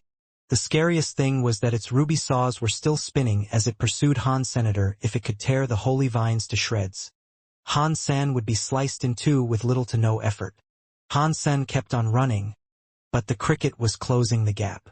The situation became even worse when Han Sen noticed he was racing towards a dead end. Damn it! Han Sen thought to himself. He scanned the walls all around, hoping there was a passage he could slip into and keep up the escape. There were so many caves and tunnels in the underworld, But unfortunately, this one big wall didn't have the slightest crevice. Hansen ducked to the left. Fortunately, the cave was wide and he did not have to go back. Hansen stopped after a few more steps. Nothing was blocking him or anything, but the cricket had stopped 30 meters away from him. If Hansen ran back now, the distance between him and the cricket would reduce. The red-headed cricket screeched and squealed at Hansen, but it did not move or come any closer. As Hansen thought the scenario strange, and pondered what it meant, Bauer said, "Dad, look behind you. Isn't that just a wall?" Hansen wondered, but he still looked back. And what he saw gave him a shock. The uneven wall that seemed comprised of discs was actually populated by a number of shells. The shellfish on the wall were all opening up, revealing the red meat that was inside them. There were many of them, all within a few hundred meters, and they all opened up their shells, showing off the sickly red meat inside. Some of these stone shells had pearls inside. The jewels they possessed were the size of a man's fist and had a pinkish hue. Hansen didn't plan to take anything, of course. He couldn't even tell what level the stone shells were, but the cricket must have had a reason to stop chasing him. Hansen wagered it must have had something to do with the shells. Hansen gave them a scan with his Dongshin aura, but the results surprised him. While there were a few sacred blood variants amongst them, the horde of shells was primarily composed of primitive and mutant types. They didn't seem like the sort of enemy the cricket might fear. The fact that the cricket had stopped perplexed Hansen. Hansen was sandwiched, with a cricket behind him and a wall comprised of shells in front of him. While the stone shells did not seem that strong, there had to be something wrong with them that made the cricket not dare take a step closer. They must have had a special power or something that struck fear into the hearts of super creatures. As Hansen wondered what was going on, the meat of each shell reached out like a tongue. They were all going right for Hansen. You could not imagine how strange it was to have a wall full of wretched tongues reach out for you. The tongues were incredibly stretchy, and they became longer and longer as if their lengths were infinite. Hansen saw the meat and saw the cricket. Defiantly standing his ground, he pulled out Taya to cut the tongues down. The shells were not very powerful, and Hansen was thankful they were foes he was able to deal with. He knew for sure he could not take out the red cricket. Taya's sharpness was useless in the fourth god's sanctuary, but its hardness was still good enough. If you had enough power, the weapon could still be useful. With Taya and his strength, Hansen was able to cut through the incoming tongues. After the blade was driven through, they immediately fell to the ground and stopped moving. Where the tongues had been cut would profusely bleed pink blood. They reeled back to their shells with alarming speed, to lick their wounds. They really are just mutant creatures. They don't seem very strong. Hansen was happy to learn how weak they were. Hansen continued to wave Taya, dropping all the tongues coming for him. After a while they all gave up. The shells aren't very special. What is the cricket afraid of? Hansen asked himself, observing the cricket. The red cricket was slowly stepping backward. But this just gave Hansen a heightened chill. Although it had not been revealed, he knew there was something up with the shells. Could not have been that simple. Before Hansen could turn around to take a look, the entire cavern began to shake and rumble. Rocks broke from the ceiling, falling down dangerously. Hansen dodged the falling stones and took a look at the wall. His eyes opened wide with shock, and he found himself immediately running back towards the cricket. Now Hansen understood what the cricket was afraid of, and he'd much rather fight the insect than the new threat. There was a wall behind Hansen that was a few hundred meters long, and suddenly, a large crack had developed horizontally across it. It was like a crevice to hell, and a red light bled out from its opening, as if it was ready to swallow all that gazed upon it. The wall was a giant stone shell, and the many stone shells Hansen had previously been dealing with were all fixed to its body. The giant stone shell king opened up its few hundred-meter-long body, and the meat that swiftly flooded out was like a tidal wave. Hansen was unable to dodge, and he soon found himself tongue-tied. The redhead cricket was also snared, and the two were dragged back toward the shell. There was a liquid coating the meat, and it worked like an adhesive, prevented the redhead cricket from escaping. The cricket used its ruby-colored saw to try to shred its way free. The ruby saw was surprisingly effective, too, as it chipped away much of the meat holding it in place. But more of that meat came from elsewhere, catching the ruby saw. Like a grinder, the saw began to spin, but it was soon clogged. The meat came in from behind and slowed it down more and more until it was jammed and rendered ineffective. Han Sen waved Taya at the meat that had grabbed hold of him, and he got himself free. The liquid did not work on Han Sen's Super King spirit body. As quick as he could, Han Sen gripped Bauer tighter and tried flying away to get out of that cave.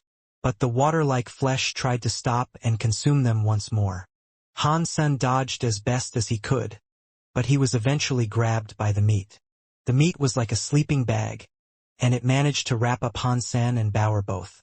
With his limbs all tied up, Han Sen found himself unable to do anything that might help him escape now. The red meat was like the tide of the sea, washing out and pulling back into the ocean that was the shell. The few 100-meter-long crevice that formed its mouth was like a veritable hellmouth, and it was ready to swallow Han Sen and the cricket. Han Sen did not know in what way the Stone Shell King could kill its prey, as the meat could only trap him, and it was difficult for Han Sen to tell whether or not he was inside the shell. Han Sen was unable to escape the meat, as it was a super creature's body. Han Sen had nowhere near enough strength to break free at his current stage. The weakest of super creatures had 100,000 fitness, and right now Han Sen only had a fitness level of 40,000. Not even Super King Spirit Mode could balance those odds. But because Han Sen had escaped the meat at first and gained a bit of distance before being grabbed back, the cricket was the first to end up in the shell. And inside there, Han Sen could see a big white ball residing in its center. It must have been the pearl possessed by the Shell King. It was a few meters wide like one large orb. When the cricket was pulled inside, that pearl lit up with an ominous, red-colored glow. The red light inside the shell looked alive, in a suppressed and mysterious manner. The red light shined on the cricket, turning the would-be victim a shade of red, too. And soon after, its hardy body was like steel dropped into a vat of acid. It began to melt and fizz away. Han Sen was horrified upon seeing this. If the cricket had no chance of withstanding such a wretched power, then he wouldn't last a second. The soft meat was pulling him in quickly, and Han Sen did not have the time to get away. He struggled the best he could, thinking, "Over. It's all over. I even dragged Bauer into this." Han Sen looked at Bauer, and he was surprised to see she had managed to get away from the meat. Her eyes were fixed on the red, hellish object inside the shell. "Bauer, throw the grenade mushroom inside." Han Sen transferred the super beast soul grenade mushroom to her. "Why?" Bauer asked with a look of confusion. Han Sen was only 2 meters from certain doom. He didn't have the time to explain, so he shouted, "Just throw it in." Bauer blinked and summoned the super grenade mushroom. Then she lobbed it inside the shell. The moment Han Sen was about to be dragged inside, the grenade rolled along the plush meat of the interior. Han Sen thought he could escape when it exploded. But when the mushroom hit the meat, it must have been too soft. The mushroom didn't detonate. "Oh shit!" Han Sen screamed, as he was dragged into the shell. The red light shined on him, and immediately, he felt his skin bubble as if he was being fried alive. Felt terrible. With no hesitation, Han Sen summoned his bulwark umbrella. But the red light was able to melt the umbrella as well, and its shielding wouldn't last very long. Bronze genocores are too weak, but still, holding on for a few seconds against the powers of a super genocore is nothing to scoff at, Han Sen said to himself, while his mind raced for a way he might escape this predicament. Unfortunately, his entire body was tied up and he couldn't even wiggle his fingers. Bauer looked uncomfortable, too, and she tried getting herself snug beneath the umbrella. "Dad, the light is annoying. Let's get out of here," Bauer pleaded. Han Sen gave a wry smile, as he wanted to leave as well. He told Bauer, "You get out of here first. I'll catch up with you later."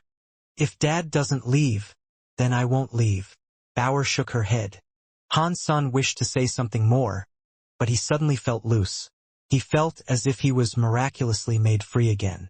Han-san was delighted by this, but the sudden release didn't mean he was free. It was because the shell had already closed. The meat let him go so the light could incinerate him a little faster. The cricket was released too. It desperately tried to claw the shell to get free, but its ruby saw was still wrapped up. It seemed even the Shell King was afraid of the insect using that to slice its way out. Bulwark Umbrella began to develop a few holes, and Han-san did not have much time.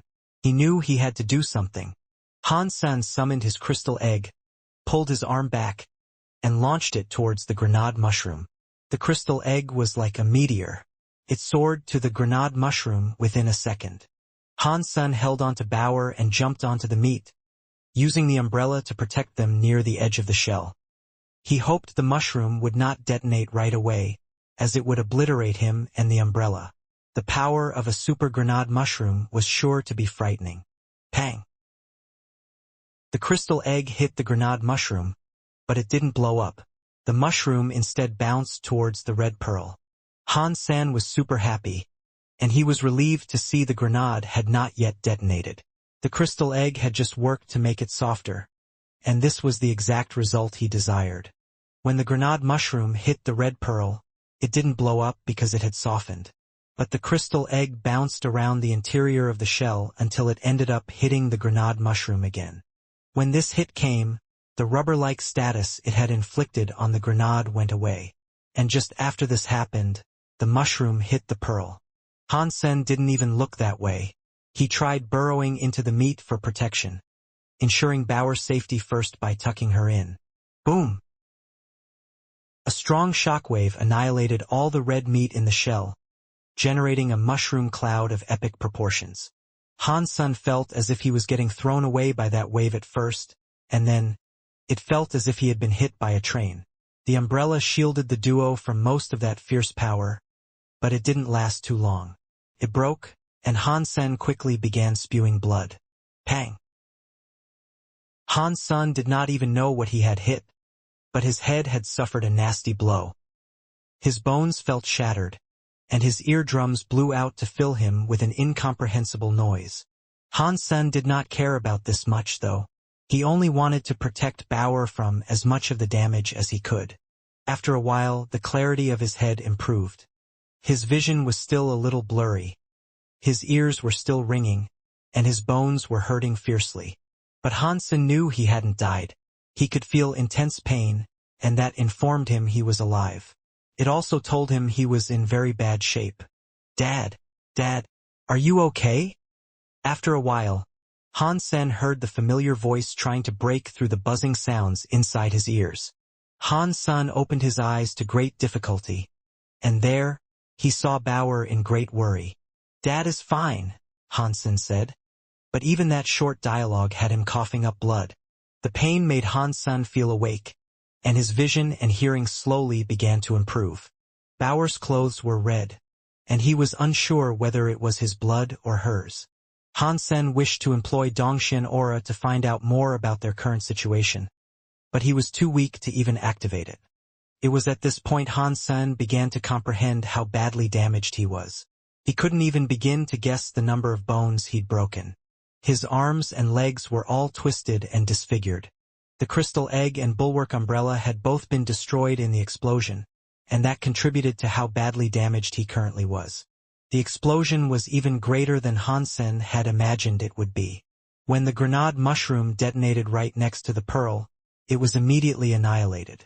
The explosion was incredibly brutal. Han-sen could not even stand right now. His eyes were swollen and bleeding too.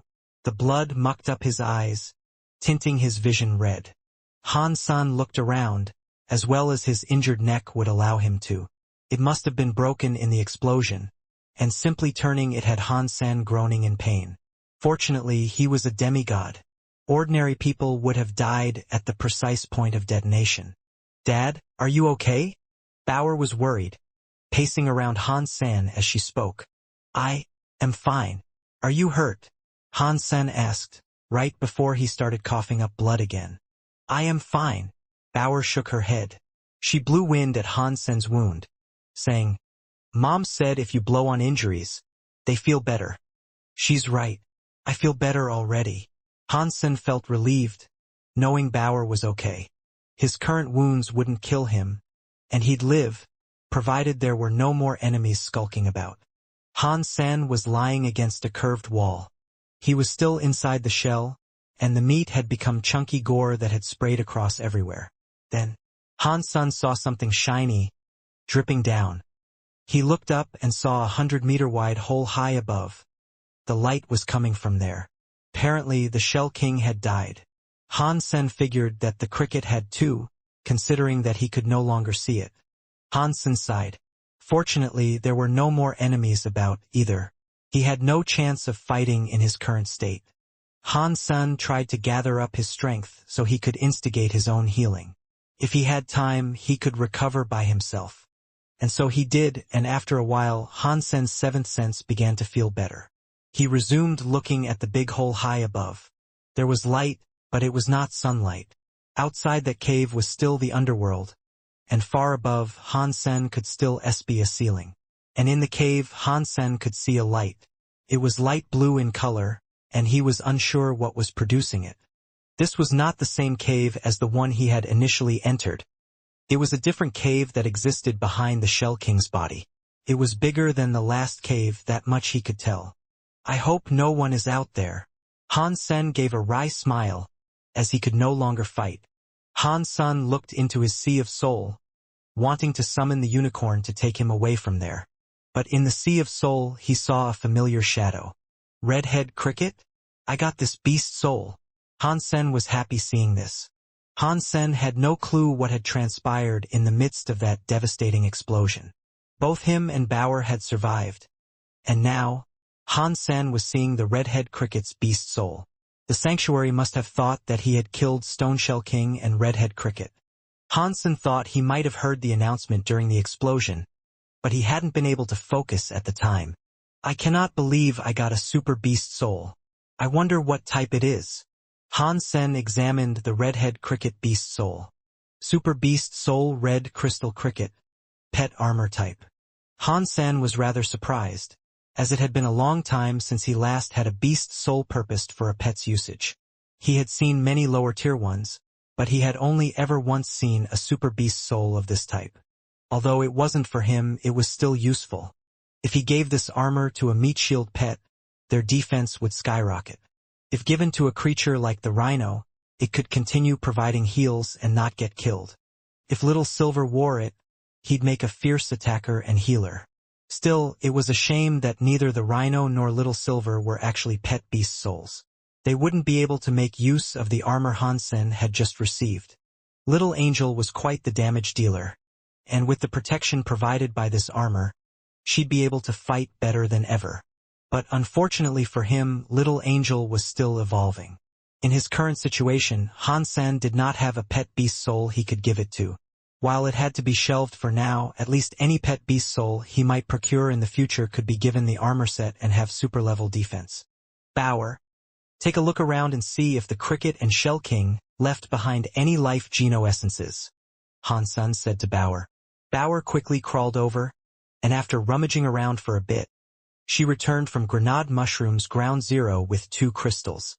They were both small, but Hansen could tell which crystal belonged to which creature. It had nothing to do with their presences or auras. It was just through their looks. He could identify each with stark contrast.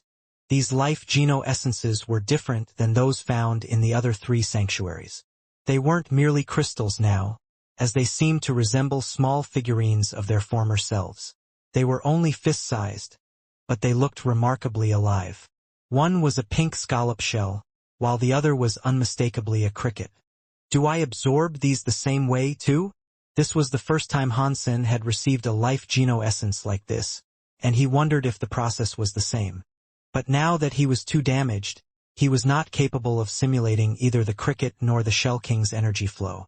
Due to this, he had to pocket them for now. The red cricket did not leave any flesh behind, but the Shell King did. Even after the explosion, there was still a lot of meat left. From what Hansen knew, humans could not eat super creature flesh. Only pets and creatures could consume their remains. Unfortunately, even if he could, there was too much meat for him to eat. And he hadn't brought any of his creature companions with him, and nor did he have a pet that could make use of the Shell King's flesh. Plus, Han-san was worried the flesh might draw other creatures to it. Caring little for his wounds, Han-san just wanted to get back to summoning the unicorn and leaving there as fast as he could. Before he moved, a shadow entered from the big hole that was the result of the explosion. Han-sen was given a shock. He was too injured to fight, so meeting other creatures was a dire thing. The creature looked like a crocodile, but its scales were blue. When it entered, it began to eat the meat. Fortunately, it didn't pay Han-sen any attention. Han-san was unable to use his Dongxian aura to read what its level was, but he could tell from a mere look that the crocodile was strong. Han-san summoned his unicorn then, wanting to leave as soon as he could. The creature, thankfully, was not at all interested in them. Han-san held onto his pain and lifted himself up onto the unicorn. The unicorn leaped out of the hole and landed on top of the shell. Han-san was finally able to tell where the blue light was coming from, as well. The cave behind the shell was decked out in blue, luminous mushrooms. The light was their glow. As Han-san saw those, he was also able to see a group of creatures that had amassed at the bottom of the shell. It was a swarm of various insects, all in different shapes and sizes. Their numbers were incredible, and Han-san couldn't even comprehend how many had come. There were more and more coming his way, like a flooding tide. When they saw Han-san and the unicorn, they all squealed and screamed at them. Still, they didn't dare to try climbing the fallen Shell King. Han-san rode the unicorn back into the shell, acknowledging there was no way for him to get past that legion. Back inside the shell, Han-san put the unicorn away, in case it triggered the ire of the crocodile. Han-san did not know the creature's level, but he assumed the fear of the creatures outside stemmed from that thing. Guessing its level was easy. I hope he doesn't have an appetite for human flesh. Han-sen was unable to fight. Without the super grenade mushroom, he had no hope of fighting a super creature. Luckily, it still wasn't directing any concern or interest towards Han's senator. The creature's focus was still fixed on the meat. Han-san used his Dongshen Sutra to recover, hoping he could feel better so he could leave.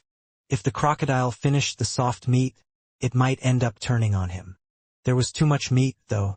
It had been scoffing down what it could for at least half a day, and even after all that time, it had only eaten 1 out of 40 equally sized portions. After it was full, the crocodile laid down to rest.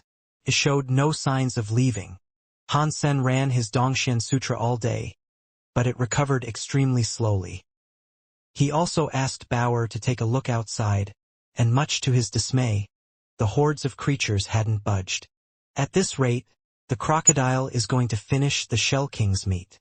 Han-sen tried to think of a means of escape. Suddenly, Han-sen's mind turned to the Ganoderma mushrooms he had found inside the eggshell. Perhaps they would help heal his wounds.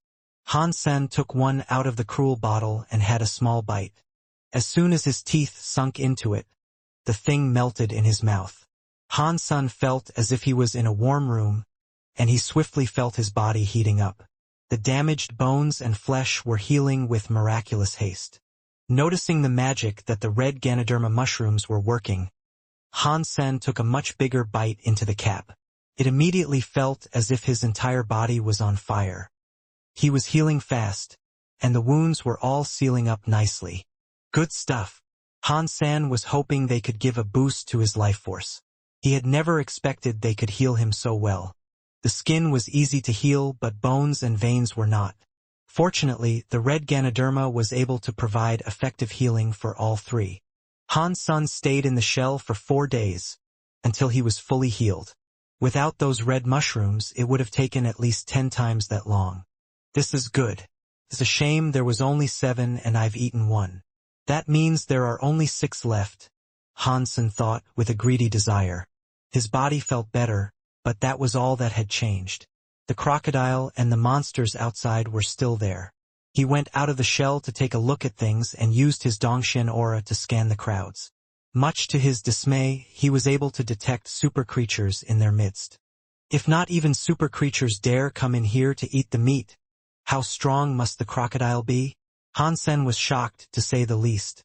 Luckily, the crocodile was still focused on the meat inside the shell. It had yet to pay any attention to Han-sen and Bauer. Han-sen wouldn't dare touch the crocodile, especially now that he had detected two super creatures down below. With all the sacred and mutant-class creatures buffering the crowds, Han-sen thought it was too reckless for him to try to escape that way. As such, he decided to stay. What do we do? Han-sen did not want to stay, and he doubted that the crocodile would continue to ignore them after it had finished off the Shell King's meat. If the crocodile did show an interest in the two, things would turn sour. If he left now, he wouldn't have to fight the spooky crocodile, but there was no guarantee he could escape the horde safely. Han-sen watched the creatures from inside the shell, hoping there'd be a shift or an opportunity that might score him a chance to escape. But more and more creatures were coming over time, and with every second that passed, the chances of leaving got slimmer. Han-sen noticed a problem. Then, for the first few days, the creatures did not dare get too close to the shell. But now their patience was growing thin, and they were inching their way closer. The creatures that were able to fly had been bold enough to circle the hole. When that occurred, the crocodile roared at them, which prompted them to disperse. It looks like it's only a matter of time before they decide to breach this place and enter. When that happens, the crocodile will have no choice but to fight them. Perhaps I can escape in the midst of all that chaos. Han-sen thought to himself. If Han-sen wasn't going anywhere right now, he could only spend his time practicing the Dongshan Sutra and Jadeskin so he could regenerate the Bulwark Umbrella and the Crystal Core. Getting them back was easier than generating them the first time had been. All it took, more than anything, was time. Han-sen tried to absorb the two life geno-essences he had retrieved, but for some reason, he was unable to. Han-sen tried to simulate the creature's energy flows, but it was to no avail. He guessed he might have been too weak to do that in his current form. Han-sen tried researching and experimenting for a while, but he was unable to pinpoint why he couldn't absorb the life geno-essences. He did notice that the energy inside them was strange, and somewhat different than what he had seen before. It was like the two life geno-essences were not just power. There was a life inside. The Shell King and the Red Cricket are dead. How can their life geno-essences harbor a life force? It's almost as if these things are unborn eggs. Does this mean they can come back to life? Han-sen thought, but he was unsure whether or not that was true. 2 days later, the impatience of the creatures outside rose. Many of the flying creatures were spending time on top of the shell, while the ground ones were right against its bottom. They all looked hungry and greedy. None of them cared about the crocodiles roaring anymore, so it had actually stopped trying to scare them off. As long as the creatures did not enter, the crocodile would ignore them. It looks like they're going to come in soon. I wonder what they are waiting for, Han-sen thought. A few hours later, Han-sen heard a noise. The creatures had formed a path, and traversing that was a horned creature with a turtle-like body and a snake-like head. It climbed into the shell without any hesitation. When the snake turtle came inside, so too did the rest of the creatures. Quickly, things got out of hand. Every creature was like a hungry wolf, desperately leaping at every morsel of flesh they could grab. They must have been waiting for the snake turtle. I guess now my time has come. Han-sen was so happy. The messier the fray, the better it would be for him and his escape. All the creatures that came pouring in made the crocodile furious. It roared and summoned its geno core, which was like a giant pair of scissors. They were blue and the blades were cruelly serrated. They immediately swung open to cut a few of the creatures in half. The scissors flashed into the group of creatures, destroying everything that came into contact with them. The two creatures Han-sen believed to be super creatures avoided the scissors, not willing to fight the geno core face to face. They didn't even summon geno cores of their own to make battle. It is no wonder they were all afraid of coming. The crocodile's geno core is too strong, and it cuts everything in half. It's scarier than the red crystal cricket's ruby slicer. Han-sen was in quite a shock. He looked at the snake turtle. The creatures all waited for the snake turtle to come. It must have been in the belief it could effectively make battle with the crocodile. Han-sen looked at the snake turtle. It didn't care about the other creatures. The snake's upper body merely grabbed a hunk of meat and began ravaging it down. It paid no attention to the nearby slaughter and the crocodile's scissors.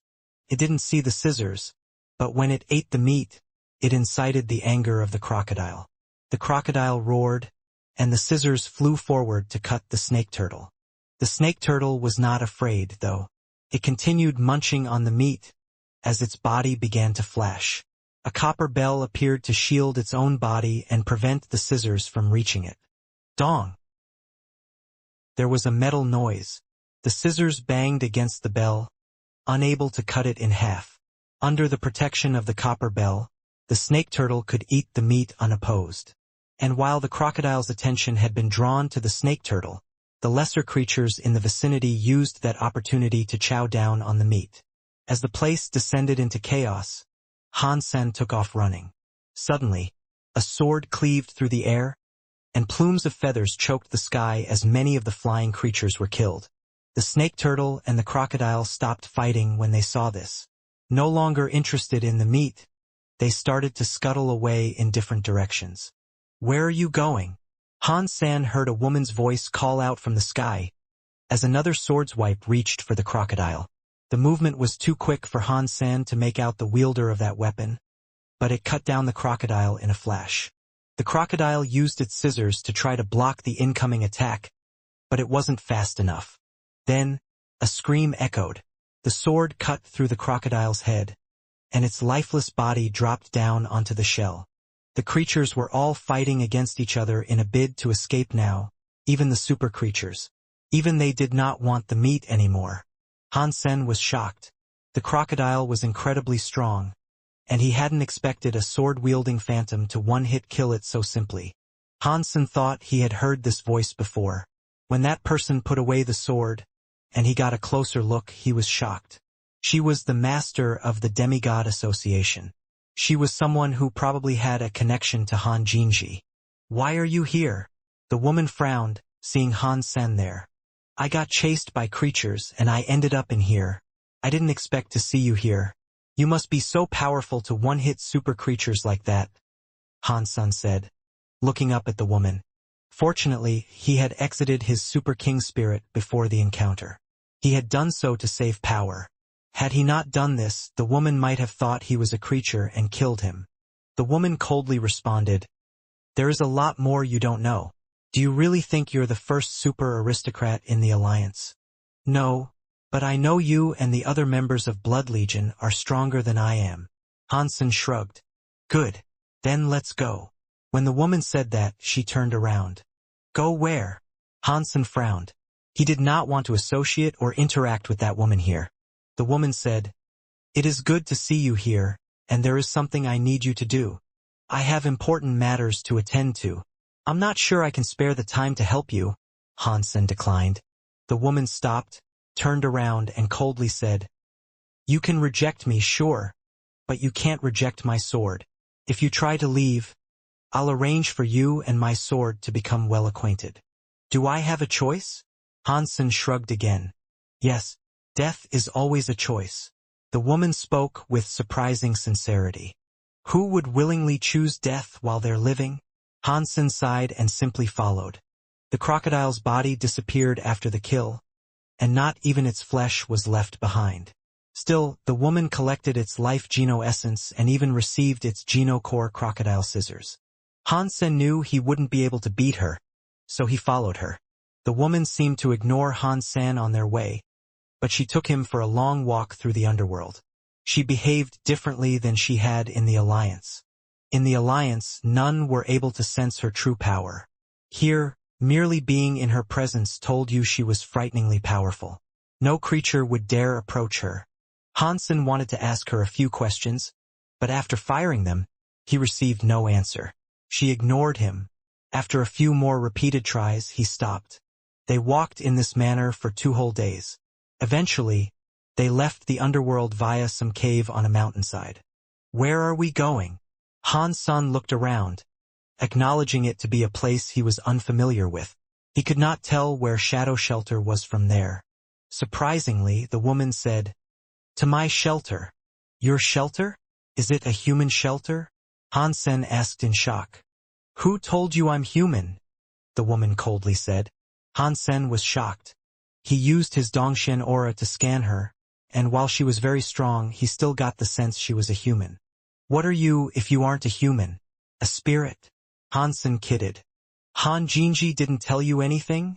The woman said, frowning. If I knew, I wouldn't need to ask you. Han Sen felt lame. He didn't even know if he was actually the heir of Teacher Han. Han Sen thought she would tell him something, but she groaned and said, "This has nothing to do with what you need to do. It doesn't matter." The woman kept on walking after that, but she actually started answering questions for Han Sen. "At least tell me what I'm doing? And your name? What is it? I can't keep calling you woman." Han Sen wasn't going to give up yet. The woman hesitated a little and then said, "You'll know once we get there. And in regards to my name, call me whatever you wish to. It's merely a title." That's not really an answer. Han Sen's heart sank, and after that, the woman went back to ignoring him again. The woman summoned a beast. Han Sen sat on it, and it didn't take him long to discover it was a super mount. It was blisteringly quick. But even at that speed, the mount had to run for 4 days straight before they reached the shelter. As Han Sen expected, the place was massive. It had been built on a floating island, draped with clouds like a heavenly scene. The floating island had no simple palace, though. What was there was a city, and it was clearly a super shelter. But Han Sen did not see a single human there in the shelter. There were far more spirits than creatures residing there as well. The scariest thing was that the spirits and creatures there were all remarkably strong. They weren't much weaker than Han Sen, which meant they were sacred blood creatures and royal spirits at the very least. When they saw the woman, they all bowed. They all either greatly admired her or feared her. They were curious about the person sitting next to her.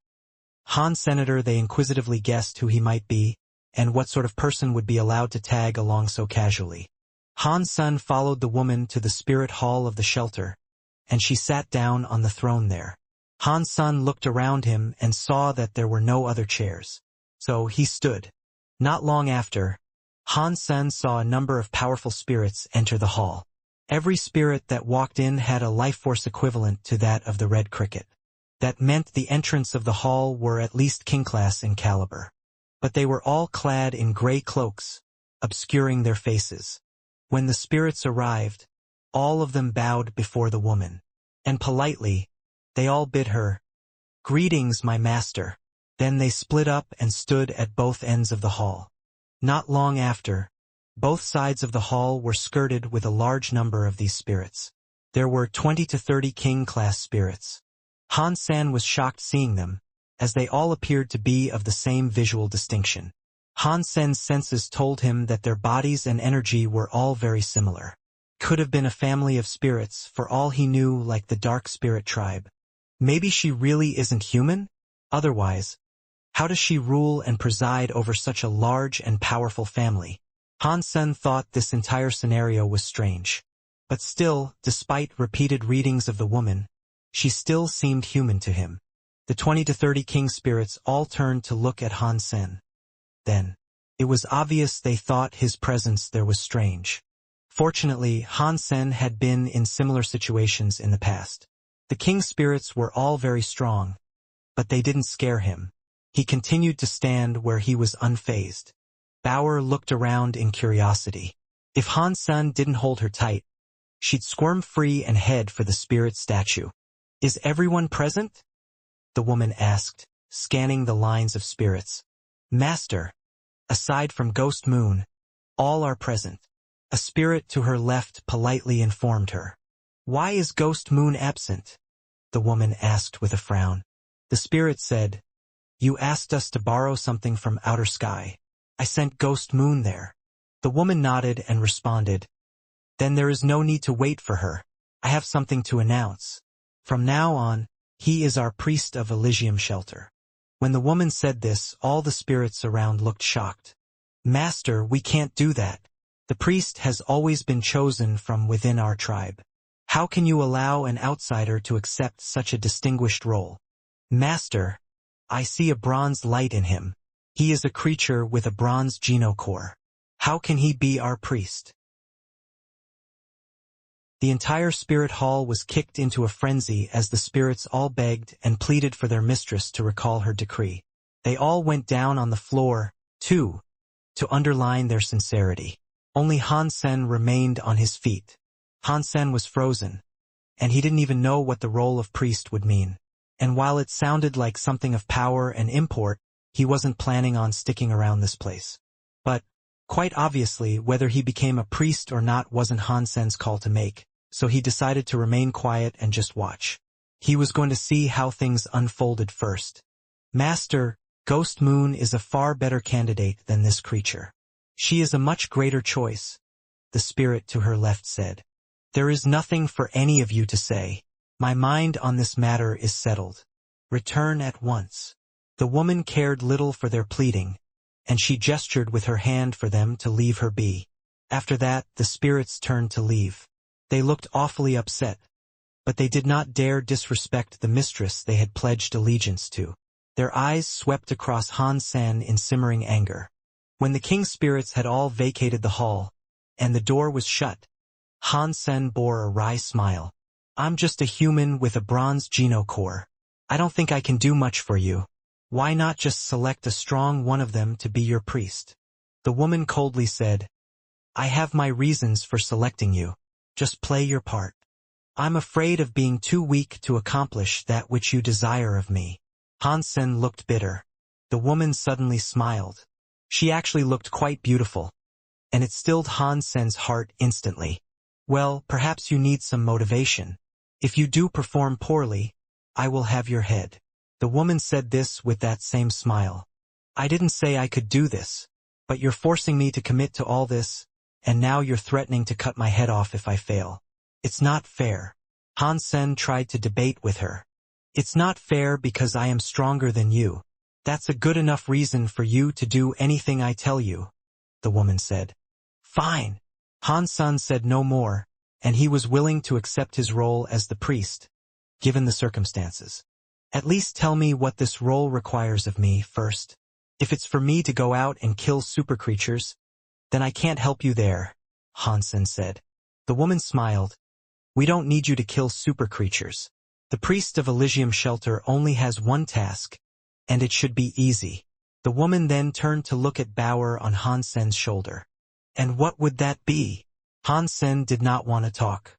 It's to teach and take care of Elysium's holy child, the woman said slowly. Elysium's child? Is that your son? How old is he? Hansen's mind was hit with a barrage of questions he wanted answers for. The woman looked straight at him. I just told you. It's Elysium's child. The spirits you saw were all children of the Elysium family. You must teach their latest. But I'm not a teacher, and I've never taught anyone anything, and I most certainly haven't taught spirits. Hansen didn't think this was a good mission to be given. The spirits did not want him to be the priest, and they already hated him. Even if they did accept him in the role, it wasn't as if Hansen wanted this task. Again, I'll cut your head off if you fail to be a decent teacher.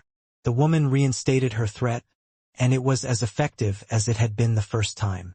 There was nothing Hansen could say. He couldn't decline. He simply followed the woman out of the hall until he was told to enter a building located in the garden. You will teach him in this garden. Remember what will happen if you fail, the woman said coldly. Where is he? Let me see him. There was nothing else Hansen could do, so he had to roll his sleeves up and get to teaching as well as he could, as soon as he could. The Holy Child is here, the woman said, looking across the garden. Hansen looked in the same direction. His eyes opened wide in disbelief as he said, He is the Holy Child? Hansen expected the Holy Child of the Elysium would have been just that, a child. He had a lot of experience babysitting, all things considered. But when he looked at what the woman was indicating, it wasn't a person from Elysium he was seeing. In fact, it wasn't even a spirit. Hansen saw a stone that was around 10 feet tall. He initially believed it to be a fake mountain, often seen in such gardens as decorations. Taking a closer look, he noticed a drawing on the rock. The drawing featured a woman standing on a bridge with an umbrella. It was raining in the picture, and only the woman's back was seen. While you could not see her face, her posture suggested she was a woman of some elegance. Are you telling me she is the Holy Child? Where is she? Hansen didn't believe what his mind was trying to tell him, so he asked the woman for clarification. The woman was able to read Hansen though, and she said, "It is just as you are thinking. That drawing is the Holy Child." The drawing itself? The actual drawing is the Holy Child. Hansen used his Dongxian aura and scanned the rock. There was no life force, so even if it had been alive, it was now dead. Not bad, the woman said, quite seriously. You can return to the Alliance if you wish. It's best to be prepared. Bring back some famous books and try to get her to think, behave, and believe she is a human. If you teach her well, these are yours to keep. If you fail, your head will be mine to keep. After that, the woman brought out the crocodile scissors and gave them to Hansen. But Hansen wished to say something, but she had already turned around and left the garden. Shit, are you crazy? I have to teach a drawing? Does this rock have ears? Can she hear me? Hansen said, disheartened.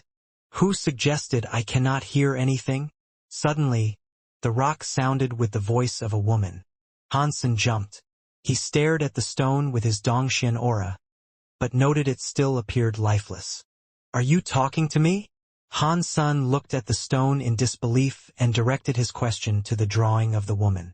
Is there anyone else here? The voice really was coming from the rock, but Hansen could not see any changes in the drawing. Hansen said something, but she didn't reply. Hey, are you still there? Hansen asked this a few times, but he didn't hear her voice again. Weird. Am I hearing things? Hansen felt very strange. Regardless, he leaned in closer to check the painting on the rock with a keener inspection. But Hansen knew the rock and the drawing were special, that much was for sure. And Hansen now knew why the woman had asked him to teach the painting. Hansen could not run off or shirk this duty. So, he decided to return to the Alliance and find a few books he could read to her. After that sentence he first heard, though he never did hear her speak again. The woman wouldn't let Hansen leave the garden, and so he was stuck there having to read a book to the drawing of the woman. When he wasn't doing that, he spent some time practicing his Jade Skin and Dongxian Sutra so he could get the crystal core and bulwark umbrella back. Hansen did not focus on the woman with green clothes in the painting, actually. Before long, he spent most of his time playing with Bauer and practicing. It was not like he did not want to teach, but reading in front of a lifeless stone or painting felt silly. He thought he was overqualified for something as simple as that. The woman could get any old books and any old spirit to read to them diligently. She didn't explicitly need Hansen for that, and the spirits wouldn't be as lazy as him either. Fortunately, the woman hadn't come looking for him, so Hansen was free to be as lazy as he wanted to be. Her surprising absence was almost as if she had forgotten about him being there. Hansen ended up staying there for half a month, and aside from the painting, he did not see another living soul. I hope Lingmeier is safe. I don't want her to get tricked by Spirit 13. Even with Hansen's desire to help her, he was unable to do anything for her right then. After practicing Jade Skin and the Dongxian Sutra, Hansen had nothing to do. He summoned Taya to practice Six Paths Heart Sword technique. Heart Sword wasn't really about attacking power or physical strength. This technique, in particular, boiled down to your heart and your mind. Hansen loved the skill, but his practice with it was not going well at first. Hansen thought the problem lay in the Six Paths sword. Six Paths could use Heart Sword because he was talented, and his Genocore Six Paths sword was a perfect match with Heart Sword. Hansen did not have the Six Paths Genocore. If he wanted to master Heart Sword, doing so without it would be difficult. But Hansen did not plan to learn Heart Sword like Six Paths. He wanted to use Heart Sword to make his faith stronger and to find a way to look into himself. He wanted to understand himself more and become one with his true self. Although Heart Sword was from Six Paths, Hansen could use it differently due to the differences in their personalities. He and Six Paths were opposites. Six Paths was a perfectionist, and nothing could leave a mark on his heart. He was even willing to destroy his Emperor Genocore due to it not being perfect. But Hansen had been through a lot, and he couldn't just let things go easily. Heart Sword was based on the fortitude of your heart. The usage of that skill could be completely different depending on who performed it. 6 paths, when using Heart Sword, made others obey him. He got others to want to throw themselves onto his sword. But when Han Sen used it, it was different. If people saw it, they'd be provoked. Han Sen could not control it. It came from who he was. It was reflective of his beliefs.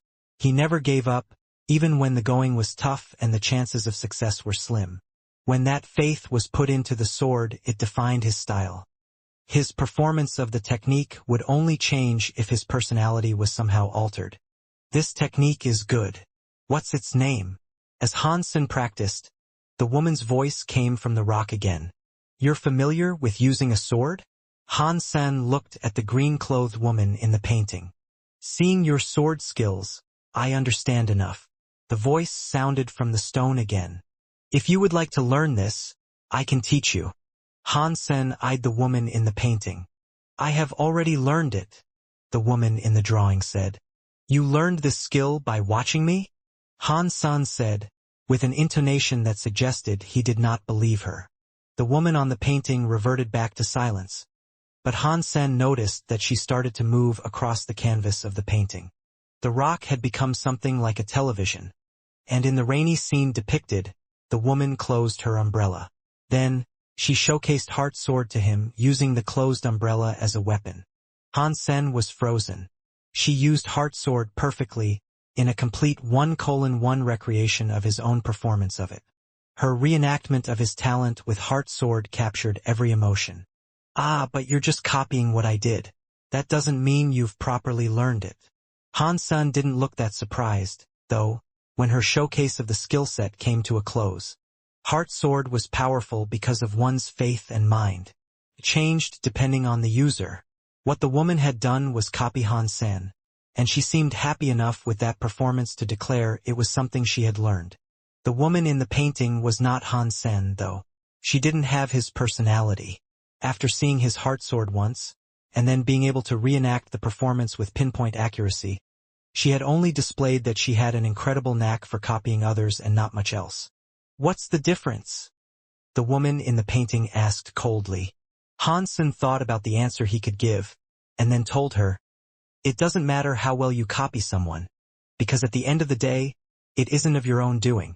The path to learning Heart Sword depends on your actual heart. Right now, there's no element of you in the skill. Even if you can cast it, it doesn't mean you have actually learned it. And what does learning it constitute? The woman asked. If you can use your own faith to cast it, that is what constitutes learning it, Han Sen explained. The woman stopped talking. Then, Han Sen waited for a response, and eventually asked a question of his own. She did not answer this either. She had gone back to being a silent, motionless object. Does that mean only powerful skills can snare her attention? Han Sen thought to himself. As Han Sen was mulling this, someone entered the garden. Han Sen was shocked. He had been there for half a month, and this was the first time a spirit had approached him.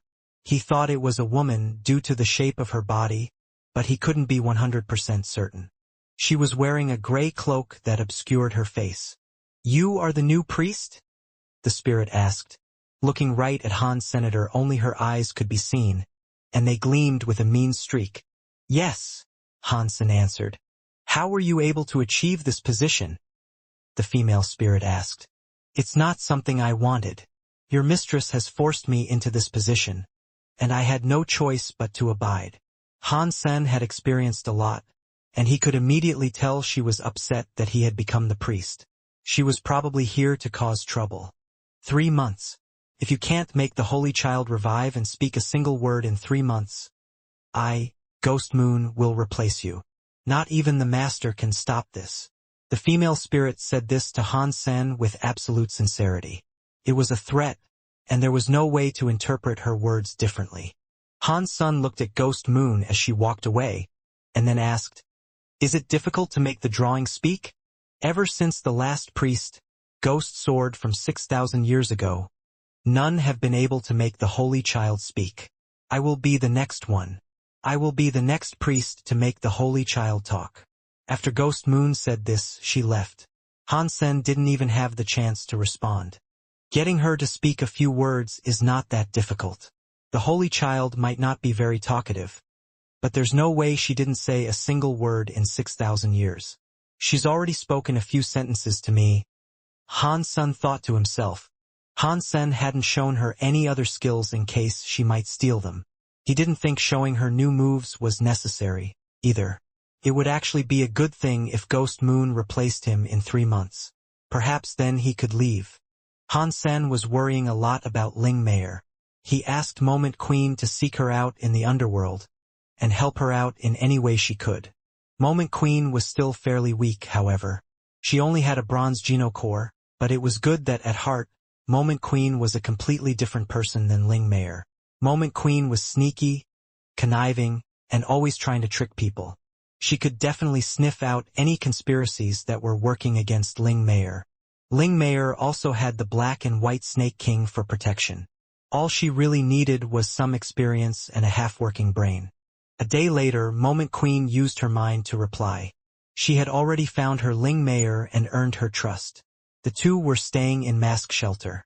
Bowder was initially curious and enjoyed playing in the garden, but after a few days, she didn't like being there.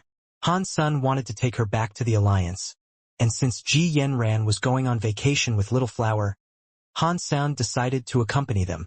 It was a family trip with Bauer, Zero, and Ji Yanran. Little Flower was able to walk by now, but he was a rather quiet child. Still, he sat on the air cushion while he played with Bauer. Han Sen, Ji Yanran, and Zero sat beneath a tree. They were chatting merrily while eating food and watching the leaves fall. They were on Rainflower Planet. This was the season where all the flowers bloomed, and it was not uncommon for many visitors to come and observe the flowers and watch them blossom. Han Sen had heard about this before, but it was only now, being there, that he was able to truly understand and appreciate the beauty of that place. There was a cheerful mood in the family, and Han Sen and Ji Yanran found themselves getting nostalgic in remembrance of their past in the academy. But suddenly, a man in a suit seemed to be approaching them. They looked at him. Most people there wore casual clothing and sat beneath individual trees to mind their own business. But this man was walking straight their way. He was obviously going to them. "Hi, I am Wang Gukai. I work for Demigod Qiuming. Mr. Qiuming will come here soon, and he is very fond of this spot. Give me a price and I will buy this spot." While the man sounded polite, there was an undercurrent of intimidation in his words. Han Sen looked around. Rainflower Planet had rainflower trees all across it. There were countless places to watch the blossoming of the trees, from the plains to the mountains. There was no particular need for them to relinquish their position. Han Sen checked the man out and coldly told him, "There are many other places here to sit. Demigod Qiuming doesn't have to sit here, does he?" Wang Gukai maintained his composed demeanor and replied, "You misunderstand me. Demigod Qiuming likes the quiet. So, it was our hope we could provide him a pleasant environment to view the flowers in tranquil solace." Han Sen looked around and noticed many other workers around them, probably asking all the other visitors to vacate the area. Some visitors were obliging and moving, while others stood up to argue. Most people were inclined to move, however, out of respect for the man being a demigod. Wang Gukai carried on, hoping to convince Han Sr. "I hope you can understand. We are willing to pay you any price you name." "Forget it. Let's go." "I don't want to stay here if that's the case," Ji Yanran said. Han Sen nodded. They were out there to relax, and there was no need for them to have an argument. What was most important to them on that day was keeping their spirits high. There were many other places to view the flowers, so there was no need to fight with the dogs, as Han Sen thought of them. It'd only damage his image. Han Sen and Ji Yanran were about ready to move, but before they packed their things, they suddenly heard some arguing. Han Sen and Ji Yanran looked over and saw a young couple arguing with one of the workers, just like Wang Gukai. The wife was sitting on the ground crying, while the husband was standing, yelling at the worker with red eyes. "What's wrong with you people? I told you my wife is pregnant and can't move much. How can you ask us to move in this condition?" The worker coldly responded, "Kid, Do you want to be an enemy of demigod Xiaoming? So what? Can they do as they please? We're not moving, not for any price. Get lost. The young man had gotten really riled up. The worker was getting annoyed by the reluctance, so he spoke to a machine. Then, many of the other workers came over to that spot, pulling the family away from their spot. Hansen frowned, seeing this. Ji Yanran ran up to that kerfuffle and shouted, "What's wrong with you people? Is this how you treat a pregnant woman?" Wang Gukai stopped Ji Yanran going any closer and frowned. He said, "This is none of your business. If I were you, I'd step away and simply leave, especially when you're stepping on the toes of a demigod. So, demigods are still average citizens. They can't subvert the system." Ji Yanran pushed him out of her way and continued forward to the hassled couple. "What's wrong? Demigod Xiaoming will be here soon. You lot are still arguing." A middle-aged man approached them on a flying chair. He was frowning a lot. "Boss, there's an incident. There's a couple refusing to sell their spot," Wang Gukai said. "Give them whatever they want. Just get them gone." The middle-aged man looked annoyed. "The young couple said they don't want money," Wang Gukai said. The young husband said, "Your money can't do anything. I don't want your stinky money." When the middle-aged man heard this, he smirked. "We respect you enough to offer you money for moving. The whole of Rainflower Planet belongs to me, Zhou Changlong. I can throw you out without giving you a dime." Ji Yanran was upset seeing their mistreatment. "Even if the planet does belong to you, you've charged the visitors here. You can't kick them out. My place, my rules. You can sue me if you don't like it, but not right now. You need to get a move on," Zhou Changlong coldly told her.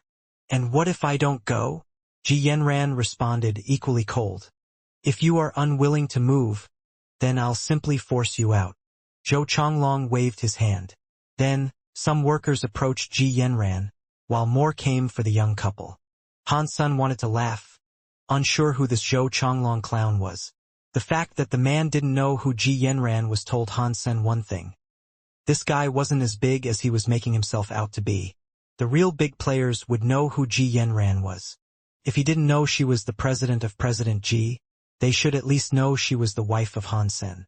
Han Sen wasn't going to let his wife get bullied, however. So, he grabbed one of the workers' arms and immediately dislocated the man's shoulder. One step, one person. After a dozen steps, a dozen workers were writhing on the ground in agony. "Do you have any idea who you are assaulting?" Zhou Changlong did not seem surprised, and he laughed. "Your people." Hansen smiled.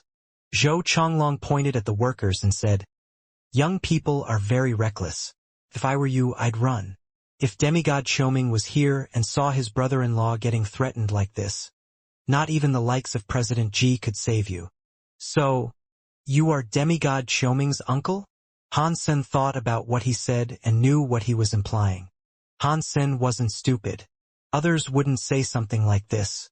He realized Zhou Changlong was talking about himself. "Not bad." Zhou Changlong coldly continued. "You still want to go through with this?" Hansen laughed. "Did you say even President Ji couldn't quell Xiaoming's wrath?" "Yeah. Have you got something to say about that?" Zhou Changlong said, with a face of twisted pride. "No problem. Xiaoming does seem powerful, but my wife is, too. If she's angry, even President Ji would be afraid." Hansen laughed. "What nonsense are you trying to sell me?" Zhou Changlong looked at Hansen with disdain. Hansen and Ji Yanran were very young themselves, and he believed them to be surpassers at best. "It's true."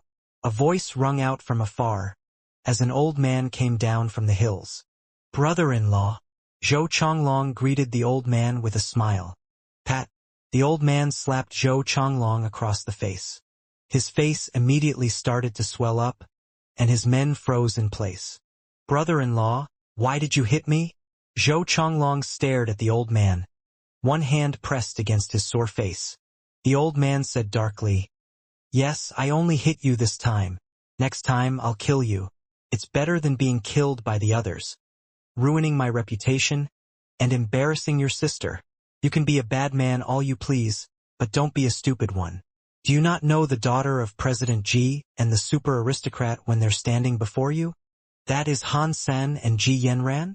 Zhou Changlong's face changed to one of disbelief. How many times have I told you? You can be bad, yes, but you need to know the faces of those you insult. I asked you to remember all the important people in the alliance, and you don't even know these two prominent figures? Damn you! After saying this, the old man slapped Zhou Changlong's other cheek until it was swollen. Brother-in-law? Zhou Changlong had once looked cruel and important to the assembly there, but before that old man he was terrified. The old man simply ignored him, and then walked towards Han Senator. He eyed the young man up and down, and with each step, he looked as if he was carrying a mountain on his shoulders. Ji Yanran herself felt there was a monumental power approaching them. Han Sun stepped in front of Ji Yanran, and then that power was gone. She frowned. Qiuming, your brother-in-law did something wrong. Are you going to take it out on us? Qiuming, as he approached, responded coldly. I will correct him when he does bad deeds. But I can't allow him to be bullied by others either. It's no wonder you two are from Angel Gene. You're both rotten, Ji Yanran said angrily. Qiuming still held himself in a manner that suggested he was superior by default. Because of President Ji, I won't kill him. But I need him to know, like any dog should, that he should respect the whip of a master. Dear, be careful. Qiuming has been a demigod for a long time. He might have a gemstone geno core. Ji Yanran warned Han Sen in a hushed voice. Han Sen nodded. He had heard about Qiuming when he was researching demigods. He was not from the Zhou family, but for some reason he was allowed to join Angel Gene. He was as mean a person as one could be. Zhou Changlong, who had just been slapped, now looked happy again. Brother-in-law, teach that asshole a lesson. Who cares if they are the daughter and son-in-law of the president? Han Sen watched Qiuming quietly approach, initially believing him to be bluffing. As he walked, an armor of sorts appeared on his body. It looked sturdier than a mountain, and this mountain was coming close. An earth element geno core? Interesting, Han Sen said as he watched the old man approach. Qiuming didn't respond. He just quickened his pace and came towards Han Sen like an armored train. The power he wielded looked as if it could sunder mountains. Han Sen didn't plan to dodge the attack, though. He simply threw his fist forward to meet with Qiuming's. Kill him! Zhou Changlong yelled to the sky, seeing Han Sen raise his fist towards his brother-in-law. He knew the power Qiuming possessed, and he knew his genocore was gemstone class. It was called heavy earth armor. When he battled the Shura, his armor was strong enough to block blasts from their Sun-class battleships without breaking. Qiuming had the highest defense in all the alliance, and yet Han Sen hadn't been a demigod for very long. Taking a bash from the heavy earth armor should have been enough to crush every bone in his body. Qiuming frowned. He only wanted to teach the punk a lesson, not kill him. Angel Gene and Han Sen had long been enemies, and while things might have been different in the sanctuaries, he wasn't allowed to kill Han Sen in the alliance. With Han Sen not dodging his bash, Qiuming was set up to do serious damage. It also reinforced his belief in Han Sen's arrogance. You think I won't dare hurt you? I'm going to cripple you. The Ji family won't be able to save you now. Qiuming's eyes flashed with murder, and he came at Han Sen's fist with greater force. Boom! The fist collided with the armor, and Qiuming's train-like body came to a full stop as if he had rammed headfirst into an impenetrable wall. As the people surrounding the conflict watched, everything came to a standstill. Their ears rang with the simple sound of silence, as their eyes told them something most stunning. It hadn't ended yet, though. The armor Han Sen had thrown his fist at began to web with countless cracks. Pang! The heavy earth armor that could protect its wearer from Sun-class battleship blasts shattered, crumbling to the ground in pieces. Zhou Changlong watched in shock as Qiuming's body went flying far away. He broke through 8 rainflower trees on his descent, then began heaving blood. In my eyes, dogs are dogs. The only difference is their sizes. Big or small, there are no masters, Han San said coldly. Then, he left with Little Flower and Ji Yanran. Zhou Changlong and all the workers were in shock. Xiaoming had a godlike strength in their eyes, and they couldn't believe what Han Sen had done to him in a single punch. The young couple were in shock, too, and they swiftly followed after Han Sen. Han Sen, we knew you were the first super aristocrat in the alliance, but I didn't suspect you could destroy a demigod like that with such ease. You were able to take him down in a single punch. You are so strong. The young couple spoke to Han Sen with fervent excitement, as the first-hand viewing of that punch instantly brightened their mood. Why is he so strong? Is it because I don't have a super geno core? But he didn't even use one to break my heavy earth armor. Xiaoming gritted his teeth as he lifted himself off the ground. His face looked pale as he watched Han Sen quietly walking away. Xiaoming hadn't expected Han Sen's fitness to have developed far faster than his geno core had. His body far exceeded what his geno core was capable of, and if he had used his geno cores, the attack wouldn't have been half as devastating. Discovering the sanctuaries has allowed humans to acquire superpowers. While that is most certainly good, there are downsides to this. It has given humanity a freedom of possibilities, and this unlimited wealth of possibilities has resulted in many believing they are above the law. Ji Yanran was discussing this with Han Sen as she flew the airship home. Demigods aren't gods. If they want to properly be above everyone, they'll need to upgrade to god status first, Han Sen said calmly. Speaking of gods, Han Sen's mind returned to the god that was said to have tricked Dawn. Han Sen wondered if it really was simply a creature from the fifth sanctuary. Han Sen went to relax, and although there had been trouble, it was behind him. Getting comfy again didn't take long. Back in the sanctuary, he was still bound to the garden and his duty in it. Let's see if this sword skill is right. Upon arriving in the garden, the woman displayed on the stone immediately began speaking to Han Senator. This was the first time she had instigated a discussion. Han Sen was surprised to hear her speak so soon. He looked at the rock and watched the women close her green umbrella and begin casting a new technique. She cast Heart Sword, but it was different. It wasn't a copy of his like last time. It looked very sad, and it tugged at the heartstrings of those who saw it. Fortunately, Han Sen had the fortitude and resolve to keep himself from shedding tears, but if it was a woman who was watching, he wagered they'd be crying their eyes out at the sight. You have sorrow in your heart. Tell me what ails it and perhaps I can help you. When the green-clothed woman finished, Han Sen let out a long sigh. The green-haired woman did not respond. She opened her umbrella and stood on a bridge. Rain was falling in the scene depicted, and she stood facing away from Han Sen. Over the next few days she did not talk. So, Han Sen used this time to finish rebuilding his crystal core and bulwark umbrella. Perhaps he was mistaken, but Han Sen felt that the new crystal core and bulwark umbrella were stronger than they had been before. After a while, the woman he hadn't seen for a while finally returned. She appeared in the garden, looking the same as she always did. Almost nothing could tarnish her starched image. Sometimes Han Sen took to wondering how old she might have been. He theorized she might have made a wish like Dawn did, to that god, in the hopes of becoming immortal. But Uncle Bug told him the woman and the elder from the Ning family hadn't made a wish. They were the only two of the seventh team that didn't. There was something Han Sen still didn't understand. If Han Jinji had entered the sanctuaries after joining Blood Legion, that meant he already knew about the sanctuaries when he encountered that god. He should have known it wasn't real. Furthermore, why did he make a wish?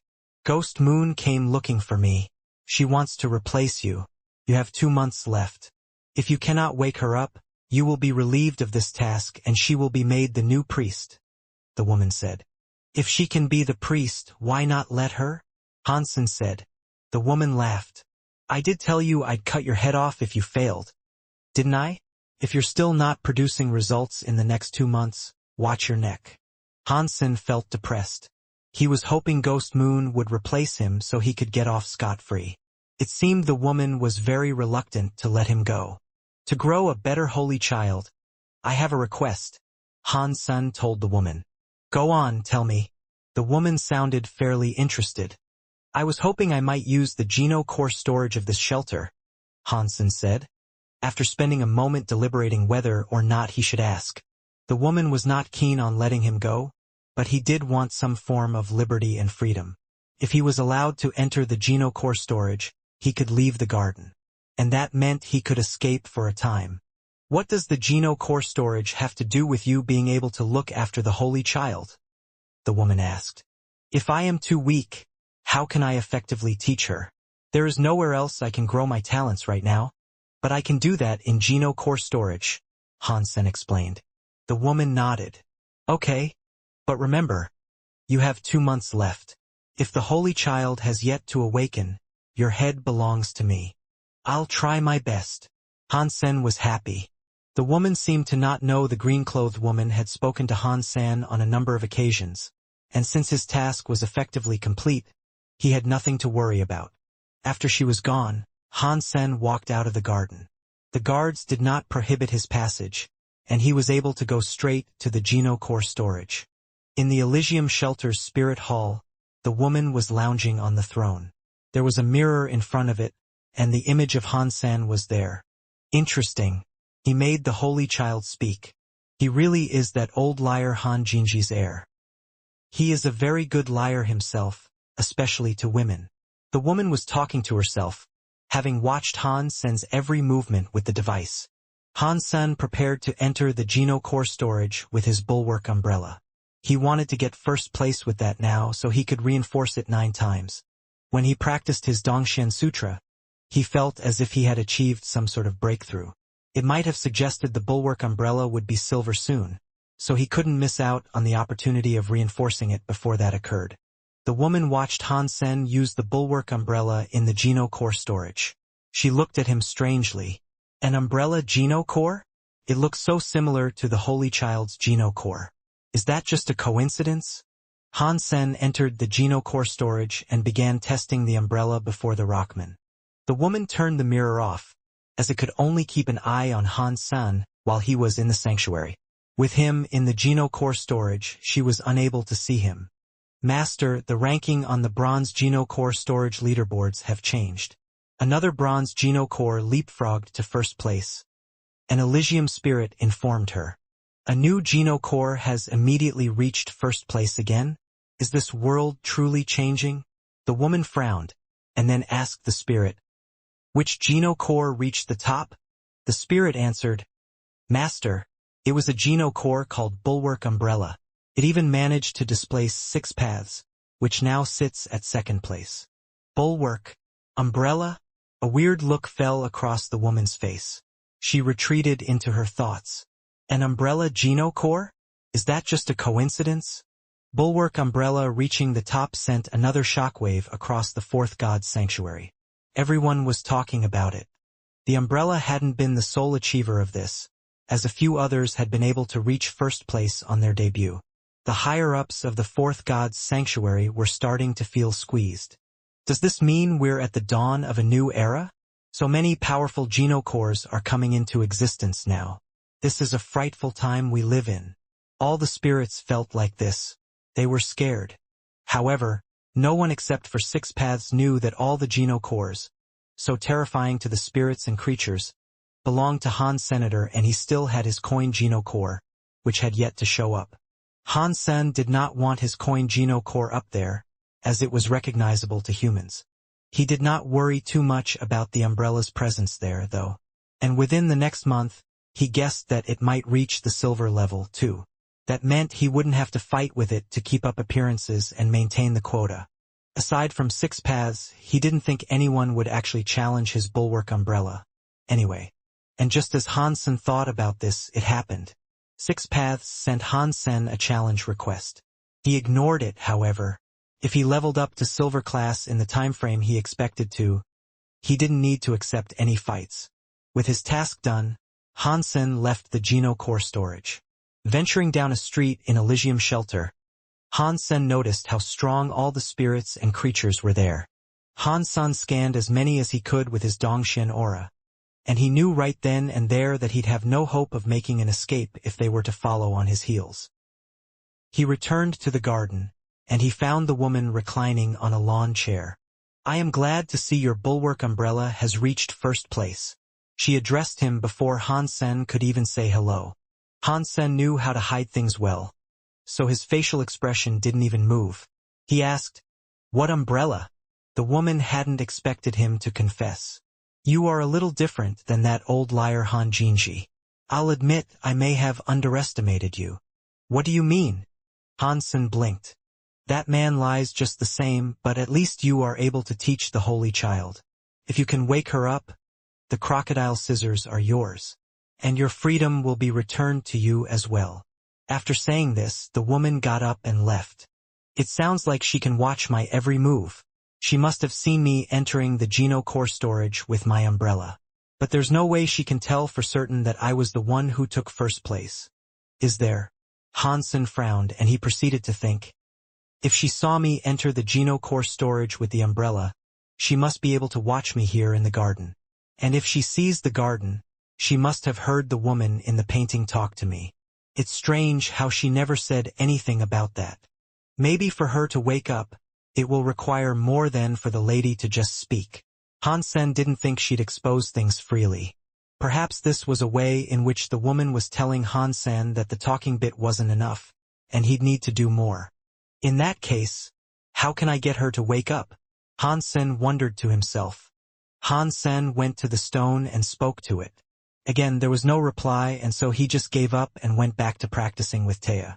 Hansen could put his faith into performing the technique, but for him to achieve the proficiency of 6 paths, he had a long way to go. Without the 6 paths sword Geno core, the workload and difficulty were much higher. But Hansen was just shooting the breeze, and his practice might prompt the woman on the stone to speak. Hansen put his whole focus into the skill. Heart sword required a lot of faith, and he had to remain as concentrated as possible. When he finished, he looked at the stone again. She hadn't shown any response. She was still standing on that bridge, facing away from him. "Her body is good, but I wonder what her face looks like," Hansen said. Due to there being a heavy rain, her face had still been partially obscured when she performed the technique for him before. He still hadn't had a chance to see her properly. After that, the mad voice of a woman rang out from the rock. "How dare you judge a woman like that? You are clearly nothing good." Just as Hansen sought to reply, the umbrella in her hand began to spin like a pinwheel. As it spun, it produced the image of a black hole that seemed to exert a tangible magnetic effect. Hansen immediately felt a strange power grab hold of him, summoning him ever closer to that hole in the stone. Hansen couldn't escape it, and he found himself thrown against the rock. He didn't feel pain, though. When he was thrown against the stone, it felt as if he had been thrown into water. More accurately, Hansen had been drawn into the canvas that was the stone. He was now inside the painting. Hansen had touched the rock and the painting before, and it was unmistakably solid.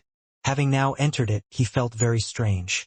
He looked around, and just as the image had depicted, it was raining. But he was also able to see many things he couldn't from the previously 2D representation of the painting. There was a small river with a stone house nearby. The stone bridge he frequently saw was in front of Hansen, and there stood the woman just like she always had. In that rain, the woman looked towards Hansen. The rain was heavy, but even though Hansen could not see her face clearly, he could tell she was mad. "There's a world inside the painting? Is the painted rock a Geno core?" Hansen asked the woman.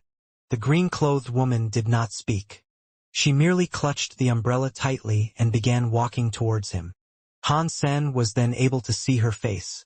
She looked very pretty, but at this point in time she looked very angry as well. The face also seemed familiar to Hansen. There are many pretty women in the world, but the prettiest one had to be the mystic woman. The face of the woman before him was the very same as hers. Even her eyes and her eyebrows were the same as the mystic woman's. For all intents and purposes, they were identical. "Are you playing with me?" Hansen frowned, looking at the green-clothed woman. The green-clothed woman did not respond, and she merely used her umbrella like a sword. Then, she cast Heart Sword, the technique she had learned from Hansen. The skill's performance flowed like water, driven through a passion of hatred and overwhelming sadness. Hansen used Taya to block the umbrella, but it kept on coming at him. He had to keep stepping back, clearly at a disadvantage. Han Sen wondered, after seeing her performance, whether the mystic woman used a sword too. Regardless, she was obscenely powerful. He had even witnessed her slaying mighty super creatures in a single strike. She was far stronger than Han Sen, whatever the case might have been. The green-clothed woman used Heart Sword, but her speed and power were definitely inferior to the mystic woman's abilities. Her power was comparable to Han Sen's, and performance-wise, you wouldn't think she and the mystic woman were the same person. The green-clothed woman kept on attacking, though, not giving Han Sen the opportunity to catch his breath. Han Sen used Taya and attacked back with his own Heart Sword. It was different than the green-clothed woman's Heart Sword. Han Sen's display of the skill was strong. There were rhythm and order to it all, despite it also looking like he was messing around. He struck at her during every crucial opportunity he was offered, catching her by complete surprise every time. The green-clothed woman boxed Han Sen into a corner on a number of occasions. But in every single instance of this, he was able to slip away and send her reeling into a dangerous spot of her own. Not long after, she realized she was the one at a disadvantage. She was being suppressed by Han Sen. She wanted to fight back, but Han Sen was always there. Seeing her sword skills getting suppressed, she found it more and more difficult to maintain her combination of hatred and sadness. "Are you that woman?" Han Sen was the one with the advantage now, and so he was in the position to ask questions. When Han Sen said this, though, he noticed it wasn't a very good question. He didn't even know what the woman's name was, after all. Phrasing such a question, in the heat of such a moment, wasn't easy to do. The green-clothed woman did not speak. She changed the skill she was employing via the umbrella into one he had never seen before. After that, the green-clothed woman regained her advantage. The tables had turned once more, and it was Han Sen who was being suppressed. This sword skill was very different than Heart Sword. This skill was so free, it was reminiscent of the clouds in the sky. It was impossible to determine how she would strike and from where. If Han Sen's skills were all predetermined and set, then the woman's skills were undefined and always changing. Her sword skills were so free. They looked complex and complicated, almost as if they were composed on the spot. But there was a thread of unity and clarity underlining it all, as if was not a random composition. She used the skill, whatever it was, very well. No matter how Han Sen struck, the woman was able to block each and every time. He thought he could break her attacks, but it looked surprisingly dangerous to risk it. This is so powerful. Who can have a brain that smart? One that can produce such a complicated skill. Han Sen was taken aback by her performance of this. Han Sen had mastered Heavenly Go and the Dongxian Sutra, so he was very good at predicting the enemy. But seeing this skill now, even he was thrown for a loop. The constant changes in the skill were striking, and difficult to decipher and keep up with. The movements of this skill were never expected. Han Sen was losing, but he was not afraid. In fact, he was quite happy. He realized there weren't any other sword skills out there that were more suitable to him than this. With his Dongxian Sutra and Heavenly Go, this skill was perfect for him. It'd be the exact sort of technique he'd need, one that could constantly change and flow. Han Sen waved Taya, not wanting to beat her. He just wanted to see how far and broad the changes of that skill could go. The skill didn't disappoint him. The possible alterations were endless and limitless. Han Sen kept on fighting her, and as he did so, he thought about the changes and possibilities. There were so many changes. Han Sen was unable to remember them all. He had to find the rule or algorithm that dictated the changes that were possible if he wanted to learn the skill properly and in secret. Han Sen watched her for so long, but this rule escaped him. He couldn't figure it out, and the constant changes made it seem as if she had combined every skill in the entire world into one. It was as if she was using every sword skill ever created. This is a good skill. Who could possibly be smart enough to create this technique?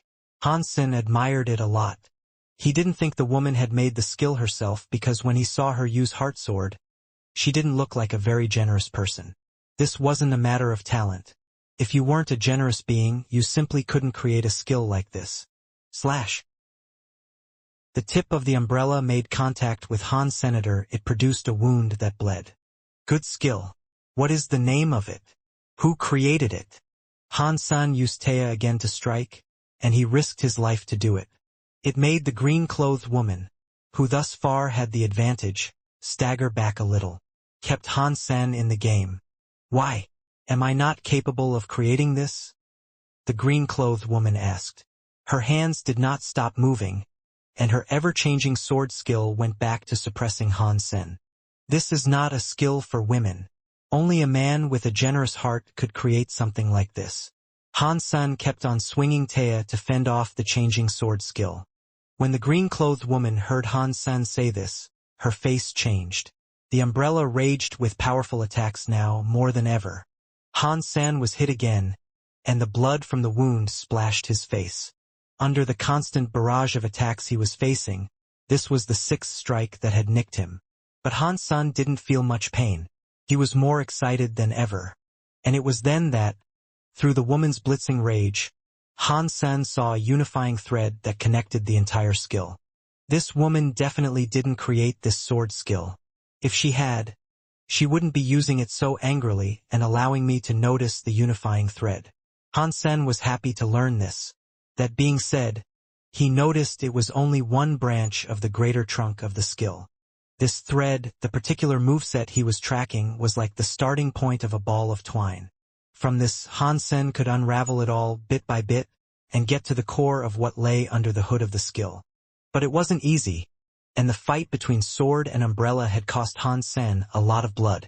Although the fight was going much better for the woman than it was for him, that didn't quell the fire of excitement that burned in his heart. And now, as the fight continued to rage, the secrets of her techniques unraveled. His understanding was increasing as they fought. It was very lucky for Han Sen to discover a skill that suited him so well, with his mastery of the Dongxian Sutra and Heavenly Go. The Dongxian Sutra and Heavenly Go weren't lethal attacks. They applied to the user's versatility and movement. Han Sen had always wanted to find a hyper-geno art that went well with these two techniques. Now, seeing this woman's skills, he giddily concluded that his desire was about to be fulfilled. Once he learned the skill, it would only require small modifications. After that, it'd fit his usage of the Dongxian Sutra and Heavenly Go like a glove. It was like cooking, he thought. The Dongxian Sutra and Heavenly Go were like cooking techniques that allowed for the preparation of delicious food. But to formulate a feast, you needed ingredients. You couldn't have a feast with just rice on offer. The woman's sword skill was a bounty of different ingredients, all of the highest quality. With the cooking skills of the Dongxian Sutra and Heavenly Go, whatever he produced was sure to be momentous. Although the woman fought hard, he suspected there was a note of restraint in her movements. It didn't seem as if she wanted to kill him. If she explicitly wanted to kill him, he wouldn't have lasted against her with his unfinished heart sword. And if the woman had truly wanted Han Sen dead, he wouldn't have stuck to making use of heart sword either. His double fly was not as complicated as her skill, but its simplicity meant he could fight and challenge her almost as an equal. The woman noticed Han Sen's simmering excitement as they fought, despite the injuries he had incurred. She was surprised, and his unexpected reaction made her anger subside a little. And then, all of a sudden, she noticed the sword skills Han Sen was employing had changed. The skills he was now using were similar to the ones she employed herself. The woman was shocked. He is practically making use of Ghost Sword. Ghost Sword Priest was the very first swordmaster of the Elysium. He spent 1,000 years crafting the basis of this technique, and he spent many more years modifying it further. When Ghost Sword Priest taught me, it took me an entire year just to get a handle on it. How is this human learning it so swiftly? The woman could not allow herself to believe Han Sen was actually using Ghost Sword. But after some time passed, the expression on her face became more and more complicated. She couldn't let herself believe that he was using Ghost Sword. But his moves had echoed her own for so long, it was unmistakably similar. Han Sen was replicating the woman's precise techniques shortly after she used them. To make things worse, she realized that Han Sen was not only copying her, but performing the very same skill to an even better degree. It wasn't that Han Sen had changed the core skill. It was just that when Han Sen used Ghost Sword, His timings were far more precise and his accuracy and precision were flawless. Han Sen had been losing, but when he started making use of her skill, he fared much better. They were locked in a stalemate as far as she could tell. The woman was in absolute shock. She finally accepted that Han Sen was indeed using Ghost Sword, and that this was something he had learned directly from her. "Did you learn a sword skill such as this before our encounter?" the woman asked Han Sen, leaping away from the fight. "Kind of." Han Sen nodded. Han Sen had never actually learned Ghost Sword, of course, but he could replicate the primal essence of the skill. Through his proficiency with Heavenly Go and the Dongxian Sutra, he was able to learn Ghost Sword with relative ease. He just had to get to grips with the underlying rule and thread that connected it all.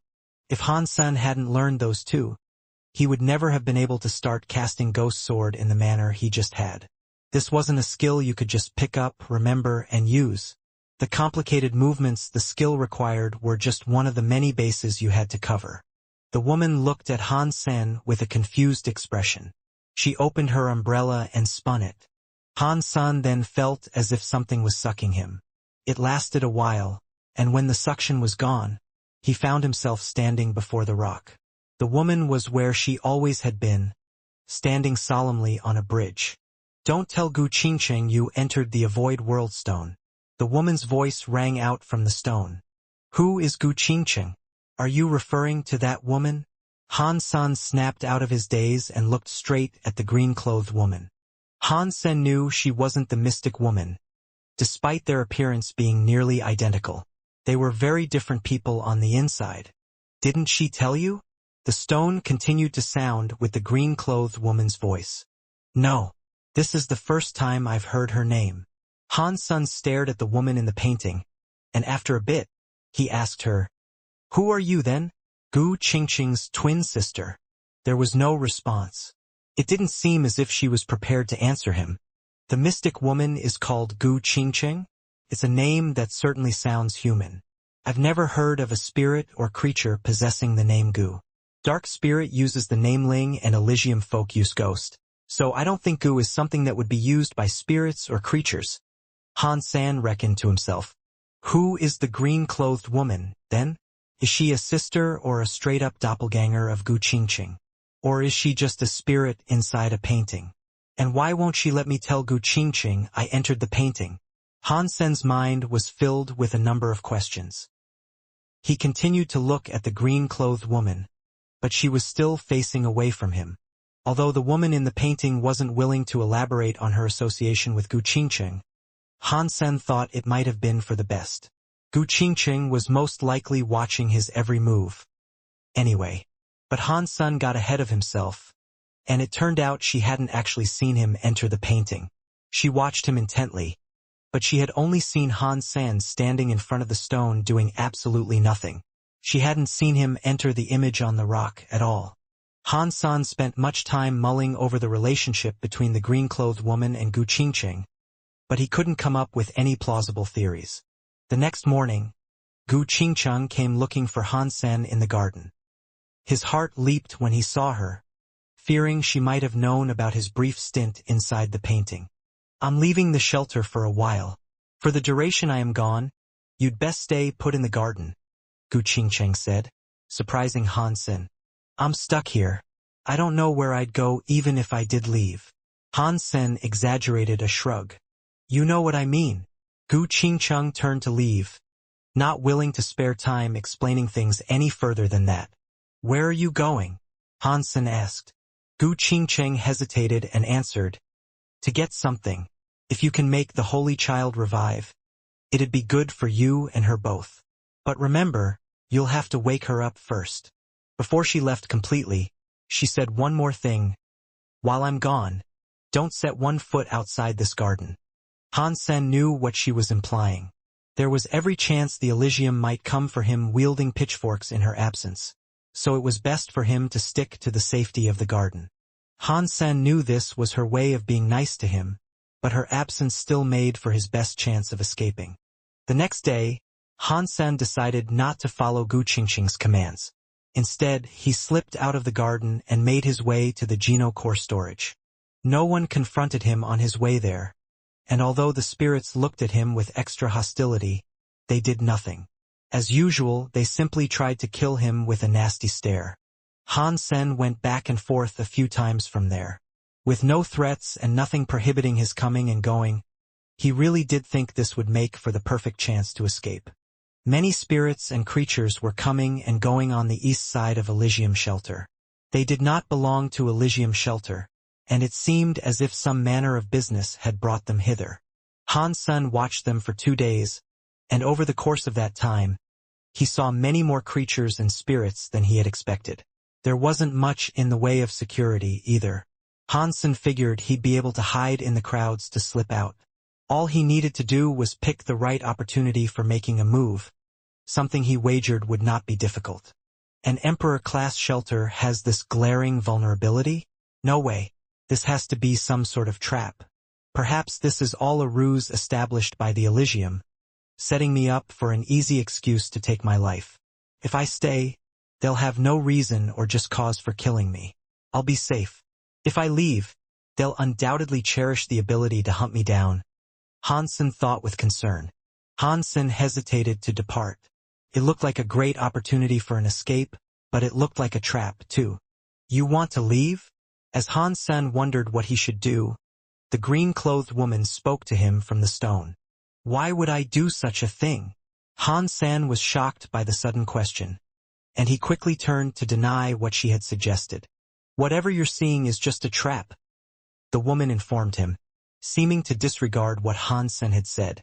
Han Sen's face changed, and he didn't deny his desire to leave again. She went on to say, "If you think you can trust me, I have a way in which you can escape. Would you like to give it a try?" "Why would you want to help me?" Han Sen curiously eyed the lady. The woman coldly answered, "I'm actually helping myself. I want to escape, but I want you to come with me. Aren't you the holy child of the Elysium? Why do you want to leave?" Han Sen asked with surprise. She fell silent for a little while, then said, "I am the holy child of the Elysium, but I don't want that title. I don't want any of this. I just want to be an ordinary, run-of-the-mill spirit."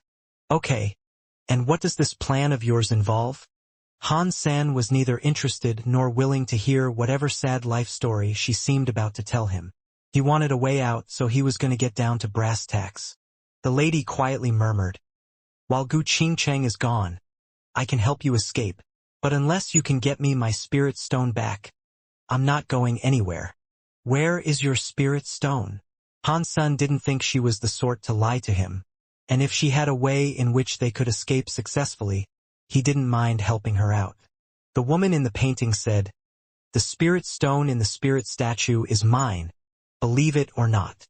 "The spirit stone in the spirit statue is yours?" Han Sen frowned. If her spirit stone resided inside the spirit statue, the only way she could get it back was if she pledged obedience to someone else.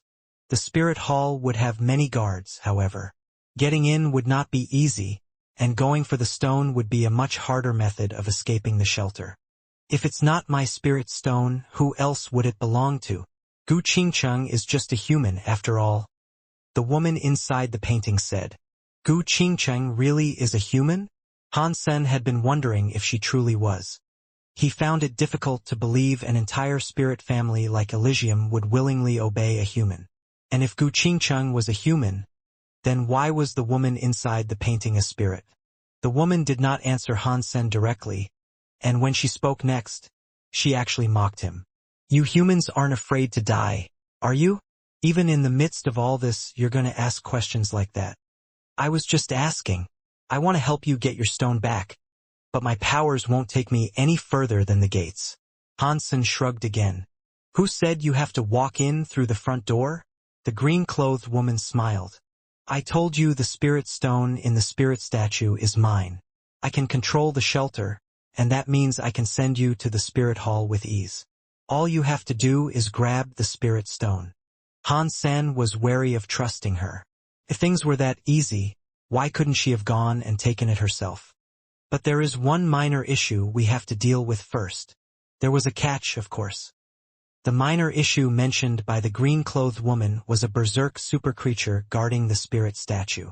The green-clothed woman could send Han San to the spirit hall with ease, but Han San would have to slay the beast in order to grab the stone that was embedded in the statue's forehead. According to her, the berserk super-creature had resided in the shelter since before the Elysium Elders perished. Over the years, the berserk super-creature had only become stronger and stronger. Its power was immense, and with that thing guarding the spirit statue, Han Sen didn't fancy his chances. Even after inquiring about the berserk super-creature's powers and abilities, he wasn't entirely sure whether or not if he should agree. Let me think about it. Han Sen didn't reject the offer outright. You don't have much time to dwell on this. When Gu Qingcheng returns, this opportunity will be gone, the woman said. Just let me think for a moment. Han Sen was still not convinced. Han Sen was smart. He knew the limits and extent of his own capabilities well. He knew squaring off against a berserk super-creature for a spirit stone was a fool's errand for someone of his strength. The only way Han San would be able to grab the spirit stone was if he entered the spirit hall completely undetected and remained out of sight. The green-clothed woman did not rush Han San to make a decision. Do you know what Gu Qingqing went to do? Do you know? Han Sen knew she was being rhetorical. The woman said, You have entered the Geno Core storage, haven't you? Do you know about the Geno Core battleground? Of course. Han Sen nodded. There are two different types of Geno Core battlegrounds. You have only seen one. There is another type that requires a special Geno Core storage to enter. The woman explained. Are you saying Gu Qingqing went to another Geno Core battleground? What is she doing there? Han Sen asked. The woman quietly told him, It is called Geno Battleground, but this one is a battleground for combatants to claim the Geno Cores of others. What does that mean? Han Sen frowned. The demigods that enter this battleground can kill their opponents and claim their Geno Cores. Geno Cores grow quickly in that place, and they can level up quite fast, the green-clothed woman said. There's a place like this? How can I get there? Han Sen asked with shock. To enter a Geno battleground, you first need an access point for the Geno Core storage. But it has to be a special Geno Core storage access point. Gu Qingqing left so she could modify her own Geno Core storage to allow this. When I wake up, she will force me into this battleground and make me level up quickly. Does this benefit her in any way? Han Sen asked quietly. I don't know, but you are my priest and you must go with me. There is a high chance you will be killed in such a place, the woman said. Why? I think you're weaker than me. Han Sen laughed. The green-clothed woman rebutted. If I die in there, I can revive via my spirit stone. If you die, you die. How's that for a comparison? I understand. Han Sen bore a wry smile and shook his head. If you don't want to be forced into the Geno battleground, this is the only way to avoid that. If you take my spirit stone, I will help you escape Elysium Shelter, the woman said. But there is a berserk super creature there. Even if I did grab your spirit stone from the statue, getting out would be a different matter entirely. When I take the stone, you won't be able to control the shelter anymore. You won't be able to zap me out, and I'll have that berserk super creature breathing down my neck. Who said I can't? If I can't do something that simple, what's the point of me being referred to as a holy child? The volume of her voice dropped then, and she said, I have an escape route. Grab the stone, and I'll get you out of that hall. Let me think about it. Although Han Sen was tempted, he didn't entirely believe her. They were still practically strangers, and Han Sen didn't know her too well. Wimp, the woman said, then stopped talking. Her mood soured, and she looked mad. Han Sen cared little about upsetting her, though. He would rather go to the Geno battleground to level up his Geno Core than risk his life by infiltrating the Spirit Hall. Over the next few days, though, she tried many times to convince Han Sen to change his mind and get the Spirit Stone for her. He eventually ignored all mentions of the subject. She knew Han Sen was not willing to risk this for her, and her attitude eventually took a turn. After a while, she ignored him completely.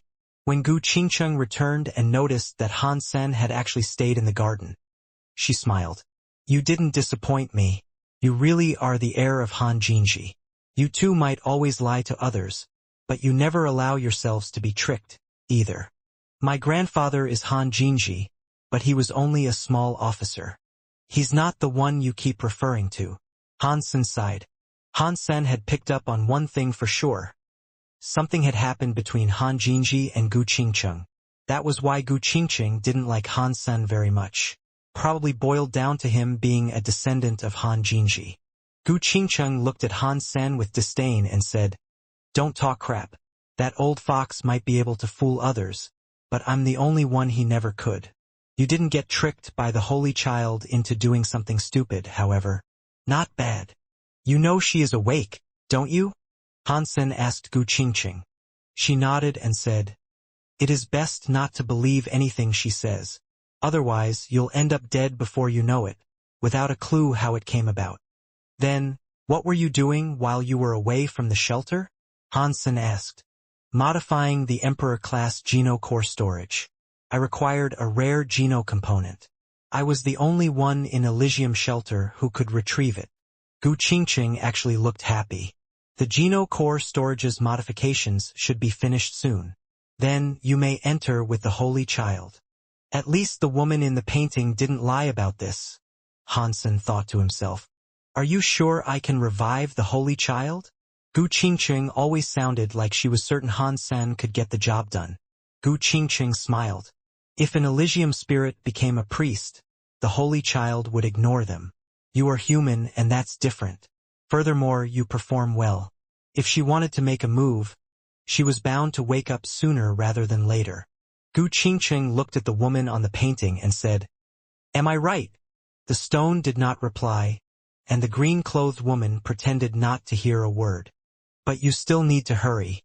There is only a month left to go," Gu Qingcheng said. Hansen asked, "Then what marks her as revived?"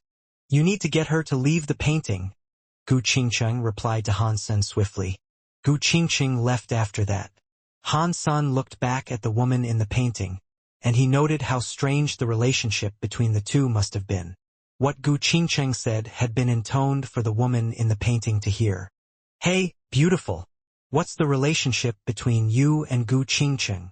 Hansen asked the painted lady. "That is none of your business, wimp." The green-clothed woman seemed angry. "Humans only live once. I have to be careful." Hansen did not think fearing death was a bad thing. "There is nothing else you can do now, anyway. You'll have to go to the Geno battleground. It'll be fun, seeing how you end up dying." The woman's words were chilling. When Hansen heard her, though, he was happy. That meant she really might exit the painting. Hansen chatted a little more with her, but overall, she sounded upset. Eventually, she retreated into silence and stopped talking completely. A few days later, the Dongxian Sutra had its breakthrough. Hansen's body evolved, and so did the bulwark umbrella. The umbrella was now a silver Geno core. Jade Skin was getting close to the breakthrough point as well. It wouldn't be much longer until that followed suit. After that day, the green-clothed woman continued to ignore Hansen completely. It made him worry quite a bit, as the deadline for the deal with Ghost Moon was getting near. If the green-clothed woman did not exit the painting in 3 months, and Ghost Moon was then made priest, Gu Qingcheng had said she would behead Han Senator whether or not she'd actually do it remained to be seen. Though, no matter what Han Sen said to her, the lady ignored him. He tried to discuss serious matters, tell jokes, and even read her stories. It was all to no avail, and he might as well have been talking to any old stone. The 3 months were over. In that time, Crystal Core also managed to reach silver. Only Real Blood and Coin were still bronze Geno cores.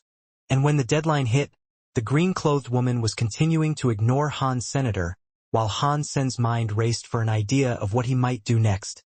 Gu Qingcheng appeared in the garden with a few spirits in tow. Ghost Moon was there, and she bowed to Gu Qingcheng. "Master, 3 months have elapsed. The human failed to revive her. Please, allow me to replace him as priest." That was the deal. "You will indeed replace him as priest." Gu Qingcheng nodded.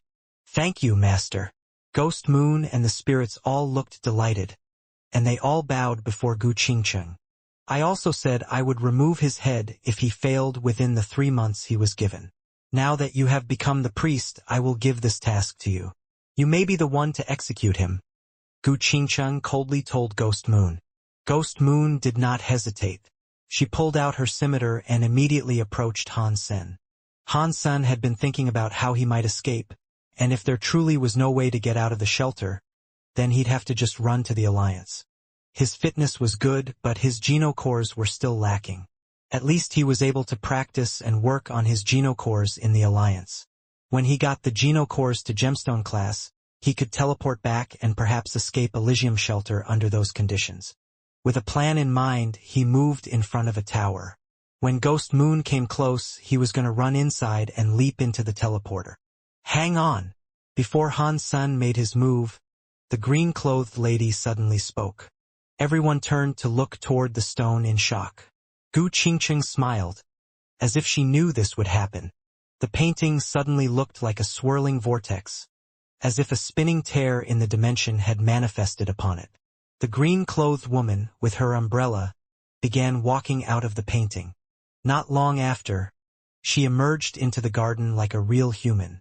She looked exactly like Gu Qingcheng. They went to stand next to each other, and they were so identical no one could tell them apart. All the spirits, Ghost Moon included, suddenly knelt before the green-clothed lady and said, "The Holy Child! Keep him as the priest and let him join the Geno battleground." The green-clothed lady said coldly. The faces of all the Elysium spirits changed, but no one dared to challenge or second-guess her command. After the green-clothed lady said this, she exited the garden. Han Sen quickly followed after her.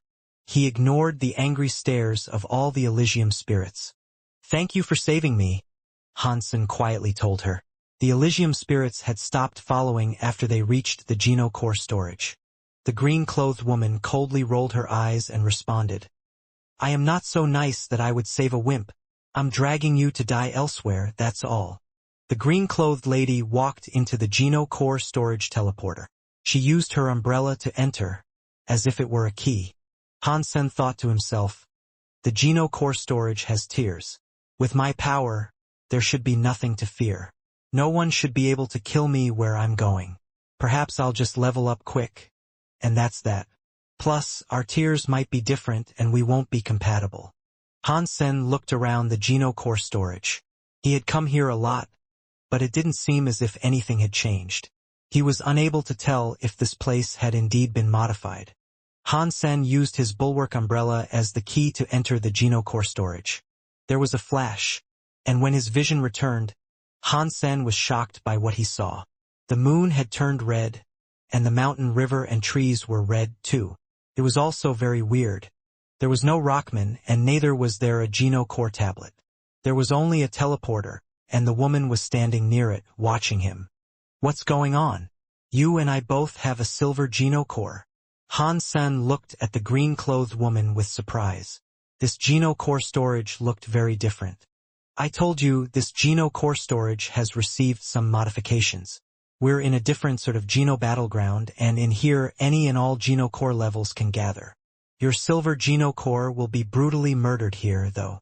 The woman slightly raised her lips. "What is your Geno core's level?" Han Sen smiled. "Mine is gemstone. I only need a little bit more juice to level it up to super." The woman sounded cocky.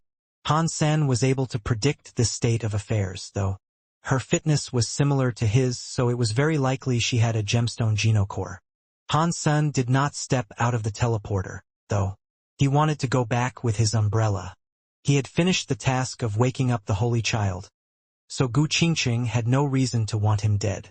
If he returned and spoke to her, perhaps he'd be allowed to leave Elysium shelter now. If she really wasn't going to let him, he'd come right back. But Han Sen noticed the teleporter wasn't doing anything. It was like it had been broken, refusing to send him back. "Don't waste your time. You can't get out unless you find the Geno core tablet. Unfortunately, the Geno core tablet is near a dangerous place. Many elites like camping there, so they can kill any who try to leave," the woman said coldly. "That's bothersome." Han Sen frowned. The woman smiled. "Now do you regret not listening to me, when I told you it was time for us to run?" Han Sen laughed, looked right at her and said, "Well, Now that we're partners, for the time being, how about you tell me your name? I can't keep calling you. Pa! Who would think of partnering up with such a wimp? If your genocore wasn't such a low level, I'd just kill you and take it for myself. It's not even worth the effort, the green-clothed woman said, then kept walking. Hansen didn't take offense, so he just followed after her. If she truly wanted Hansen dead, he wagered she wouldn't have exited the stone right as Ghost Moon was about to kill him. It also took a while for Hansen to teleport in.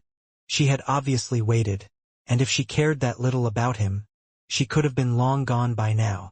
Even if we're not partners, I should still know your name. It's horrible to keep calling you.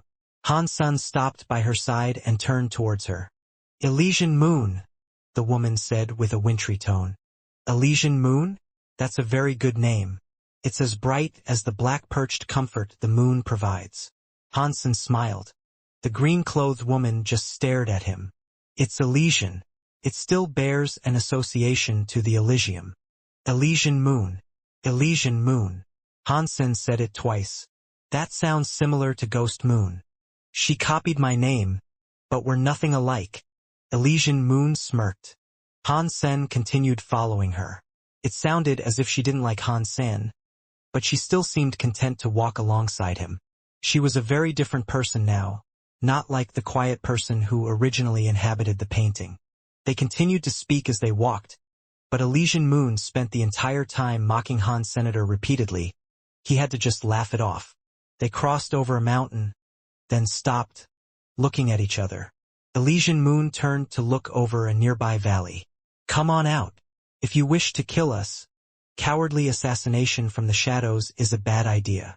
As her voice echoed back out of the valley, the heavy sound of footsteps followed it out, bouncing off the gulches of the valley. They saw a minotaur, decked out in heavy armor. It had a ruby spear, and its eyes were red too. It's a Geno battle soul, Elysian Moon said, finger pointing at the minotaur. What is a Geno battle soul? Hansen asked. The creatures that occupy the Geno battleground count as Genocores themselves. Killing them will strengthen your own. Elysian Moon paused. But Geno battle souls are rare, and they're always at least gold level. This one, however, looks gemstone class. Killing it is sure to increase my Genocore. Elysian Moon swung her umbrella and rushed forward to engage the Minotaur. Boom! The umbrella and the spear collided against one another, instigating a fearsome mixture of terrifying power that generated shockwaves. The impacts tore apart the ground, leaving them fighting in a deep crater. In the next second, Elysian Moon opened her umbrella. As it spun in her hands, a phantom force of suction began to pull the Minotaur towards it. The Minotaur tried to resist and pull itself away, but it was unable to get free. It was vacuumed in. When the Minotaur was sucked inside, she stopped spinning her umbrella. Han-san saw the umbrella, and on it, he now saw the picture of a heavy armor-clad Minotaur. It looked disturbingly alive. No, it really was alive. So powerful.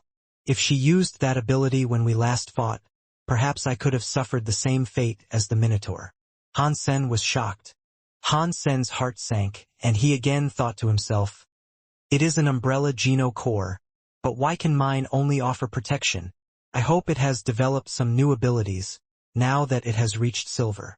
Hansen looked at his umbrella, which was now a silver core. There didn't seem to be any changes, and its color was still standard black. As Hansen eyed the Geno core, more footsteps began to resonate from the valley. It wasn't just one Minotaur. The footsteps were rapid, and it sounded as if there were thousands of the creatures. This was confirmed when they saw many more pouring out of the valley. Didn't you say Geno battle souls are rare? What do you call this? Hansen's face changed. No matter how strong he was, he couldn't face an entire army of those Minotaurs. That's just what I heard off another spirit. Even Elysian Moon looked disheartened. Hansen turned around and started to run. Elysian Moon followed, and she was just as quick as him. The Minotaurs were all wielding ruby spears as they gave chase. Hansen and Elysian Moon were both incredibly fast runners, and the minotaurs had a hard time keeping up with them. But when Hansen turned around to get a peek, his face changed. There were at least 200 of the fiends pursuing them, and now they were raising their ruby spears up towards the sky, ready to launch them from a distance. The spears vanished from their hands, and when they appeared again, they were all falling from the sky like rain. It was impossible to dodge them. Hansen gritted his teeth and opened his bulwark umbrella. His only option now was to block them. Bulwark umbrella was only silver class, however. It was 2 tiers lower than the gemstone genocores, so he was unsure if it'd be able to protect him fully. Elysian Moon held her own umbrella and did the same, shielding herself from the descending spears. There was a constant patter of thudding noises, and much to his relief, he realized the ruby spears were unable to damage his bulwark umbrella. Are those minotaurs not all gemstone class, perhaps? Hansen wondered. He looked at Elysian Moon, and he noticed a number of crude marks had been left across her umbrella after she blocked the spears. If she had to do this a few more times, her umbrella would undoubtedly break. Hansen thought to himself, perhaps it is a good thing that the bulwark umbrella focuses on defense. Her umbrella is gemstone class, yet it is unable to withstand those spears. My silver class umbrella can withstand them with ease. The difference is fairly massive. As Hansen thought about this, the minotaurs prepared to throw another rain-like volley of spears. Hansen continued to clutch his umbrella as a wave of noise crashed against its top. It stood strong and did not buckle. Still, Hansen wasn't shaking off the minotaurs as he ran, and he wouldn't make any progress if he kept on simply blocking their spears. Hansen ran for a long time, and after a while he heard a moan. He turned around and saw Elysian Moon's umbrella had been pierced through. The umbrella had broken, and the spear that broke it had dug right into Elysian Moon's shoulder. Several spears had struck that same spot on her umbrella, and it had finally crumpled. Their genocores were the same tier, but since Elysian Moon's genocore wasn't primarily defensive, it wasn't entirely unexpected that it had broken. But following that one spear which managed to break through and hurt her, there was already another volley of javelins descending, ready to pierce through the rest of the umbrella and riddle her with holes. Over here, Hansen waved to Elysian Moon. Hansen was starting to understand just how scary the Geno battleground really could be, and having a partner in such a place was better than venturing there all alone. Hansen didn't want to be left to his own devices. Elysian Moon looked back at Hansen strangely. She was surprised that her gemstone genocore was unable to block the ruby spears, whereas Hansen's silver genocore was doing just fine. Minutes before, she had just been mocking Hansen's silver genocore. She thought it'd be rather embarrassing for her to then take refuge beneath it. She bit down on her teeth and decided to keep on running, avoiding the protection Hansen's umbrella could provide. Hansen thought she must have had a trick up her sleeve, so he didn't ask her again. He just kept on running. There was a woodland not too far off from them, and he hoped the switch in geography would provide them an opportunity to slip away and lose their pursuers. When Hansen had almost reached the eaves of the forest, he turned back to look at Elysian Moon. Her umbrella was now closed, and whenever the spears came bearing down on her, she smacked them away. But there were too many in each volley, and each wave resulted in an additional injury. To make matters worse, there was still that first one protruding from her shoulder. The minotaurs were still coming, and they lifted their powerful arms, gearing up for another throw. Elysian Moon looked pale, and her green clothes were now dyed red. She looked to be in poor condition. Hansen decided to run back and force her to take cover underneath his bulwark umbrella. And after he got into position, a lot of ding-dong noises quickly followed, as the spears washed across his shield like another heavy rainfall. Why did you come back? Elysian Moon clenched her jaw again. Save the chit-chat for later. Hansen wrapped an arm around her waist and helped her run into the cover of the nearby woodland. The heavy armor minotaurs weren't giving up the pursuit just yet, however, and when they came stomping through the forest, their heavy armor knocked down any trees that stood in the way of their desperate chase. Let me down. Elysian Moon was being carried beneath Hansen's armpit, and she shyly pleaded for him to let her go. My umbrella is only so big. Can cover 2 people, but now that we're running, and you're injured, perhaps we should focus on shaking our tail first. Han-san did not put her down, and simply kept on running. Han-san looked back as the minotaurs bulldozed the forest behind them. Even the trees that were 2 people wide were knocked down effortlessly.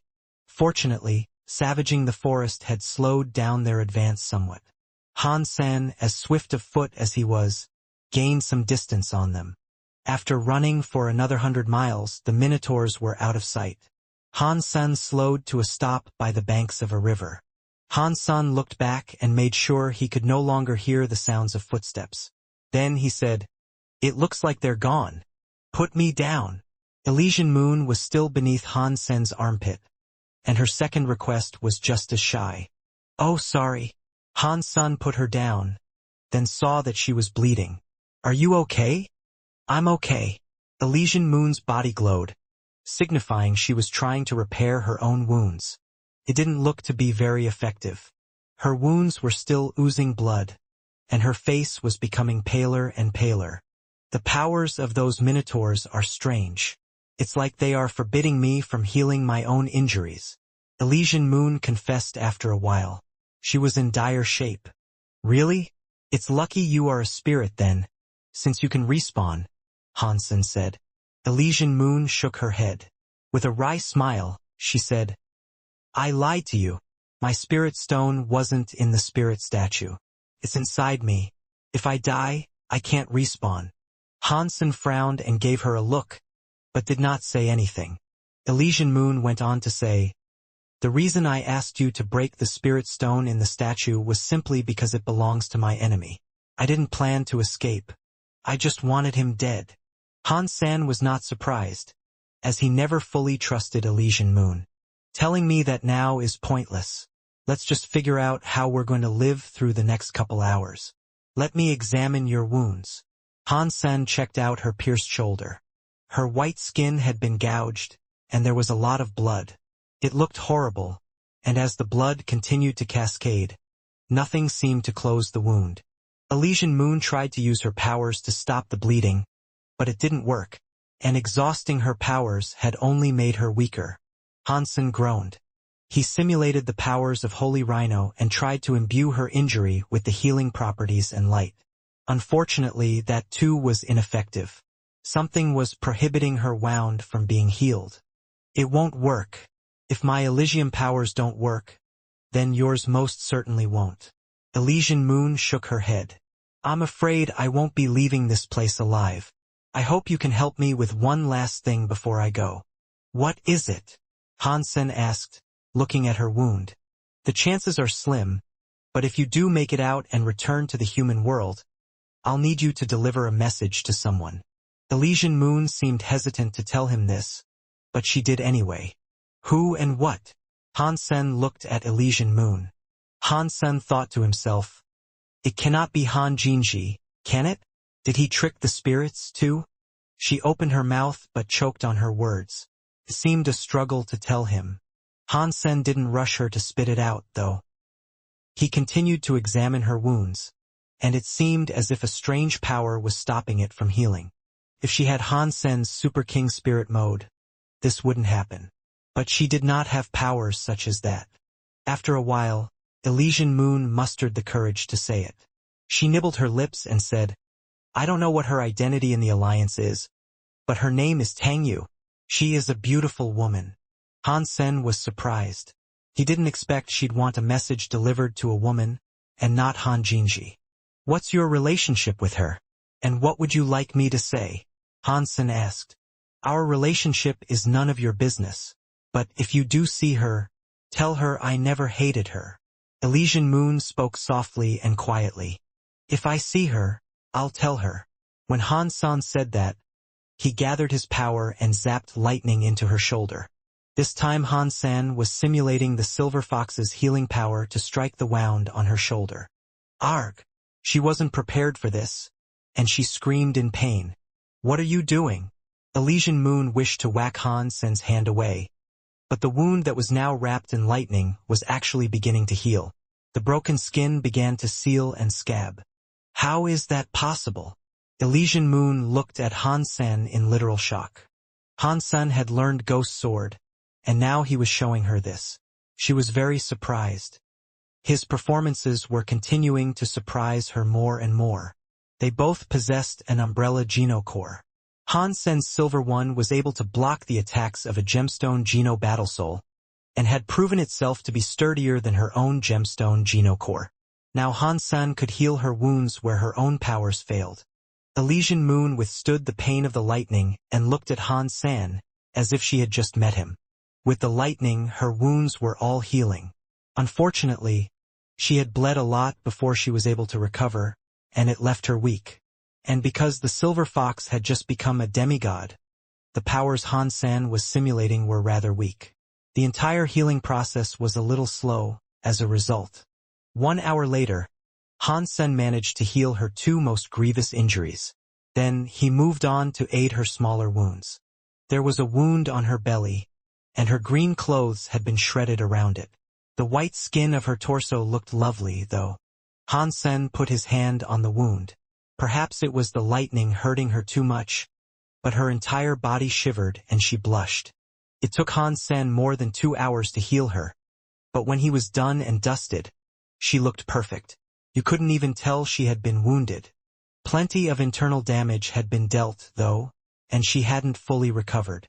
Her life force was weaker than before, but that was something she would have to focus on restoring herself. Han Sen still had the red Ganoderma mushrooms, and if she ate one, she would recover much more quickly.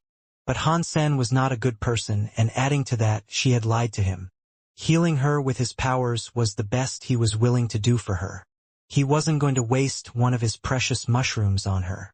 That place was very dangerous, and the red Ganoderma mushrooms might come in handy for himself. But it was good to have Elysian Moon at his side. She wasn't the worst companion to have, and Han Sen did not mind helping her. Right now, Han Sen had to consider the possible consequences if he ever returned without Elysian Moon. Gu Qingqing might not take that kindly. "Don't move," Han Sen hissed. Elysian Moon was trying to stand up, but Han Sen held her in place by her shoulders. "What?" Elysian Moon was shocked. She was still weak, and if Han Sen wished to hurt her, she'd be unable to resist.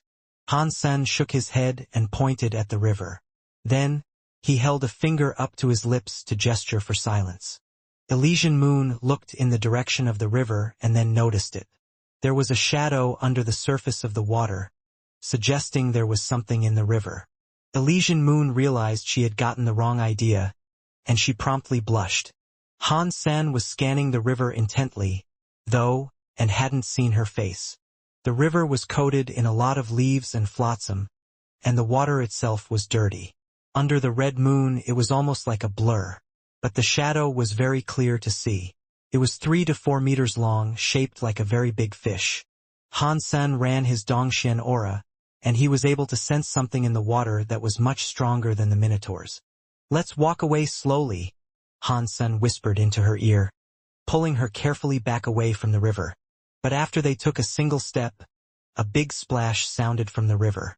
Something came out with its gaping maw wide open, the smell of death wafting around it. Han Sen retreated a bit, trying to get a better look at what it was. It wasn't a big fish like he initially presumed it to be. His body did look like that of a fish, but it had legs. It didn't have any scales, and its body was made up of a keratinous shell. The color of the beast was black like ink. It was no wonder why the shadow in the water was so dark, with its color. And when it emerged from the river, it was far bigger than it had appeared beneath the water. Its mouth was fitted with razor-sharp teeth that could shred anything it sought to chew. It emerged with stunning speed. Before they could get any good distance away, its mouth was directly in front of them. Elysian Moon brought out her umbrella like she was drawing a sword, and with it, she struck the monster's head. The creature's head then glowed with a dark light. It summoned a black, triangle-shaped blade to deflect the incoming umbrella. The umbrella was already badly damaged, and when the triangle blade hit it, the umbrella broke completely. Blood spilled from Elysian Moon's mouth after the blow, and she stumbled back directly into Han Sen's arms. Han Sen frowned. He stabilized Elysian Moon and started to run with her in tow. Her gemstone genocore wasn't very sturdy, but the fact that the monster had instantly destroyed the umbrella spoke volumes about how wretchedly powerful its own core must have been. Its level could not have possibly been below Elysian Moon's. As Hansen ran, the monster quickly followed. The creature's legs were short, but they were fleet and fast. Hansen grabbed Elysian Moon and fired up his Phoenix techniques. With his agility being fueled by those, he was able to dodge every attack that came his way and maintain his speed. He was able to avoid getting bitten and beaten by the teeth and blade, respectively. Elysian Moon found herself under Hansen's armpit once again. This time she was quiet. Her pride had been stomped on. She had repeatedly called him a wimp, but Hansen had excused all her transgressions and nastiness, and he was taking good care of her. Hansen flew up into the air, and the monster followed. It was just as fast as his Phoenix techniques when airborne. The monster's triangle blade was even faster. As it rushed up towards Hansen, nothing slowed it down. It sped towards Hansen like a supercar. So Hansen flew back down into the woodlands. He could use the environment there to his advantage and dodge the monster more easily. Hansen couldn't shake it no matter what he tried, though. He kept on running until he saw shadows up ahead. They belonged to the Minotaurs. A group of them were resting in the woods, and when they saw Hansen heading their way, they quickly jumped back onto their hooves and looked at him like a crowd of angry bulls. "Oh no! They're coming!" Elysian Moon screamed, seeing the Minotaurs. Hansen was still headed their way, though. He did not change his direction or turn. "Are you crazy?" Elysian Moon's eyes opened wide. She thought Hansen was nuts, rushing into the Minotaurs the way he was. But Hansen just ignored her and pushed to go even faster. He didn't have the time to answer her. Hansen's Dongxian aura had reached its zenith, and he set it to track each and every movement that the Minotaurs made. He had to deal with them one way or another, and if he turned to flee another way, the Minotaurs and the monster would both be chasing him. So, Hansen had decided to flee right into the Minotaurs, thinking it was the best way to shake off both. "You are crazy." Elysian Moon paled when she saw Hansen speed up as they approached the Minotaurs. She didn't think she was going to survive. Earlier, she had been given some hope, but now death was staring her in the face once more. She was incredibly worried. She was powerless to choose what to do next, and Hansen tightened his grip on her as he ran straight into the group of Minotaurs. Hansen was like an angry bird as he swooped through them. The Minotaurs still wanted his blood, and they all summoned their spears when he came into their midst. Their spears were so quick that their prey almost never reacted in time. Elysian Moon did not believe Hansen could avoid getting impaled, and her heart seemed ready to jump out of her chest. A moment later, Elysian Moon watched as Hansen continued forward without fear or hesitation. The ruby spears went right past Hansen's cheek, and with his fearless, unchanging eyes fixed forward, he rushed through the crowd of Minotaurs. 2 Minotaurs, one on each side, threw spears to prohibit Hansen's passage. Elysian Moon was stunned, and just before Hansen took another step forward, he pulled back. Like magic, he zapped back to the first Minotaur. The 2 Minotaurs that had attempted to block him did not hit anything, and the Minotaur in the front did not expect Hansen to return. He didn't have his spear ready. Before any of them could react again, Hansen was already gone. He had blown right past the Minotaurs, right through the crowd of them. Elysian Moon felt as if she was riding a roller coaster. She thought she might be thrown away any second. And all the while, spears were being chucked at her from each and every angle. She felt as if she'd get stabbed any second now. She was a spirit, but she felt as if her heart was going to break. But whenever she thought she was going to die, Hansen changed direction. And in that hedge maze of spears, he cleaved a clean path right through the group, and avoided coming into contact with a single-pointed weapon. It was like a magic show, one that juggled with the meaning of life and death. It was a show that tugged and toyed with the heartbeat of its audience. At that moment, Elysian Moon looked at Han Senator. He looked emotionless, and so serious. It was as if he had everything under control. When she saw Han Sun like that, a complicated feeling washed over her. She felt safe in her heart. It was a foreign feeling. Can we really make it out of here? Elysian Moon looked at Han Sen's face and receded into thought. Han Sen's fitness was no worse than that of the Minotaurs. He used his Dongxian aura to keep track of each Minotaur's movement in his mind. Every possible way they could move and every subsequent calculation was in his brain.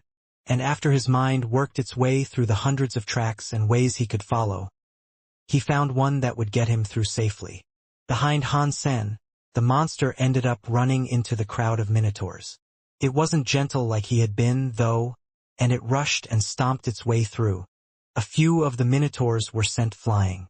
It was immediately apparent that the creature's shell and strength exceeded that of the Minotaurs. The legion of heavy armor Minotaurs was thrown into chaos. After that, they instantly recognized the beast to be a greater threat to them than Han Sen, and so they all turned their attention towards it. The monster was cruel, and it began stomping around the crowd, crushing and beating on the Minotaurs. Han Sen escaped the legion as the mess turned ugly, swooping through the woods, free from pursuers once more. Han Sen did not know if any place would be truly safe to rest, but he selected a spot that seemed to be free from significant life forces. The Geno Core battleground did not have a day or night cycle. The red moon hung in the sky where it always had been. It hadn't moved at all since he got there. The place they were in now was a bamboo forest. The forest was dark green, but under the ominous red moon, it looked dark red. The color made the place look rather miserable. There's no danger here, so let's rest. Han Sen put Elysian Moon down and sat down on the ground. Han Sen had exhausted much of his strength in the escape. His body was uninjured, but he was quite tired. Since there didn't seem to be any nearby danger, Han Sen used his Dongxian Sutra to rest and ready himself for the next fight. Elysian Moon watched him rest. The expression on her face was complicated, and it wasn't entirely clear what she was thinking. As the wind blew, it rustled through the swaying bamboo. She stood up, looked around, and tried to think about where she was. After a while, Elysian Moon suddenly looked happy. I know where we are. You've been here before? Han Sen asked her in shock. She shook her head.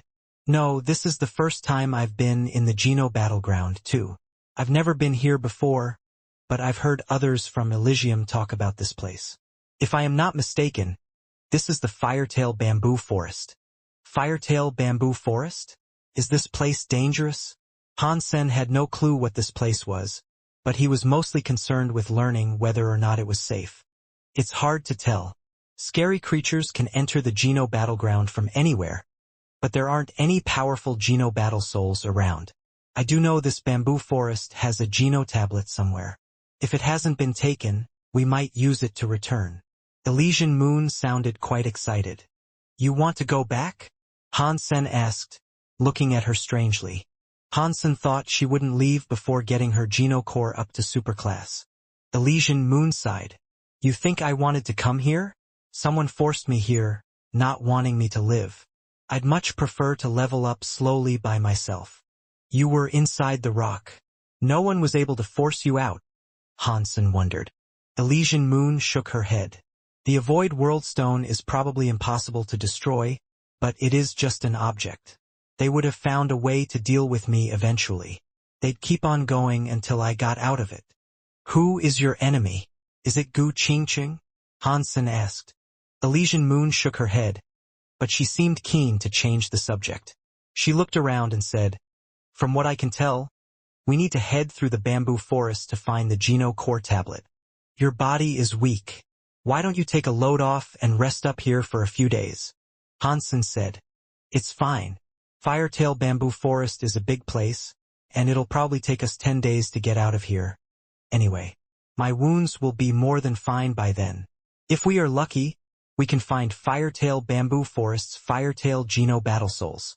They're gold battle souls, so even you should be easily able to hunt them. It seemed as if Elysian Moon had caught on to the extent of Han Sen's power. Okay, I just hope we don't meet creatures that enter via here. Han Sen summoned his unicorn, and together, they both rode it deeper into the forest. The Geno battleground was indeed different. There were plants, but aside from geno-battle souls and beings that entered, there was nothing else to hunt. There were no native creatures. The silence was unsettling. The world felt dead. Han-san was quite glad he had saved her. If he had stayed there alone, he would have ended up running around like a headless chicken. With her accompanying him, there was at least someone else to talk to. Things wouldn't be too miserable and depressing, at least. Firetail Geno-battle beast soul. Elysian Moon blurted out after half a day. Han-san looked at where she had pointed, and in the woods, there was a butterfly perched against some bamboo. It was on fire. The fire burned blue, and beneath the red light that bathed the environment, it really stood out. Firetails have fire powers and they can shoot really hot flames. With your umbrella's defense, though, the fire shouldn't be of too much worry, Elysian Moon explained. Han-san nodded. He lifted his bulwark umbrella and approached the firetail butterfly.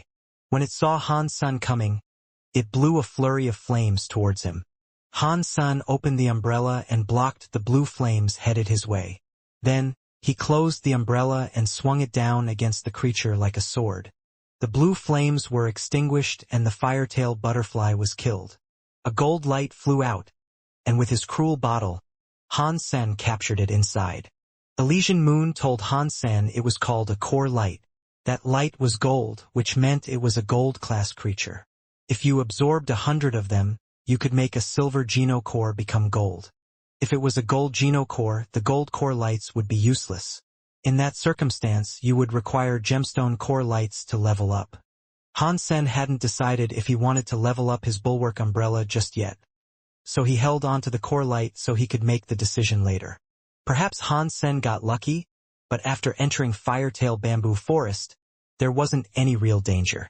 They saw a few firetail butterflies on the way, but they didn't pose much of a threat.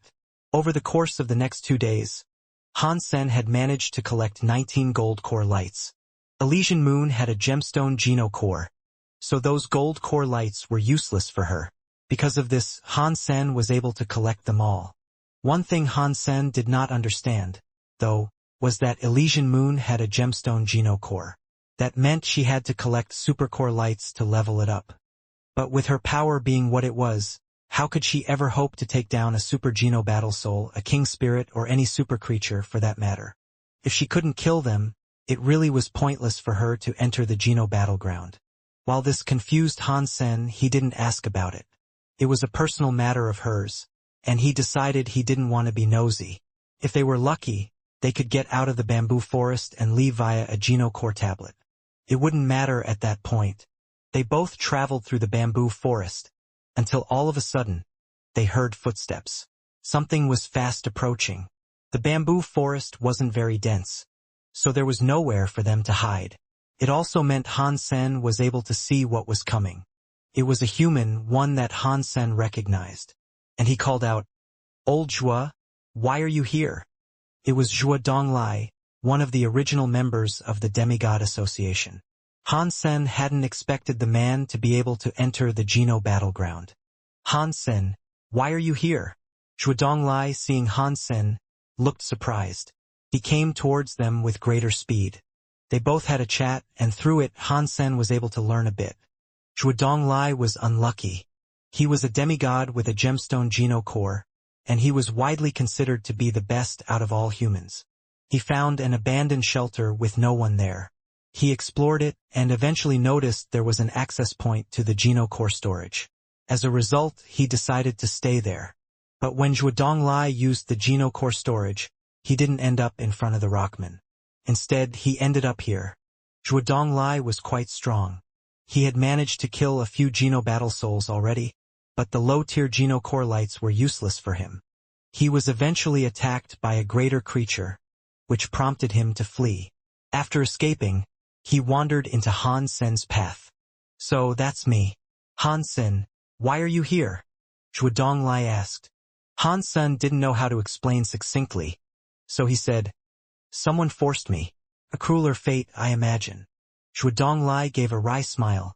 "Your Geno core is only bronze, isn't it? This place is dangerous for you. Why don't you follow after me?" Han-sen shook his head. "No, you follow me. I know the way out of here. We just need to find the Geno core tablet. Han Sen proceeded to tell Zhuo Donglai about him and Elysian Moon.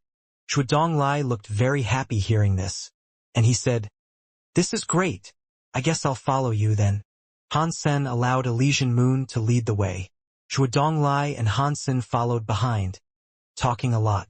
Zhuo Donglai told Han Sen that he had wished to take him as a student, but the possibility for that to occur had never transpired, for some reason. When it was time for them to rest, Zhuo Donglai asked them to wait a bit. Then he summoned a stone palace. He smiled and said, "This is my Geno core, Purple Manor. You can sleep in here without fear of being attacked. Your Geno core is very useful. It's like a mansion you can fit into your pocket. One like the rich snobs have." Han Sen was making fun of it. Zhuo Donglai sighed and said, "There's still a lot more to it than that. It's just that people don't understand. I was going to teach you the Purple Manor Sutra even. It's a shame that never came to pass." Han Sen followed him inside the Purple Manor. Inside it, there was a stone statue and a big purple bell. My Purple Manor Sutra was never mastered, so the manor looks a little cheap. But its defense is good. And what's more, we are hidden. The bell is like an alarm, too. It'll ring if something ill comes our way. You guys should sleep for a bit," Zhuo Donglai said. Han Sen didn't mind doing that, so he went to a corner and rested against the stone. Han Sen had been quite busy the past few days, and now he had the opportunity to sleep worry-free. He was able to sleep uninterrupted there. Not even the rustling of the bamboo was able to disturb him. When he woke up, he felt very energized. After getting up, he found that Elysian Moon was continuing her healing process and Zhuo Donglai was still fast asleep. Han Sen walked into the hall and tried to push the door open, but nothing happened. It seemed as if only Zhuo Donglai could do that. When Han Sen pushed the door, Zhuo Donglai woke up and smiled. "Why not sleep longer? You won't get many chances to sleep like this, the further we go." "Did I wake you up?" Han Sen asked apologetically. "No, I am fully rested. Don't let my age fool you. I'm still as active as a young buck." Zhuo Donglai proceeded to open the door while he spoke. He looked outside, and after doing so, his face changed. He quickly shut the doors again. Han Sen heard something pounding at the door, trying to get inside. Although Zhuo Donglai had only opened the door for 1 second, Han Sen had managed to get a glimpse of what was outside. It was those pretty firetail butterflies. They were resting on the bamboo outside, glittering with their beautiful blue fire. When Zhuo Donglai opened the door, he alerted them. And now, like snowflakes, they were descending on the door. Fortunately, he was able to shut the door quickly. Otherwise, they'd have rushed in like a blizzard. "It's fine. Those butterflies are like mutant creatures. They can't break the Purple Manor, so we should be safe." Zhuo Donglai smiled. But after he said that, the Purple Manor's big door began to melt like molten lava. A hole formed in the door which spread and got bigger. Then, the beautiful blue flames entered. Through the hole that had been seared through the door, you could see a beautiful blue flame butterfly that was a firetail Geno battle soul. But this blue flame butterfly was different from the ones Han Sen had dealt with previously. The ones Han Sen had seen the day before were just a little bigger than the average human hand. This one, with wings spread, was an entire meter across. The blue fire that it carried danced into strange symbols, unlike the ordinary firetail Geno battle souls. Crap! This Geno battle soul is a little strange. It melted the door to my gemstone Purple Manor. Watch out! I'm going to put it away. Zhuo Donglai was afraid if the creature continued to burn the manor, it would all melt. So he returned it for now. The Purple Manor was gone, and when it was, they could now see the firetail butterfly assembly that was outside. It was impossible to tell how many were there, but the horde of butterflies fluttered around the big one. Geno battle souls weren't proper living creatures, and because of this, Han Sen could not gauge their actual strength through his Dongxian aura. But the giant butterfly was obviously a fair deal stronger than an average one, and if he had to guess, Han Sen would put its strength at no weaker than a gemstone type. The firetail butterflies were headed towards Han Sen next, and the three of them knew they had to fight. To face their flaming wrath, the The first thing Han Sen did was open his bulwark umbrella. The firetail butterflies were struck by the umbrella, and they exploded in a bright haze of gold core lights. Of course, Han Sen did not have the time to collect them all right now. More and more butterflies were headed right for him.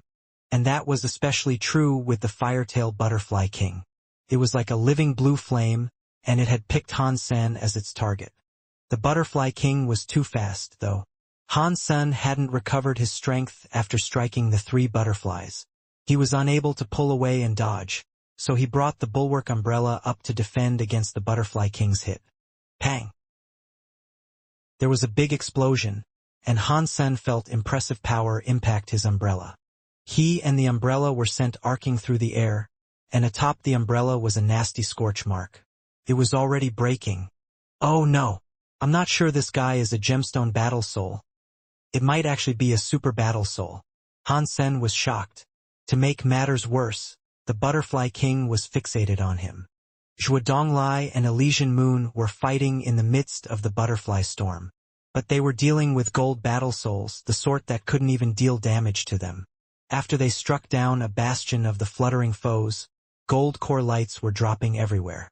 Han Sen dodged the butterfly king's second attack, but he wouldn't be able to dodge the next. When the butterfly king flapped its wings again, it was instantly back at him, ready to attack. Pang! Han Sen used his bulwark umbrella to block the hit again. He was sent flying through the forest once more, as the hand that clutched the bumbershoot started to bleed. The surface of the umbrella was blackened with scorch marks. This guy is most definitely a super-class creature. Han Sen could tell the speed and power of the butterfly exceeded that of a gemstone class. If it had been a gemstone class beast, his own body would definitely have been able to withstand the fire, and the umbrella would not have suffered so greatly. Seeing the butterfly king approach, Han Sen knew he wouldn't be able to dodge this attack either. Zhuo Donglai shouted and summoned the stone palace out of the nether, and it fell on top of the butterfly king and trapped him. Run! Zhuo Donglai shouted after trapping the butterfly king. His face looked terrible. Han Sen turned around to take flight, but after gaining a distance of 100 meters, a fresh blue light was already shining from behind. He turned around and saw a blue phantom shoot through the roof of the manor, which had been burned through. The butterfly was flying out, ready to resume its pursuit of Han Sen. He gritted his teeth and continued his sprint through the bamboo forest. But his speed was not good enough. The butterfly king's blue body was already flashing directly behind Han Sen, having caught up with ease. Meowth! Get him! Han Sen wouldn't be able to dodge, so he chomped down on his teeth, summoned Meowth, and had the pet deal with the butterfly's wrath instead. Meowth had absorbed many water drops from the black crystal, and having eaten so much high-class meat, it was definitely worthy of residing in the fourth god's sanctuary. It had been growing quite well. Still, it was rather weak and it had no notable powers. Its strength was comparable to that of an ordinary demigod with no genocore. Han Sen had kept and treated Meowth as a pet, and even though he summoned it, he didn't want it to die. Han Sen didn't have any other pet beast souls, though, and the super pet armor he had could only be used by a pet beast soul. For this reason, he had to call on Meowth for aid. When Meowth activated battle mode, it took on the shape of a black tiger. Even though it'd appear much bigger than the butterfly, its power would be considerably worse. When Meowth was summoned, Han Sen summoned the red crystal cricket's beast soul for it. When equipped, it clad Meowth in ruby armor and made the pet look like a red tiger. Pang! Firetail Butterfly King struck Meowth, which blasted it away. But the airborne Meowth was able to descend with a firm landing, and once it was down, it leaped towards the Butterfly King swiftly. Han Sen was happy. Even with Meowth's meager strength, he had been able to withstand a direct blow from the Butterfly King and emerge totally fine. It was all thanks to that pet beast soul. Han Sen was worried Meowth's body would be too weak to withstand a blow from the Butterfly King, even with the super pet armor. Seeing its success, Han Sen was greatly relieved. Meowth hopped over to the Butterfly King, which seemed to enrage the creature. The butterfly flapped over to meet with Meowth, its blue flames burning like a sun. Boom! The blue flame exploded like a volcano, blasting Meowth further into the sky. And again, upon its descent, the pet looked absolutely perfect. With speed and haste, it was able to leap right back to the Butterfly King. The Butterfly King kept focusing on Meowth, but Meowth had super pet armor. The ruby armor seemed to be fine, too, with no scorch marks or signs of wear. That's strong. Too strong. Han Sen was very excited. Zhuo Donglai and Elysian Moon were shocked seeing this, too. Even Zhuo Donglai's purple manner had been burned through, and they knew the Butterfly King had to be superclass. For Han Sen's pet beast soul to be able to withstand Firetail Butterfly King's attacks, they couldn't help but wonder what level Meowth might have been. It didn't look like a superclass creature, as its speed and strength were very low. Its defense, on the other hand, was shockingly high. Han Sen looked at what was going on for a while and then stopped, turning to run directly into the butterfly swarm.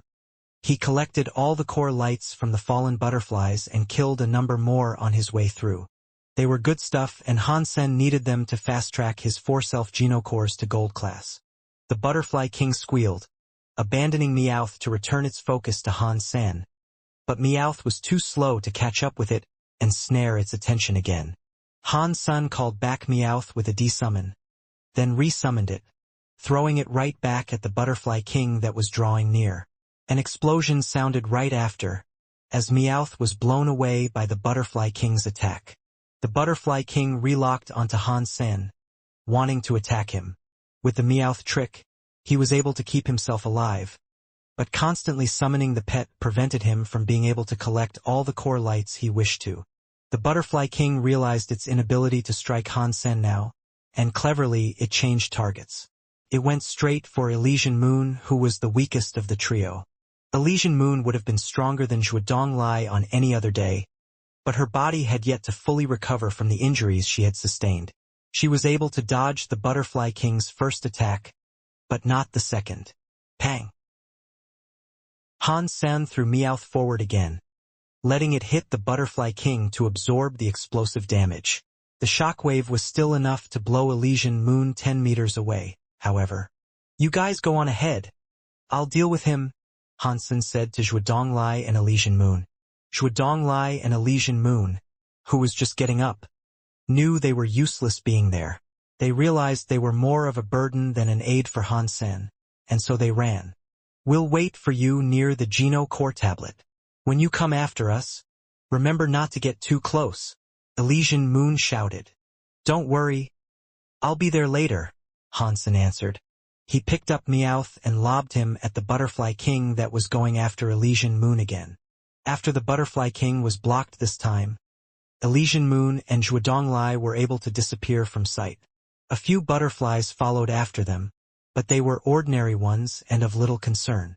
After they were gone, the Butterfly King released all its wrath on Han Sen and Han Sen alone. Fortunately, Meowth was able to keep going as Han Sen's meat shield. He wasn't afraid or put down by being used in the way he was. As Han Sen proceeded in this manner, he used his umbrella to strike down any of the smaller butterflies that were around. Han Sen didn't have the time to collect the core lights in the cruel bottle, though. The gold core light was being directly absorbed by the umbrella instead, greatly increasing its strength. Han Sen found something rather funny about it all. While the Butterfly King was still strong, its flames seemed to have quelled a bit after the repeated attacks on Meowth. Although the difference was small, it was definitely not a mistake. The Butterfly King had gotten weaker. After the lengthy encounter, Han Sen could feel it losing strength. "Maybe I will have a chance to kill the Butterfly King." Han Sen was rather excited about this prospect, and so he continued using Meowth as a distraction for the Butterfly King, as he went around killing the normal butterflies and collecting their core lights. It didn't take long for the Bulwark umbrella to absorb 100 core lights, and when it hit that figure it began to break through. Because self-genocores were connected to his body, and the umbrella had absorbed so many core lights, he could feel his Dongshen Sutra becoming stronger. That too was going to level up soon. Han Sen knew if his Dongshen Sutra leveled up, his umbrella would become gold. But Han Sen didn't want that, and so he suppressed his Dongshin Sutra to avoid it leveling up. The Bulwark umbrella had only just leveled up to silver, and he had yet to reinforce it 9 times. It would be a waste to proceed without doing that, and so that was why he stopped the Dongshin Sutra from leveling up. After getting 100 gold core lights, it seemed useless to get any more, as it wouldn't make the umbrella stronger. So, Han Sen summoned his crystal core, and let it absorb the gold core lights directly. As it absorbed them, Han Sen felt his jade skin grow and mature. It would level up soon as well, a process which Han Sen also suppressed. Because there were too many firetail butterflies, there were still a lot of core lights yet to get absorbed. But Han Sen didn't dare to use coin or real blood to get them. They were only bronze geno cores right now, and if they absorbed gold core lights, Han Sen thought they might level up too quickly, and he'd be unable to put a lid on their development. Suddenly, the Butterfly King squealed once more. The smaller butterflies all started to fly away, joined shortly after by the king itself. The entire horde fled into the bamboo forest. Han Sen wasn't willing to let it run off, though. It was a Super Geno battle soul, after all, and he wouldn't allow the chance of killing it to slip away. Not caring for the little butterflies that were also all around, Han Sen went straight for the king. The Butterfly King had been fighting Meowth for a while, and it was visibly weaker now. Han Sen used his phoenix techniques to catch up with it. Meowth had become a living cannonball, and as Han Sen chased after the Butterfly King, he would frequently lob the armored kitty at it. If the Butterfly King dodged, it'd slow down a little and allow Han Sen the chance to catch up. If it didn't dodge, it'd just be hit by Meowth. This process incited the Butterfly King's rage. The giant butterfly turned back around and tried to kill Han Sen once again. Han Sen wasn't going to fight it head-on, though. Instead, he used Meowth to strip away its power again bit by bit. After an entire day of this, the Butterfly King's power had been almost completely drained. Han Sen delivered a single firm hit and blew it up. After the Firetail Butterfly King's body blew up, however, it didn't reveal a core light that was ripe for the taking. Instead, a red light gathered itself into a ruby-like crystal that was solid. Han Sen picked it up and heard an announcement. Firetail Butterfly Geno Core obtained. It's a Geno Core and not a core light? Han Sen was shocked, as this was unexpected. Han Sen observed the Geno Core's information and was swiftly confused. Firetail Butterfly, Super Geno Core, missing. What does missing mean? Han Sen frowned. Geno Cores were either destroyed or damaged. He had never seen or heard about missing ones before. The strangest thing about this was that Han Sen could not use the Firetail Butterfly Geno Core, either. He had no idea why. He didn't have time to investigate it right now, though. He returned to the plan and went looking for Elysian Moon and Zhuodonglai. After half a day of travel, he was unable to find them. Han Sen thought he might have strayed too far off the track while he was fighting the Butterfly King. Perhaps he was going in the same direction, just via a different path. He had no idea where the Firetail butterflies had all gone, either. He had seen no more after the last fight. 3 days later, Han Sen heard a noise coming from someplace deep within the bamboo forest. It sounded like music. After listening to that sound, Han Sen's face changed. It wasn't music played by a piano. It was the sound of a sword that was reminiscent of one.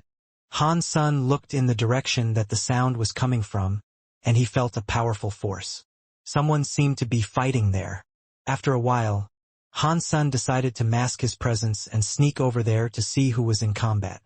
The battle was not far from Han Sen, and after a few miles of travel, he was able to see the sword that was producing those sounds. And what's more, Han Sen knew the master of the weapon as well. It was Six Paths, whom he once battled in the Geno Core storage. Six Paths was battling a Peacock Geno battle soul. He wasn't using Heart Sword this time. As he wielded his blade, music played from the sword that seemed to damage his opponent. The sword didn't even have to come into contact with the peacock, but regardless, it was screaming in pain. Is that music sword, perhaps? Han Sen was shocked seeing this. It was a music element hyper Geno art. Han Sen once tried to learn something similar, but due to a lack of talent and immediate proficiency, he hadn't invested much in it. Hansen was amazed seeing Six Paths use music sword. It didn't compel him to learn the same technique, though. It was just something he greatly admired seeing. The reason Hansen learned Heart Sword was for the purpose of introspection. Learning music sword would be pointless. If he wanted a powerful skill, there were far better ones he'd be naturally talented with. He didn't need to chase something music element attuned. The peacock fell on the ground in pain, hearing the song of music sword. Then, Six Paths moved forward and lopped its head off. The peacock Geno battle soul was killed. What surprised Hansen the most was that the peacock did not leave a core light. Instead, it left behind a green Geno core. Six Paths picked up the Geno core, looked towards where Hansen was hiding and said, "Since you're here, why don't you come say hello?" Hansen was shocked. He had already used his Dongxian aura to hide himself, but Six Paths was able to sense his presence anyway. "You were still able to find me?" Hansen deactivated his Dongxian aura and stepped out of the thicket. When Six Paths laid eyes on Hansen, he looked surprised. "You are in the Geno battleground? You knew I was here. Why are you asking?" Hansen frowned.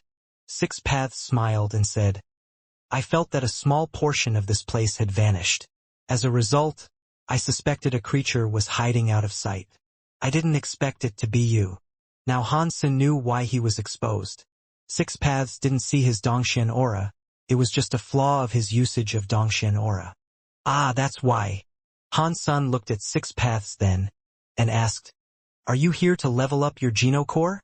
Six Paths shook his head and said, "If I wanted to level up my Geno core, I wouldn't have destroyed my last one. I will level this new one up, step by step. I don't need the help of others." "Then what are you doing here?" Hansen looked confused. Six Paths looked confused as well. "You didn't come here because of the god Geno core?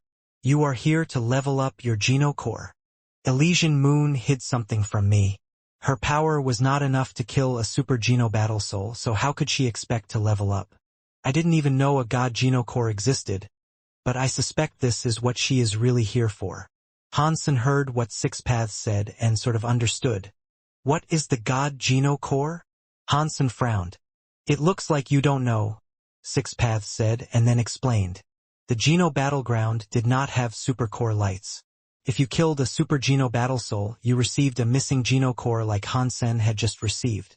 You could not make use of a missing super Geno core, but it was a key to enter God's battleground.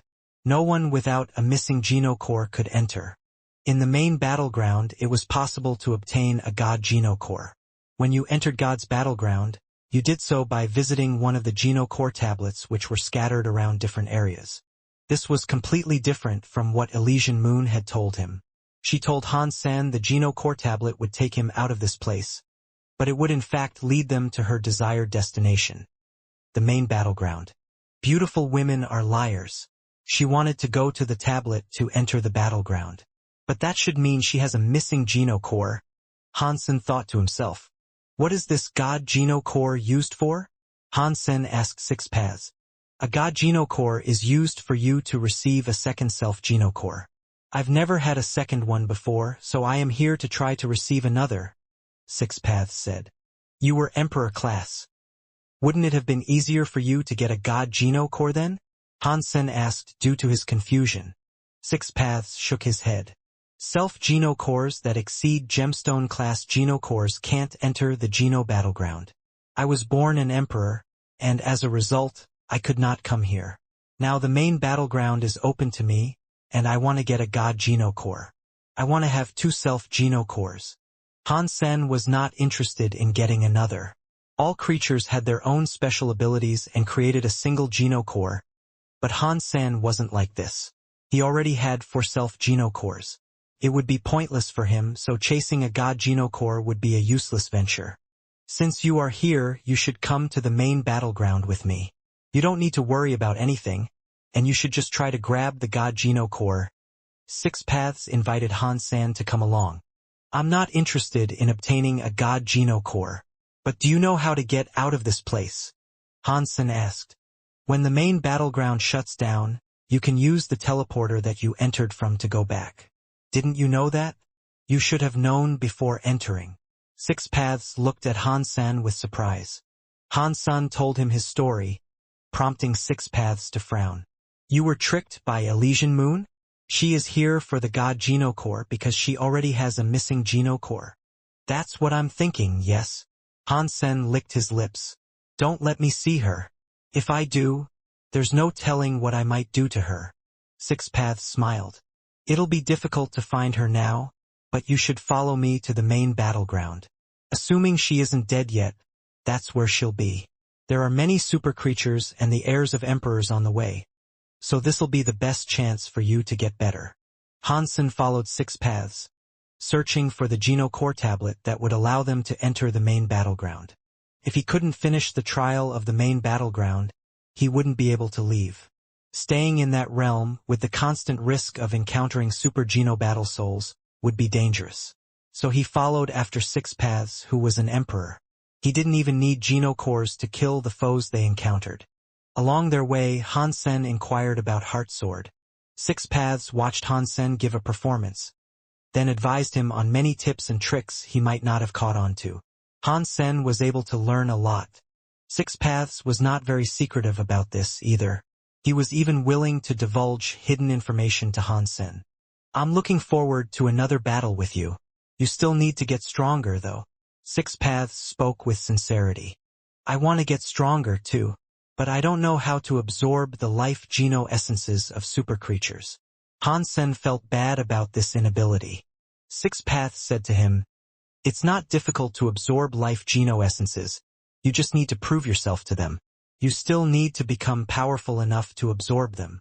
You mean they have their own thoughts and will? Han Sen was shocked. Six Paths nodded. The evolution of super creatures is different than our own. They will go to the fifth sanctuary and use life Geno essences to create life. Before they go, they might not be able to create life yet, but they have a consciousness. Killing them is not really killing them, and for as long as their life Geno essences exist, they are still alive in some form. Ah! It's no wonder I cannot absorb them. Now Han Sen understood they had a consciousness. He also acknowledged how they were able to avoid being tricked by Han Sen's simulation of their life force. Han Sen asked Six Paths how to gain the approval of the life Geno essences, but he was told that each of them had a different method. Six Paths' own experiences with them would not help. The two of them searched for the tablet as they talked. But before they could find it, a few shadows began to approach them. It was a small collective of spirits, and they all looked powerful in their own right. They were not all Emperor class, but they were all definitely stronger than King class. Six Paths Emperor, we did not expect to see you here. Will you walk with us? The few spirits were shocked seeing him there, and it was the red-haired leader of the few that stepped forward to speak. I would like to be alone, Six Paths said coldly. The spirit frowned, looked at Han Sen, and pointed at him. He asked, If you'd like to be alone, then who is that? Six Paths said icily, He is my opponent. Opponent. When Six Paths said this, all the spirits looked shocked. They all turned to get a look at Han Sen. Six Paths was not like any other emperor they had seen before. He was on top of the entire fourth god sanctuary. Many emperors wouldn't consider a human as their opponent. There was only one other person Six Paths had ever referred to this way, and he was the one who had reached first place on the Super Genocore leaderboard. Many spirits believed Six Paths destroyed his own Genocore for a new one that might eliminate the flaws featured in his first, all for the purpose of rising through the ranks to beat the one in that prestigious first place. Six Paths referring to a human as an opponent was nothing short of shocking.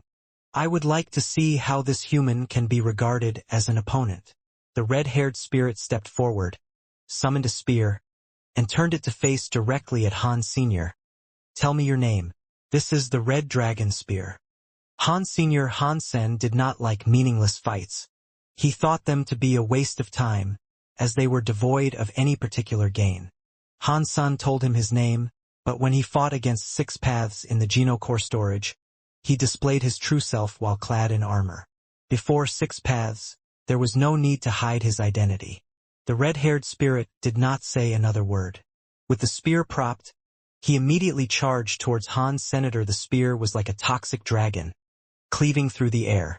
As it came forward to strike Han Sen, the mere wake of the gusts that ran behind it was enough to tear the ground below. Six Paths fell back and smiled. The other spirits also stepped away. Han Sen was the only one who didn't. He pulled out Taya and swung it towards the sundered air. His powerful Taya tore through the broken air and clashed against the incoming spear. Neither Han Sen nor the Red Dragon stumbled back, as each collision was met with perfect balance. Red Dragon shouted, and his spear began to shine and light up, transforming into a black dragon. The spirit handled it just like the spear, and it could deal draconic damage that would be difficult for others to defend against. Han Sen was still fearless. Red Dragon's genocore was strange, but it was still only gemstone class. There was no chance of it hurting him. Han Sen cast his Dongxian aura and performed Ghost Sword. It was what he had learned from Elysian Moon, and what he had later spent time modifying. Although it was not perfect yet, Han Sen was still very proficient with the technique. Han Sen used his Dongxian Sutra and Heavenly Go as well, making his moves entirely unpredictable while revealing those of the opponent. It did not matter how strange Red Dragon's attacks were. Han Sen knew exactly what was coming and when. Red Dragon soon noticed that no matter how often he tried to shift and shake up his performance and skill set, Han Sen was one step ahead of him the entire time. If he kept on going in this way, he was sure to be hit by the human. Red Dragon was put into a state of caution. He waved his Black Dragon spear and returned it. He couldn't attack like that, and with Han Sen's heightening ferocity, he found himself only able to defend. All the spirits looked on in shock. They were certain Red Dragon had to be the strongest there. He was an emperor, and Black Dragon Spear destroyed any that were of the same level and below. No one expected he'd be backed into a corner by the likes of a human. This human is different. No wonder Six Paths refers to him as an opponent. This sword skill is weird. I haven't seen any of his movements repeat, even after all this time. This is scary. He can see exactly what Red Dragon is preparing to do. It does not matter how he tries to attack, the human is already prepared to break it. What sort of skill is that? All the spirits were in shock, but Six Paths' expression was veiled. He complimented Han Sen by saying, "This sword has the essence of Sky Sword." There had only been 100 slashes, and Red Dragon had to drop his Black Dragon Spear to avoid losing his hands. Red Dragon stumbled backwards. He looked pale and exclaimed, "It is no wonder this is the sort of man Six Paths would consider an opponent. Han Sen, I'll remember that name." After that, Red Dragon left, and the other spirits followed him from behind. Han Sen simply shrugged. He didn't want people to remember him in a hostile way.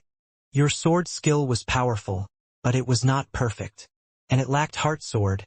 Six Paths said to Han Sen. It doesn't have Heart Sword, no. It's not really a specific technique, though. Han Sen laughed. Han Sen had used Ghost Sword, but he had used the Dongxian Sutra and Heavenly Go more during the fight. The core of his modified technique relied on his ability to judge and predict the moves of the enemy, most of all. The sword skill itself was not as important. That was why Six Paths said Han Sen's display lacked Heart Sword. Han Sen did not focus on the intricacy of sword skills in particular, though so Six Paths' critique on Heart Sword did not matter to him. On the way, Six Paths asked Han Sen about Ghost Sword. Han Sen answered the Emperor to the best of his abilities and didn't hide anything. The Dongxian Sutra and Heavenly Go were not skills one could simply learn. If you did not have the heart for it, you couldn't learn them. If you had the talent, you could master them, but without understanding what was under the surface, you couldn't gain true proficiency. It is a shame you don't practice sword skills. Otherwise, this would have been perfect for you. Six Paths couldn't help himself from complimenting Han Sen again. On the way, Six Paths found himself learning a lot about sword skills. He also showed much about his own to Han Sen, who learned a lot as well. Six Paths' sword skills were all separate, and there were 6 different ones. Ghost Sword included fragments of every sword skill in existence. But Six Paths' sword skills tended to go beyond the sword that cast them. They walked for half a month together, and still, they saw no sign of Zhuodonglai and Elysian Moon. They had no clue where they went or if they had already gone ahead and entered the main battleground. but they finally came before the Geno core tablet. There were a few spirits standing near it, Red Dragon included. I heard Red Dragon say Six Paths Emperor is here, so I have been waiting here for your arrival. A handsome, white-haired spirit said to Six Paths. Who are you? Six Paths asked the white-haired spirit. My name is Sumi, son of Furnace Emperor. The white-haired spirit answered. You are the son of Furnace? Six Paths said without saying anything more. Sumi wasn't offended, though. They were on different tiers, and his father, Furnace Emperor, had once lost to Six Paths in a fight. Sumi wished to exact revenge on behalf of his father, but he knew he wouldn't be able to do that without a Super Geno core. You are Sky Sword Hansen? Sumi looked Hansen up and down, checking him out. Yes, I am. But what is the Sky Sword bit? Hansen raised and dropped his shoulders. Sumi, with a serious tone, said, Because Six Paths Emperor said you mastered your sword skills, and I have studied sword skills, I have taken it upon myself to teach you the path of the Sky Sword. Sumi drew his sword, which looked very strange. It was like a long needle, for it was as thin as one. Hansen then drew Taya. He didn't like meaningless fights, but he knew he could not reveal any sort of weakness before this crowd. Otherwise, he'd be unable to get a God Geno core when he entered the main battleground. He didn't desire a God Geno core, but since he was here, he wasn't going to miss out on the goodies. Red Dragon and the other spirits looked at Hansen and Sumi, looking forward to the fight that was about to begin. Although Six Paths had admitted Hansen was his opponent, it was clear Hansen's power had yet to reach superclass levels. And what's more, they did not seem interested in fighting each other. It was Six Paths that had set the expectations of Hansen's talent. Sumi was not just any emperor's kid. His father was Furnace Emperor, and his mother was famous, too. He had the genes of two emperors, which automatically made him better than both of his parents. Once he became superclass, he would be willing to challenge Six Paths himself. That was why his parents produced a baby. They hoped their heir could become the greatest spirit in the fourth god sanctuary, and possibly ascend to the fifth sanctuary. Sumi did not disappoint his parents, either. With his incredible talent and power, his potential was infinitely greater than their own. Sumi watched Hansen draw his sword, but did not say anything before slashing towards him. The needle-thin sword did not gleam, but the spirit wielded it like any ordinary blade, which was quite surprising. Hansen swung Taya, and when the weapons collided, he felt a strong force push him back. He went stumbling backwards 100 meters, cleaving the ground in two as he skidded in reverse. Hansen's hands trembled and bled after that. He was quite surprised. A gemstone-class spirit can be that strong? This is almost like a super creature. Sumi swung towards Hansen again, coldly saying, My sword is called Sumi, too. My gemstone Geno core has the power of the mountains. Hansen knew now that it was the sword that was strange, and not his actual powers. Red Dragon and the spirit barked compliments, saying, Sumi is cool. Just one slash and already this happened. I couldn't do that. If he became superclass, I have no idea how strong his sword might become. Perhaps not even emperors could avoid his wrath. Sword skills like that are so scary. Hansen's face didn't change, though. He shook his numbed hand and put his sword in his left hand. Then, with his left hand, he leaped forward to strike his opponent. Brutal strength was not everything, or at least not in accordance with Hansen's Dongxian Sutra. Hansen's brain tracked Sumi's every movement. Taya was primed, ready to plunge deep into Sumi's body. If Hansen was competing with a power that lacked the speed to drive it, he would have little trouble. Power was pointless if it couldn't reach an opponent. In this case, Senator Sumi's sword might have carried the strength of a mountain or the force of a super creature, but while it was being tracked by Hansen's Dongxian aura, it wouldn't find a target. The fight was playing out in advance in Hansen's mind, as if Sumi was a puppet on strings. Even if Sumi wished to attack, risking his life and putting everything he had into one deadly swing, he wouldn't land a strike. It was as if the two fighters had established a secret agreement that forbade Sumi from even touching Hansen's clothes. Hansen swung Taya casually, a move which forced Sumi to reel back in a clumsy dodge. His sword was powerful, but he had no choice but to fall back. Red Dragon and the spirits were all in shock, watching an elite such as Sumi find himself unable to fight back against Han San effectively. The human's opponent kept stumbling back until he was pushed against the Geno core tablet, and he had no place else to evade to. Sumi roared and closed his eyes. He swung his sword like crazy. It wasn't that he didn't want to fight. He was truly no longer capable. He couldn't deal with Han Sen's finesse any longer. Taya came to a stop. Han Sen didn't finish off the spirit because it was pointless. He'd just respawn, and as an enemy, no less. Han Sen sheathed Taya and walked back over to Six Paths. Your sword skills are great. It is no wonder it's called Sky Sword. I, Sumi, have lost. Sumi was not a sore loser. He admitted his defeat without trouble. Time is up. Let's go, Six Paths said. He went before the Geno core tablet and placed the missing Geno core into a slot. The missing Geno core began to shine and cast its glow on Six Paths. Then the spirit was sucked inside. Han Sen pulled out his own missing Geno core. He fitted it into the slot neatly and was then pulled inside in the same manner as Six Paths. When the light dimmed and his vision returned, Han Sen found himself inside a giant arena. He was sitting amidst the bleachers, overlooking the battleground. It wasn't just him there either. There were countless other spirits and creatures seated there as well. There was no ruckus or discord in the crowd. Even though many might have been enemies back in the sanctuary, everyone was transfixed with observing the events that unfolded inside the arena. In the arena, right now, there were two beasts engaged in battle. One was a lion that looked to have been built from steel, and the other was an echidna with 6 arms. They were fighting as all the others spectated. Han Sen looked around him and noticed the arena was far too big for its own good. He couldn't even get a good look at the creatures that were down there, locked in combat. Without Six Paths' information, he wouldn't have had a clue where he was. Elysian Moon. Han Sen did not see Six Paths, but he saw her. Promptly, he walked up to her. Elysian Moon saw Han Sen come towards her, and she said coolly, I didn't expect to see you here. Where is old Zhua? Han Sen expected Elysian Moon to lie to him, as she had done before. He didn't care much for her, though, or her well-being. All he cared for right now was Zhua Donglai. Elysian Moon told him, he is fine. He didn't have a Geno core, so he was unable to enter. He's waiting someplace outside the tablet. Since you were able to enter the main battleground, I can only presume you killed the Firetail Butterfly King. Yes. Your purpose was to come here, wasn't it? Han Sen frowned. Elysian Moon nodded. I'm not going to lie to you. I wanted to come here, yes.